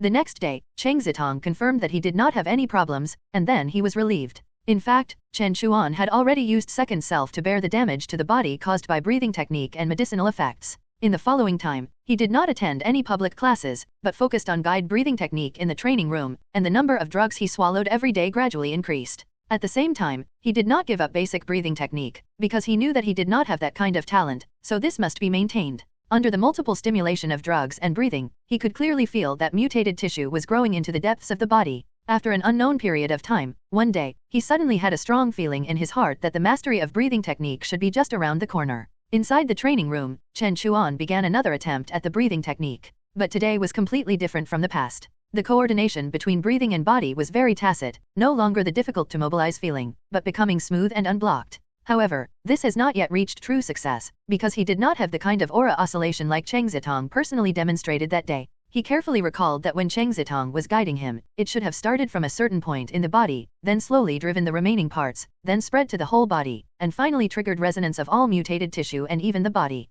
That point is the source of Ziqiao, which is initiated by the breath of one orifice and driven by the energy of one breath. From beginning to end, Cheng Zitong did not use language to specifically explain this, but through the feeling that day, he naturally understood it, and these self-perceived things were stronger and more profound than those brought by language. However, knowing is knowing, and how to do it specifically still needs to be grasped and restrained by oneself, and the difficulty here is still not small. At this time, he looked at second self. With breathing guide, dance fading signs appeared there every time, but these signs were messy and not regular. This means that although his breathing can stimulate various parts of the body, it is still fragmented and not systematic. Although Ziqiao breathing technique is different from basic breathing technique, it must be a whole. However, unlike the basic breathing technique, it is not as simple as holding the strength, but requires a place, that is, taking a Ziqiao as the beginning, and expanding little by little to integrate everything. He remembered that Cheng Zitong seemed to start from the Danshan position, which is likely to be the point of force for internal energy in the future. But this should not be fixed, because everyone is different, and every place can be used as the starting point of force, so that it will not be subject to greater restrictions. This is his own understanding, and he is prepared to do so. He first tried to make the Danshan area the master of Ziqiao, which was not difficult for him, because he could refer to the fading signs appearing on second self and correct them at any time. So, between exhaling and guiding, he gradually included the rest of the body, and the initial fluctuations were not large, but as breathing pushed, the range was gradually expanding. Cheng Zitong had been sitting aside paying attention, occasionally taking a sip of tea from his thermos cup. Seeing this situation, he suddenly sat up straight and stared at him. After Chen Chuan used the Danshan as the Ziqiao to oscillate his whole body, he did not end it, and began to try to take other places as the starting point. Because of the reference of the fading signs and the strengthening of the control force of the body, this step was very smooth. After another success, he immediately proceeded to the next place. As more and more mutated tissue became his Ziqiao points, these tissues also recovered and resonanced together. Gradually, a strange rhythm was born in his breathing. At this time, Cheng Zitong couldn't help but stand up in surprise. Then he walked up to him, put his hand on Chen Chuan's back, and relaxed completely to feel it. After a while, his own breathing was also driven to oscillate slightly. He looked at Chen Chuan a few more times, and thought in surprise, is he really comprehending a deeper level of transformation on his own? Not bad, really good. He didn't bother him anymore, but took 2 steps back and waited patiently on the side. The day passed like this. Chen Chuan finally ended his breathing. At this time, he felt very comfortable all over, but when he looked outside, he suddenly realized it was already evening. He was also stunned. Is it so late? At this time, he heard Cheng Zitong's voice rang out. Okay, your student is really good. You have initially mastered this Ziqiao breathing technique. Chen Chuan looked over. Teacher Cheng. He thought for a while, and bowed slightly to Cheng Zitong. Thank you teacher for your care. During these days, Cheng Zitong had been watching him every time he practiced breathing technique. It could be imagined that this time was the same, waiting from morning to night. He appreciated this. Cheng Zitong said at this time, let me see, from the day you started practicing until today, it has been exactly 9 days. 9 days, you are fast enough. Those medicines were not eaten for nothing. Chen Chuan asked, Teacher Cheng, I wonder how long it usually takes to master Ziqiao breathing technique. Cheng Zitong said, the fastest record in the academy is about 5 days, and there is only one case like this. However, there may be faster ones nationwide. The rest that are a little faster are at your stage, about 8 to 10 days. The slow ones take several months to a year and a half. However, this may not be because they are not good at learning, but may be due to the guidance of the teacher. Chen Chuan deeply agreed. He was able to master it at this speed. In addition to his own reasons, it was inseparable from Cheng Zitong's care and accommodation. This is indeed a responsible and good teacher, and not rigid. He thought for a while and asked, Teacher, does the speed of mastering breathing technique influence the subsequent training? Cheng Zitong waved his hand and said, this actually doesn't determine anything. It only represents the student's adaptation speed. Martial arts needs to master more things, which are more scattered, and you can't rely on a certain talent to solve everything. Moreover, no matter what it is, the higher you go, the more difficult it becomes, and the closer the gap between each other becomes. Where you can go in the future is not in these few days. There is not much difference between earlier and later. Chen Chuan nodded to express his understanding, and said, Teacher Cheng, can I officially start learning internal energy next? Cheng Zitong said, yes, you completed breathing technique quickly, so we can enter internal energy cultivation earlier, which can make your mutated tissue grow in a truly orderly manner. However, you have just succeeded. On the one hand, you need to combine work and rest, and on the other hand, you need to consolidate the results. It just so happens that the next 2 days are the school's holiday days. I will give you a day off tomorrow. You can handle your personal affairs. You are a local from Yangtze City. You haven't been back since the beginning of school, right? Go back and see your family. Your teacher can also relax and prepare for your upcoming training course. Chen Chuan said, thank you Teacher Cheng. Cheng Zitong patted him on the shoulder and said with a smile, you student, you are just polite. By the way, your classmate next door has been looking for you several times. You will be together for 3 years in the future. If you have nothing to do today, you can go to them to contact and relax. Chen Chuan said yes. Then it's settled, teacher will come to you the day after tomorrow. Teacher, I'll see you off. Hey, no need, you student, I'm leaving. After Cheng Zitong left, he did not go home to rest, but went directly to the administration building. On the way, everyone who saw him greeted him warmly, and he responded with a smile. Walking to the office of the recruitment and preparation office, he touched the door and said with a smile to Gao Shi inside, Hi supervisor, is there a cup of tea for me here? Gao Shi looked at him and said, it's in the closet, take it yourself. Cheng Zitong was not polite, walked over and took out a can of tea. He looked at it and said, Yo, de Bai Feng, Hi supervisor is generous. Gao Shi said, I can't be generous in front of you, the second housekeeper of the school. Just say what you want to say, don't beat around the bush, I still have something to do here. Cheng Zitong said, don't you want to hear about that student? Let's talk about them two together. Gao Shi didn't waste any words, picked up the telephone receiver, dialed an internal number, and said, let Yu Hong and Bian Feng come to me. After a while, Yu Hong and Bian Feng came to the office. Seeing the two, they also greeted, Gao Shi, Supervisor Cheng. Gao Shi said, sit down and listen to him. Yu Hong and Bian Feng looked at each other and sat down on the side. Cheng Zitong straightened his posture, coughed, and said, Brother Gao Shi, you asked me to be Chen Chuan's guiding teacher, so today I'm here to report the results to you. Yu Hong said with a smile, Supervisor Cheng, you are good. There are results in 9 days. Hey, it's not up to me, it mainly depends on the student himself. Cheng Zitong coughed and said, under the guidance of my guiding teacher, Chen Chuan's student has initially mastered Ziqiao breathing technique, so next, he can carry out internal energy training. Yu Hong was very surprised and said, 9 days, fast enough, I don't remember many records, right? Bian Feng said in a deep voice, his mutated tissue upper limit seems to be very high. He needs to master internal energy as soon as possible, otherwise it will have too much influence on him. That's right, I'm here today to discuss with you. Cheng Zitong's face became serious at this time. What is the next direction for him, and which internal energy should he cultivation? Yu Hong thought for a while and offered a suggestion. I think maybe we can give him a comprehensive physical examination, so that we can know what kind of internal energy to choose for him. Cheng Zitong immediately objected upon hearing this. No, I don't think it's appropriate. Gao Shi said, what's the reason? Cheng Zitong said, do you know that today he not only mastered the Ziqiao breathing technique, but also mastered transformation along the way? He looked at the people in the room. I didn't tell him this in advance, and I couldn't have told him. He figured it out himself. This is not easy. How many students have this kind of comprehension? Of course, that's not the point. The point is that he is a thorough comprehension type. Not like irrational types. You can't use the thinking of rational types to restrain him. Gao Shi and the other two were silent for a while. After practicing martial arts a lot, a certain system will inevitably emerge, summarizing its own theories. Not to mention specific martial combat skills, there are different concepts in the general direction of cultivation, which are divided into many schools. However, in a larger sense, there are the comprehension school and the rational school. The rational school believes that cultivation is a quantifiable thing. By applying various auxiliary tools and presenting the various abilities of one's body in a clear and intuitive way, one can better master one's body. The comprehension school, on the other hand, believes that the main fun of martial combat cultivation lies in the unknown. Exploring the unknown is the most fascinating and anticipated thing, because it represents endless possibilities. Knowing and understanding it means being restricted. Cheng Zitong emphasized, the self-will of the comprehension school is the most important, and it is also the most valuable. They will not be bound by anything. If they have a physical examination, it will destroy that unknown. Bian Feng said in a deep voice, if that's the case, then we won't do a physical examination for the time being. He knew that for the comprehension school, it was not just the conclusions drawn from the physical examination, but the very act of the physical examination itself might make the comprehension school feel that the unknown had been destroyed, and from then on, they might lack the motivation to practice martial arts. Unmutated tissue is indeed sometimes influenced by certain emotions and will, so it is necessary to avoid such unfavorable things. Yu Hong said, but if we don't have a physical examination, it will be difficult for us to know what kind of internal energy is most suitable for him.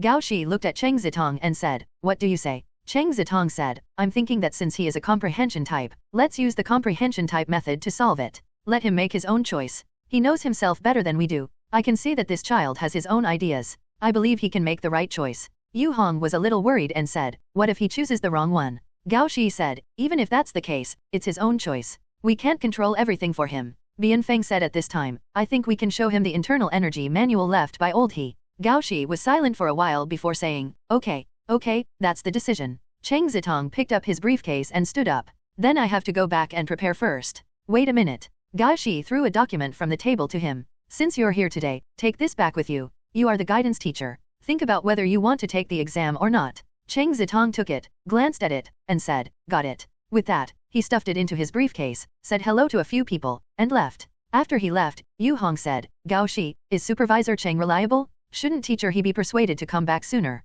Gao Shi said, I'll keep calling him. If there's nothing else, you guys can leave too. I still have things to do here. Okay, Gao Shi. The two stood up, bowed slightly to him, and then left. On the dormitory building side, because it was already mealtime, Chen Chuan rarely had time, so he went to the school cafeteria with Feng Xiaoqi and Luo Kaiwen from next door. These days, the two of them also knew that Chen Chuan was training with the guidance teacher, so they didn't bother him. There was not much communication between them, but because they were all young people, they quickly started chatting. Chen Chuan then learned that Feng Xiaoqi's family ran a martial arts equipment store, while Luo Kaiwen was still the same, not very proactive in speaking, but he would answer seriously whenever asked. Chen Chuan asked, is there still no one in dormitory? No one. Feng Xiaoqi said, I didn't see him today either. Maybe he doesn't live in the dormitory. Chen Chuan expressed his understanding. It was also possible. Anyway, this was the right of an A-grade student. Even if they didn't live in the dormitory, it wouldn't be taken back. He then asked, by the way, have you found a guidance teacher yet? Feng Xiaoqi said, Luo Kaiwen is really lucky.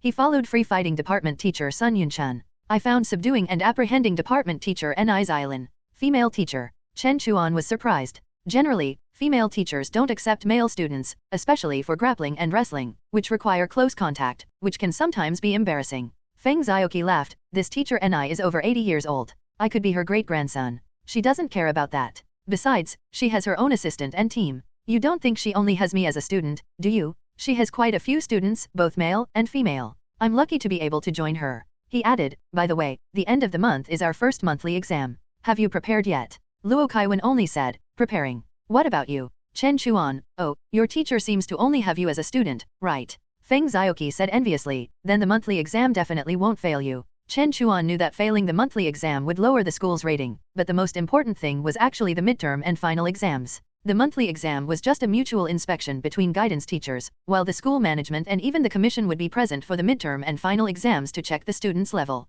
If you failed, you would be directly demoted to a B-grade student, which no one dared to ignore. After lunch, the three of them returned to the dormitory. Just as they reached the stairwell, they saw three people walking out of the elevator. One of them was tall and upright, another wore a hat, covering his face, making him feel very uncomfortable, followed by a big guy, although his face was still very young, but his height was not much different from Zhongwu. After Feng Xiaoqi waited for them to pass by, he whispered to Chen Chuan, that's the one who lives across from us. The one in the lead is called Zhuangji, the gloomy guy is called Feng Sheng, and the big guy is called Zhuang Chongshan. Chen Chuan looked at them and said, they are also three people. Feng Xiaoqi said, I heard there is another classmate who lives outside now and has been moving things into the dormitory. I've only seen his back a few times. Chen Chuan's heart moved. He always felt that this style had a sense of familiarity. Just as the three of them were about to enter the elevator, the dormitory administrator said to him, "Classmate Chen, your phone, someone is looking for you." When Chen Chuan heard this, he responded, told the two to go first, came to the public phone, thanked the dormitory administrator, picked up the phone. "Hello."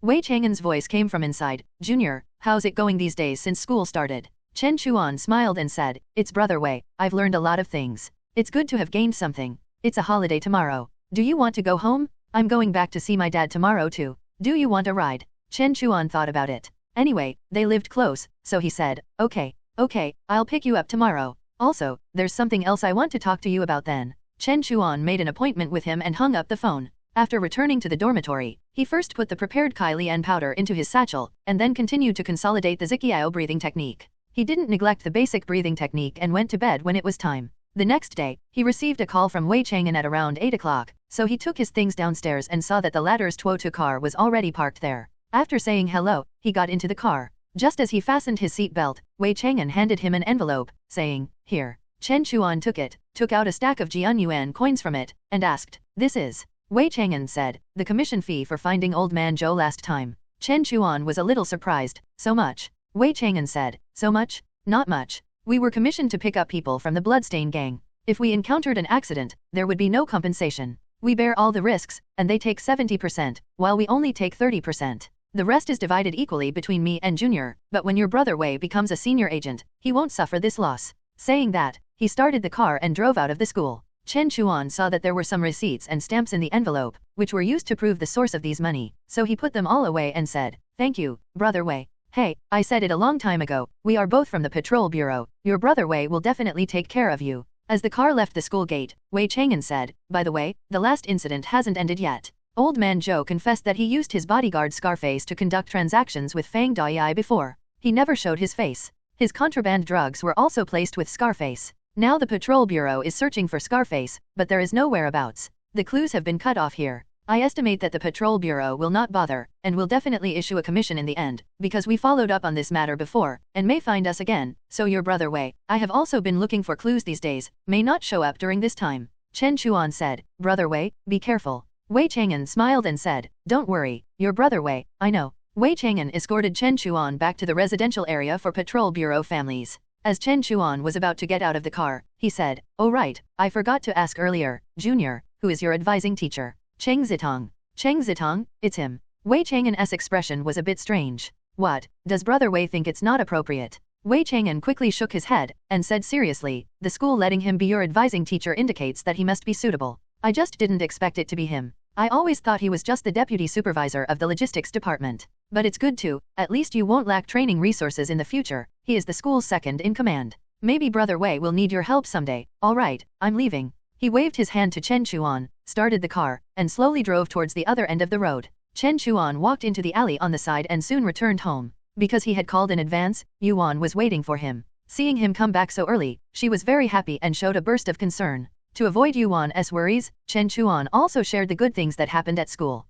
Yuan was busy after asking for a while because she was still stewing something on the stove. And Nianfulai had matters at the bureau, and holidays were not fixed, so he would not be back until the evening. So he went to the living room first and made a phone call to Ding Qiao, chatted for a while, and then played with his younger cousins for a long time. At noon, they had a meal together. In the afternoon, he decided to go to the House of Fist, and by the way, bring the medicine to Luque, so he said hello to Yuan and went out. On the way, he also made a detour to Wei Dong's house, but found no one inside. Since it was a holiday, he asked the neighbors at home nearby and learned that he had been moving things in and out recently. He couldn't help but smile, and didn't stay any longer, heading straight to the House of Fist. Walking out of the alley, he saw a group of children practicing boxing on the playground. Luque was patiently teaching them, occasionally stepping forward to correct their posture. Although these children were young, they were hitting with proper form. He couldn't help but smile and called out, "Little brother Lu." Luque turned his head, and upon seeing him, revealed a look of surprise, "Little brother Chen." He calmed the children beside him and immediately ran up, slapped hands with Chen Chuan, and asked curiously and excitedly, "Little brother Chen, what brings you here?" Chen Chuan said with a smile, "Isn't today a holiday? So I came to see you and Mr. Yu." Luque scratched his head and said, "Unfortunately, Master is out. He happens to have something to do these days and doesn't know when he will be back." He asked curiously, "You've been studying in Wei for a few days, what's it like there? How do you feel?" Chen Chuan said, "How should I put it, there are things that are the same as I imagined, and there are different things, but you can always learn something." Let's find some time to chat in detail later. Lu Ke was very envious. I really envy you, being able to study there. Chen Chuan gestured forward and asked, where did these children come from? Lu Ke explained, children of the Iron Chain Gang members. Mr. Qi sent them to learn martial combat. The little brother who fought against you last time even asked about you, but I didn't tell him about you. Chen Chuan unfastened his satchel, took out the Kailian powder from it, and said, little brother Lu, this is the Kailian powder I bought for you in Wuyi. Lu Ke said embarrassedly, you still remember? Chen Chuan said with a smile, of course I have to return what I used from you. By the way, this medicinal powder is potent, they say it's enough for 2 people, don't put too much when using it.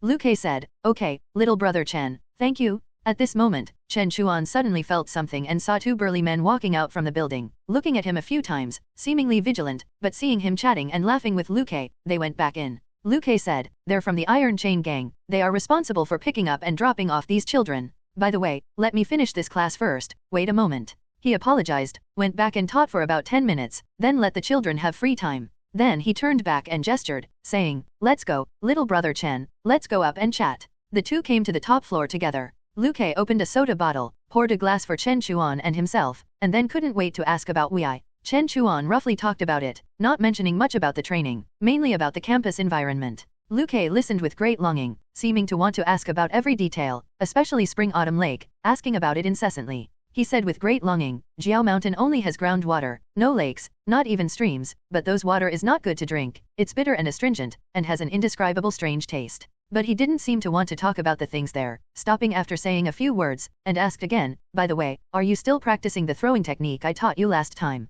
Chen Chuan said, I will practice it when I have free time, but it's not easy to practice at school. But this thing is very useful, I won't give it up. Last time when he went to Fatty Guo's place, if he didn't have this throwing skill, he wouldn't have been able to knock down Zai Wu so quickly, and he wouldn't have been able to catch Old Man Zhou so easily. Besides, the original owner died under pebbles, he also wanted to learn more about this. He stayed here until after 4 o'clock, then said goodbye to Lu Ke and went back. When he passed by the Long Alley residential area on the way back, he glanced at the balcony, and saw that it still seemed to be empty. Thinking about it, he could always see them at school anyway, so he jogged all the way back home. In the evening, Nian Fulai came back from work, and the family was finally complete. While having dinner together, Chen Chuan told him about the situation at school, and also mentioned Wei Chang'an's affairs by the way. Nian Fulai snorted and said, this Wei Lehe, he does have a good son. Chen Chuan thought about it, but still didn't ask about the mob. Anyway, this was a matter between Nian Fulai and Wei Lehe, he didn't need to interfere. After staying at home for 1 night, he went back to school early the next morning after washing up.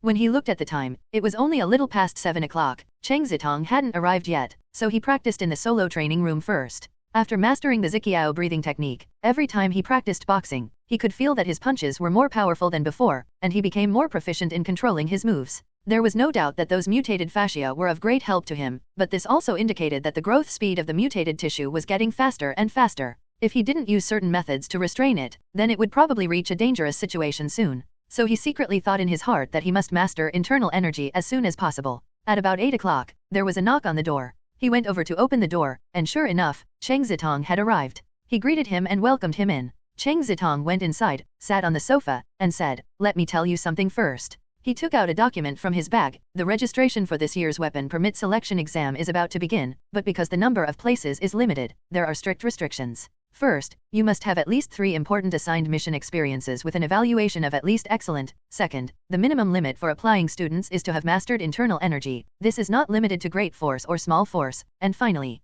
his expression became more solemn. This exam is linked to the midterm and final exams. If you can pass, then you will be exempt from the midterm and final exams for this academic year, but if you fail, you will be demoted to a B-grade student. Besides these, there are some other requirements. It's written on it. See if you want to take the exam yourself. Chen Chuan picked up the document, flipped through it a few times, and looked up to ask, what is the teacher's opinion? Cheng Zitong said, well, I won't make the decision for you, I will only explain the situation to you. In my personal opinion, this certificate is very important to you, very important, very important. If it were me, I would do everything possible to get it. Chen Chuan deeply agreed, teacher, since you said it 3 times, then it must be very important. Cheng Zitong continued, because it is a selection exam that is held once every 3 years, which means that you will only have this one opportunity at school. If you don't take this exam, then you can only slowly accumulate evaluation through external missions. Assuming you can always get assigned missions, and it goes smoothly, then it may be possible to get it in about 2 years, but if you can get the weapon permit first, then why not use these extra assigned mission ratings to take an armor permit?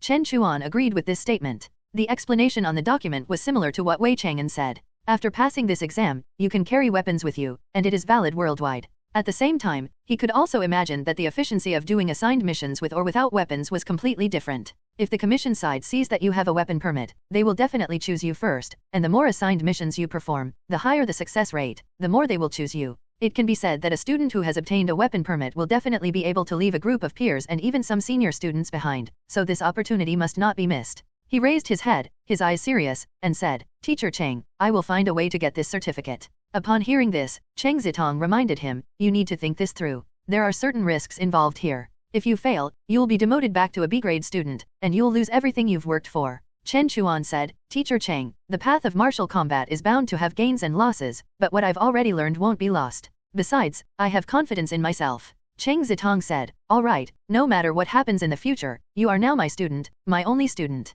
Since you've made this decision, I will do everything I can to provide any help I can offer." Chen Chuan sincerely said, "Thank you, teacher." Cheng Zitong said, "Since that's the case, let's analyze this and solve each problem one by one. This exam doesn't include third-year students, it's only for first and second-year students. However, even so, I believe there are very few first-year students with your abilities, so your main competitors will be the second-year students. From the registration time to the exam, there are 6 months. The registration is valid until the end of the year, which means that in the next 3 months, you need to complete at least 3 important assigned missions and have an evaluation of excellent or higher to qualify for registration. I'll figure out a way to help you with this. Your teacher still has some faith. However, another requirement for registration is mastering internal energy. Needless to say, if your mutated tissue continues to grow like this, it will endanger your life in 3 months, so we must find a way to restrain it." Chen Chuan thought to himself that this was the most crucial thing at hand, and it was the prerequisite for everything else. If he couldn't master it, then nothing else mattered. Looking at Chen Chuan, Cheng Zitong continued, "With determination, the next step is action.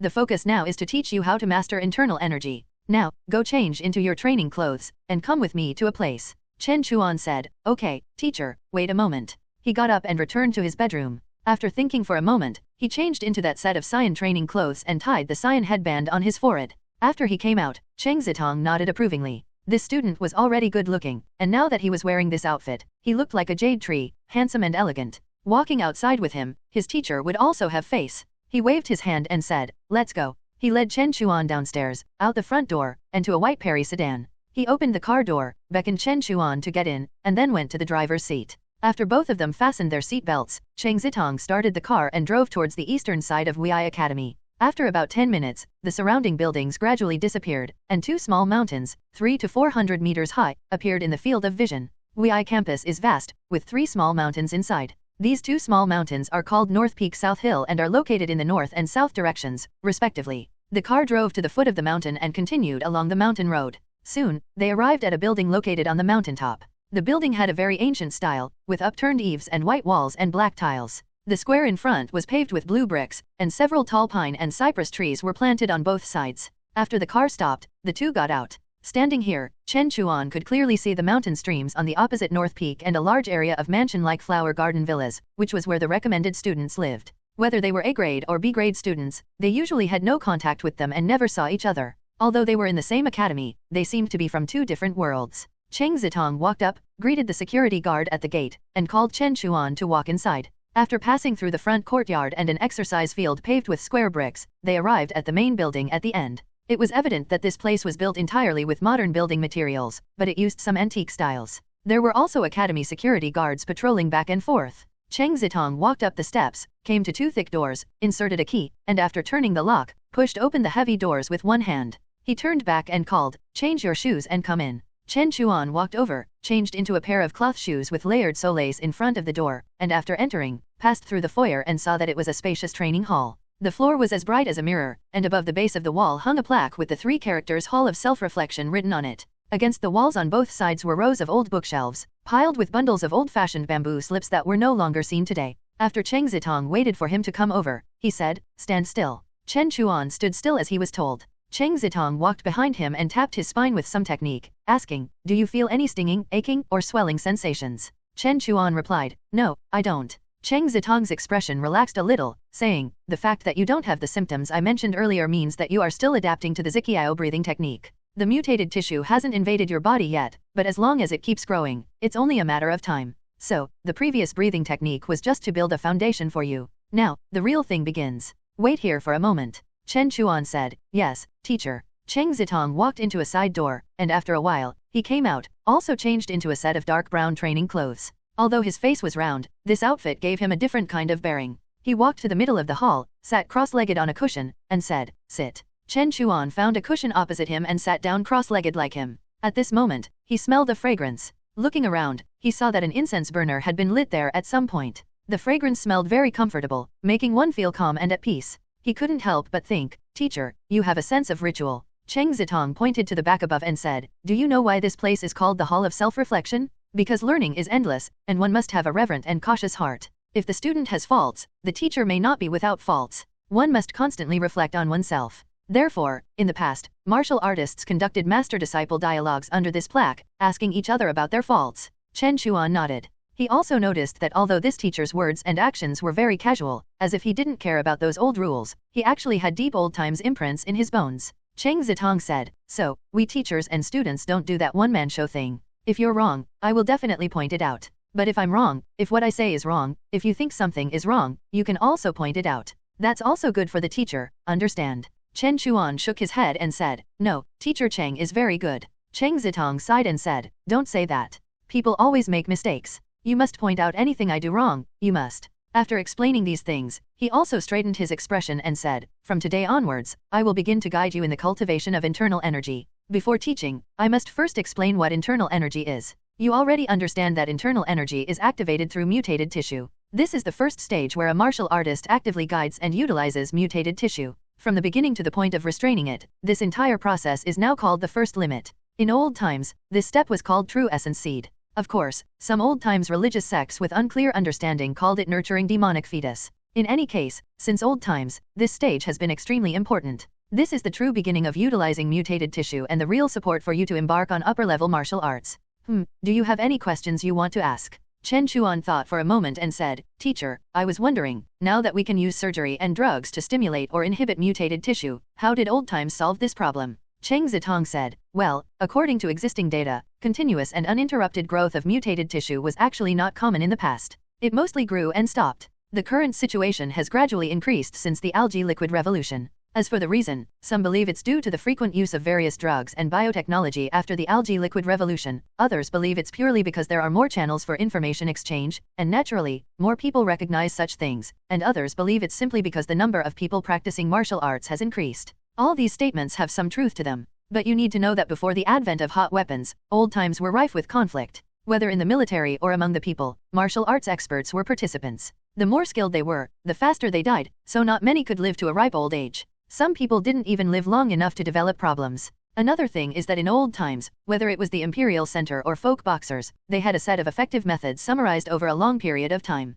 They would search for successors who conformed to their martial combat methods. Those who adapted were kept, and those who didn't were eliminated early on, or their martial arts path was cut off by special means, which indirectly avoided this kind of thing. Chen Chuan nodded. "Thank you for your explanation, teacher." Cheng Zitong said, "Do you have anything else to ask?" Chen Chuan looked at him, stood up from the ground, and said seriously, "Student understands. Please teach student the internal energy method." Saying that, he clasped his hands in front of him and bowed forward. When Cheng Zitong saw the student in front of him, dressed in a training uniform, performing the old-fashioned etiquette towards him, he was filled with emotion and satisfaction. How should I put it? This is the feeling. Moreover, this student has a good appearance, the experience is simply full, this student is really accepted correctly. He quickly said, hey, sit down, you student is too polite, too courteous." Chen Chuan said, "Thank you, teacher." He bowed again before sitting down. Cheng Zitong had a face full of smiles. He said, "Okay, before learning internal energy, you must understand a principle. The combat system of a martial combat expert must be built by oneself, both in the present and in the future. This runs through the entire life of a martial artist." Chen Chuan said, "People from the Mutual Aid Society came to recruit students before and said this sentence. The student can roughly imagine some, but the specific situation is not clear." Cheng Zitong said, "Although I have always disliked this Mutual Aid Society, the people behind it provide support, and they do have some things. In addition to the military combat department, our WI usually starts teaching with unarmed combat, then weapon, and then combining other advantageous equipment, to finally form a martial combat expert with independent combat capabilities, capable of dealing with various situations. But the key point is that this must be coordinated with the growth of mutated tissue. For example, most students in the wrestling and grappling department now prioritize wrapped clothing strength because the characteristic of wrapped clothing strength is that while grabbing, holding, and wrestling, with the cooperation of mutated tissue, internal energy spreads throughout the body in an instant, playing a role of integrating offense and defense. This is necessary because in close range, close quarters martial combat, the vital parts of your body are basically close to the enemy. This is not ring martial combat. No one will abide by the rules, whether it is the head, facial features, or the back of the head and spine. It is very dangerous to be grabbed or hit. For example, there is such a move in Sanshao. Speaking of this, he made a fist with his 5 fingers, kept his upper arm still, only lifted his forearm up a little, and then gently dropped it down.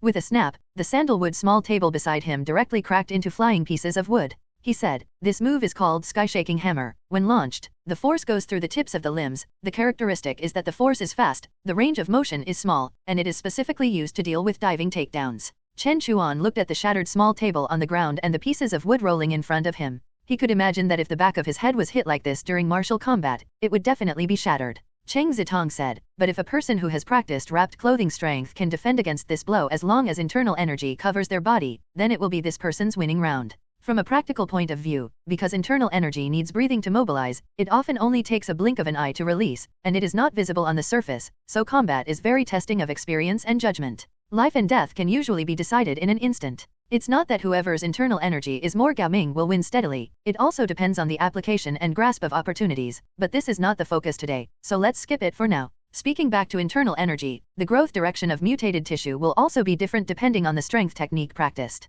Still taking wrapped clothing strength as an example, wrapped clothing strength stimulates the growth of mutated tissue through repeated practice, and a strong and resilient mutated skin membrane gradually forms under the skin. Each time a student exerts force, accompanied by breathing, the skin membrane tightens and stretches, and a protective film naturally forms on the body, just like being wrapped in a layer of tough and thick leather armor, which is the origin of the name wrapped clothing strength. And with this layer of skin membrane, even when not exerting force, it can provide martial artist with better protection, and also provide more strength. So most of the students in the wrestling and grappling department have good resistance to blows. There is an evaluation in ancient books, when wrapped clothing is powered up, it can defend against iron stones and bullets. In the era of cold weapon, if such a person is equipped with a set of full-body iron armor, they would be a charging general. If you were the enemy, what would it feel like if dozens or hundreds of such people charged at you together? Chen Chuan imagined the scene, and his heart was also awe-stricken. Cheng Zitong said, "I saw Zhong Wu's injury report when you defeated him in the second trial. The most critical blow was on the chin, and the second was on the ear. If your strength wasn't strong enough and you didn't seize the opportunity well, it would have been almost impossible to defeat him at that time." Chen Chuan admitted this point. The key was the first and second kicks. The first kick was unexpected, and the second kick relied on speed to kick into the breathing gap. These two kicks determined everything that followed. On the martial combat field, life and death are indeed in an instant. Cheng Zitong added, "Having talked about the wrestling and grappling department, let's talk about the subduing and apprehending department. The strength technique practiced here mostly allows mutated tissue to penetrate into the tendons and bones, and combine with and wrap the bones, making them strong and healthy, with greater toughness and ductility, and also facilitating better exertion of force. Note that the wrestling and grappling department does not completely prevent mutated tissue from penetrating into the bones, but in order to form combat power, there must be some emphasis. However, with stimulation and subsequent exercise methods, mutated tissue will also grow and gradually become different, and will become more and more suitable for the combat methods and paths they choose." Chen Chuan thought for a while and nodded to show his understanding. Cheng Zitong continued, "Giving these examples above is just to tell you that the strength technique you choose should conform to your own fighting style and personality preferences.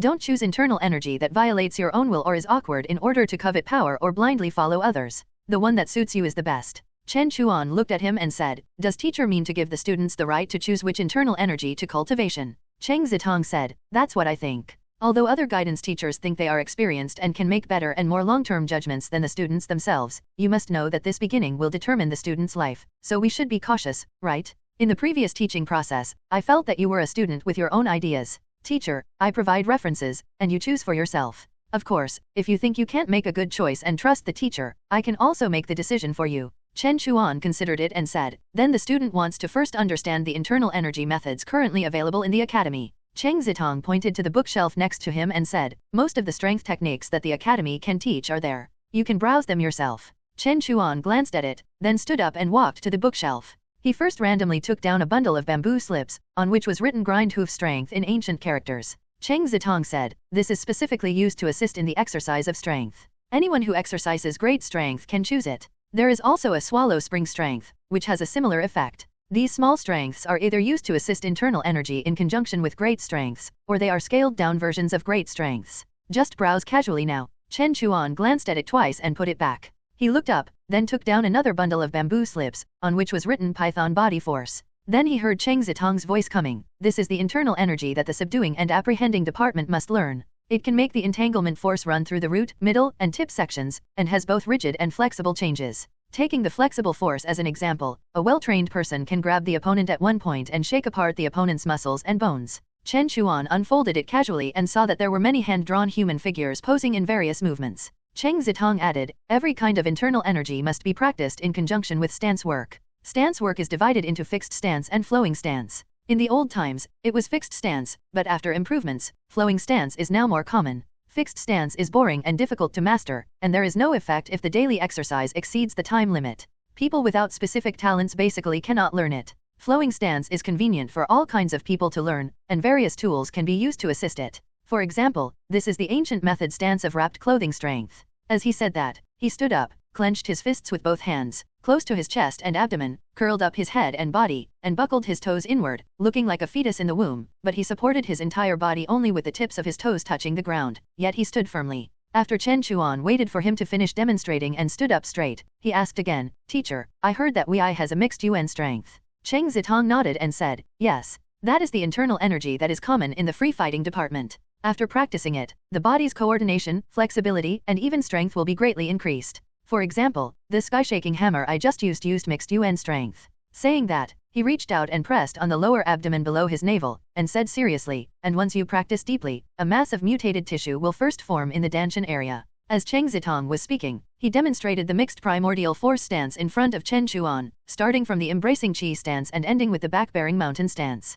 This was no different from what Yu Gang had shown him that day. He couldn't tell whose level was higher, he just felt that Yu Gang's aura seemed to be more in harmony with this set of stances. Cheng Zitong pressed his abdomen and said, the strength of mixed UN strength originates from here. In the old days, there was a saying of qi sinking into the Danshan. That is to take the Danshan mutated tissue as the core to drive the power of the whole body. Maintaining this place well is also maintaining the center of gravity. The word sinking explains everything, like a ballast stone pressing down on the body, but once it is activated, a strong internal energy will burst out. As Cheng Zitong explained them one by one, Chen Chuan looked at the main internal energy. There weren't many, just over a dozen, and the rest were minor strengths. According to Cheng Zitong, some major strengths were very difficult to learn and had high requirements for mutated tissue, so students could only start with minor strengths, or simply focus on them. Usually, at least 2 or more internal energy were needed to form combat power, but in this way, the combat system seemed very scattered. If you don't consider any external strength and only compare people themselves, then minor strengths are not as good as major strengths. But people will find ways to compensate for their shortcomings, especially since people can use tools. With the cooperation of various auxiliary tools, the gap here is not so big. Nowadays, even those who have practiced major strengths will also practice some minor strengths, which can also have miraculous effects at critical moments. Chen Chuan walked to the last row on the right. There were relatively few bamboo slips placed here. There was only one bundle lonely placed on the middle layer. When he walked here, Cheng Zitong's gaze was also particularly attentive. He reached out and picked up the bamboo slips in the middle. He took a look and saw the words Mystic Form Force written on it. Opening it, it was full of dense stance diagrams, with rows of vertical annotations from predecessors beside them. At this time, in the administrative office building, Gao Shi, Yu Hong, and Bian Feng were all in the recruitment and preparation office. Yu Hong said, an hour ago, Supervisor Cheng took someone to the Hall of Self-Reflection Training Hall. He should be preparing to officially teach strength technique. Bian Feng said, will he choose that strength technique? Yu Hong was very optimistic, he should, right? That is the Academy's best strength technique, and there are handwritten annotations from practitioners of previous generations. Back then, I also chose this one. Gao Shi said in a deep voice, the best? Not necessarily. Only what suits you is the best. Yu Hong said, Gao Shi, students often don't know what their true choices are. They still need guidance from predecessors. Gao Shi said, Cheng Zitong is here, he will accuse you of being a completely rationalist. We will know the result soon. At the same time, on the North Peak opposite South Hill, the recommended students seemed to be active together, and one of the recommended students was looking at the opposite side with binoculars. Lin Mian, what are you looking at? Behind him, several recommended students were shooting arrows at humanoid targets with crossbows. One of them saw his actions, turned his head strangely, and walked over. What's so interesting to look at? Lin Mian stepped back a little, adjusted the lens, and said, do you know, I just heard that Cheng Zitong took a student to the Hall of Self-Reflection Training Hall. It's right across from us. What do you think of Hall of Self-Reflection? The student who asked the question seemed casual at first, but then he was stunned, then surprised, and suddenly gritted his teeth and said, I remember that annoying guy was also taken there back then. He turned his head and asked Zhang senior student on the side, Brother Zhang, Cheng Zitong took a student there? What does the school administration want to do? Zhang senior student slowly strung the bow, smiled and said, some people are not satisfied with what happened 2 years ago, so the school management has been hoping to find such a person again. They may have pinned their hopes on this student. That recommended student suddenly couldn't hold back and said, what should we do? We were able to handle things properly 2 years ago, do we want to this time? Zhang senior student smiled and said, don't worry, let's see the results first. As he said that, he raised the crossbow, aimed at the front, narrowed his eyes, and gently pulled the trigger. With a thud, the crossbow arrow hit the red bullseye in the distance. Inside the hall of self-reflection training hall, Chen Chuan was flipping through the bundle of bamboo slips in his hand. This was the longest he had spent viewing strength technique after picking it. Cheng Zitong sat there silently without saying a word. Chen Chuan could tell that, judging from its location, this booklet was definitely not simple. From the description on it, it was indeed the case. The booklet only described the cultivation method and key points, but did not specifically describe which part of the body's mutated tissue would grow. Just from the depicted human body drawings, tattoo-like patterns would appear on the practitioner's chest and back, seeming to become clearer and more complex the deeper they went, eventually looking like an angry human face.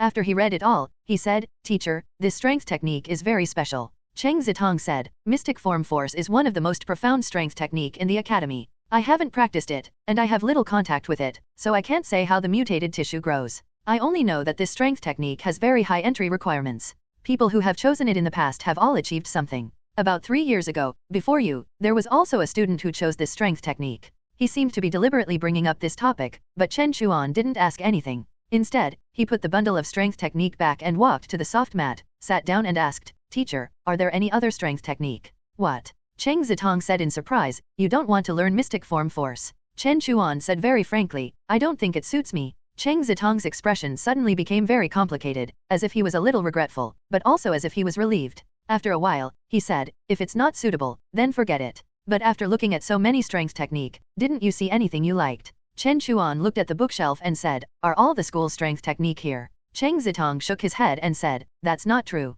There are some that don't have any special characteristics and are more common, so there's no need to put them here. Tell me, what kind of strength technique do you want? Teacher will help you find it. Chen Chuan thought for a while and asked, is there any strength technique that combines all kinds of characteristics? A strength technique that combines all kinds of characteristics. Cheng Zitong was stunned, his expression a little subtle, and said, is this what you think? Chen Chuan nodded. Cheng Zitong thought for a while and said hesitantly, there is one called circulating UN strength, which is very suitable for your requirements. But you need to know that although this internal energy takes care of everything, taking care of everything also means being mediocre everywhere. His face became a little serious. Past knowledge tells us that a martial combat expert needs to specialize in strengths and constantly strengthen them, because people will use tools, and some weaknesses can be completely compensated for with tools. And people also have limited energy. Even if they have mutated tissue, they can only fully strengthen one aspect of their strengths. Such a choice will only lead to you becoming distracted and becoming without any characteristics. Chen Chuan thought for a moment and said, thank you for the teacher's correction.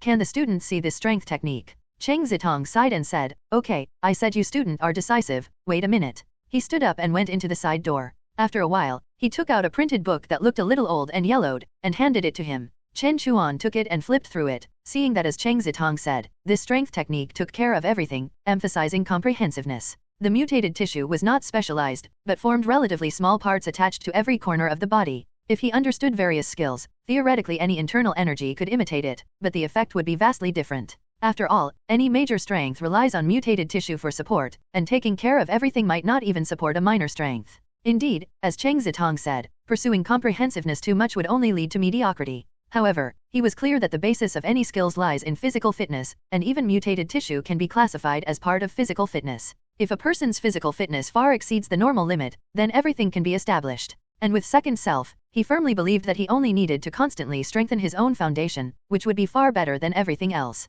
And he could feel that second self was still growing, and there was even greater potential to be discovered in the future. Thinking of this, he looked up and said seriously, Teacher, this strength technique is exactly what the student wants. On the way back to the dormitory, the parish car was heading back. Cheng Zitong, with his hands on the steering wheel, looked ahead and said, although I really want to advise you a bit more, since this is the decision you've made, then I will respect it. Chen Chuan said, thank you, teacher. Cheng Zitong said, you student, I told you not to be so polite. Next, I will guide you on how to specifically practice the strength. But speaking of which, although this strength technique is ordinary, because few people practice it, I haven't taught it before. I need to look through it again. Let's explore it together, teacher and student. The car quickly returned to the dormitory building entrance. Cheng Zitong said, you go back to the dormitory first. I will report this first. Any strength technique learned at the academy needs to be reported to the school archives for inquiry and review. Chen Chuan agreed and got out of the car, heading upstairs. Cheng Zitong turned the car towards the administration building. A few minutes later, he arrived downstairs, parked the car, and went straight to the recruitment and preparation office. At the door, he glanced inside and saw Yu Hong and Bian Feng also waiting there, so he said, everyone's here. Saying that, he walked in, took out the completed form from his briefcase, and placed it on Gao Shi's desk, saying, strength technique chosen. File it. Gao Shi reached out to take it and looked at it, saying in a deep voice, you chose this one. Yes. Cheng Zitong said, I said he had his own ideas. He didn't like the strength technique you gave him at all, and in the end, he chose this one. Yu Hong was stunned, got up, and asked, Cheng's supervisor, Gao Shi, what strength technique did he choose? Not mystic form force. Gao Shi pushed the form forward and said, take a look yourself. Yu Hong quickly leaned over, picked up the form, looked at it, and then looked up in astonishment, saying, circulating UN strength. Is there some mistake? Why did he choose this? He looked at Cheng Zitong again, saying, Cheng's supervisor, didn't you explain it clearly to him? This strength technique is very mediocre. If he learns it, it will delay his studies. Should he consider it again? Cheng Zitong said, there's nothing to consider. I said, this is Chen Chuan's own choice. Yu Hong tried hard to persuade, but, Cheng's supervisor, look, he is just a first-year student, his knowledge and experience are very shallow. His choice may not be correct. Shouldn't we, as teacher, correct his path? Cheng Zitong didn't want to argue with him, saying, that's what you noble rationalists say. I said my student is an experiential type. He only needs to believe in his own ideas and intuition. Besides, I am Chen Chuan's guiding teacher. As long as he is still my student, I will respect his choice. He reached out and took the form back from Yu Hong's hand, and pushed it back in front of Gao Shi. Okay, that's the decision. Brother Gao Shi, stamp it. Yu Hong hurriedly said, Gao Shi, let's wait a bit longer. Gao Shi ignored him, took out the recruitment and preparation office stamp and stamped it directly. Yu Hong couldn't help but let out a sigh. Gao Shi picked up the form, stood up, and walked directly to the archives room. As soon as he left, Cheng Zitong didn't want to stay, and left right after him. Yu Hong and Bian Feng could only come out of the office. Yu Hong complained, Lao Bian, why didn't you join in trying to persuade him just now? Bian Feng said in a deep voice, Cheng's supervisor seems to want to protect his student. There's nothing wrong with that. As a teacher, he's qualified. We shouldn't be too demanding of him. Yu Hong shook his head and said, Lao Bian, why are you also saying this? Cheng's supervisor doesn't seek progress himself and spends all day studying some mystical things. We can't let him ruin his student too. We can't throw out the baby with the bathwater. As long as we learn from the last lesson, we can protect the student. Bian Feng said, the student has his own ideas. Can we still push him to do something else? Besides, are you so distrustful of the student's own choices? That last student, his limited years were all lived for others, for the academy. I feel tired just watching him. We should also reflect on ourselves. Yu Hong sighed and said wistfully, maybe you're right. It's a pity. After taking 2 more steps, he remembered something and said, teacher, he was somewhat moved last time. Although he experienced that incident, it's clear that his thoughts never stopped. If Chen Chuan had chosen mystic form force this time, then he would definitely come back to take a look, but now, how can we persuade him? Bian Feng said, that's not necessarily true. Yu Hong was stunned, thought for a moment, and suddenly perked up, saying, yes, you're right, we have to keep making phone calls. Gao Shi walked all the way to the archives room, signed in at the door, and the teacher sitting there greeted him with a smile, Gao Shi, here to send an archive. Gao Shi said, it's for a student. Okay, just wait a moment. The registration is complete. Should I open the door for you? I'll do it myself. Gao Shi walked over, took out the key to open the door, walked inside, where there were rows of students' files. He walked inside, passed 2 doors, and came to the A-grade students' archive room. He found the location of Chen Chuan's file, unlocked it, pulled it open, and then picked up the form to look at it again. He knew that this strength technique was not actually called this before, but was called circulating heaven strength. Later, because it violated a taboo, someone changed a word. Actually, there was nothing wrong with it. An ordinary strength technique couldn't bear this name. He put the form in, pushed the drawer in, relocked it, and walked out. Only a quarter of an hour after he left, 2 people walked across the corridor. They appeared to be an old man with white hair and a young teacher. The teacher at the entrance of the archives room immediately stood up when he saw the 2 people and said respectfully to the old man with white hair, Teacher Gu. The old man with white hair nodded and said, open the door, I'm checking a file. Yes. The teacher immediately opened the door for the old man with white hair.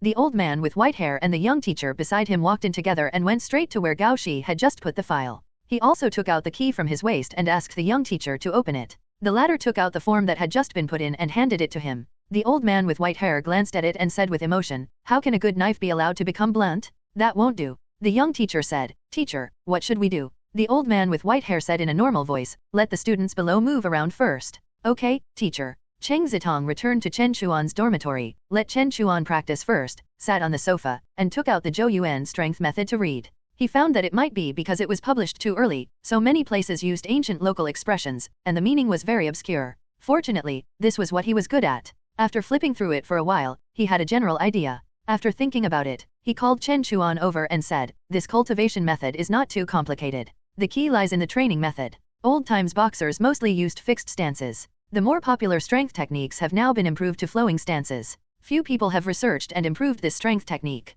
I originally thought that I could only practice according to the fixed stance, which would be very inefficient. But after flipping through it again, I found that this is not the case. After all, flowing stances only adjust the body's operating structure through repeated and unique movements to stimulate several specific mutated tissues, so that they can grow and even transform. Circulating UN strength can be exercised through various boxing techniques and moves. Of course, it is impossible to learn all kinds of boxing techniques, and there is not that much energy, but there is a set of moves that can roughly take care of everything." Speaking of this, he smiled and said, "You should be very familiar with it." Chen Chuan's heart moved, and he blurted out, "Da San Shao Dash." "That's right." Cheng Zitong raised the booklet in his hand and shook it, saying, "It's Da San Shao Dash?" This most basic freehand move condenses the hard work of countless predecessors. Although it looks simple, it has actually been tempered thousands of times and takes care of all aspects. Therefore, this freehand move can be used as the basic move of any boxing routine, but Da San Shao Dash alone is not enough. His expression became serious, and he said, "Next, I will teach you Zhang San Shao Dash, which is only taught by the Wei Academy and is allowed to be used.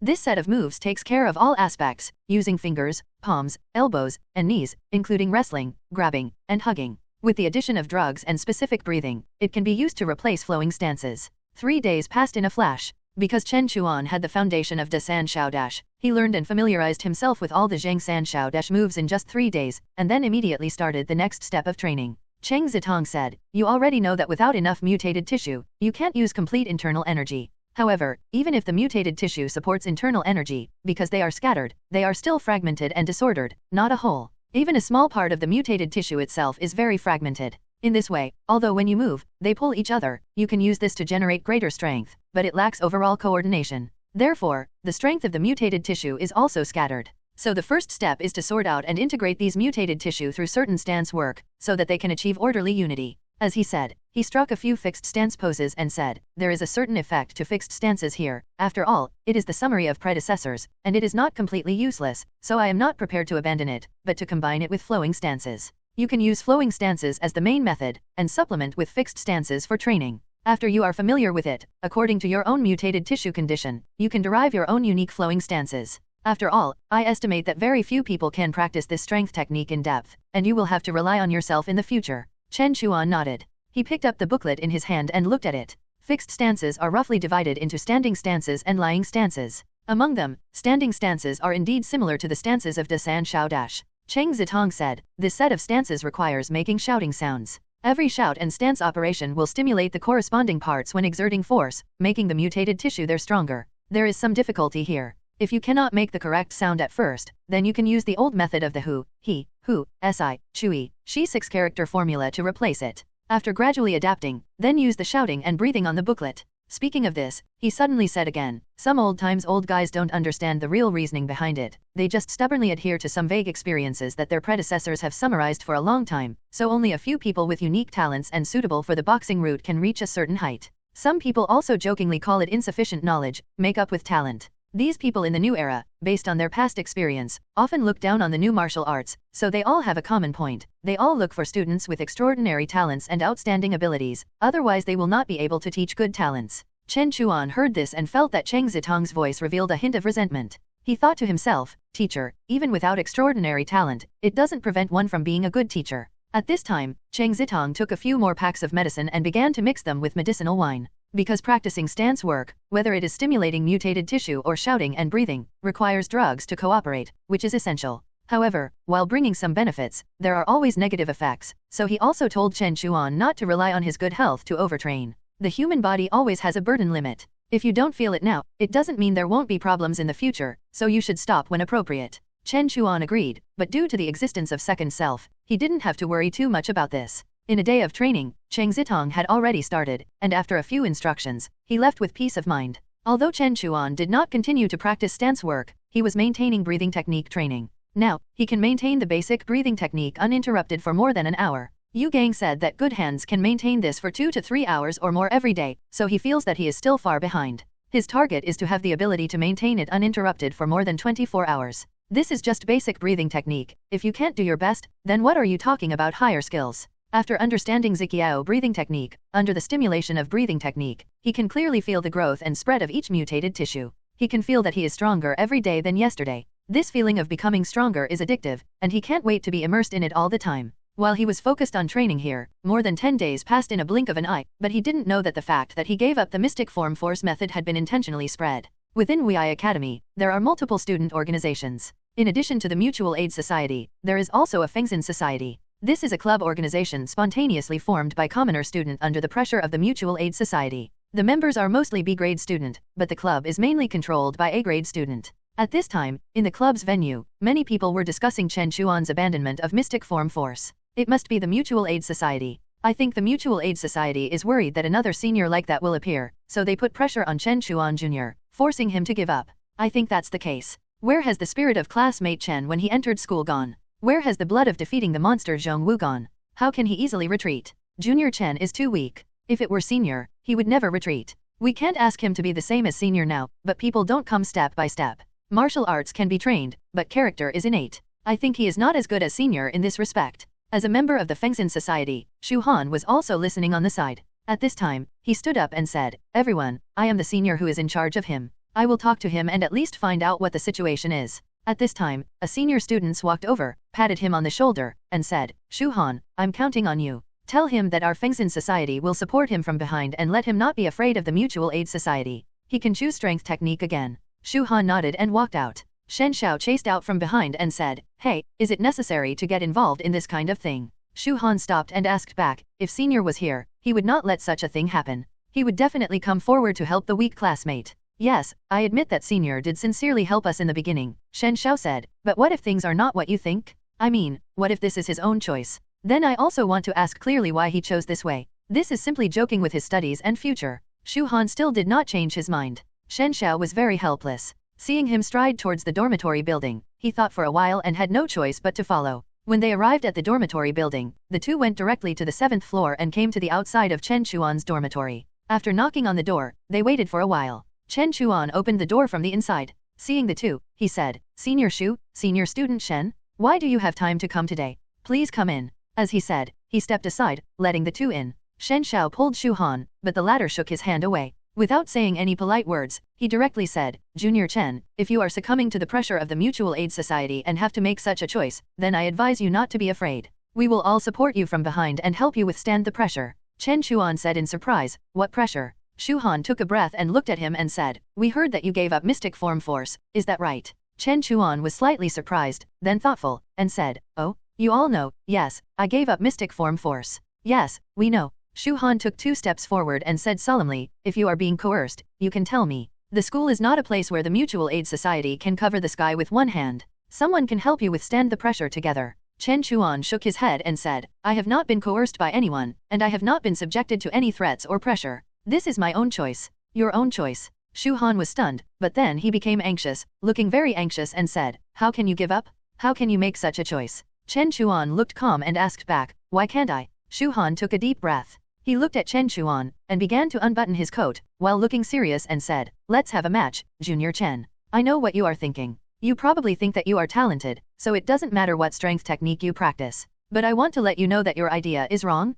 You are missing such a good opportunity." Chen Chuan said, "Sorry, seniors, I have to train today, and I am not interested in competing with Senior Xu. I hope Senior will not disturb me." He stepped aside and said, "You too, please." Shen Xiao hurriedly said, "I'm sorry." He came up and grabbed Xu Han, trying to pull him away, but the latter stood still. Xu Han stared at Chen Chuan, "Junior Chen, if you win me, I won't bother you anymore. You don't think I showed all my strength that day, do you?" Chen Chuan looked at him. If Xu Han really insisted on staying, then he would still have to fight. Moreover, even if he left, he might come back again. Instead of this, it would be better to simply solve this matter. He said, "Okay, I will compete with Senior Xu. If I lose, please don't bother my training anymore." Xu Han said, "Okay." He walked out, "Let's go outside to fight." No need. Chen Chuan turned around, looked at him, and said in a calm tone, let's just do it here, it won't take much time. Shu Han was almost laughed at by Chen Chuan's words, and said, I am really being underestimated. Fine, right here. He turned around and walked back, standing in his original position. Chen Chuan looked at Shu Han, with one hand in his pocket, his posture looking very casual. He felt in his heart that today he must show absolute strength in order to completely give up on this senior. Since the last fight, he had almost understood the characteristics of this senior. His movements are very flexible and he is good at changing to lure the enemy. If it were in an open space, and the latter kept wandering and dodging, it might be a fight, but that would be too time-consuming. So he chose the venue here, inadvertently setting up a battlefield that was not suitable for the opponent to exert himself, but more conducive to himself. Shu Han took off his coat and threw it aside. His expression was very solemn. That day, he had gained an understanding of Chen Chuan's strength and knew that this junior was not so easy to deal with. However, as he said, he did not fully exert his strength that day. Moreover, he also reviewed it afterwards, considering how to fight to have a better chance of winning. Chen Chuan has only been in school for more than 10 days since he enrolled, and his strength should not have changed much. Shen Xiao looked at the two of them and also stepped back a little. He also helped move away the chairs and stools next to him, saying, I'll move them away first, so they don't get damaged. Chen Chuan was still in a very casual posture, and said, Senior Shu, you should make the first move this time. If I make the first move, you probably won't have a chance. The anger in Shu Han's heart was also faintly provoked, but this was not the first time he had fought with someone. He had experienced a lot of verbal harassment, so he could still suppress it at this moment. He reminded, Junior, then be careful. After speaking, he tried to approach, took a slow step forward, then tried to take a second step. Seeing him still probing forward, as if moving slowly, when he reached the third step, suddenly his figure flashed, abruptly leaped forward, and suddenly approached Chen Chuan. He had used this move in the same way last time. It's not that he only knows this one trick, but because Zhong Wu's head was kicked into mush by Chen Chuan, which is enough to show that Chen Chuan's leg skills are very good. Therefore, he must rush into the inner circle. This is not only beneficial to himself, but also makes it difficult for Chen Chuan to use his leg moves. You should know that although he is a member of the free fighting department, he also concurrently practices grappling and wrestling. After getting close, there are opportunities everywhere. As a third-year student of Wei, he has also practiced internal energy. Last time, he didn't use it in order to avoid Chen Chuan from getting hurt, but this time, he doesn't plan to hold back. Chen Chuan looked at his movements, suddenly stretched out his hand, and pushed it outward from the center line. Seeing that the hand came out extremely fast, and reached his face in an instant, Shu Han was also shocked. Fortunately, moving within a narrow range was his specialty, and he had already prepared the idea of responding to the next step after the opponent made a move, so he immediately tried to avoid it. But if Chen Chuan showed enough strength when he fought him last time, this time he showed unexpected speed. Before he could avoid it, that hand had already pressed on his chest. This blow did not mobilize many muscles, and purely exerted force with one hand. The strength was not too great, and it did not bring any harm, but this one blow made Shu Han stunned,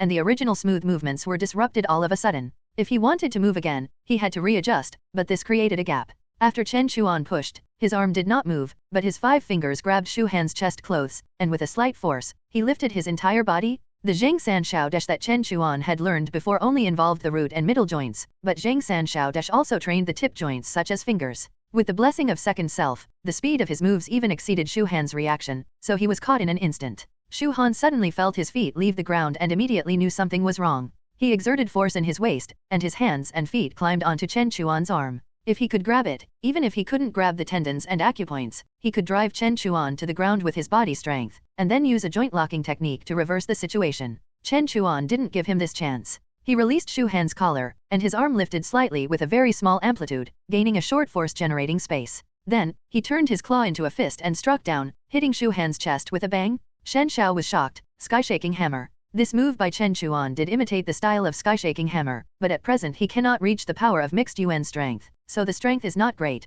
but it hits Shu Han's breathing pattern very cleverly, causing the latter to feel dull, and his movements become weak. At the same time, he grabbed Shu Han's collar and pressed him to the ground. With a bang, Shu Han's back was pressed straight to the ground, but he didn't seem to be injured. After reacting, he continuously stomped his feet and moved his body backwards until he was at a distance from Chen Chuan before standing up. Chen Chuan also slowly stood up straight. After Shu Han got up, he didn't try to attack again, but just stood there in silence. Shen Xiao hesitated to speak. After a while, Shu Han said somewhat sadly, I lost? He knew very well that Chen Chuan had almost won after that push, because there were too many ways to target him afterwards, and even if Chen Chuan slammed him to the ground at the end, he had held back, otherwise he would definitely have lost the strength to resist, and he could be dealt with however he wanted. Chen Chuan said, you two can leave. Shen Xiao said quickly, okay.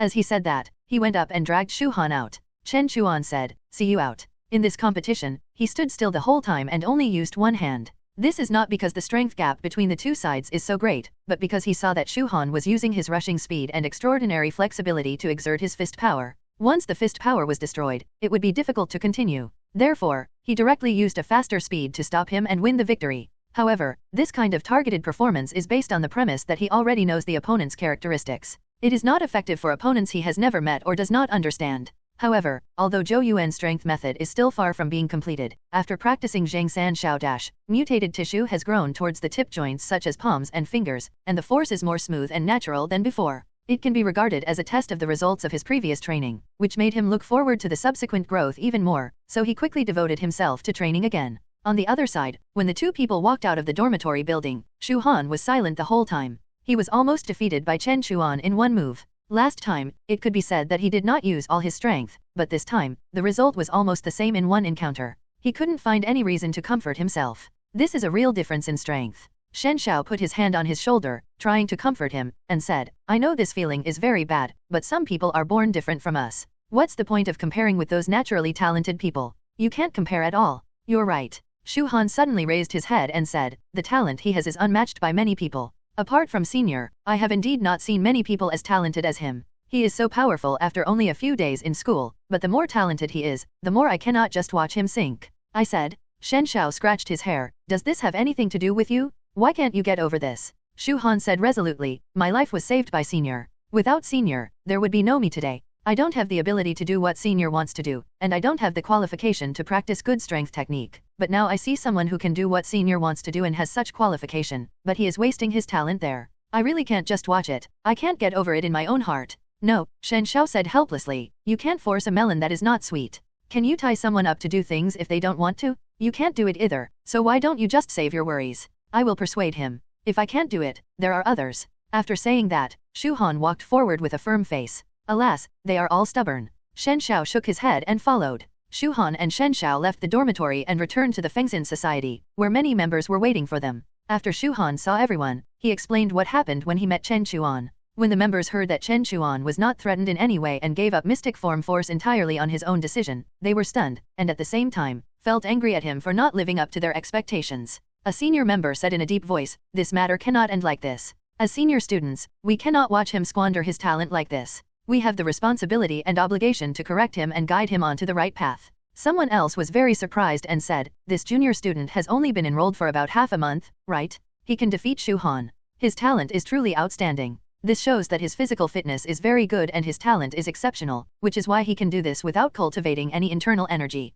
Alas, such talent is not much worse than yours was back then, senior student. How could he give it up like this? It's such a pity. If he were willing to accept mystic form force, I can't imagine how far he could go." The members agreed that a talented person like this is naturally suited to practice mystic form force, just like the senior student was back then. How could he waste his talent like this? They must find a way to persuade him to correct his decision. But someone raised a key question, but after all, he himself is unwilling. What can we do? That's because he doesn't yet know what he is responsible for. Why don't we ask him out for a talk? If we reason with him, he should understand, a slightly older student suggested. But will he come? According to Shu Han, he hides in the dormitory for training all day and doesn't come out much. In the current situation, I'm afraid we won't be able to see him even if we go to the dormitory. Although dormitories are not allowed to bring food into, this only restricts students, but it cannot restrict the guidance teacher, so theoretically, Chen Chuan can stay there all the time if he doesn't want to come out, and as long as they inform the dormitory manager, they will be stopped outside. He can't always stay in the dormitory. There will always be opportunities.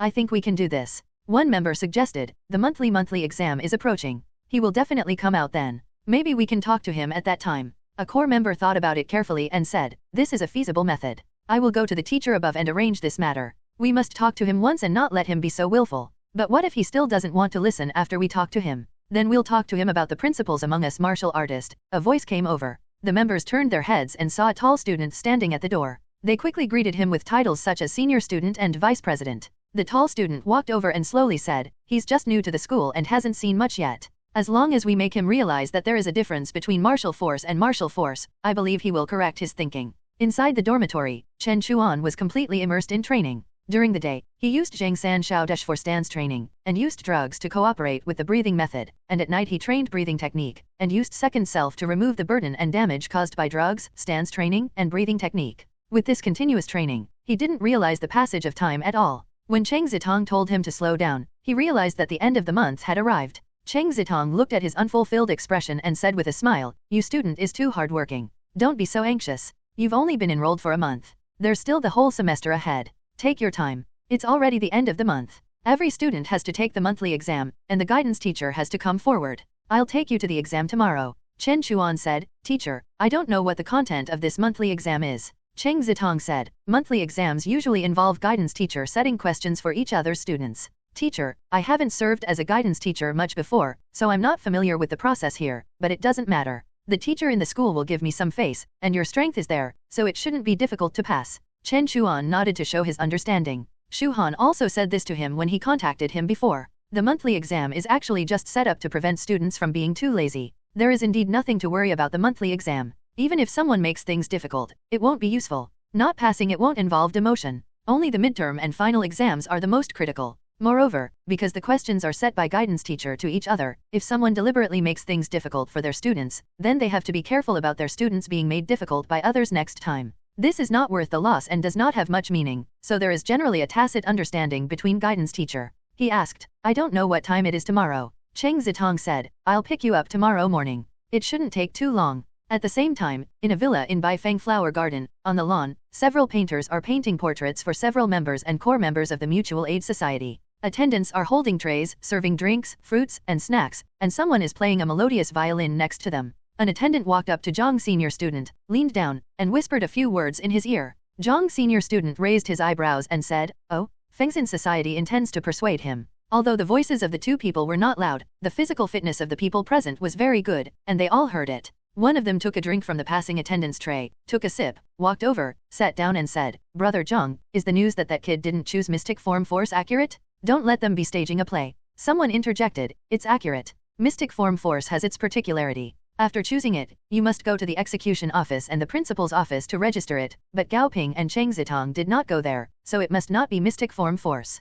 You must know that privately giving strength technique to practice is also against academy rules. They won't do that." Someone else said, "He rejected Yu Ruizi's solicitation that day. I thought he would go to study Mystic Form Force like that guy back then. I really didn't expect it. He knows what's good for him." The recommender said playfully, "Perhaps it is precisely because he heard about that incident 2 years ago that he didn't dare to choose it, but..." He put down his cup and said, "Brother Zhang, if Fengxin society lets him choose, do you think he will accept it?" Zhang senior student smiled and said, "After this good show starts tomorrow, we will know the result." The next day, Chen Chuan came out of the dormitory building in a student formal suit. The sun was very bright today, and there was a large sound of birdsong from Spring Autumn Lake. After waiting for a while, Cheng Zitong's car also came. He walked over, opened the door and sat in. He heard Cheng Zitong say, "There are so many birds chirping today. It doesn't seem to be so noisy usually. Are you affected by it?" Chen Chuan said with a smile, "Students are very focused during training, and the sound outside generally does not affect the students." "That's good." Cheng Zitong started the car, took Chen Chuan away from the dormitory building, and drove to the south of the school.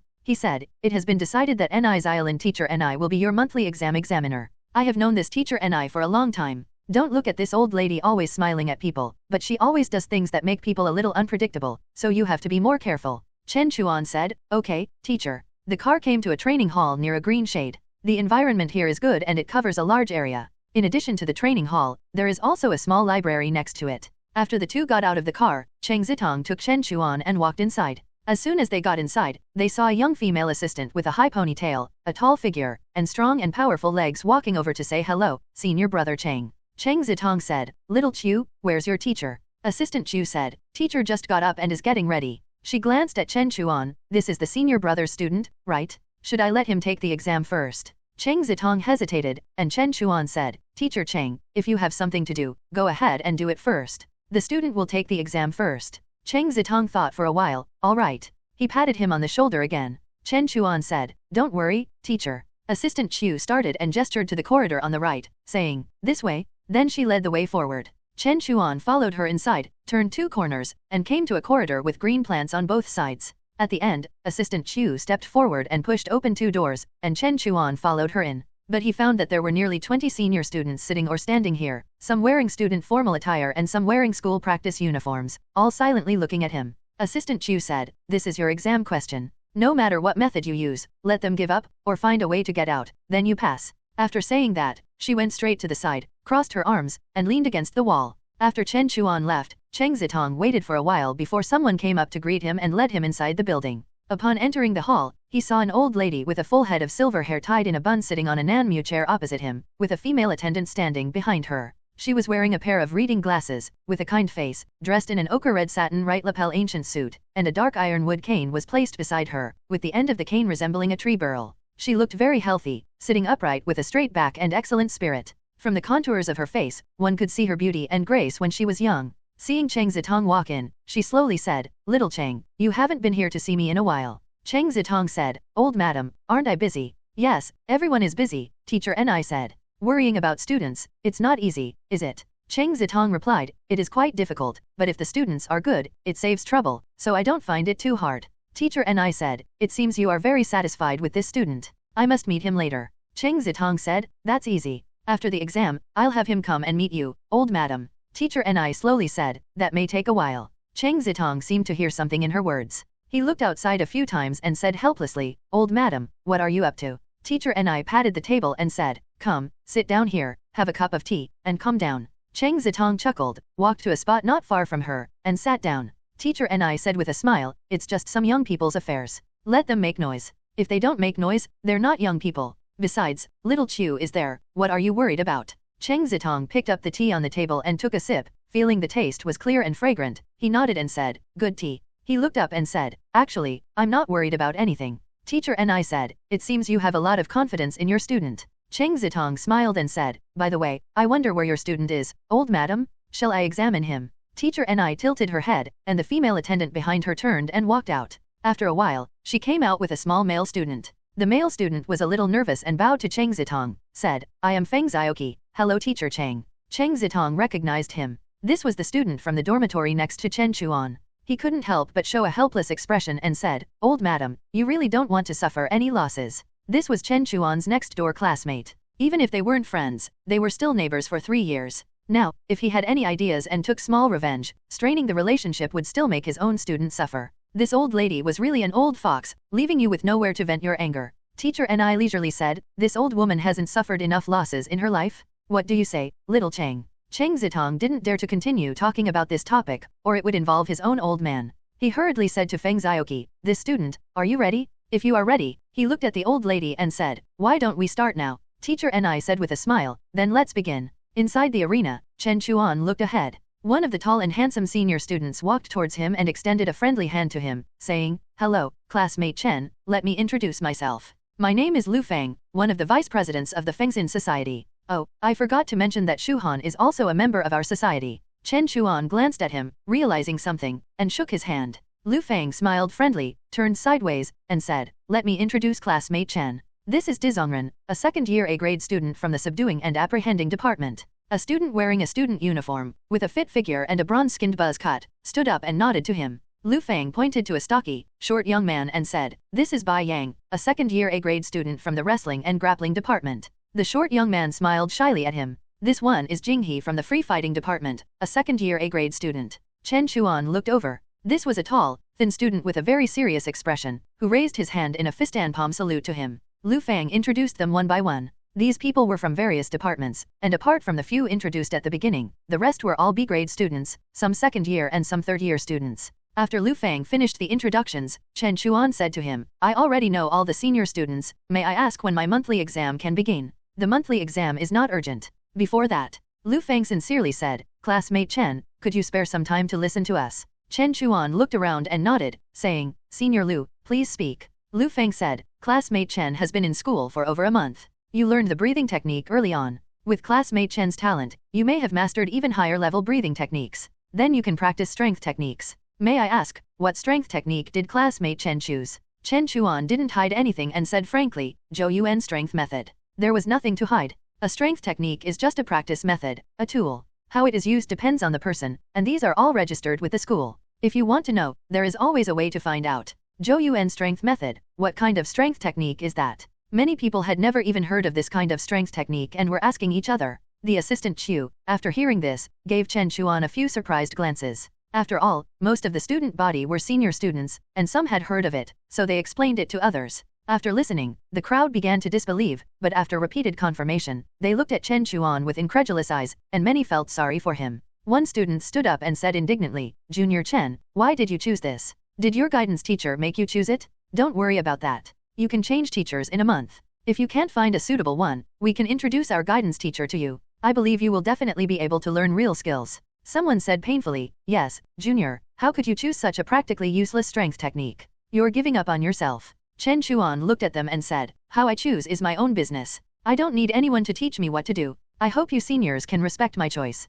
Also, Teacher Cheng is my guidance teacher. I don't want to hear any unfounded accusations against him from you, otherwise, this conversation is unnecessary." Lu Fang waved his hand, signaling everyone to calm down and let him speak. He looked at Chen Chuan and said, "Classmate Chen, I actually understand your thinking. You may be very conceited, thinking that you can still develop a body of skill even with the worst strength technique. Yes, before you entered Wuyi, you defeated Zhongwu on your own, which should have given you confidence. If it were me, I would think the same way, but the opponents encountered in exams are different from those encountered in reality. You should understand this. If you really don't understand." He sighed and said, "Although we don't want to do this, we will try our best to help you understand today. We don't want to target you, we just want you to know that in Wuyi, relying on one person or one technique is not enough. You need both strength techniques and more help. This is what we have learned from past lessons. Don't think we are alarmist, and don't think we are making trouble out of nothing. A student like you, with such talents, even if you don't choose a good strength technique, will still attract enemies with your talent. At that time, you won't be able to stop those open and secret actions against you by yourself." He said in a very serious tone, "If you want to train peacefully, I tell you, that is impossible. From the moment you stepped into Wuyi, there have been many eyes watching you. If you don't make a choice, someone will force you to make a choice. If you don't make any choice, you won't be able to accomplish anything, and everyone in this room has gone through this. No one is an exception." Chen Chuan then said, "Senior Lu, have you finished?" Lu Fang paused slightly, looked at the people behind him, and nodded, "I'm done." Chen Chuan looked at him and slowly said, "Senior Lu, I would like to see the truths you have spoken that can make me understand." As he spoke, he began to unbutton the outer garment on his chest, unbuttoning it as he spoke. "I just think you may not be able to convince me." After speaking, he threw the clothes he took off far away, and cast his eyes on everyone in front of him. Then, according to the rules of this exam, let me convince you. After Chen Chuan said this, everyone in the room was stunned, and their tempers flared up. Even Assistant Chu over there looked aside. Lu Fang looked at him a few times, nodded and said, "I understand." He said apologetically, "I'm sorry, Chen classmate, we won't be one-on-one with you today, because the enemies you will face in the future won't reason with you one by one."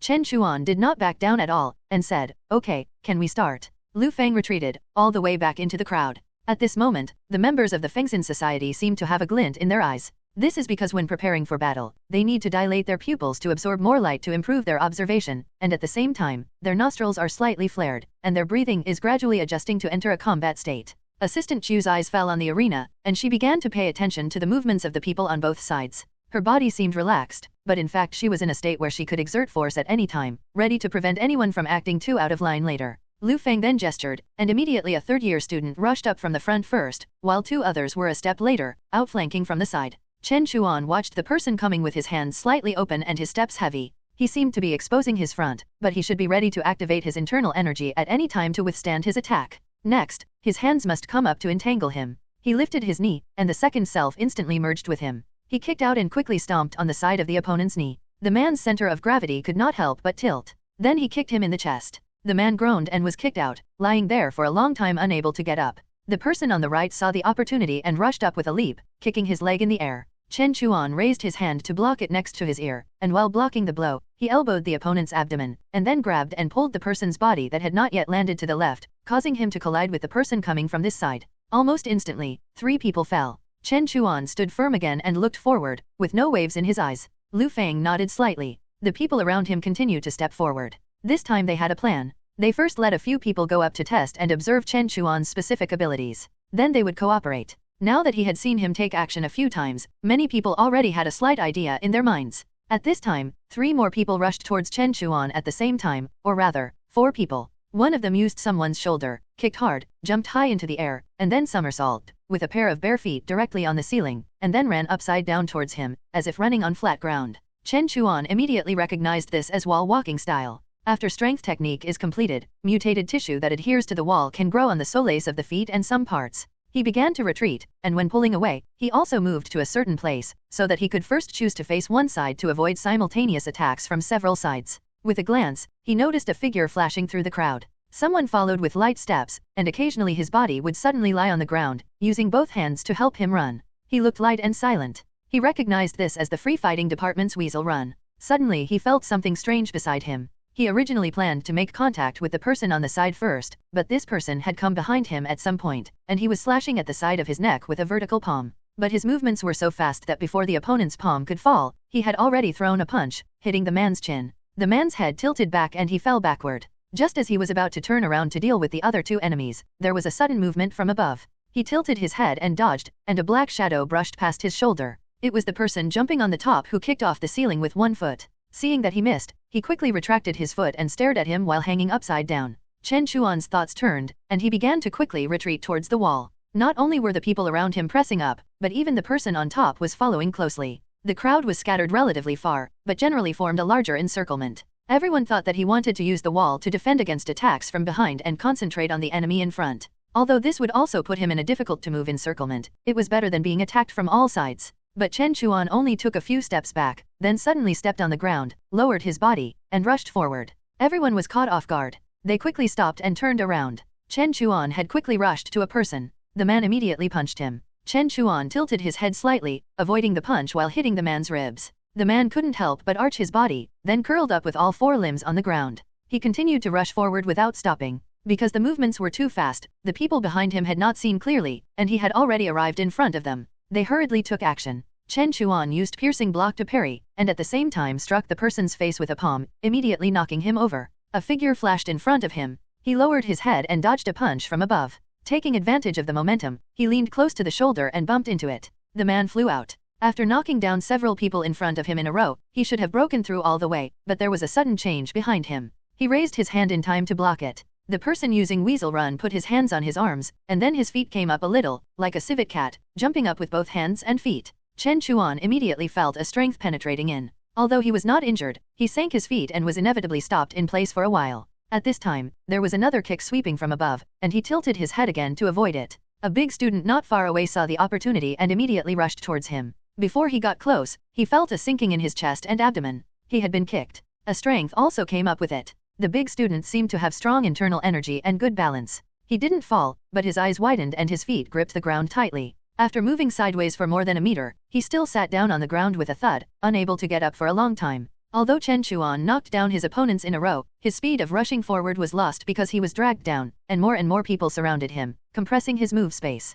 If everyone was still concerned about the face of their senior students before, but now seeing that he was so good at fighting and so difficult to deal with, everyone became serious. After almost completely surrounding him, one person felt an opportunity and suddenly rushed up. Chen Chuan swept out a leg, and the person's center of gravity was destroyed, and he was kicked into the air, landing with his body leaning forward. However, as this person took action, more people rushed forward. Chen Chuan turned his body and deflected a punch, but a palm silently swept towards his neck from the right. He reacted quickly, raised his arm and slapped it upwards, stepped aside, avoided a kick from behind, and then pressed down without looking back, and the head of the person who had fallen to the ground was pressed down again by him. A tall figure rushed towards him from the front, with a palm upright like an axe, chopping straight down at him. When he swung it, he made a whooshing sound, which was the mountain-splitting hand of the free fighting department. Chen Chuan did not dodge or avoid, he raised one hand, and the soul-stirring fist force burst out with all his strength. Under the frontal collision, the man shook all over. Under the counter-shock, he was weak all over and temporarily powerless. At such a close distance, his eyes also met Chen Chuan's calm eyes without a trace of fluctuation.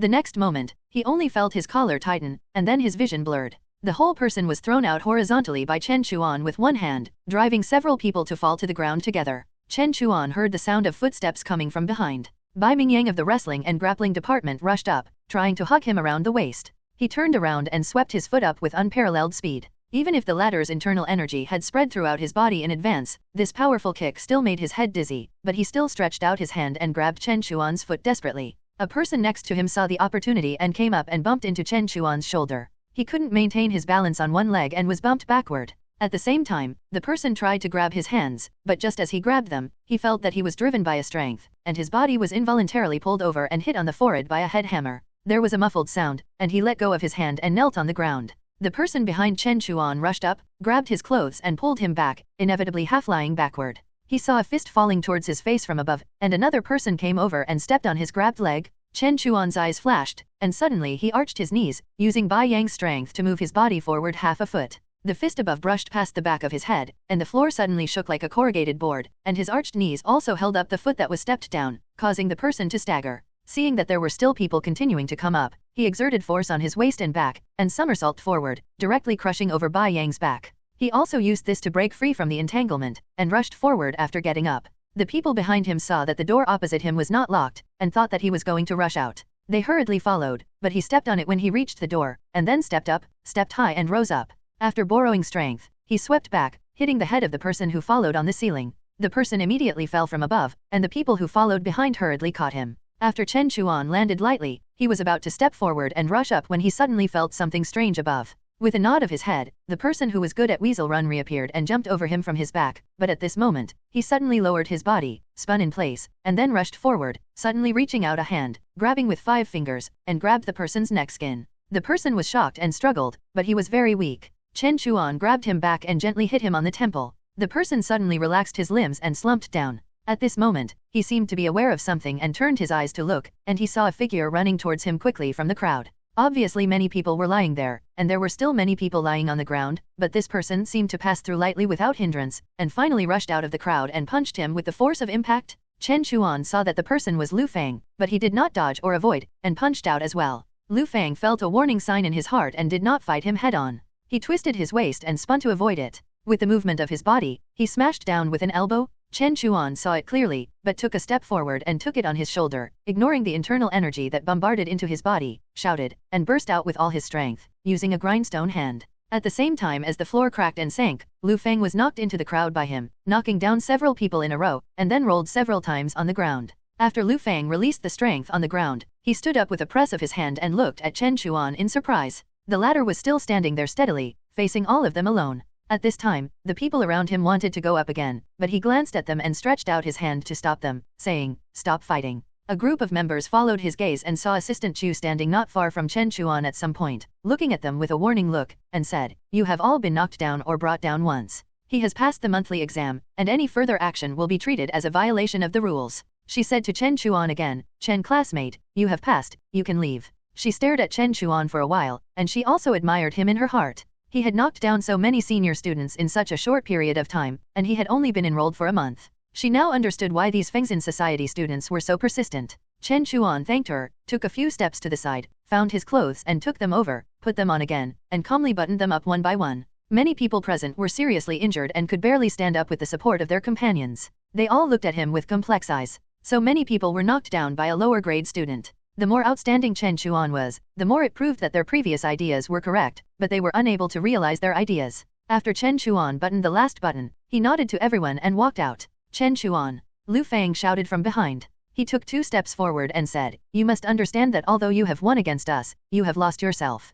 Chen Chuan had already reached the door at this time. Hearing this, he stopped and said with his back to him, "No, only you have lost." He tilted his head slightly. "You said no one would be an exception." He stepped forward and said as he walked, "If no one is that exception, then let me be that exception." Assistant Chu glanced at Lu Fang and the others. Seeing that they were mostly unharmed, she left with Chen Chuan. Lu Fang and the others silently watched Chen Chuan's figure gradually disappear. After a while, a member came over and said, "Vice President, this." Lu Fang turned around and asked, "Is everyone okay?" The member said, "It's nothing." He held back. "They're all minor injuries. A little medicine will do the trick." Lu Fang sighed and said, "The opportunity was given to us, but we didn't seize it. It's not good to keep pestering him. Maybe he's right. Without the mystic form force, he might be able to reach even greater heights." Someone was still unconvinced and said, "How is that possible? Even Senior didn't achieve it back then. What makes him think he can?" Lu Fang waved his hand and said, "Let's not talk about this anymore. Since we can't persuade him to change his mind, we can only wait." "Wait for what?"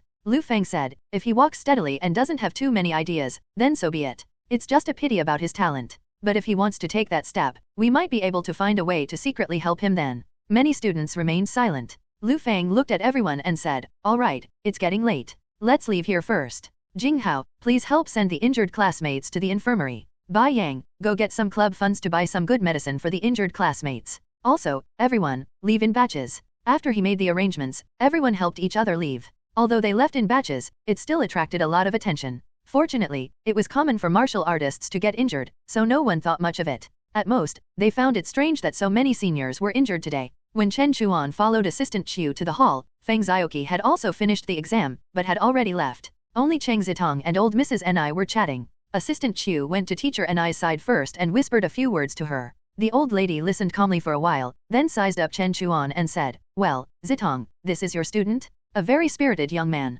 Cheng Zitong said, "Chen Chuan, this is teacher Ni. She can be considered my senior. Pay your respects." Chen Chuan stepped forward and bowed to Ni's Island, saying, "Hello, teacher Ni." Teacher Ni was very satisfied. She looked at Chen Chuan a few more times and asked, "Young man, what kind of weapon do you like?" Cheng Zitong's spirit perked up, and he turned back to signal Chen Chuan to answer quickly. Chen Chuan thought for a moment and said, "Long sword." Old Mrs. Ni instructed Assistant Chiu. After a while, Assistant Chiu came out holding a long sword with a black scabbard. She said, "You young man have caught the old lady's eye, so I'll give you a sword today." Assistant Chiu went to Chen Chuan, held the sword upright, and handed it to him. Chen Chuan didn't take it immediately. Cheng Zitong immediately said, "The old lady is giving it to you as a gift to a junior. Accept it." Chen Chuan nodded his thanks to Assistant Chiu, used both hands to hold the scabbard, and took it. He felt a slight weight in his hand, feeling that the sword was heavier than he expected. He bowed to old Mrs. Ni and said, "Thank you, teacher Ni." Old Mrs. Ni said with a smile, "Young man, why don't you take a look?" Chen Chuan slowly drew the sword, and a flash of snow-white light shone out. When the entire blade was unsheathed, the room seemed to have an extra hint of coldness. Cheng Zitong exclaimed, "What a good sword." Old Mrs. Ni said, "Young man, see if this Snow Emperor blade suits you." Chen Chuan felt that the shape of this sword was a bit like the Ming long sword he had seen in his previous life. The handle was wrapped with fine silver threads, and the estimated length was about 1 meter and 60 centimeters or more. At this moment, he turned his wrist and gently made a sword flourish. He had just felt that this sword weighed at least 10 pounds. Ordinary swords weighed only 2 or 3 pounds. Even Wei Academy students would not use swords weighing more than 5 pounds, but this one weighed almost twice as much. However, he had second self, so holding it was not difficult at all. In fact, Wei students were not unable to use some overweight swords, but too heavy weapons would affect their center of gravity. But this one was just right. He said, "It's quite suitable." Teacher Ni said, "When you were fighting in the back, Xiao Qiu observed your body size and approximate strength. If you like long swords, then this one is just right for you now. But you young people grow fast, so it's hard to say in the future. Just make do with it for now." Chen Chuan held the sword upright, clasped his fist at her, and said solemnly, "Thank you, Teacher Ni." Teacher Ni said with a smile, "This old woman's family used to run a weapon shop in her early years. Although I don't have that craft anymore, I still have a good eye. I have a lot of weapons left at home, but I can't use them anymore because I'm old, so I thought I'd give them to you young people." Chen Chuan thanked her again. At this time, Assistant Chiu looked at the time and whispered to her, "Master, it's time to take your medicine." Old Mrs. Ni nodded slightly, picked up her cane, and stood up. She said to Chen Chuan, "Young man, keep it safe. It will be useful." Cheng Zitong also stood up quickly. Old Mrs. Ni walked inside while leaning on her cane, muttering, "People are people, and swords are swords. They still have to be separated." After Cheng Zitong watched her leave, he said to Chen Chuan, "Let's go too." Chen Chuan said, "Okay, teacher." After the two came out and got into the car, Cheng Zitong said while fastening his seatbelt, "This old lady is amazing. When she told me about it, I was a little annoyed. Now that you've passed the exam, she's giving you a sword. Not only am I not angry, but I have to thank her instead." He saw that Chen Chuan didn't speak and asked, "What are you thinking about?" Chen Chuan said, "Teacher, I felt like I was in the old times when I was with Teacher Ni. When he was talking to old Mrs. Ni, both the surrounding atmosphere and the people seemed to have fallen into the past. It wasn't until he came out and looked at the heavy buildings outside that he felt like he was back in the present." Cheng Zitong was stunned for a moment, then looked ahead and said with emotion, "When people get old, they will recall the past and immerse themselves in it. There are circles everywhere in the world. There are circles outside and inside the school, circles between teachers, and circles between students. People also have circles in their own hearts, but don't be confined by circles. Try to find ways to get out, otherwise it will be too narrow and you won't be able to see the whole world." Chen Chuan nodded and said, "Teacher is right." Cheng Zitong started the car and drove towards the dormitory, saying, "Since old Mrs. Ni gave you this sword, then you have to learn swordsmanship, otherwise it will be useless. I'll teach you a set of basic swordsmanship later." Chen Chuan said, "Thank you, teacher, but without a weapon permit, students can't bring it outside."